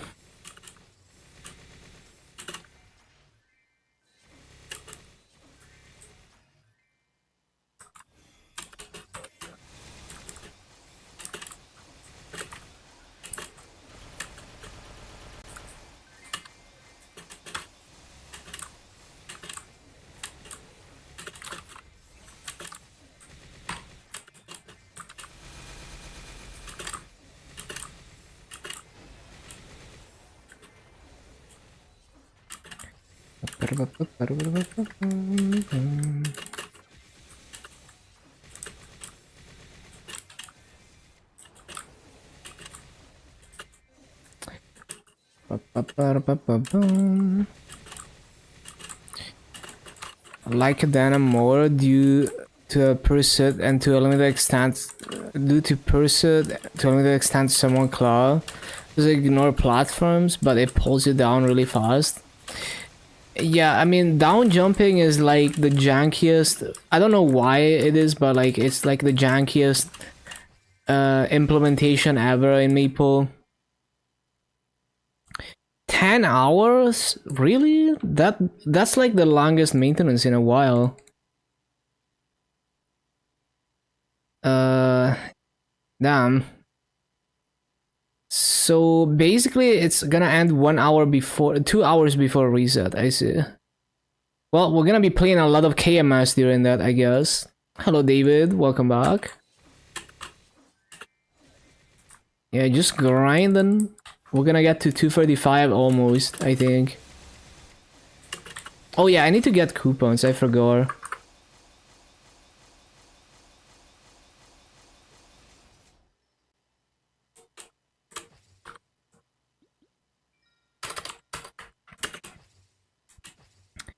But yeah, just like down jump could be so much less janky if they implemented it better.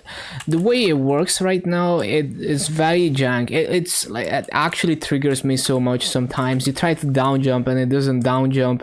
It just jumps in place because like when you down jump, it moves you up slightly. I don't know if you can see it, but like it's like you do a mini jump and then it goes down.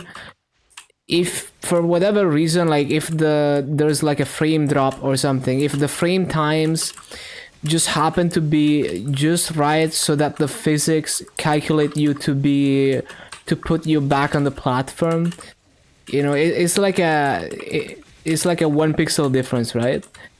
If the physics engine decides that you're gonna be on the platform again from that mini jump, it just doesn't down jump, and sometimes I have to spam so hard to get it to down jump, and it happens like it's more likely to happen with a frame drop, because then the frame time is gonna be huge and it's gonna move you by a lot on that frame. This hello dumplings, welcome back. Does Legion block class stats stack with your pods and stuff? Why wouldn't it be? Oh, you mean like affected by potential? No, it's not. I don't think so. There's very few sources of stat that are affected by potential. I don't think the Legion stats is one. You can test it. Like it's pretty easy to test. I don't think it is. Yeah. Although I think it's kind of weird how attack, most sources of flat attack are affected by potentials, but stat is not. So it's kind of interesting. How often do you change your keyboard? I don't like. If a keyboard can't survive this, then I don't want to use it. It needs to be, you know. Like, I had issues with mechanical keyboards because they would start double tapping, the switches would just start breaking. Like, especially if you don't clean them often. But with this optical switches, it's been good for like a couple years. I was ready to go back to membrane keyboards because I was tired of mechanical switches just being lousy and just not durable. But yeah, optical switches kind of saved it for me. Having a Foxy problem deciding what to hyper. Yeah, the classic, you know, which meta class should I hyperburn, guys?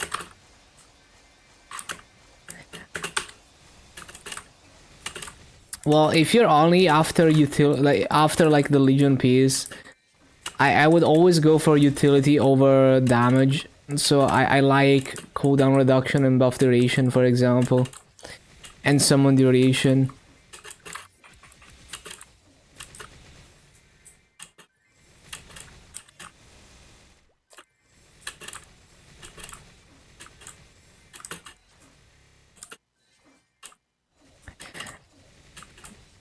Hyper burn yourself? What is that?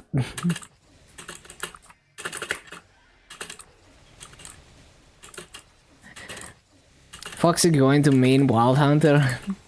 Yeah, he did say so. I mean, it's a cool class. And it's probably gonna get a remaster soon, right? Like, maybe after the heroes.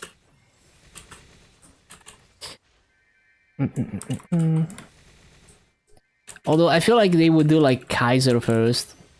We will see.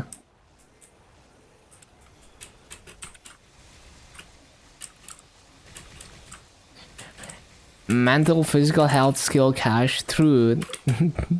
Hyper burn your real life. Surely they will remaster it. Surely.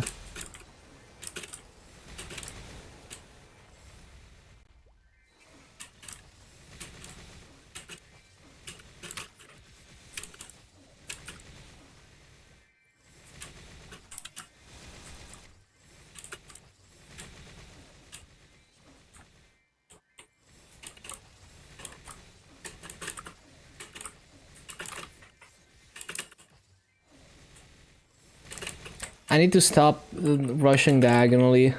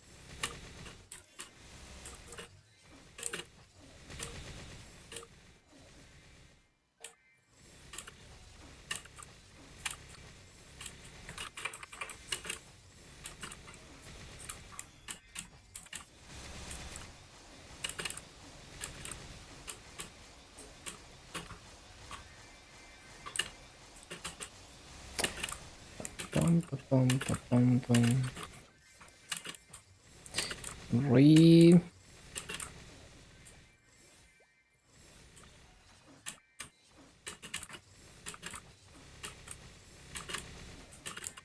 No, I took the portal. Stupid mistakes, man.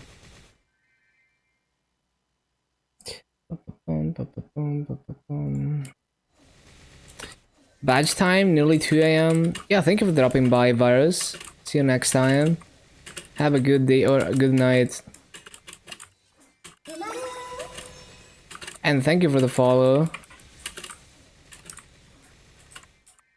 Yeah, thank you, thank you.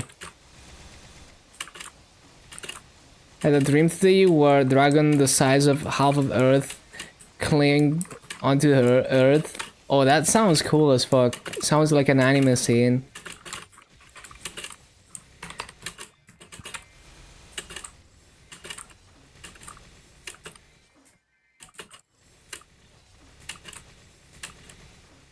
Was it you? Yeah, I love when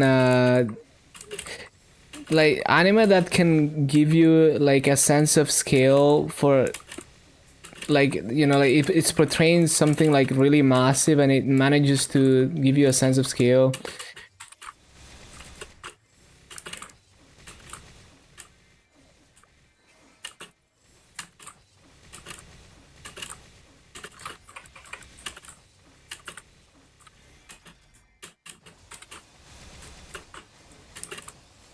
Man, in freaking Gurren Lagann, there, I think one of the final forms of the Gurren Lagann is like multiple light years across or something stupid like that.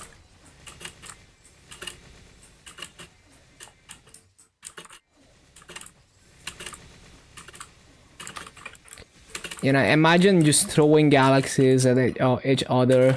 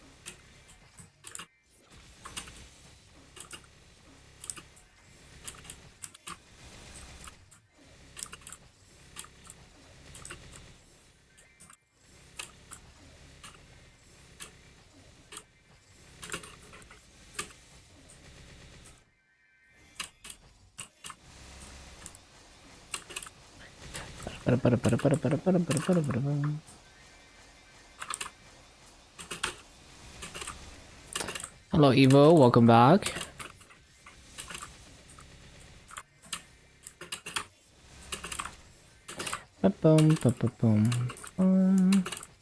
So we have just over an hour left on this grinding sesh.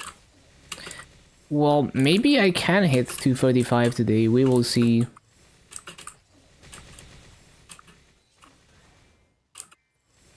Any money out of Maple? Well, yeah, most of the income is from Twitch, like ads and subscriptions, and sometimes donations. I have a YouTube, but I haven't posted any like high quality videos in a while. So like I have a second channel where I just post grinding rotations, which are very useful to the community, but like, you know, it's not like a proper video with commentary and everything. So it's on my second channel. I tried making videos and shit, but like I don't really enjoy the process of like editing and recording voiceovers and stuff like that much. So I might make more videos at some point, but it's not like my main focus. My main focus right now is to just like, you know, push the in-game achievements, like, you know, like explore Legion to the point where we get into uncharted territory. Like not necessarily #1 Legion, but like, you know, get to the point where basically no one has ever pushed Legion that far and never stop. You know, just the main goal is to like share the passion I have for this game and the things that I do in this game, and do it as best as I can and document all the farming rotations. And then things that you do mainly for engagement, you know, like I don't want to do a weekly YouTube video just for the sake of making a YouTube video that is gonna bring people to the stream. If I make a video, it's like I want to make a good video, and you know, if I don't feel good about editing the video, then it's not gonna be a good video. But I do wanna like eventually try to make some kind of like progression update video on like the Legion project and stuff like that. Something like genuine that doesn't require like a crazy amount of editing work.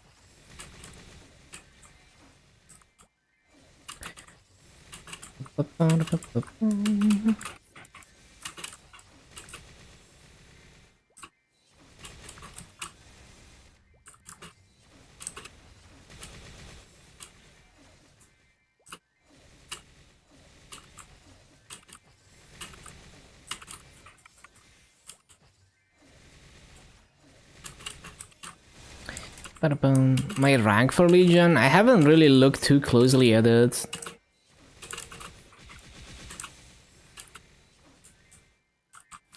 And like I'm moving so fast anyway, like at least until 10.5k Legion. Even like 10.6 I'm gonna be moving fast. And then it's gonna be a long grind for 11k.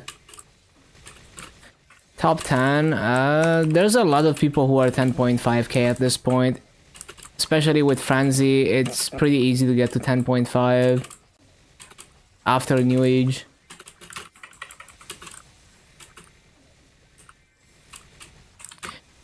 But GMS Legions are not even that high if you consider that we have Frenzy. On KMS there's so many people who are 10.7k.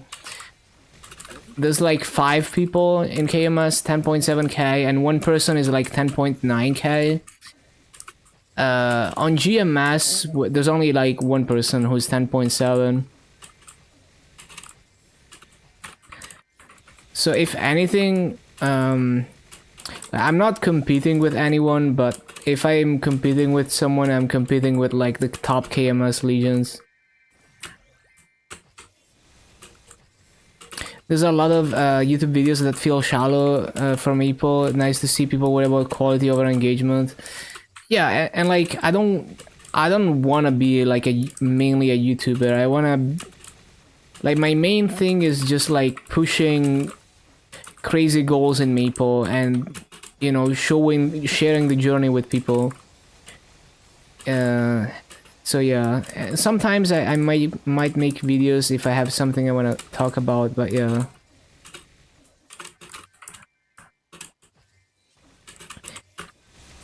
And I mean, I'm passionate about other video games than Maple, so like, you know, maybe once the KMS side of things is less busy, I could also incorporate like an hour or two of variety gaming and still grind 10 hours a day. We will see. Like, I do understand that you can bring in viewers way faster if you regularly do YouTube content and stuff like that. I'm just not feeling it right now, even though it would be very beneficial. So it's like, you know, like, obviously it's not the optimal way, but pushing for crazy goals will also attract attention.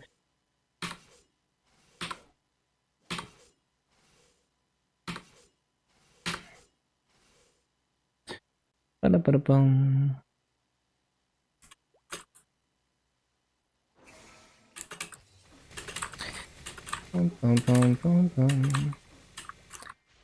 I don't feel like I'm particularly good at making YouTube videos either, so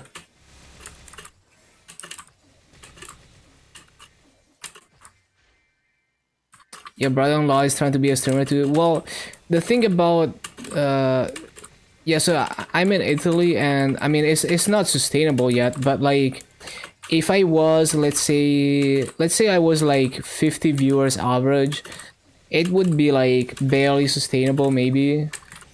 And if I was like 100 viewers average, it would be like, you know, like I would have some savings. So anywhere in that like, you know, between those two numbers would be a good spot to be. Depending on where you live, it could be even cheaper to sustain yourself though. But it's definitely way less expensive than in some areas in the US. Like, I remember seeing a Reddit post about like Nexon hiring. I mean, I don't need to be like freaking soda popping, right? So depending on, so for me it's like the main goal is for the stream to be barely sustainable enough that I can continue spending every waking hour grinding Maple and sharing my passion for the game. So I'm not trying to like maximize the profit or anything, but like yeah, so like I remember seeing like a Reddit post of people discussing like the salaries that Nexon gives to their employees, and they were like, some people were talking like 100K salary per year is like not even high for California, and I'm like, I can live on like 10% of that salary. So yeah, it's like it can change so much depending on where you live, and there's places that are even cheaper than here. Also depends on your lifestyle. So I don't care about real life convenience or like going outside or anything like that. Well, not necessarily just grinding Maple, like I'm not opposed to the idea of like playing other games too. It's just like right now I am passionate about Maple, but I'm passionate about many other games as well. But yeah, basically, ideally, I can spend as many hours as possible just, you know, playing video games and sharing my passion and my project for whatever video game. And right now, for the foreseeable future, it's gonna be mainly Maple, and everything else is gonna be like casual side content. But you know, like maybe 2 decades from now, I'm like speed running a game or another game or something. Who knows, right?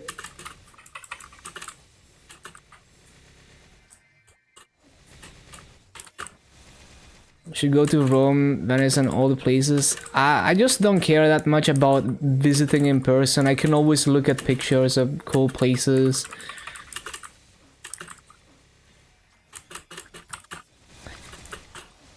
It's like, it's not worth the money and effort to go to a place just to see it in person, usually, for me personally. The only things that I would travel for in the past were like anime conventions, like anime and gaming conventions, and like LAN parties. But yeah, these days I wouldn't even bother with that because I've already experienced that, so I don't feel like I need to experience it again. You know, I had my fun with it.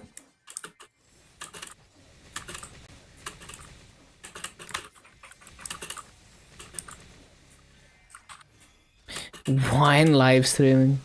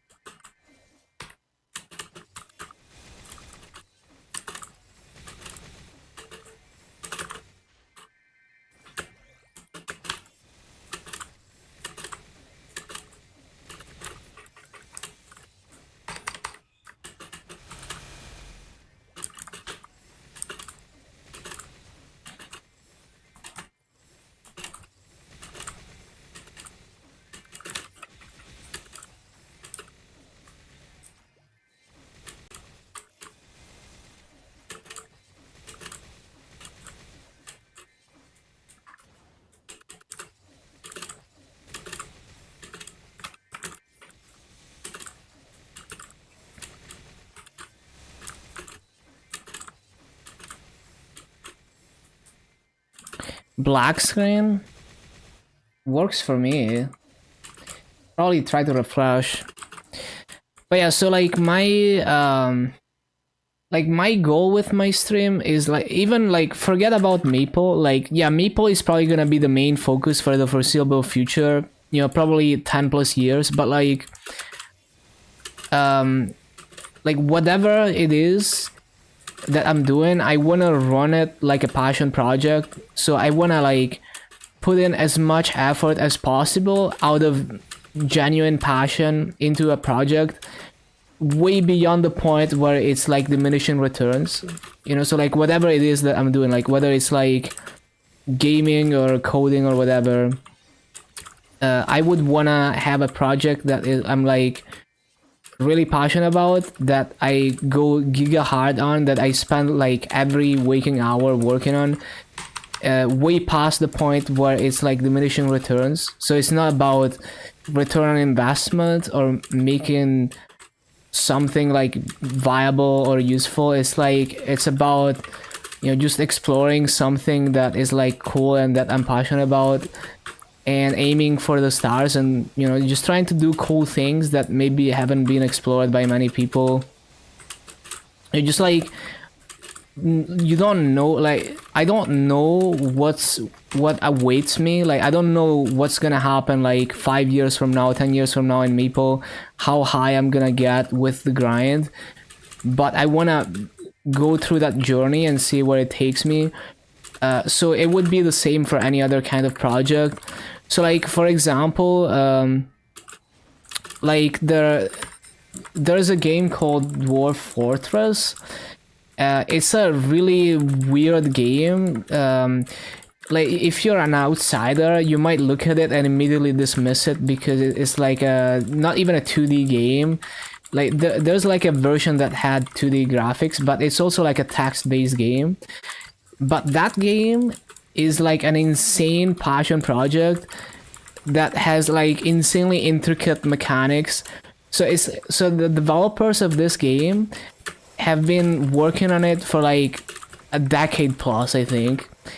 And they basically, their goal is to just like they could easily just turn it into like a more like mainstream product and just, you know, make enough money to live comfortably.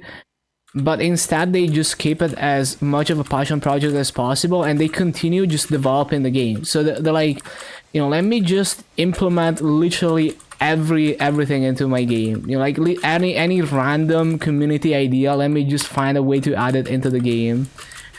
And you know, they just do that infinitely. So that's not how a normal game developer would approach managing their game. They would like limit the scope of the game so that they can ship the feature and be done with it, and you know, like not over invest into it so that they, you know, they make a profit without spending a lifetime working on the game. But yeah, like these developers of this game are so passionate that they just keep infinitely working on it and enhancing it and working with the community, and they're not even trying to, you know, make it as marketable as possible. They're, you know, basically it's like when you reach the point where it's like barely sustainable and you can continue managing as a passion project forever, that is like when you win. It's not when you make the most money possible. So that is kind of the mindset that I share with that project, for example. And there's many things that I could be this hardcore about other than Maple. So it's like, you know, if I get tired of Maple or Maple changes in a way that I don't like it, I could do other things like that. So yeah.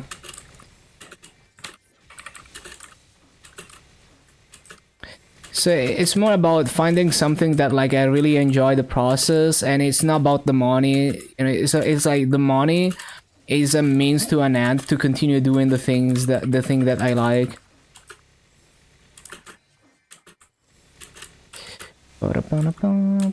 That is why I'm not necessarily trying to be like the next Asmongold.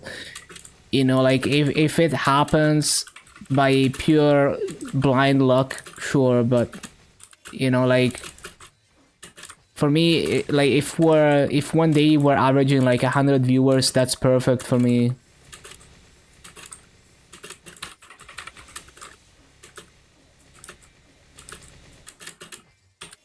I mean, even if I'm averaging like 50 viewers, that's probably already sustainable with how frugal my lifestyle is.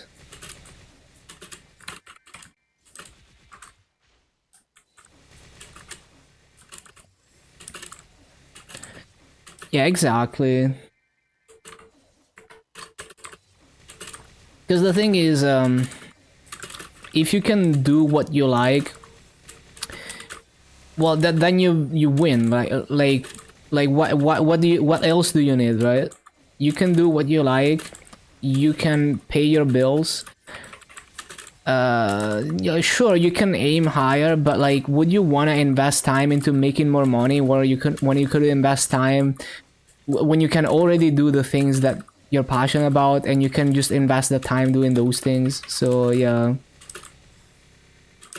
that's just kind of the way I see it.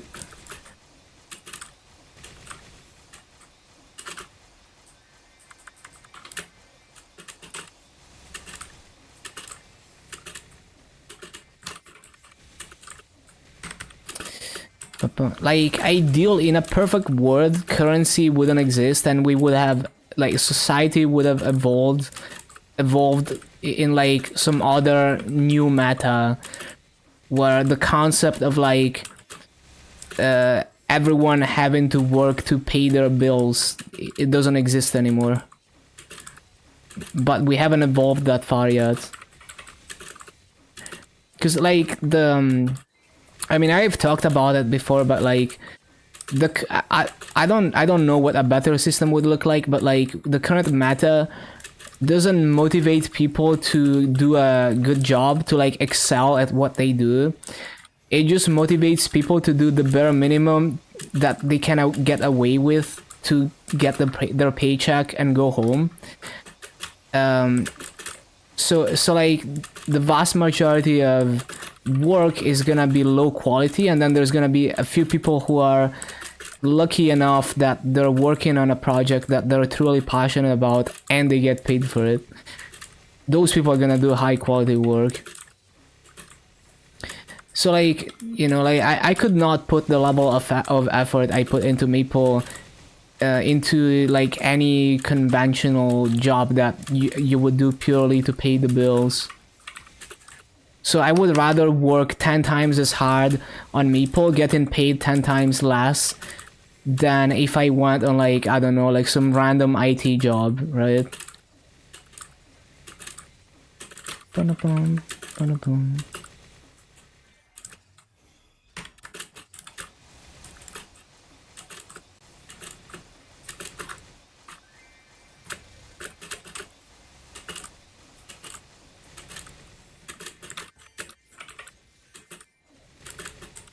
Because then I feel like I actually care about what I'm doing and trying to do a good job at it.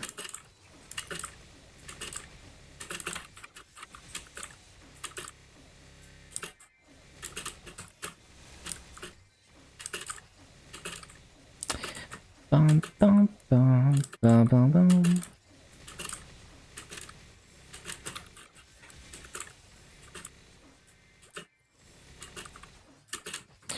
Well, I'm not saying the jobs don't have a purpose. I'm just saying the people working on them, on average, they're not trying to do a good job. You know, the main reason they do their job is because they're forced to, because they have to pay the bills, because that's the matter. And that culture is like deeply ingrained in, you know, the fabric of society. But like basically, like the average person who's working on something, you know, like whatever job, their main goal is to get their paycheck, and there's always gonna be the bias of like, well, if I can get away with cutting corners with no repercussions, then I'm gonna do the, you know, like I'm gonna do the bare minimum that is gonna get my paycheck. So yeah. And it goes deeper than that. It's like, well, the goal is like, even if you're trying to make more money, the goal is gonna be to make more money, not to to do a better job. So like maybe you're trying to excel in some field, so you move up the ladder and make more money. You're working for a metric, so you're trying, like, you're working towards increasing a number, rather than you genuinely feel like, you know, like you're passionate about this thing and you want to do it as best as possible.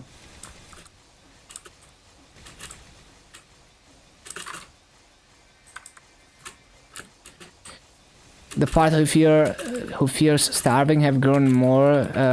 Yeah, I mean, I get that. Like legit. I mean, there's no escape from that meta, so I fully get it. I'm just reckless. Like that's just like, you know, I'm like the guy who like lives in a cabin in the woods and hikes.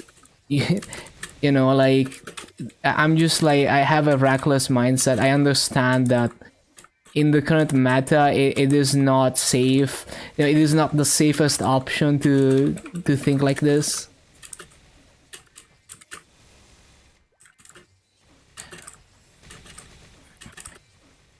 Picking up the trash. Some people are really like obsessive about cleaning things and everything being clean and nice. So you know, and so some people are like passionate about, you know, doing like a community service. There are people like that. I mean, I'm not saying like, I'm not claiming I have like a perfect system in mind. Like I have no idea how we could shift towards a meta like that, where it's passion driven rather than money driven. I'm just saying like, it is not a good meta. It, you know, it just feels like it just feels so scuffed that like the main driving factor of people is basically, it's like the main thing that drives people to do things is like, oh, I'm gonna starve to death if I don't. So it's like someone is holding a gun to your head. And yeah, I mean that's how nature works, but yeah.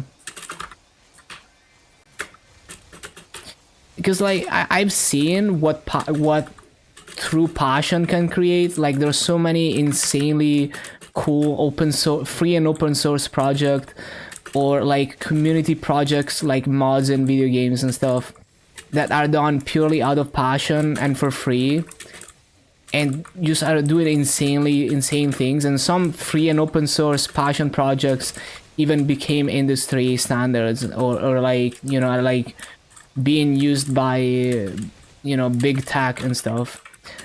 So like I've seen what passion driven work can create. So yeah, it would be cool if everything, like, you know, we would need way less people working if everyone was that passionate that's working, essentially.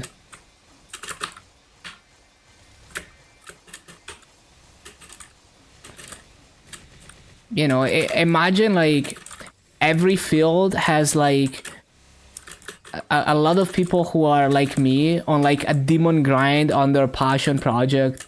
You know, whether it's like coding some shit or whatever. And they're like working giga hard on that every waking hour because they just want to do that. And the thing is, there's probably so many people that would do that, but they never get to do that because the whatever they're passionate about doesn't make money. And so they have to do, you know, they have to use their mental energy and time on something that can pay the bills. And, you know, maybe they just cannot manage to like fully realize their passion project because of that. So like imagine the amount of wasted potential. Like imagine like, you know, maybe there's like technological advancements that just never happened because that person just couldn't fully dedicate themselves to the thing that they were thinking about.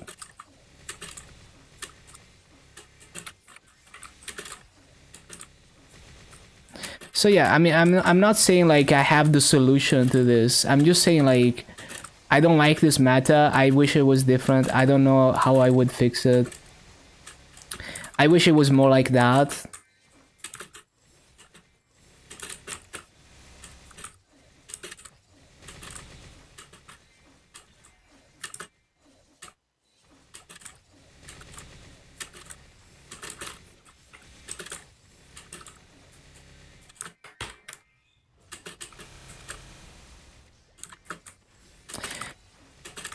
Yeah, of course. There's other factors too. Like maybe they're more passionate about their family or something. Absolutely, but that's a, like a case by case thing.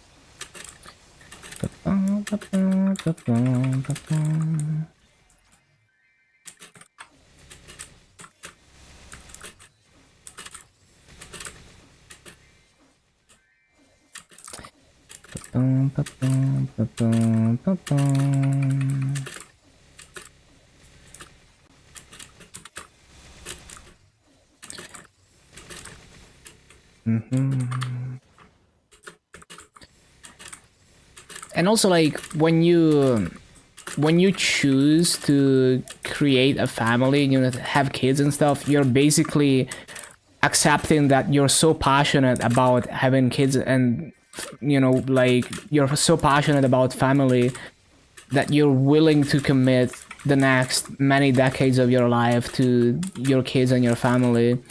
So it's like the terms of you agreed to the terms of service.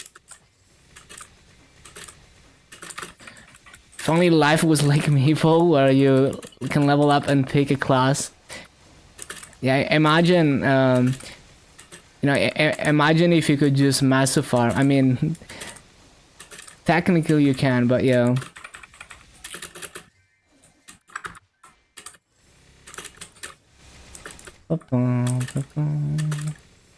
But yeah.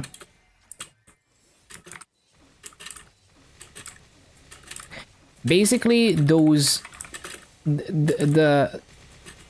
top, less than 1% of like super passionate people would carry, all the wage slaves.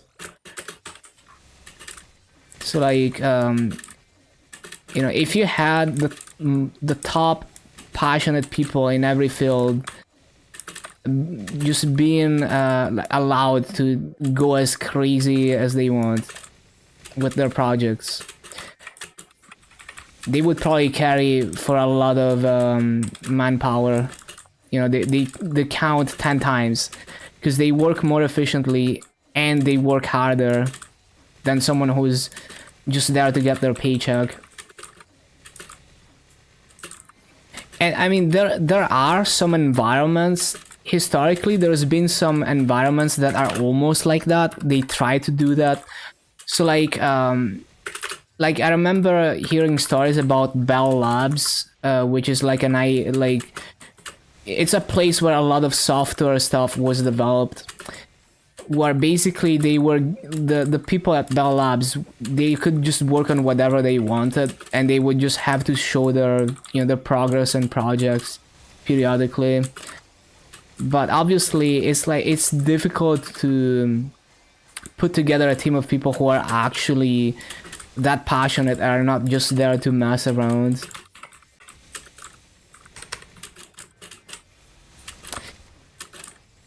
Wouldn't it be cool to have this magical powers and jump around killing some quickly respawning mobs?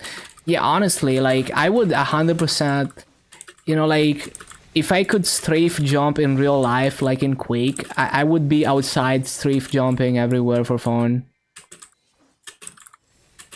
Boom, boom, boom, boom, boom, boom, boom, boom, boom.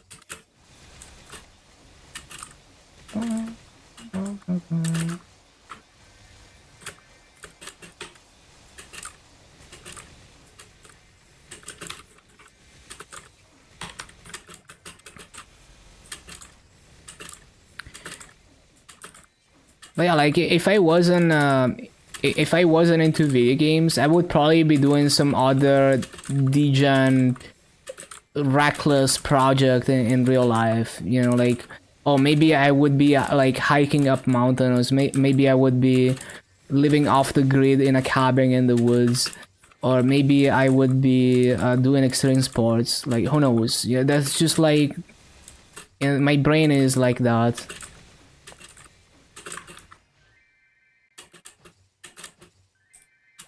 You know, maybe I would be like a musician barely scraping by with like no money.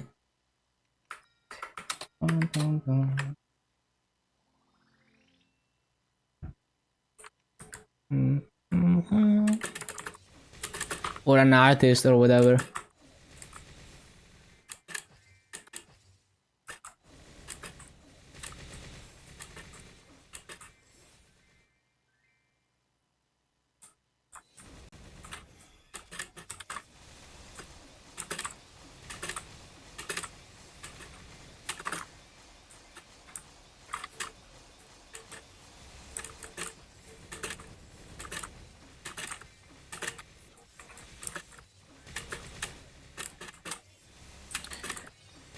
Bum, bum, bum, bum.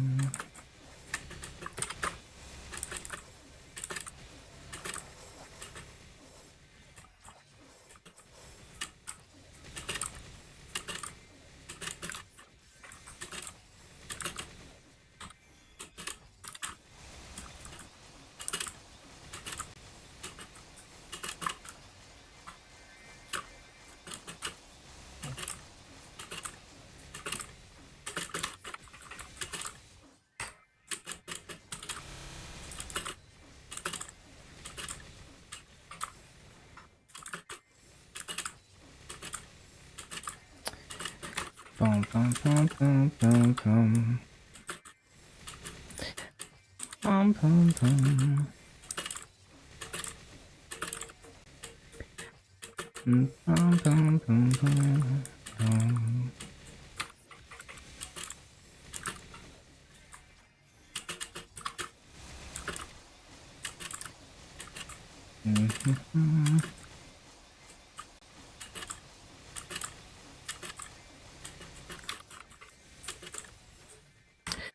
Bum, bum, bum, bum, bum.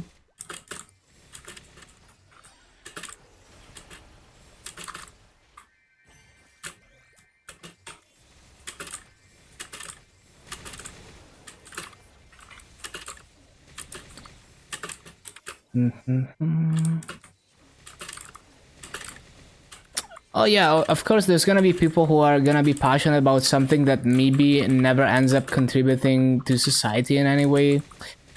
But you also don't 100% know that that level of passion will not lead to something that might be useful for society. So it's kind of like, oh, we're investing into space exploration, but we don't even know if we're ever gonna discover anything useful to society because we don't know what's out there. But, you know, like all the technology that we develop to do that sometimes leads to things that are useful outside of space exploration, or maybe sometimes the things we find through space exploration are useful to society in some way. So it's kind of the same thing. Like maybe you're so try hard about food that you accidentally develop some like new like food chemistry or something. Like who knows, right? So you know, it's also like entertainment is value to society. So maybe you're like, you know, the most hardcore player of a video game and like everyone loves watching you. You just provided value to like thousands of people, potentially millions of people even, you know, or like an artist. So there's more than just like the extrinsic value of things.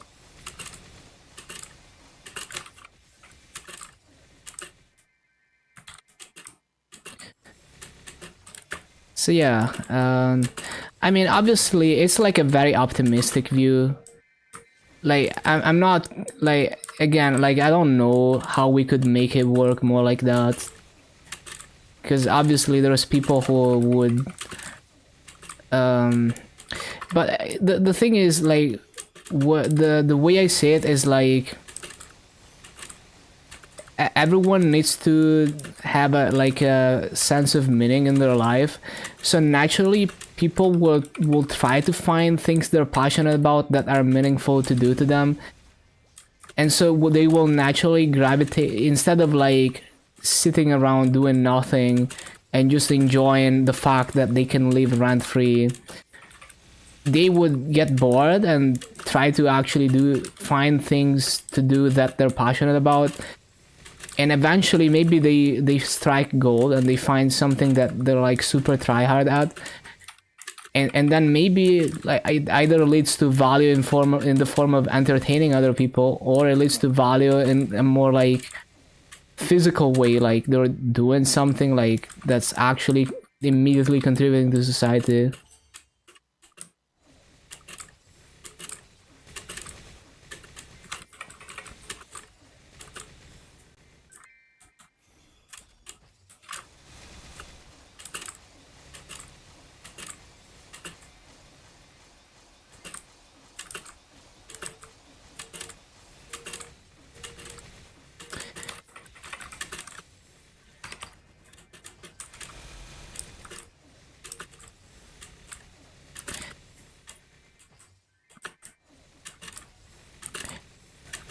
People in power love that we do meaningless work, so it's easier to control us by pricing things in a way we never feel we have enough to survive. I'm sure there's a lot of that, and I mean, just the like the everything around you is trying to manipulate you psychologically to buy some product, usually, or like indirectly to get you to, for there's always like ulterior motive, there's always some kind of psychological manipulation everywhere, and it's all driven by money generally. So it's like, because we need money to survive, and more money means you can survive more comfortably. It all stems from that. Will always be a bias to like anywhere you think you can get away with something that will make more money, that's just the matter.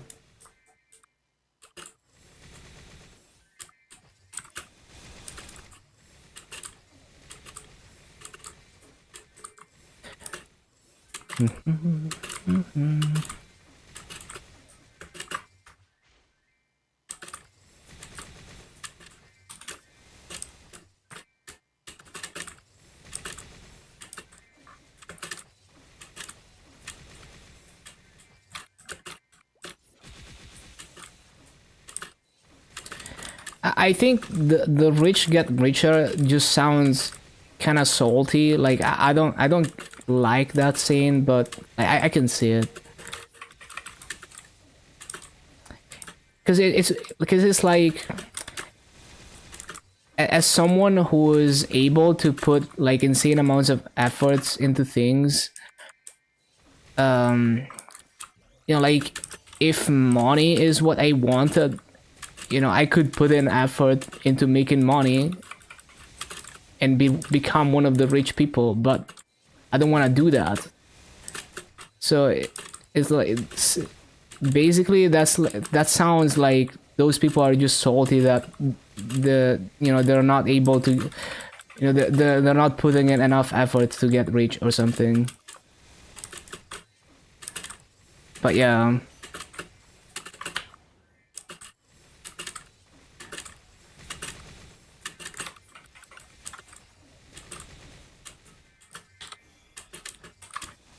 I basically what I feel is like the saying like the rich get richer is stuck in the current matter. So it's like you're not thinking outside of the box. You're still thinking in the framework, or like um it's stuck in in the framework of like having currency and working for currency, so you can pay the bills. So yeah, so it's like, if that's your complaint about the current system, well, that complaint is still stuck in the current system. You have to think beyond wealth, basically. That is one complaint I have about people who think like that.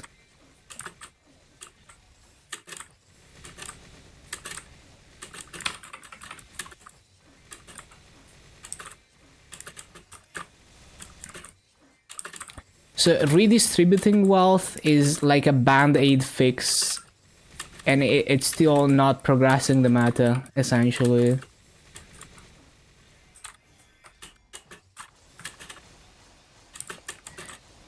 But yeah, I don't know what the Big Bang patch would be like that would fix that, so yeah.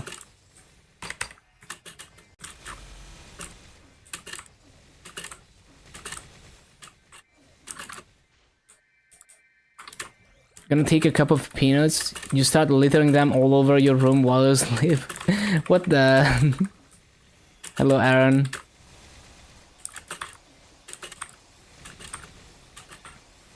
Also, hello, Dan.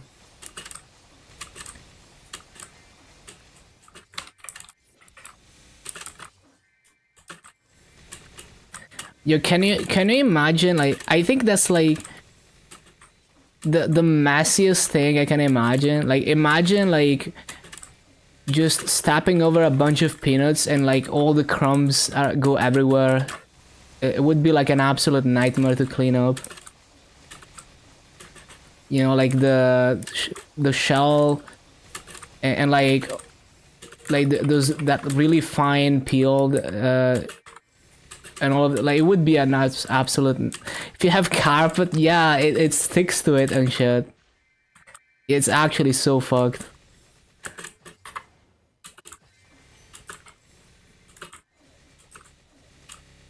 Yeah, exactly. Like the core of the issue is like, why does it have to be that it's like, oh, you need to do this, otherwise you starve, and that's like the main thing that drives you to do things. And yeah, like you can work around it, like either you sacrifice potentially years of your life to become really wealthy, and then you don't need to worry about that anymore. But let's say during that period, like, let's say you do that and then 5 years later you get some like horrible illness and you live at like 10%, you know, 10% efficiency for the rest of your life. So yeah, it's like there's many flaws basically with that matter. But yeah, I mean, I don't know how to fix it. I don't like, you know, like there's people who are like, you know, oh fuck capitalism, let's go for like this other system. I don't like that. Like, I don't like subscribing to some political movement or ideology. It's like, I don't know, it's weird to me, like humans really like to label themselves as part of a group and like, oh, I'm gonna make my entire personality based on the beliefs of this particular group of people.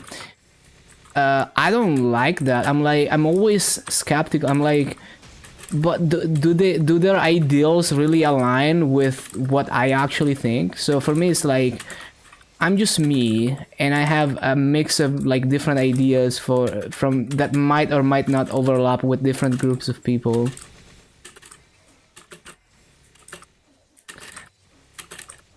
So yeah, I'm not trying to be like those people.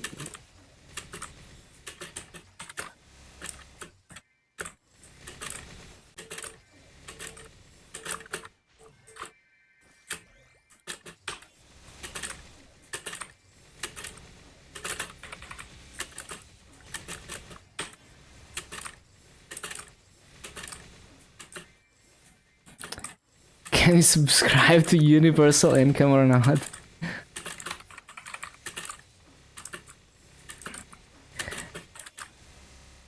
But yeah, like there's a you can work around a lot by being wealthy. It's just like it's a bad system because you're potentially sacrificing a lot of potential or years of your life to get to that point when you're maybe not even passionate about the thing that's making you wealthy enough to work around those issues. So yeah, I mean, there's definitely ways to game the system. Acting their paycheck, doing the bare minimum.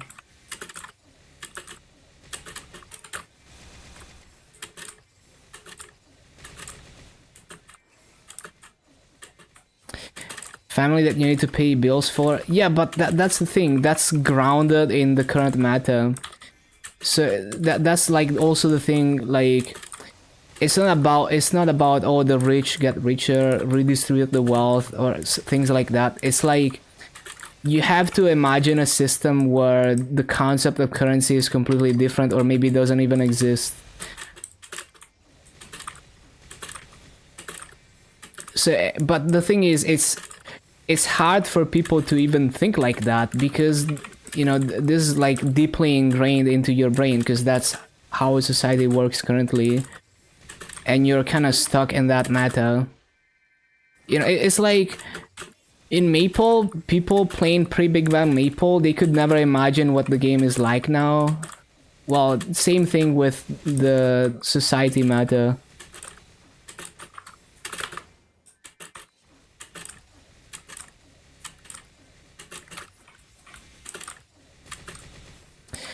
It's like everyone expects you to do your best, but at the same time they do the bare minimum. Exactly.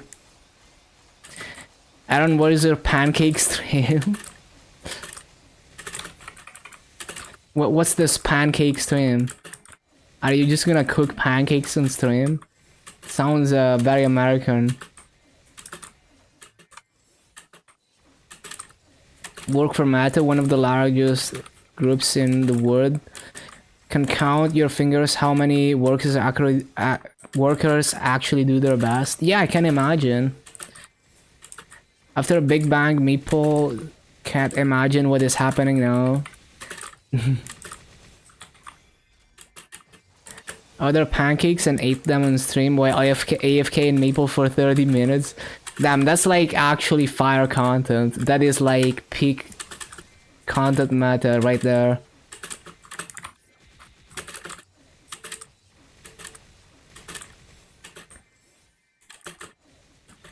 Man, one of the funniest things that I've noticed is like I used to watch Skyder a lot.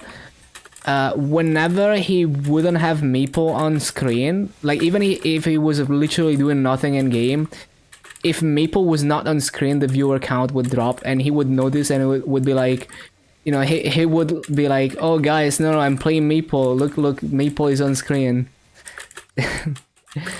And I don't know what it is. Like, is it the thumbnail? Like, people see the thumbnail is not Maple and they don't click it. I don't know, but it's pretty funny. Or maybe it's people who are like on low volume or in like muted, and they see it's not Maple, so they just switch to another stream.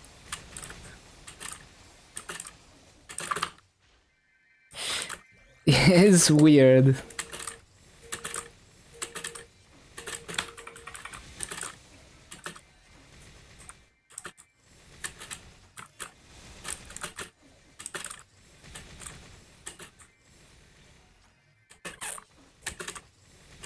It's thumbnail?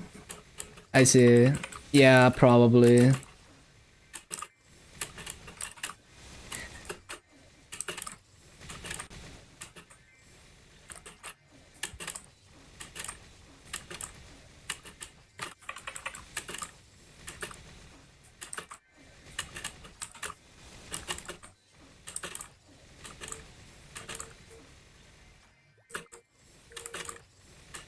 Most people come to ask questions and leave. Yeah, that's true. Like, Skyder is definitely a figure that is like, even if you don't necessarily watch him regularly, like new players would Like if they have a question, they would likely go to his stream, ask it, and then leave. But yeah.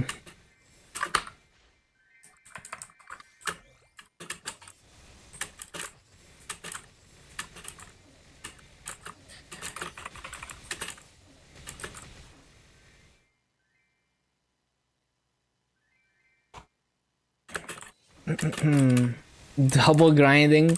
Yeah, I mean, I used to watch people, like, honestly, like when I'm grinding, I like watching other people grind with me.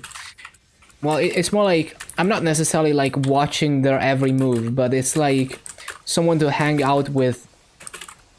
You know, it's a bit different than like voice calling with someone, because it's like you're kind of hanging out, but you don't have to respond or interact. It's like if you feel like it, you're gonna type in chat. If you don't feel like it, you're gonna lurk, but you're still gonna have that feel of like you're in a room with a bunch of people who are discussing Maple stuff while you're grinding. That's what it feels like to watch Maple streams while you're grinding yourself. Love the answers on how I approach the game live, so you stayed. Well, appreciate it. Love to hear that.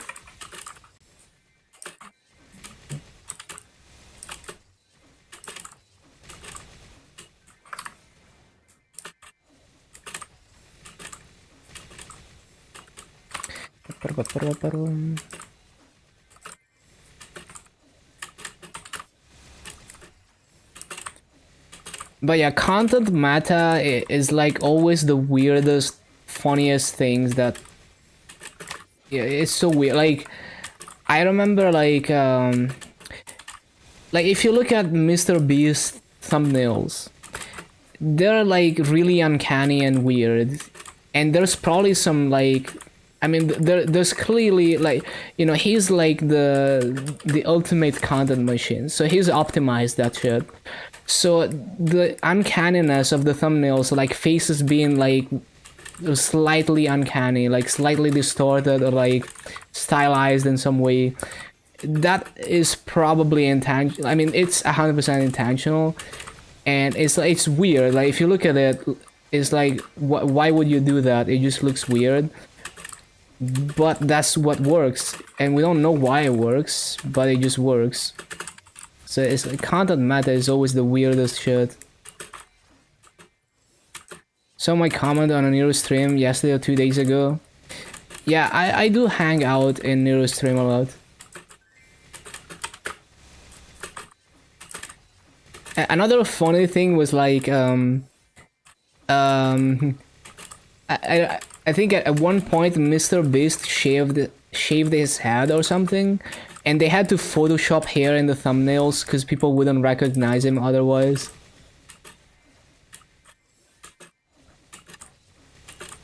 Don't like the twins and the content aspect. Prefer people like me, Skydar and Matt, more personality than just doing hype stuff.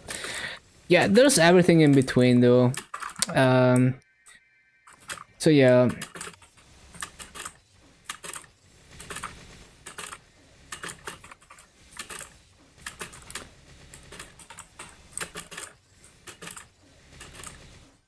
Like there's people who can do it all. They can be hype.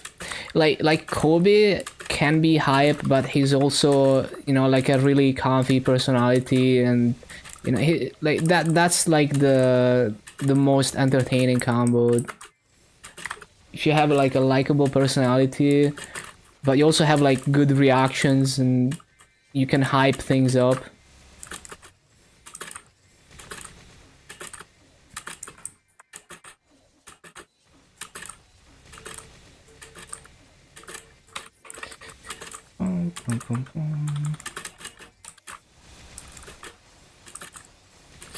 My character's name is not OP anymore, because this class on release used to be insanely OP. It's done some things you don't agree with. Don't wish anything bad on him. I see.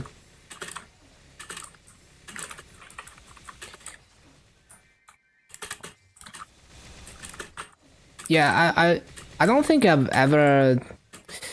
I don't think I've ever disagreed with anything that I know Matt has ever done, but I'm sure you have your reasons.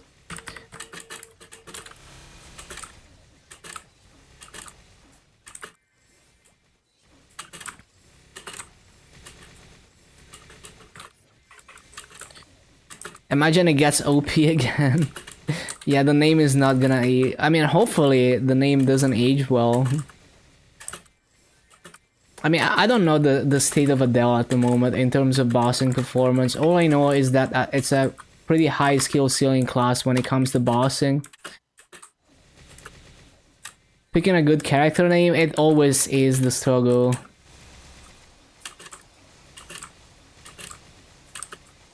You like Skardor even after the drama?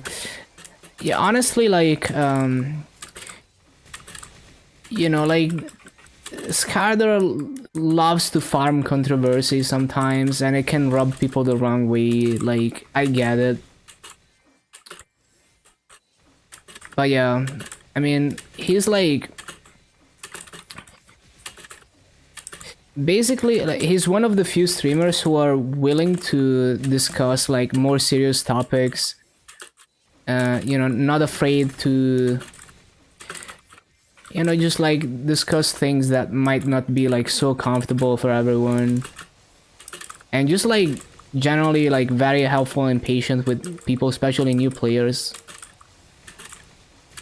I used to watch Skardor a lot. Like I'm like when I was grinding off stream, you know, before I was even level 250, I would watch a lot of Skardor. It's just a pretty chill stream. I don't watch a lot these days, but honestly, like, I don't watch anyone a lot these days. Because I'm just streaming myself. Sometimes I watch people while I'm streaming, but not always, because it can easily get overwhelming to have another stream in my ear while I'm trying to respond to people. But, you know, sometimes I do. When I feel like my brain can handle it. Do I ever feel like I'm wasting my time? Nah. Like, if I ever feel like that, then it means that it's time to move on to another game. Or another project.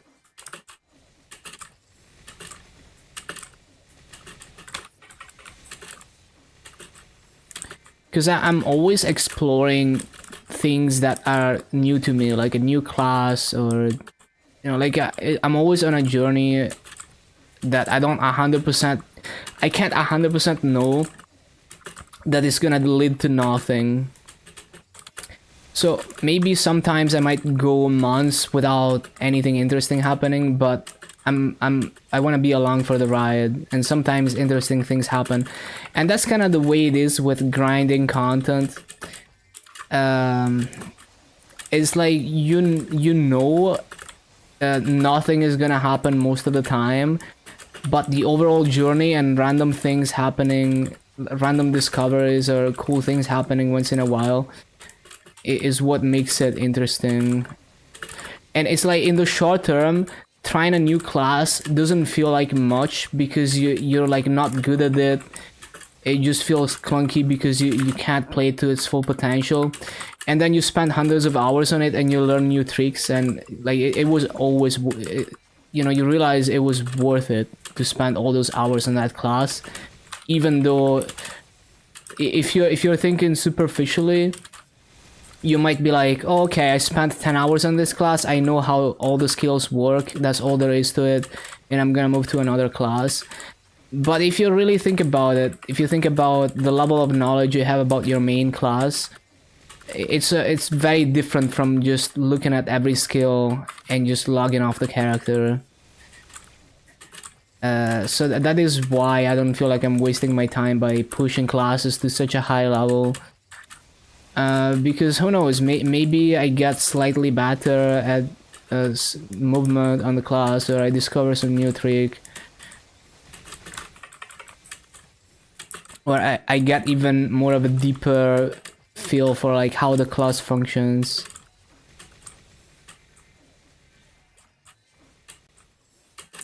Remember that, and after he didn't get banned, he rubbed some people the wrong way. Wait, who are we talking about? Is it Dookie or what? Wait, banned for what? Who are we talking about? Drama with kind of stuff? Oh, Zong. I see. Yeah. Honestly, I'm always willing to give people second chances. And Zong has always been like a very entertaining personality for me with his Maple content. And he did properly apologize and admit to what he did for that. And he hasn't had issues since then, so I think he's reformed. And also there's like you can be like an absolute piece of shit about cheating and all of that and still do good content that people are gonna appreciate. So sometimes you have to separate the flaws in their personality from like the quality of their content. And also like exactly, like you don't know like it's a persona, like you don't actually know them. So it's like you have to like just look past that.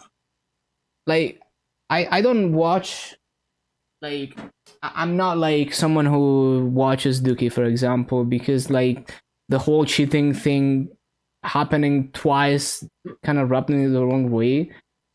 But I'm not gonna be like fuck that guy. It's like he clearly he's got a viewership and he's making content that people are appreciating. More power to him. Those people would not be there if his content didn't have something to it. So I'm just not gonna watch. I'm not gonna be in that their community, but that's fine by me.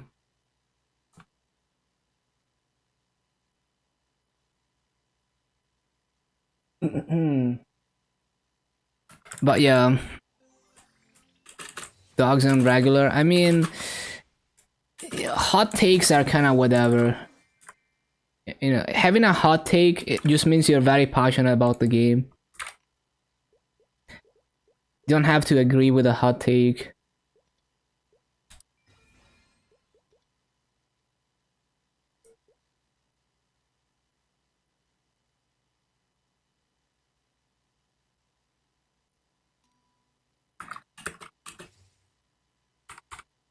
But yeah, like do realize that what you see on stream is not the real person.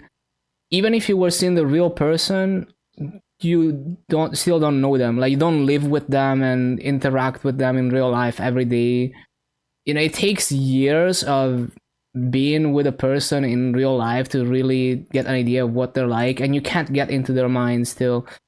So don't always assume that you understand everything from just what you see, everything about someone's life from what you see from the outside. Okay, I need to. I mean, I guess we go to Moonbridge for 5 minutes.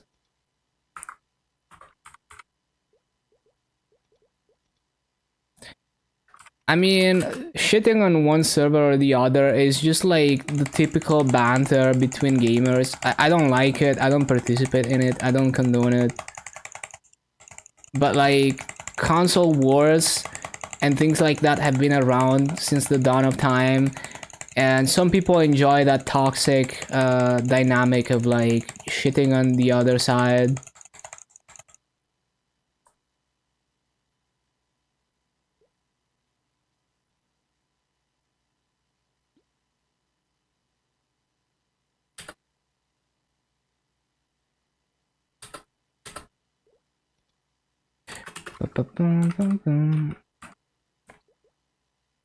PC, Xbox, PS, PlayStation, yeah, PlayStation.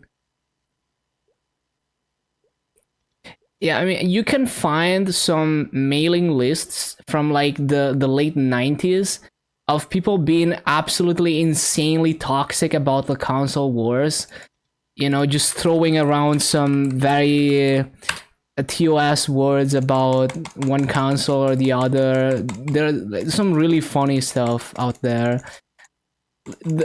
People like the Nintendo 64 era, people were already doing that kind of shit.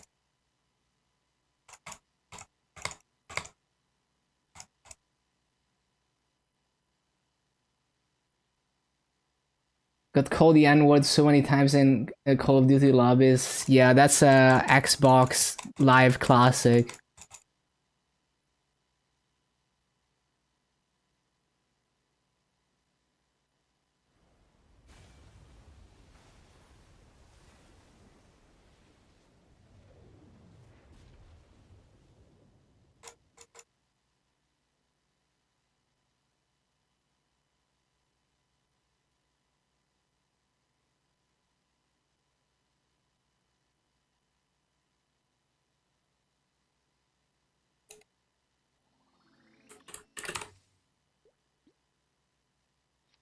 Bum, bum.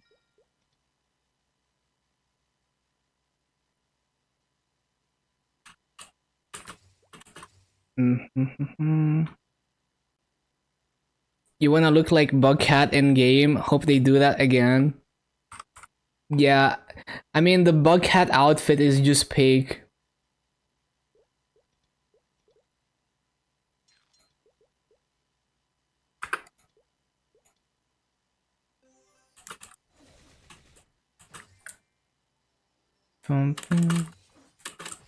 Call of Duty would be cancelled so quick through.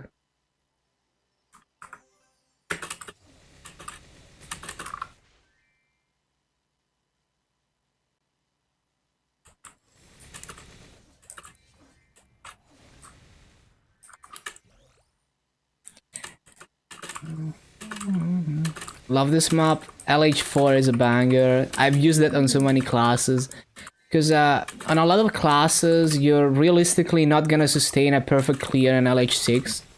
So you often end up getting similar rates in LH4 with less effort.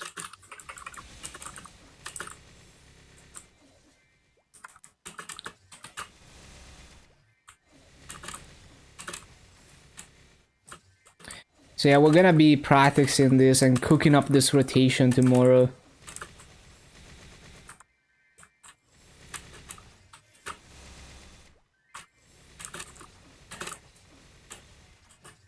The amount of people, yeah, I mean, there's been some like insanely toxic eras in online lobbies. Still people that say shit like that. Yeah, I mean, I don't condone it. But yeah, it's like there's a line where it goes from just banter to toxic, and different people are gonna have different lines. And obviously, like if you know the other people really well, you know what's like off limits with them. You know, like you know when you're joking and when you're not joking anymore. Basically, if you know the people really well. I feel like, okay, I usually don't go in a circle in this map, but I feel like maybe on Adele I do want to go in a circle.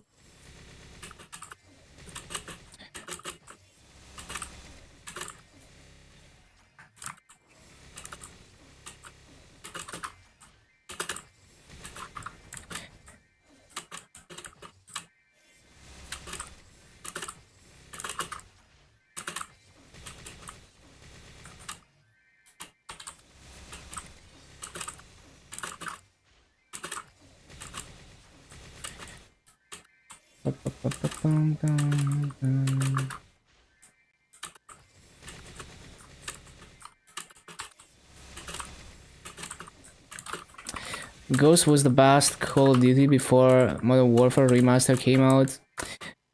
Yeah, I never got super deep into Call of Duty. I mean, I played a couple. I played like Modern Warfare 3. But back then I was kind of hostile to realistic shooters.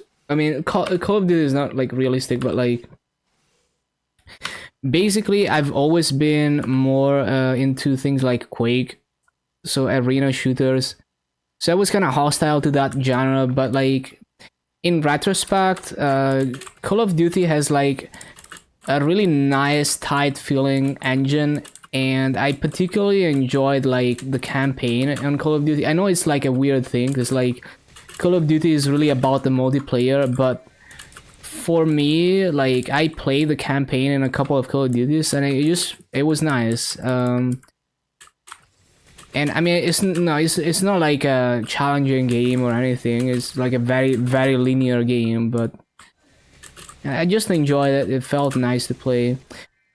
And I mean, I don't think I would be grinding like the multiplayer a lot, but it's definitely they definitely have the formula for that genre of game down to a science, and the engine feels insanely nice on those games. So they definitely, I can see why it was so popular, the Call of Duty games. Uh,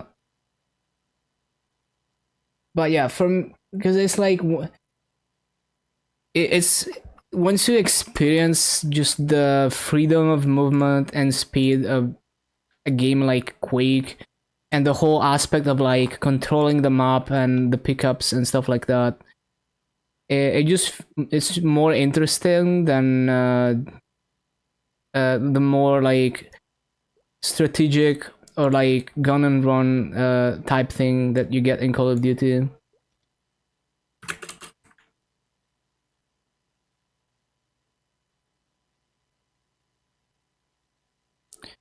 Okay, so that is my 10 hours of grinding. Let's see the gains.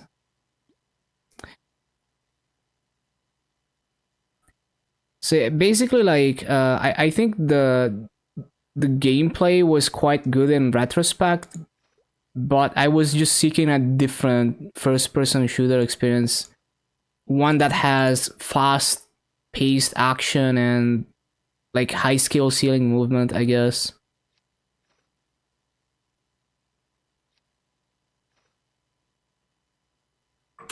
Okay,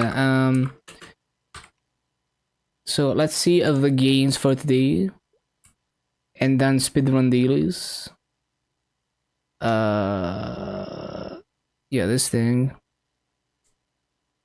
The Easter eggs. Damn, I love that concept. Man, I remember all like the Easter eggs in GTA, and then like all the fake stories about certain things being in the game, all the myths, good times. Okay, so we started at 242.90078 to 245.01363. Nodes 515 to 591. Maso 4714. 5503. Okay. So Maso is like a little bit worse than yesterday. I think it's also because I forgot Wildpod for like 20 minutes, but it is what it is. 76 nodes though, and more than 2 entire levels. That's pretty nice. Okay. Vice City, honestly, same. I mean, GTA San Andreas is objectively like a way broader game in terms of what you can do and stuff, but Vice City will always like be special to me. It's probably just because it's the one I played first and I played the most, but yeah. I like the aesthetic and the setting of Vice City. And there was some interesting mechanics with the vehicles that okay, so basically GTA San Andreas vehicles, they behave more realistically, like the driving physics are like less rigid than Vice City, and I kind of enjoyed in a way the more arcade style vehicle mechanics in Vice City, although later on I came to appreciate the San Andreas driving as well. But yeah, in a different way. But I kind of like the very arcade-ish driving in Vice City, and yeah, the music was so fire in Vice City. Okay, so anyway, we're gonna do some dailies and shit.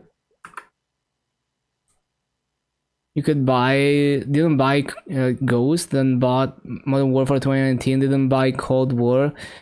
Your friend still played said that Zombies was fun.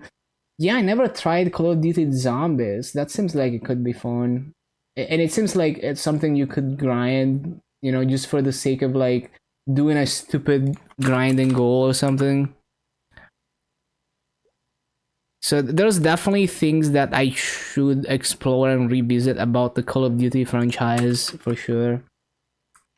Because I never really got into it back then. Okay, daily gift. EGP.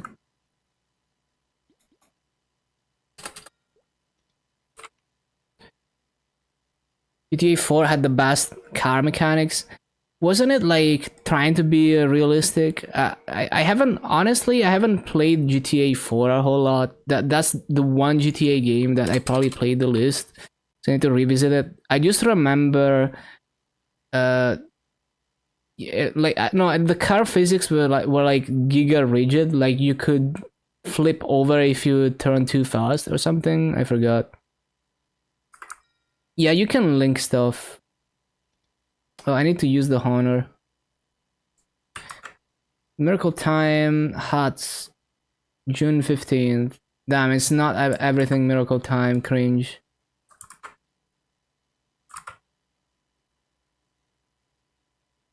Link the games you missed the most. Wasted 1 hour of WAP, it'd be like that.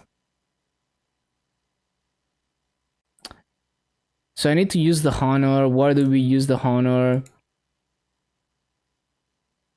Inner ability, Hayato.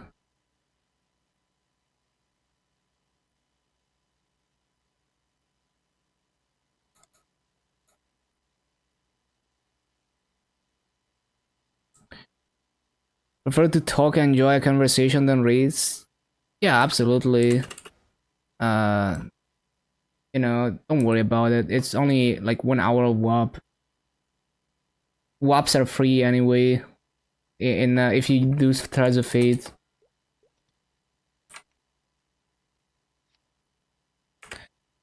This one you really enjoyed and played. Let me see. Oh, Baldur's Gate. Yeah, I never played that, but like, I remember I played Neverwinter Nights, and I think I was told that it was like it's like spiritual successor to Baldur's Gate or something. Uh, so yeah, it's like somewhat related to Baldur's Gate. I don't know, Neverwinter Nights. So yeah, it would be definitely something I look into if I were to revisit that franchise. But yeah, that looks cool. Um, Damn, that POV and graphics kind of reminds me of More Online, the nostalgia. You wanted Baldur's 3 so bad, didn't buy and bought Elder Ring instead. Um, the final one you played the most. Damn, I didn't know there were this many Baldur's Gate games.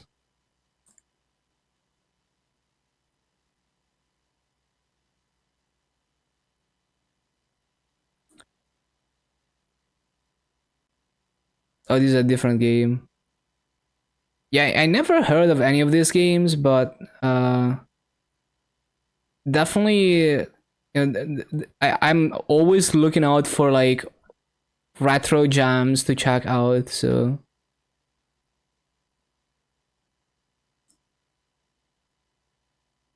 but yeah, man, it's like there's so many fucking cool retro game series that never discovered until recently.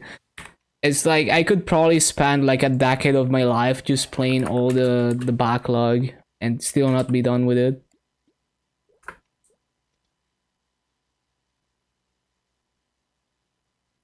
No remakes or new games. Yeah, it's sad when old franchises kind of die out.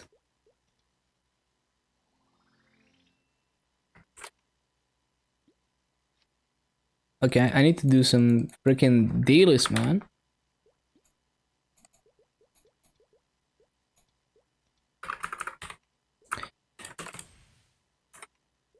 Let's see.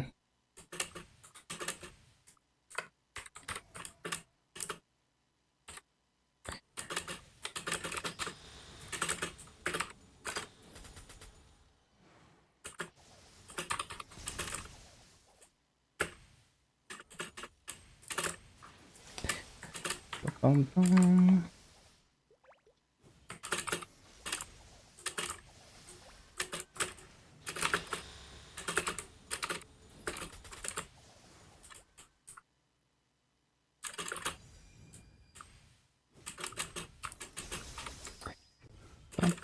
Bum, bum, bum.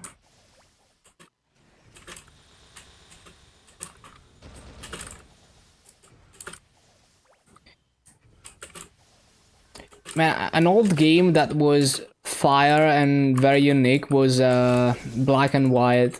That's a classic.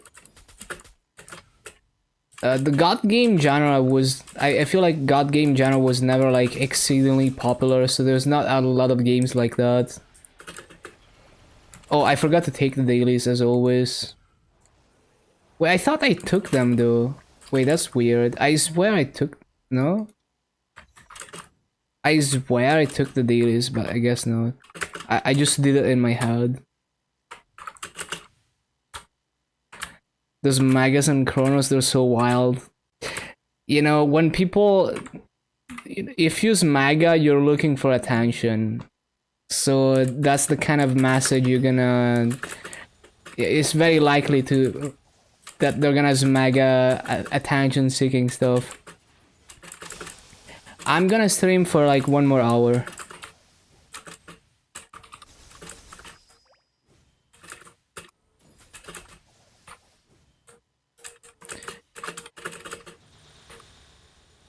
But yeah, Black and White was a really cool game for the time. It's like you're basically you're like a god, you know, just like a disembodied hand, and you have your own creature that you can train and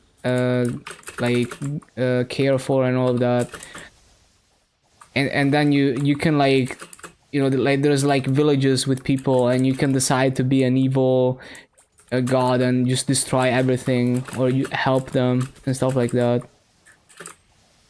It was very interesting. I think there's a sequel to it. Yeah.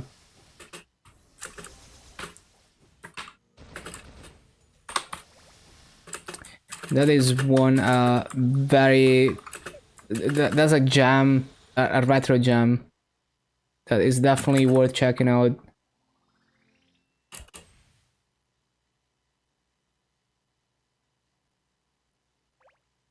Your Lin is 55. See if you can make it to 70. Yeah, you got this.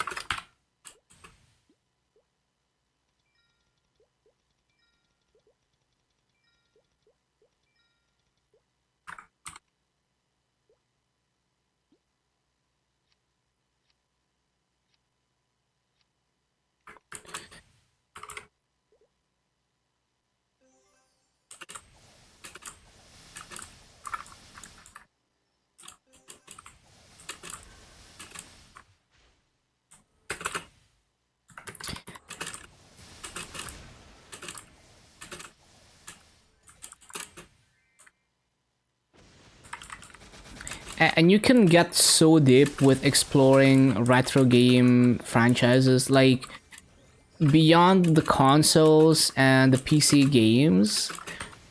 You got the arcade games, and that's another whole rabbit hole. Like if you look at some of the arcade games that were released back then, like think like PS1, Dreamcast era arcade games, some arcade cabs had like insanely cutting edge graphics compared to home consoles.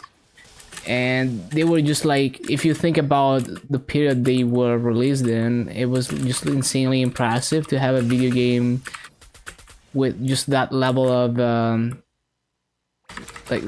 like graphics and gameplay and frame rate and all of that.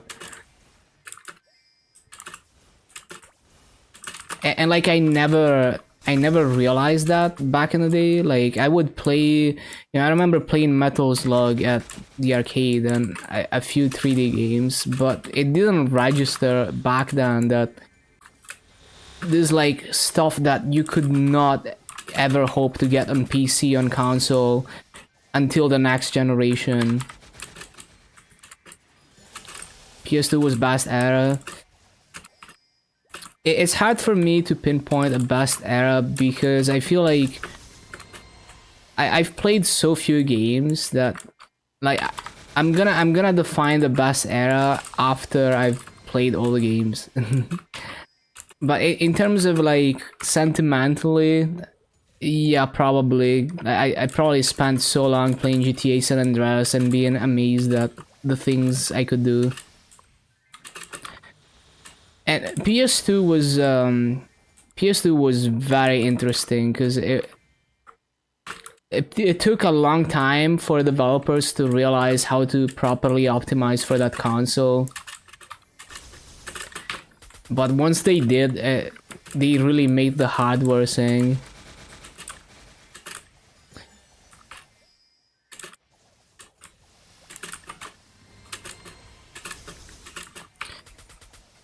My main, yeah, it's my Dark Knight, yeah. It's my highest level character.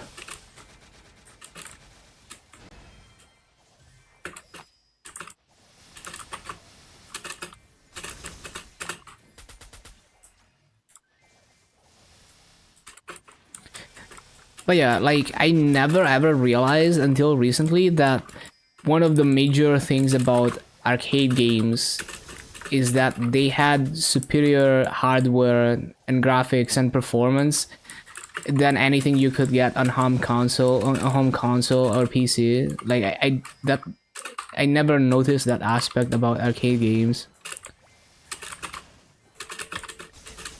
Looking for 103k nodes or frags. When you have time, can you show the mage? White mage with a huge hat. Oh, it's just a katana with an outfit. That outfit came from the 6-star event. I don't know if they're ever gonna reissue it.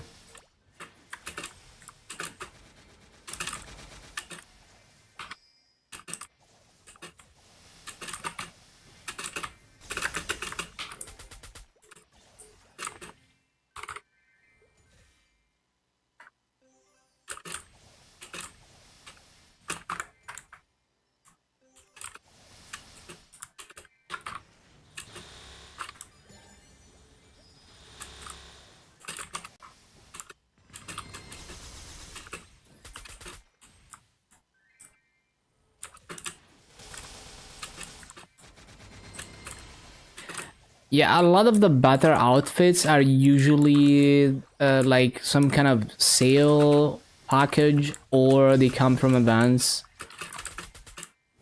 Like if you just buy the stock outfits that are like the 90 days outfits in the cash shop that are always there, they're not very good. At least not compared to what you could get from events and occasional sale packages. Like basically, and surprise boxes, right? Except you have to gamble for that shit. So if you pay attention to the cash shop updates on the website, every couple weeks they change the RNG outfits that you can get from surprise boxes. Sometimes they're selling a package for a certain outfit and they just rotate them every couple weeks on Wednesday. You know, it's not easy to collect all the good outfits, but it's also kind of part of the fun if you're a fashion story gamer. 240 frags saved. How about 5.6k frags.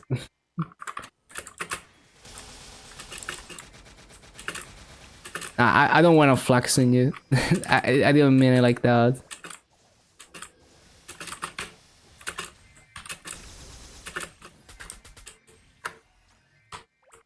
If they had better surprise boxes, you would be red already. Yeah, honestly, that's what I hear from people who are willing to spend. Sometimes they're like, man, they don't even want our money. Mr. Level 30 Giannis, yeah. Yeah, Nero can absolutely flex on me.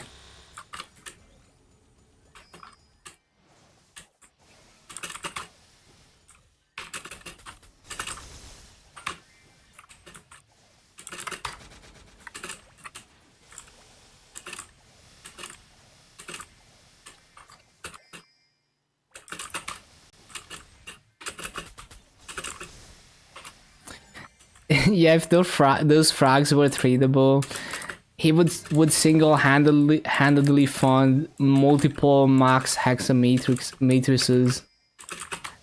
You know, he would fund like 4 people to max their 6 job.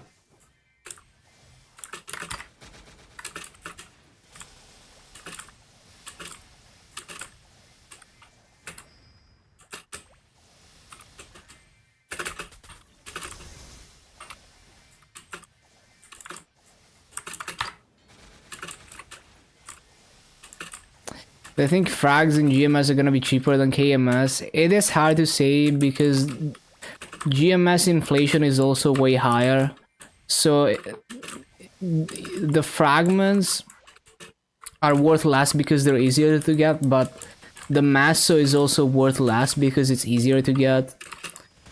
So I think it's gonna be maybe slightly lower than KMS in the long run, like once the price stabilizes, but I think it's gonna be similar. Honestly, potentially it might just end up being the same or slightly higher. If you think about the price of nodes, although okay, the price of nodes is being propped up by the fact that they're untradeable, but the nodes in GMS on Barrel, they're like the same prices on KMS. Maybe slightly higher, I forgot exactly.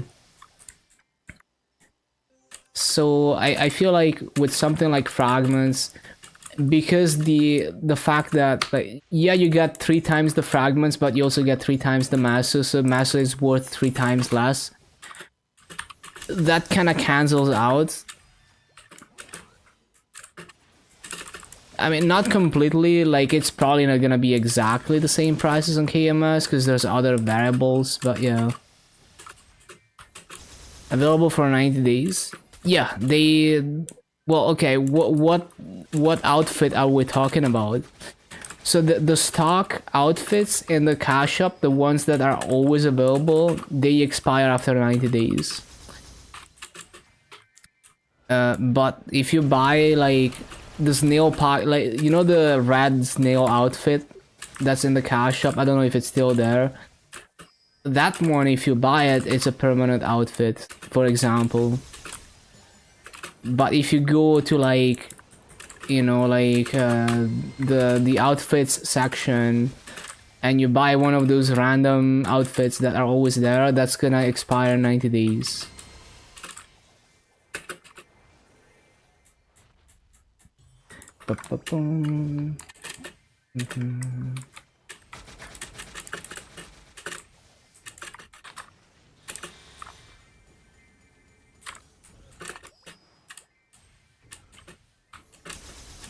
No, yeah, they're definitely gonna address Frenzy. They said they're gonna do that in September, so we will see. I'm very interested to see.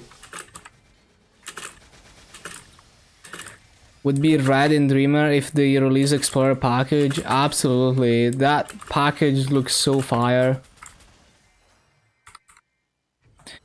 MVP red for 2 weeks through.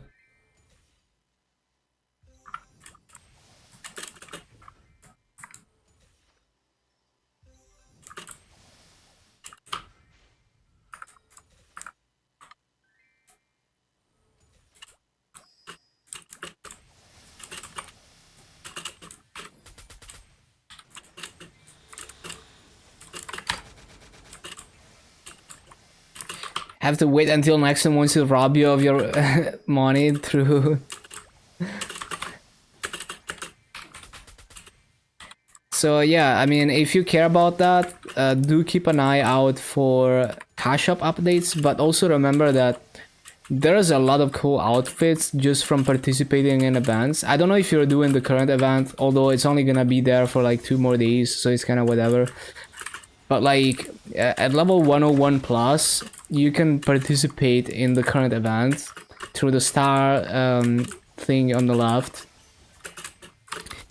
And the current event, you kill mobs, you get activations that kill mobs and give you extra exp, but they also give you these coins that you can then use in the coin shop to buy things, and some of the things you can buy are cosmetics, although in this case you would have to do mini games for the blue currency to get outfits rather than the main currency that you get from mobs. But yeah, it depends on the event. So, next event on Wednesday, there's gonna be a 10-hour patch. They're gonna post patch notes. You could look into it and see all the things that are available from the coin shops and stuff. Although the GMS patch notes are kind of shit, I usually use Orange Mushroom, even though it's like for KMS. But yeah, basically keep an eye out for events. You don't need to do everything and be overwhelmed. You can take a look at it, maybe not do everything, but there's nice things other than just outfits. Enjoy your Uno minigame.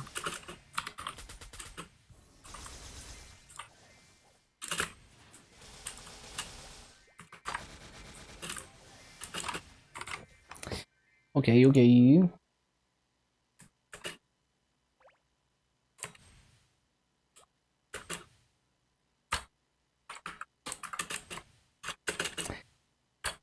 10-minute minigame sounds like Legends Return in KMS right now.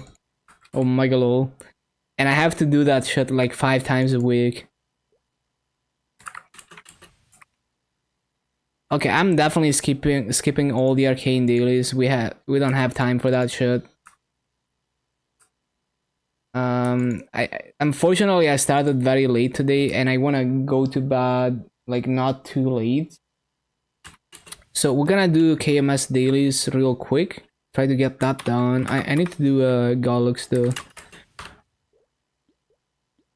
I don't remember. I think I've already done all the 5 attendances for this week on KMS, hopefully.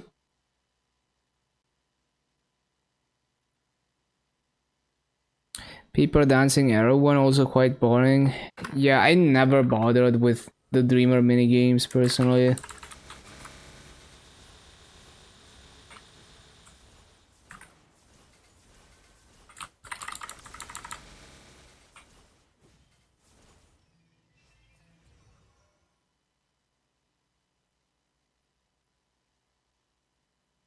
I'm gonna go to bed also. You're gonna be leveling for tomorrow. Were you born in Italy?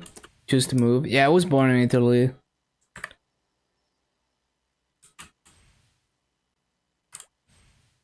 Who is Kai Sanat? Like, how do you even read that? I don't know who that is. Oh, it's a TV show. There's TV shows that don't do that rating live. Oh, is it like a stream? Wait, is it a live stream with 500,000 viewers like live? That's crazy. Yeah, I can't even fathom those numbers, man. Yeah, that's fucking crazy. What are they doing? Hold on. Oh, it's like a celebrity. Oh, never mind. No, he's actually like just a freaking content creator. I don't. For some reason, like Googling gave me the. I don't know what, but like it from just like a quick glance at the pictures that Google gives me, it gave me the impression that he's like some kind of artist that then started streaming. So yeah, but no, he's just like just a streamer. I see. Big famous people come to the stream. Oh, I see. Honestly, like I don't feel like the face is familiar or anything. I don't think I've ever watched. But yeah, fucking crazy. Was searching for places, countries to live. Was interested in Italy. Your grandfather came from there. Oh, I see. I mean, it's not the lowest cost of life place. There was definitely lower cost of life places. Like, I think if you go to like Indonesia or Thailand, you could live with way less money, but it's gonna be a fraction of the cost of living than in some of the more expensive areas in the US. Okay, so I need to do like a Monster Life and KMS dailies. Yes, Monster Life. Biggest name on Twitch for like a couple months. I see. Malaysia is also low cost. I see. Paris, it's pretty bad.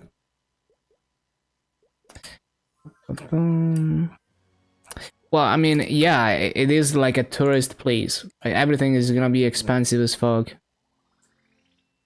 I mean, even in Italy, like if you go to like a, you know, like a big city that has like a lot of tourist activity, it's probably gonna be insanely expensive. I mean, I don't know, but that's my guess.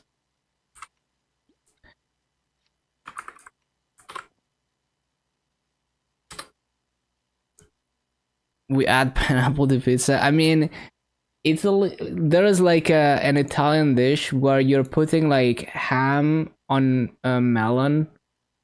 Uh, you know, that's also like a weird champ combo in terms of texture. So, you know, I mean, I wouldn't. It doesn't sound appetizing to me. The texture sounds gross, but like whatever. Like if people like it, I don't care.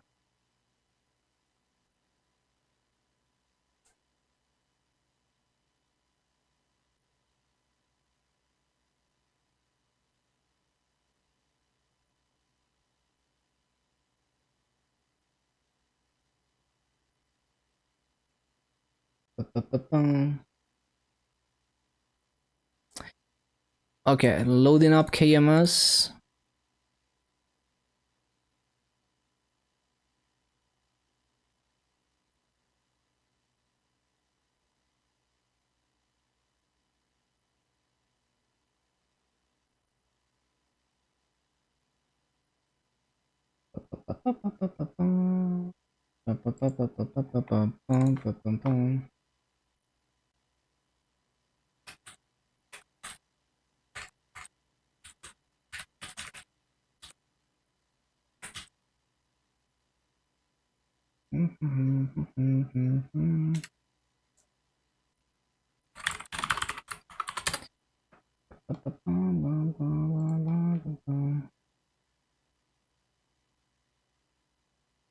Okay.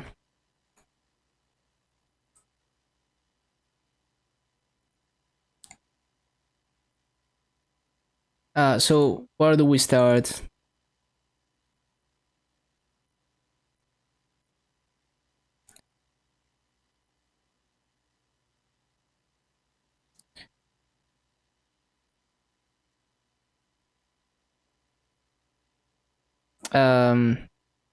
You should see Tel Aviv just saying overtook Paris in cost of living.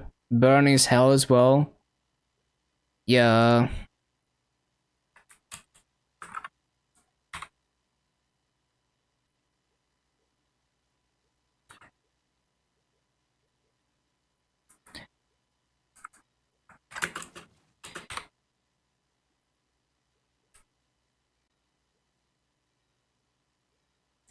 Yeah, I don't think I would ever consider living in like a big town.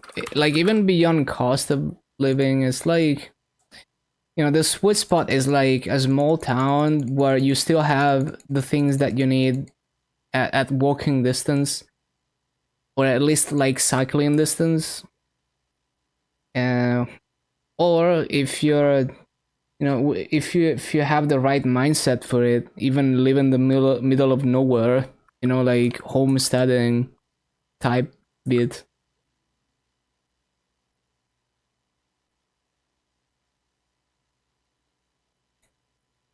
But then again, this is like, as someone who doesn't touch grass and doesn't need social interaction, I guess, you know, like people, I can see why people would want to be in like a big town.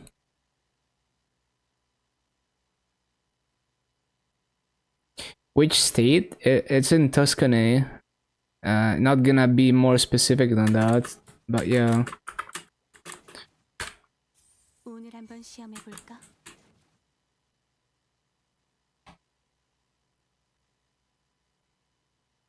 Portugal? I see. Leak in the IP.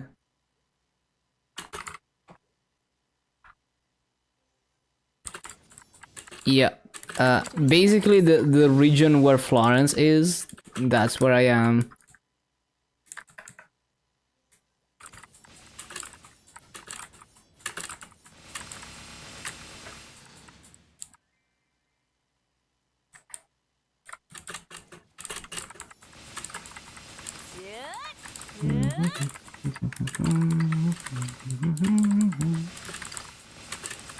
좋은 건 나눠 쓰자고.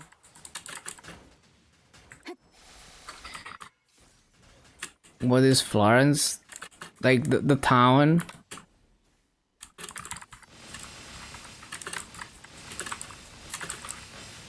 You know, we also have Vinci, you know, in this region, the you know, the place where Da Vinci grew up and stuff.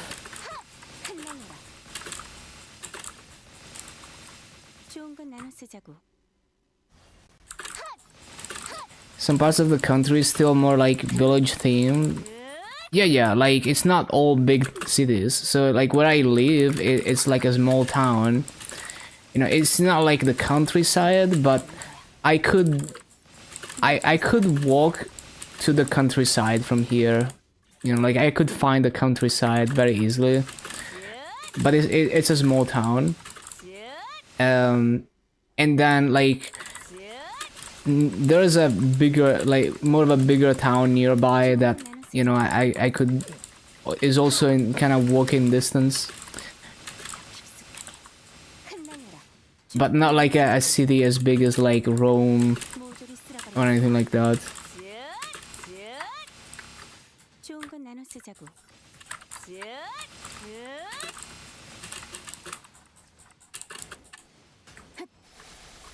The biggest city in your country? Damn.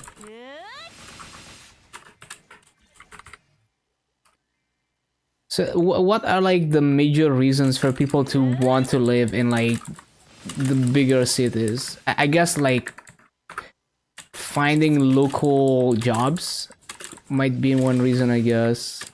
Like higher probability of like finding a job that's like doesn't take too long to commute to, I guess. 좋은 건 나눠 쓰자고. And I guess the social aspect of it, of like, you know, huge like events and shit happening. So I guess none of that will ever interest me. 모조리 쓸어버리겠어. Takes like an hour and a half to get to work. What? Oh yeah, because it's a big city, so it's still gonna take time, I guess. 바로 이거야.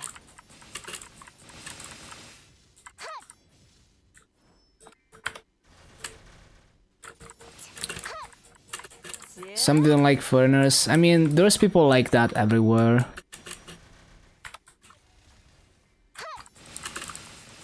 좋은 건 나눠 쓰자고. 모조리 쓸어버리겠어. Would live there 100%. Traffic is a nightmare, yeah. Honestly, it's crazy that we still have humans driving. Like, you would think in all these decades we would have come up with like a better system. You know, like imagine a network of like automated transport that, you know, is like interconnected and knows where all the vehicles are and all of that. But yeah, I don't know.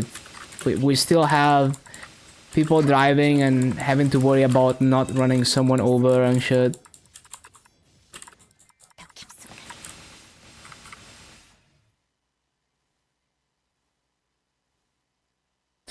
Hoverboard in 2017. Lived here because your parents lived here, were raised here. Wanna get out of here as soon as you can. I see.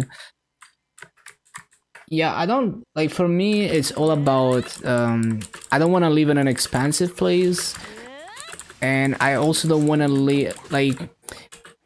If I'm gonna live, if I'm gonna be part of society and not be like a hermit, living off the grid, which is also a possibility.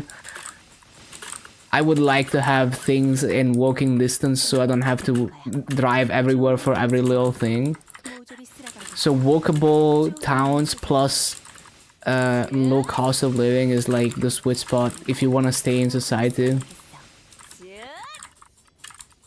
So that would be like, you know, my goals in choosing a place to live.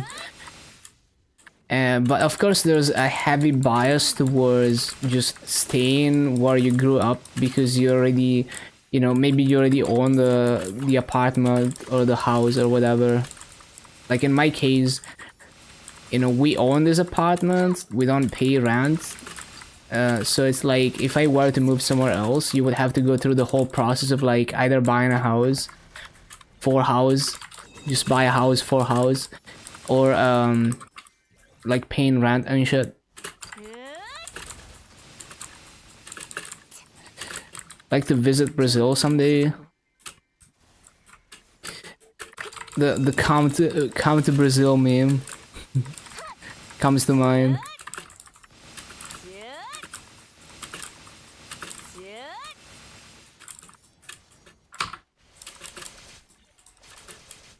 Yeah, I have no idea what it's like.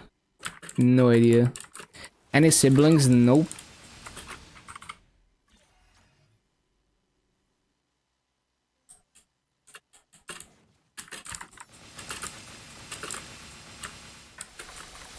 You're gonna have a good time for cheap if you have good currency. Yeah, that makes sense.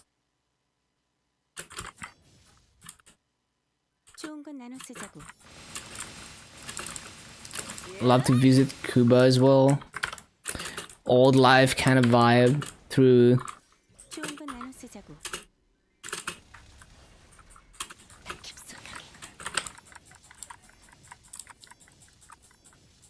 It's like 5 for a euro. Yeah, I can see that. Which means like the cost of life, if you like, let's say you're someone who is making money online, and you know people pay you with, you know, how they would pay someone from like, you know, like the US or something. You know, you can get away with like very little money you know, like what would be very little money in other places. Yeah, low cost of living basically. Except if you work locally, then it is really not like that. It's more like everything is expensive other than like the living necessities, which are just normal if you like, if you work locally in a country with low cost of living.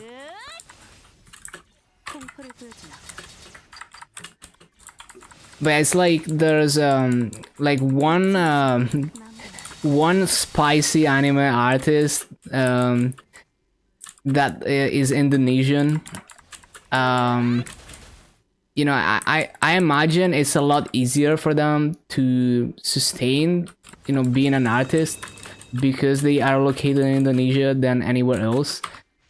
because the cost of living is so low, but the art commissions that they do, they can price them like you would price them in the rest of the world.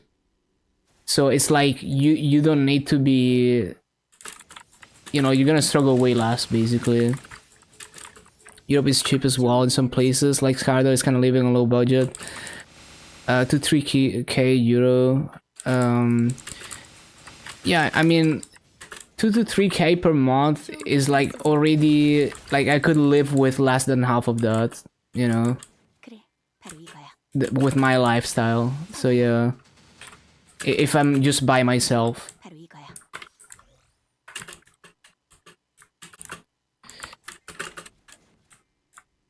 Living here is 1.1, 1.5 per month. It's pretty high, yeah. I mean, it's like not crazy, but it's like pretty high.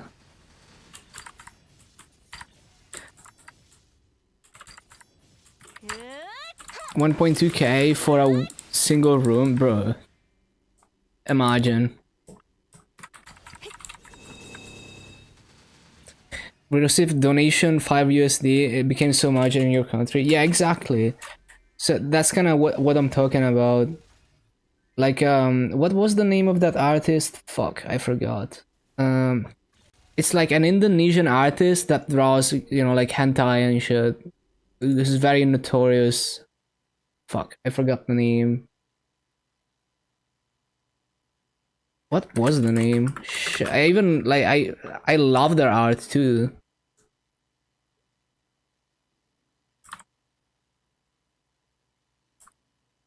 Minimum is 1.2k a month. Rent is usually 2k. Yeah, I mean that's pretty high still. I mean I could be speaking out of my ass, but like, you know, I haven't done the calculations in detail, but I feel like if I was by myself in this apartment, I could survive on under 1k per month. Obviously more is better because you have savings, but yeah. 700 for bare minimum of food? What the? I feel like I could feed myself for a month with like 100 euros. Not living alone, I'm living with my dad.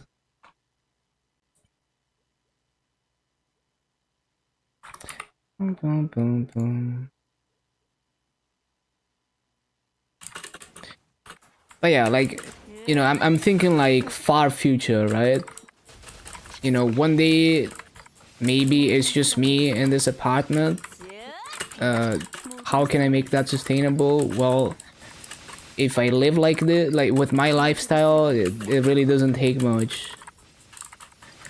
And food, like, if you cook your own food and you buy ingredients from the supermarket, it's pretty cheap here. 좋은 건 Like, I mean, I couldn't tell you exactly the price of everything that I would buy for food, but like one example I can give you is like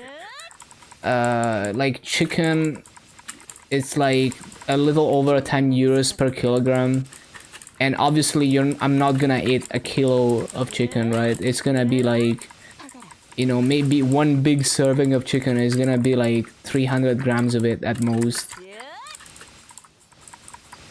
So, you know, like, I feel like if I had a budget of like 100 euros per month on food, I could eat off of that and not eat garbage. Four people, 400 USD. That's not bad. Four people, that's fine for 1 month. What up, man? That is a very nice letter A. Okay, so what else? What else? For a week, okay, never mind.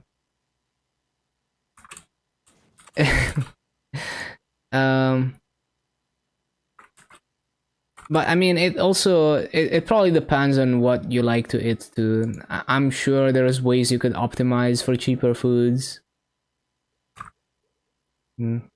Also, some people eat more. You know, like I'm small. I don't eat a crazy amount of food.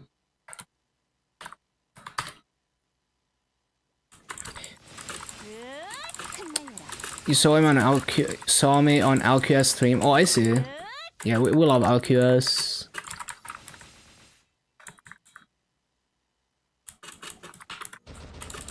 Time to hit the bat. Have a good night. Thank you for the good talks.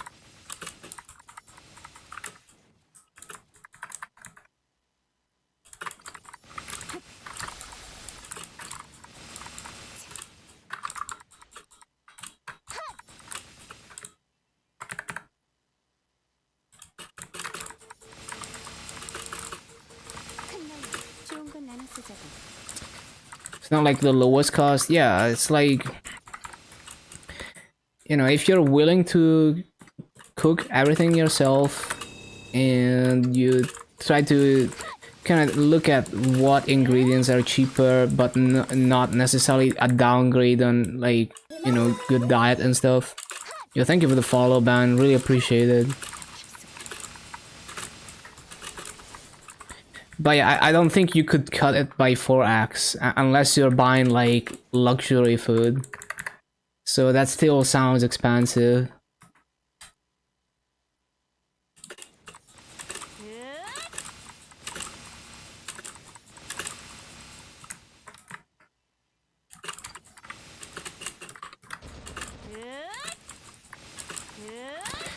The only thing that's like really expensive here and probably in many other places in Europe is electricity. Like 1 kilowatt hour is like what, 50 cents, which is a lot.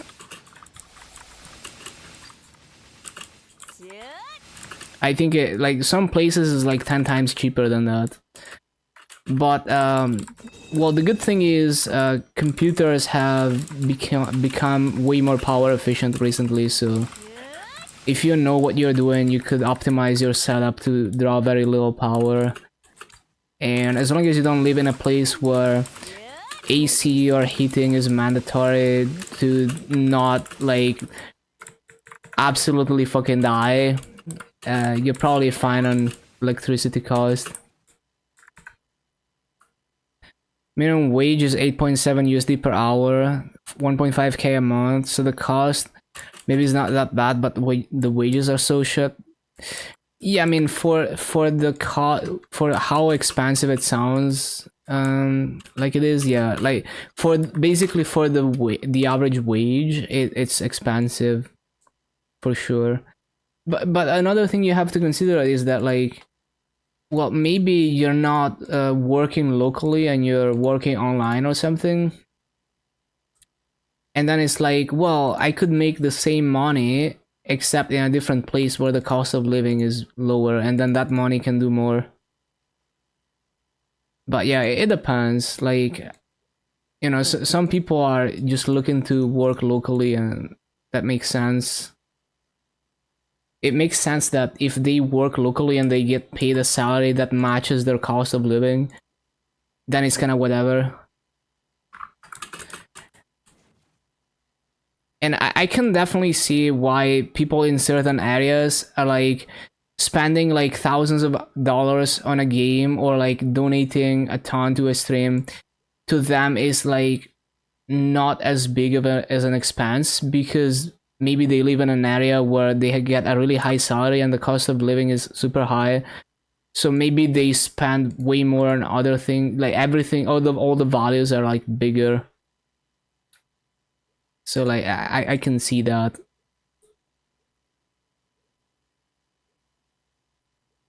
Yo, I love this song. Working in high tech, kind of mostly locally.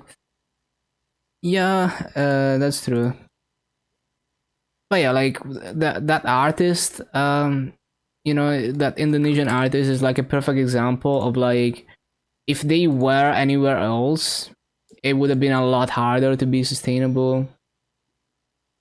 So yeah, it gets pretty interesting when your income is unaffected by the local minimum wage and stuff like that. Okay, good anime girl art.